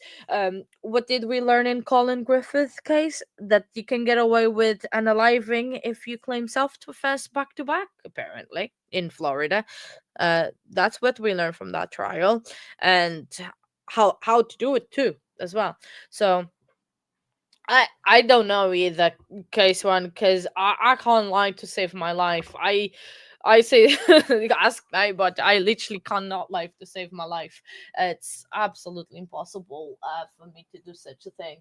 Um, I mean, I'm not saying the little white lies. Say, like, for example, when my boss asking Kathy, have you finished all your work? And when I haven't, I said, yeah, I'm finished. When I'm not, no, I'm joking. I never do that. um so it's just weird how she kept going. Do you think she kept it right? She wrote somewhere all the lies that she was saying, like, for example, told X and Y and Z this today, and then all she would read the messages before she was replying to know exactly what the conversation was. Because I'm interested to know. Well, after Colin Griffith, I think I did learn something. Don't be too overconfident on your guess, because I am on the fence right now.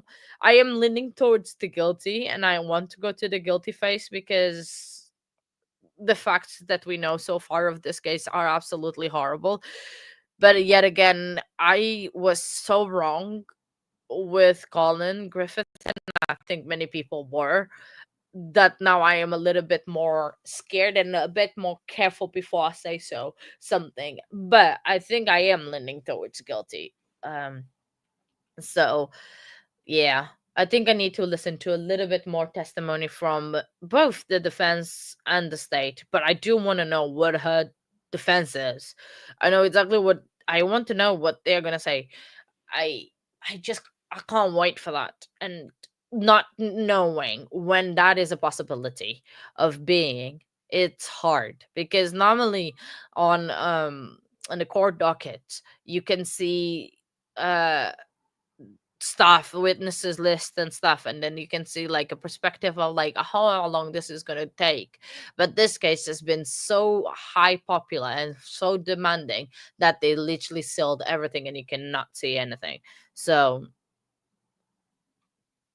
oh yeah, that's going to be their thing. But then toxic, they can say, all right, it was an accident, they roll in the sleep, but then it's the way that they dealt with it that it's gonna catch her. Because if it was an accident, you could have just come forward and say, oh, it was an accident. She lied about it, about her whereabouts for ages. She and then when they found like finally that replied, like asked her where she was and everything, she carried on lying instead of coming truth and say, oh, actually an accident happened and leading to the police. No, they lost resources, and with an Amber Alert all over the country to try to find this baby girl, for then the baby girl being in the back of the granddad's property. So exactly, so what you're saying, being scared is not an excuse, because otherwise my days I could get away with an living. Oh, I'm sorry, I was scared. I can just say I'm scared and I can get away with an living. So it it's exactly, and just like I don't think, just the fact, I don't think they can say literally that she was the saint of mothers and everything, but the fact that she hid the body in the trash with eggshells and leftover food and everything, like a literally, sadly, like a piece of rubbish, that is gonna get her convicted. I'm sorry, but that's my opinion. But again, I am trying not to make rash decisions about a verdict because I learned my lesson, I think, with Colin. So, but it's just I can't see the jury, especially the woman, and I don't know if they are mothers or not. But even if you are a human being and you have common sense. Megan doesn't have common sense, but hopefully this jury has. And you don't, even if it is an accident, even I'm sorry, I can't believe I'm saying, even Colin had the decency calling 911 and ask for help from mom. So, and this piece of person, not to say another word to get me out of YouTube, didn't even do that. Because she could have called 911 straight away. There was an accident, send the police, send the ambulance, send the whole army if needed. She could have said that. She could have done that. But no, she took the coward way out and she created a whole web of lies around that. So, oh yeah, definitely.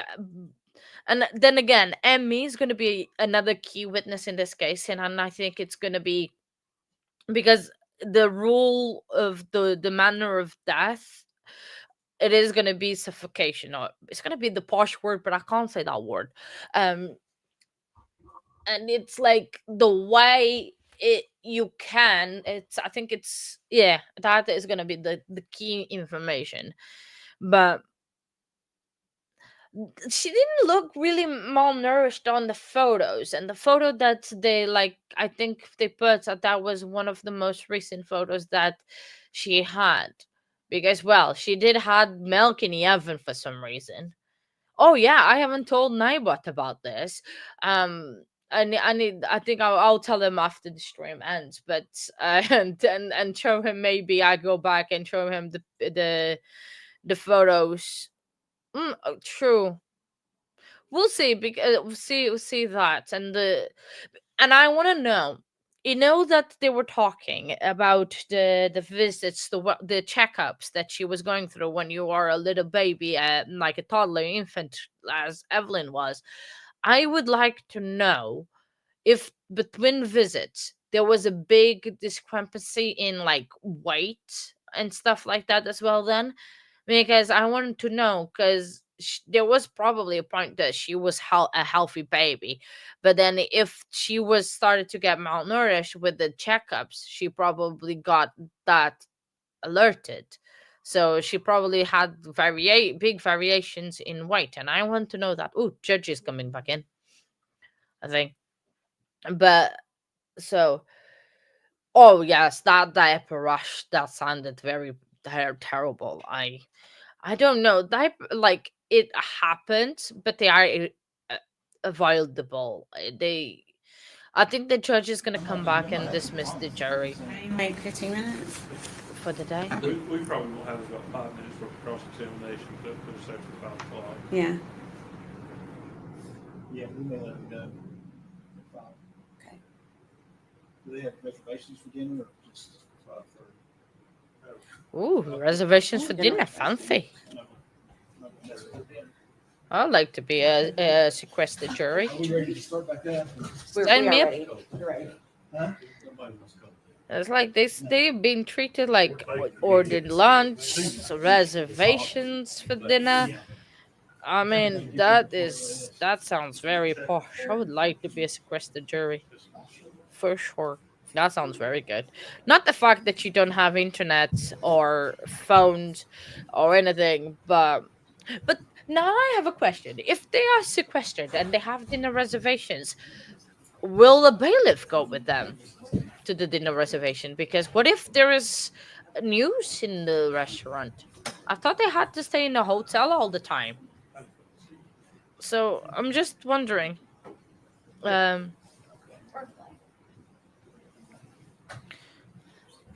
Yeah. Oh yeah, that can absolutely happen, and then that's another thing. I want to know if she had any allergies, but I don't think she had it. No one has ever mentioned that. But then again, we haven't heard from the ME or anything, or the doctor. Do you think her doctor will testify, say if she had any allergies? She might, to just very quickly just saying that she didn't have any allergies of any sorts, and that the diaper rash was from lack of care and not because she was allergic to the kind of brand of diaper that she was wearing. So I mean, I think even like now on that Megan coming down to that ramp thing, she looked skinnier than she was when this whole thing happened.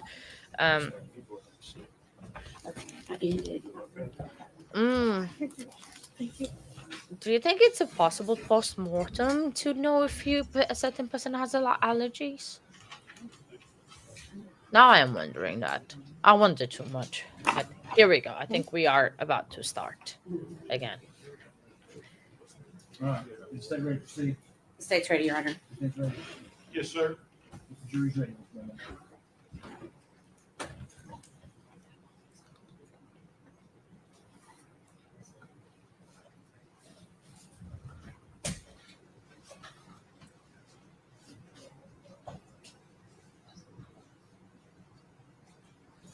We'll stand, please.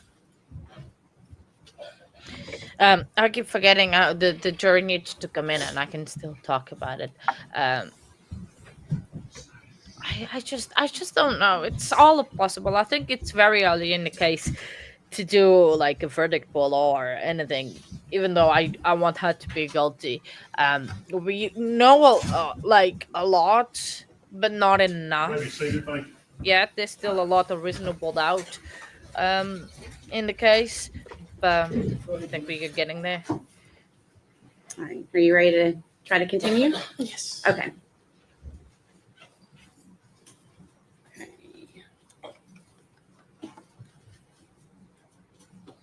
So we essentially ended before we took a break around December 23rd of 2019. And we talked about that. Did you continue to hang out with Megan after December 23rd of 2020? I don't remember any like specific dates, but we hung out a lot, so I would assume so. Okay. Do you remember learning that, do you remember hearing that Evelyn had been reported missing at some point? Yes. Okay, so you're going to have to speak up. I'm sorry. I'm sorry, yes. Okay. And how did you learn that Evelyn was missing? I found out on Facebook. Okay. Had Megan told you at any time? I know. Okay. All right.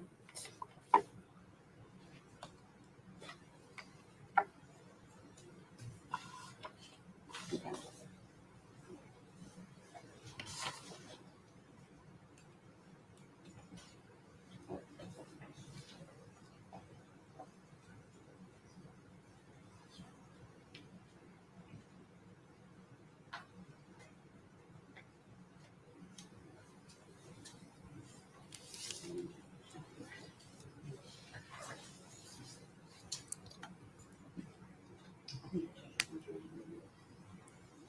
I'm going to pass you 2 pages.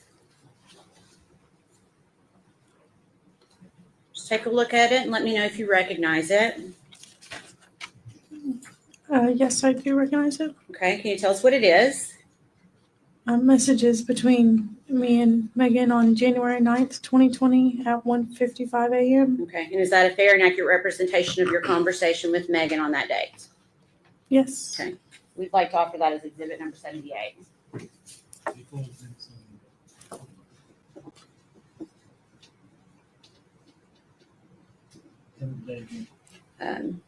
January 9th. Permission to publish? Go ahead. Let me try to get faster. Okay. So what question do you ask Megan on January 9th of 2020?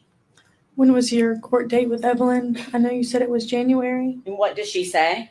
And tomorrow. And then what do you say? Where is Evelyn right now? Still with Ethan? And what does Megan say? Yeah. Okay, and what do you say in response?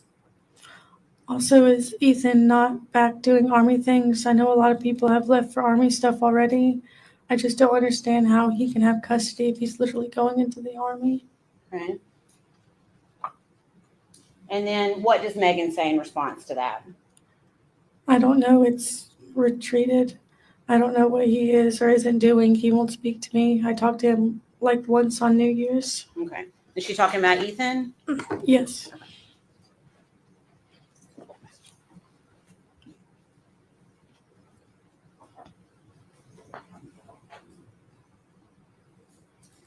That's your document.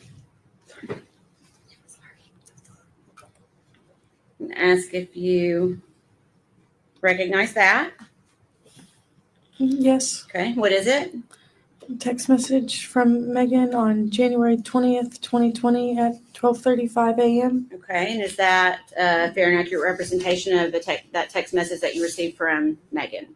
Yes. On that date? Yes. Your Honor, we'd ask that be made exhibit number 79.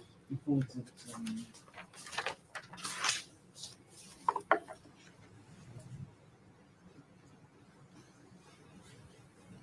Permission to publish. Go ahead. On January 20th, 2020, what does Megan tell you in this message? Went to Bowling Rock today. To Blowing Rock? Yeah, Blowing Rock, yeah. Okay. Sorry to make you work. Okay.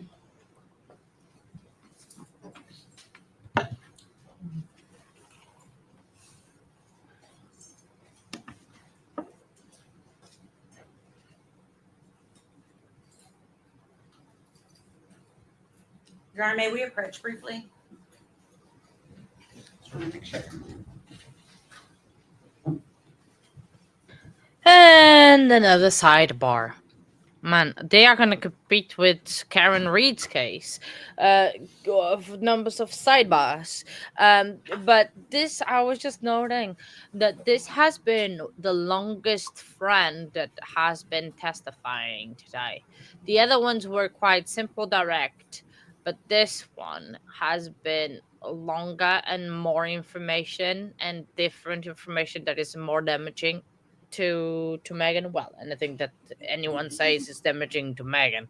Even whatever, if she testifies, whatever she's gonna say is damaging to herself. But I think, like, the judge said that they have reservations. Was it 5:15 or 5:30? Um, so they need to hurry up. It's almost 5 o'clock, Judge. Not that I'm saying you need to hurry up because I want to get off stream, but just because the jury will lose their reservation if they are late. I think that's what I was thinking. If they ask a question, how they can go to a restaurant where there's possible people talking about this case because it's a local case.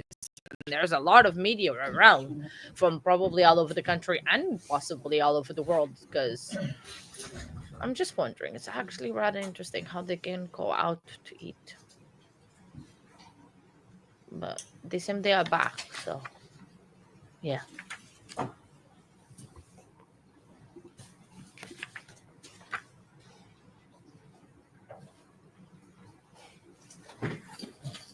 Has you 2 pages. Same thing, just take a look and see if you recognize it.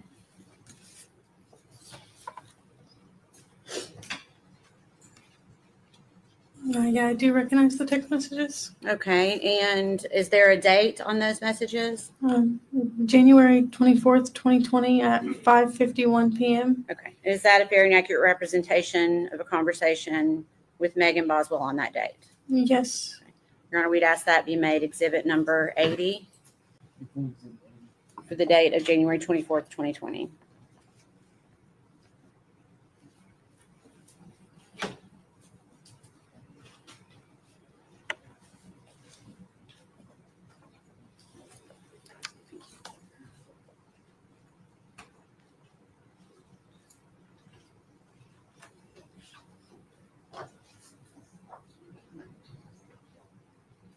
Okay.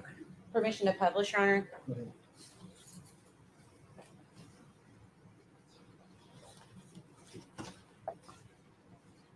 Okay.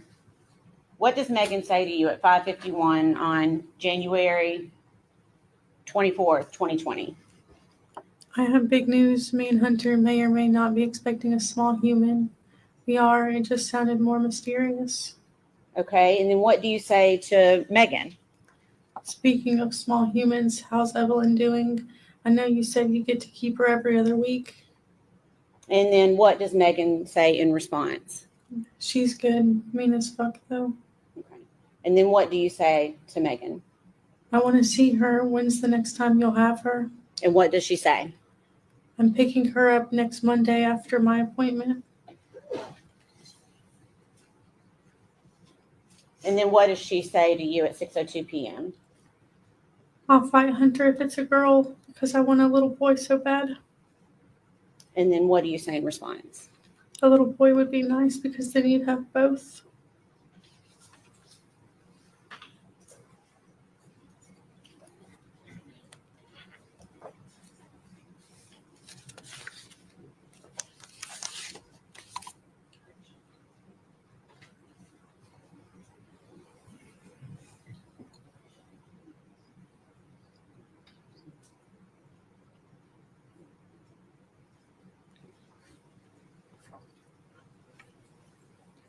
Same thing. Take a look at this and let me know if you recognize it. Yeah, I do recognize it. Okay, what is it? Text messages between me and Megan on January 29th, 2020 at 1:59 a.m. Okay, is that a fair and accurate representation of your messages with Megan on that date? Yes. Your Honor, we'd ask that be made exhibit number 81.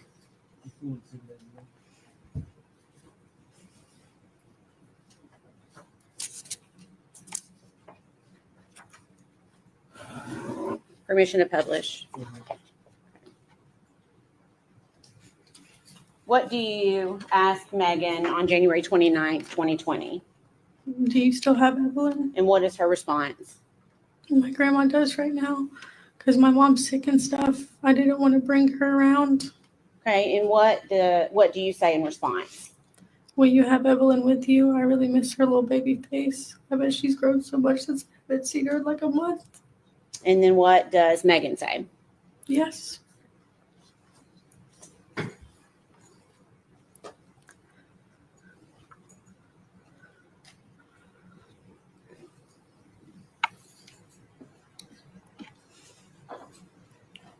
January 2020, have you seen Evelyn at all during the month of January? No.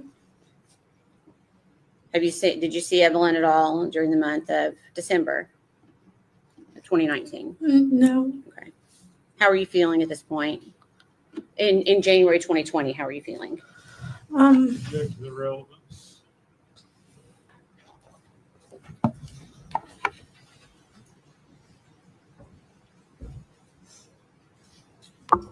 And another sidebar to the count. So basically, we're counting objections and sidebars and the jury be gone thing. But Megan lied through her teeth. I'm gonna ask in a different way, okay? You haven't seen Evelyn in about 2 months at this point. Is that right? Yeah. Are you getting worried? Yeah. Tell me in your own words why you were getting worried. Just everything was starting to add up, not seeing the pictures, her being wishy-washy on having Evelyn, and then it just kind of, everything was starting to feel off. Okay. You say no pictures. What do you mean by that? Were you seeing pictures before? I mean, it was just she was posting pictures and everything, so you'd obviously see the pictures. Okay. When you say she was posting pictures, where would you see pictures posted? Facebook. Okay. Did that stop at some point? I don't remember specifics, but I mean, during that time, I obviously didn't see anything. Okay. Was she continuing to talk about Evelyn? It seemed like the only time that we would talk about her is when I would ask. Okay. Did you consider calling DCS? Yes. Okay. Why did you not call? She was such a good friend to me that I didn't want to do that to her. Like, I've gone through similar situations and I know how it affected me, and I didn't want to do that to her. Okay. Did you continue to try to press her about where Evelyn was? Yeah. Okay. Yes? Yeah. What did she tell you? I mean, it was always an answer. It was either with Ethan or Ethan's grandparents or there was always an answer. Okay.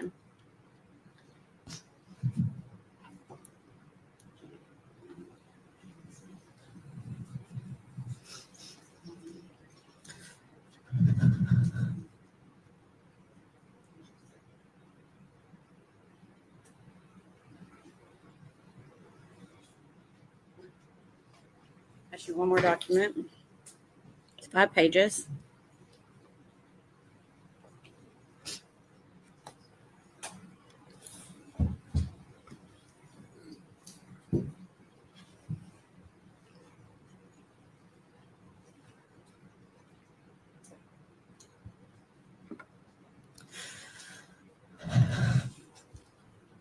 I recognize these. Okay. Can you tell us what it is? Text messages on February 22nd, 2020 at 2:46 a.m. Is it a fair and accurate representation of a conversation you had with Megan on February 22nd of 2020? Yes. We'd ask that to be made exhibit number 82.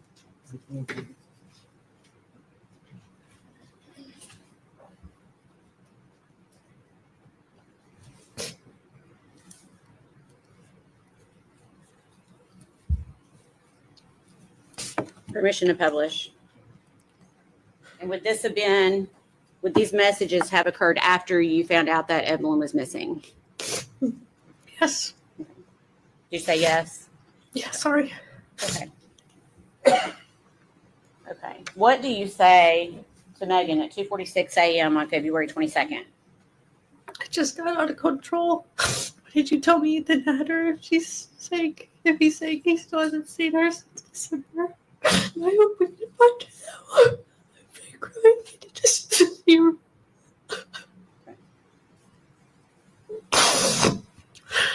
If whoever you said has her in that interview, I hope they bring her back and everything. Okay. So you said, I'll try to help you a little bit, okay? You said to her, if whoever you said has her in that interview, I hope they bring her back and everything. And then can you tell me what Megan says in response? Me too. I just couldn't tell anyone because I was worried the person might run or harm Evelyn or someone else in my family. And then you say, I'm just so confused about everything and I don't know what to believe. So just please tell me the truth and be upfront with it because I love Evelyn and as much as you do. And I feel like I deserve the truth. I know you felt you needed to lie to keep Evelyn safe, but I hope you understand where I'm coming from. And what does Megan say in response? If I could tell you anything, I could, but I was told not to. As soon as I can talk, I promise you'll be the first person I come to.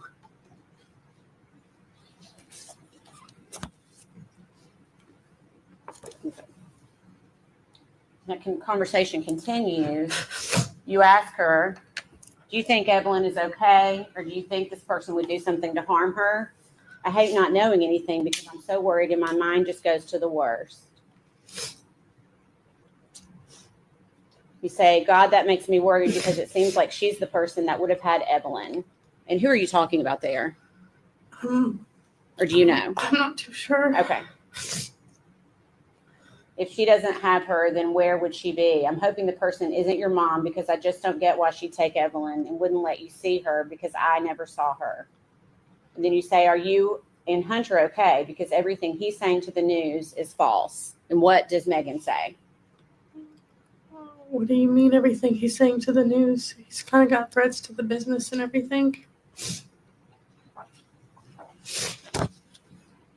And then he said y'all weren't serious and that you guys were on and off. You never told me you guys were on and off, and I thought you guys were pretty serious. And what does Megan say? We were definitely living together and shit, but he did that so people would stop giving him death threats or whatever. Okay. And you say, are you guys okay, though? Is he being a support to you through this, or are you guys not in contact right now? And what does Megan say? No, we've talked.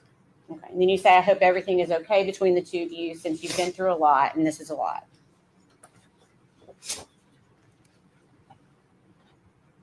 Then you ask her, are you talking about Hunter? Yes. Ever see Evelyn? I know at the beginning he never saw her because you wouldn't let him. But after that, did he ever get to meet her? You never told me. And what does Megan say? I'm not getting into that for Hunter's sake. And then you ask, when is the last time you saw Evelyn? And what does Megan say? I can't disclose that either. Okay. And you say the police are saying that the babysitter saw her last on December 10th. Did you see her on the 26th, like in the original Amber Alert? And what does Megan, let me make that smaller. What does Megan say? I can't disclose that. Okay.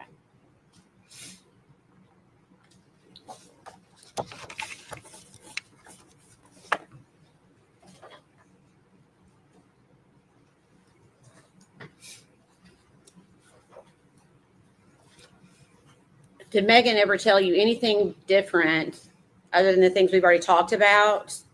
The other things she told you about where Evelyn was. Did she ever tell you anyone else had Evelyn? No.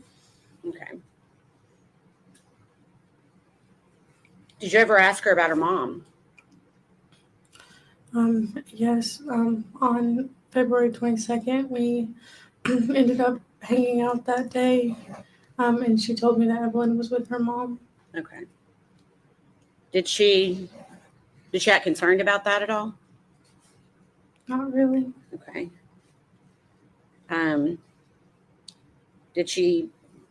Was she worried for Evelyn? I mean, at that point, I just was kind of in my own head about everything. So it's kind of hard to tell what she was feeling because I was just everything was too much at that point. So it's hard to say. Okay. Well, I'm asking specifically about when she said Angela, her mom, or Angel, had Evelyn. Did she seem to be scared for Evelyn's safety? I mean, I don't guess so. Okay.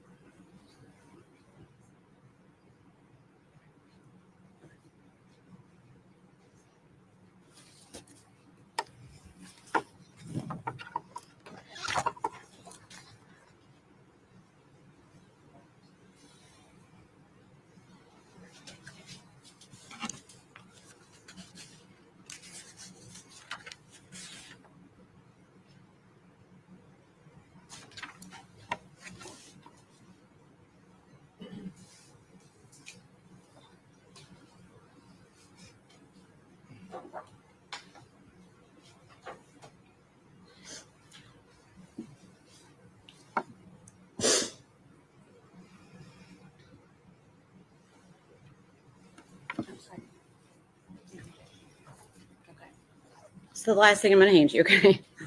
I know this is a lot. Okay. So you just mentioned the date of February 22nd, 2020. Did you see Megan in person that day? Yes. Okay. And do you recognize what I've just handed you? Yeah. Okay. What is it? It's a receipt from when we stayed at, or no, not when we stayed at Lodge yet. Okay. I'm not sure what it is. Okay, it's on February 22nd when I dropped her off at Equino Lodge. Okay. So you're saying you dropped her off at the Econo Lodge? Yeah. Is that the one on Airport Highway? Yes. Okay. And whose signature is on that receipt? Mine. Okay. So did you, for lack of a better term, did you get a room, you pay for a room for Megan for that night at the Econo Lodge? Yeah. Okay. Your Honor, we'd offer that as exhibit number 83.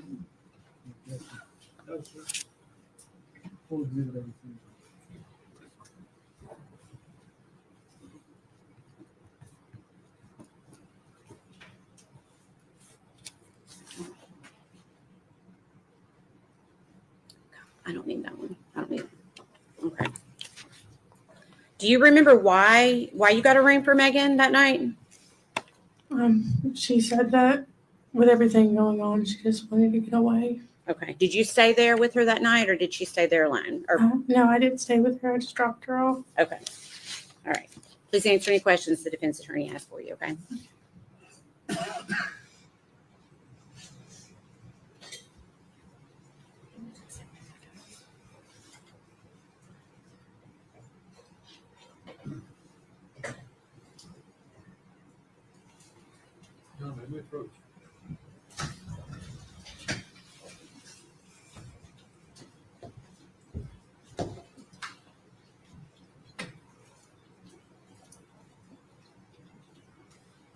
And another sidebar. Oh, honestly, it's toxic. I think me and Nightbot have that problem too. It's yeah, it is crazy. I don't know. I don't think it like the swear words are a good idea because I won't stop for today. okay, hang on. I have to give you certain admonitions every time we end the proceeding today. You're not to communicate with other jurors or anyone else regarding any subject connected with the trial. You're not to form or express any opinion about this case until it's finally submitted to you. You're to report promptly to the court any incident involving an attempt by any person to improperly influence any jury member or a juror's violation of the court's admonitions. You're not to read, watch, or listen to any news reports concerning this case. And you're to decide this case solely on the evidence introduced in the trial. We'll go with the officer. One stand, please.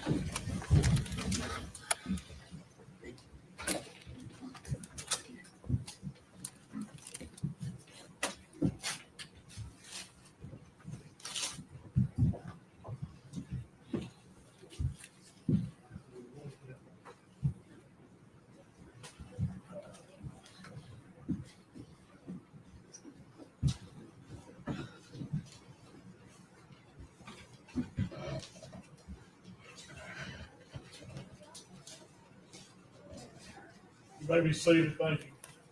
All right. Ms. Hawkins, you'll have to come back tomorrow, we'll start at 9 o'clock. Do not discuss your testimony with any other witness, or allow any witness to discuss their testimony with you. And I'm going to ask that you not watch any of the live stream or replay of today's.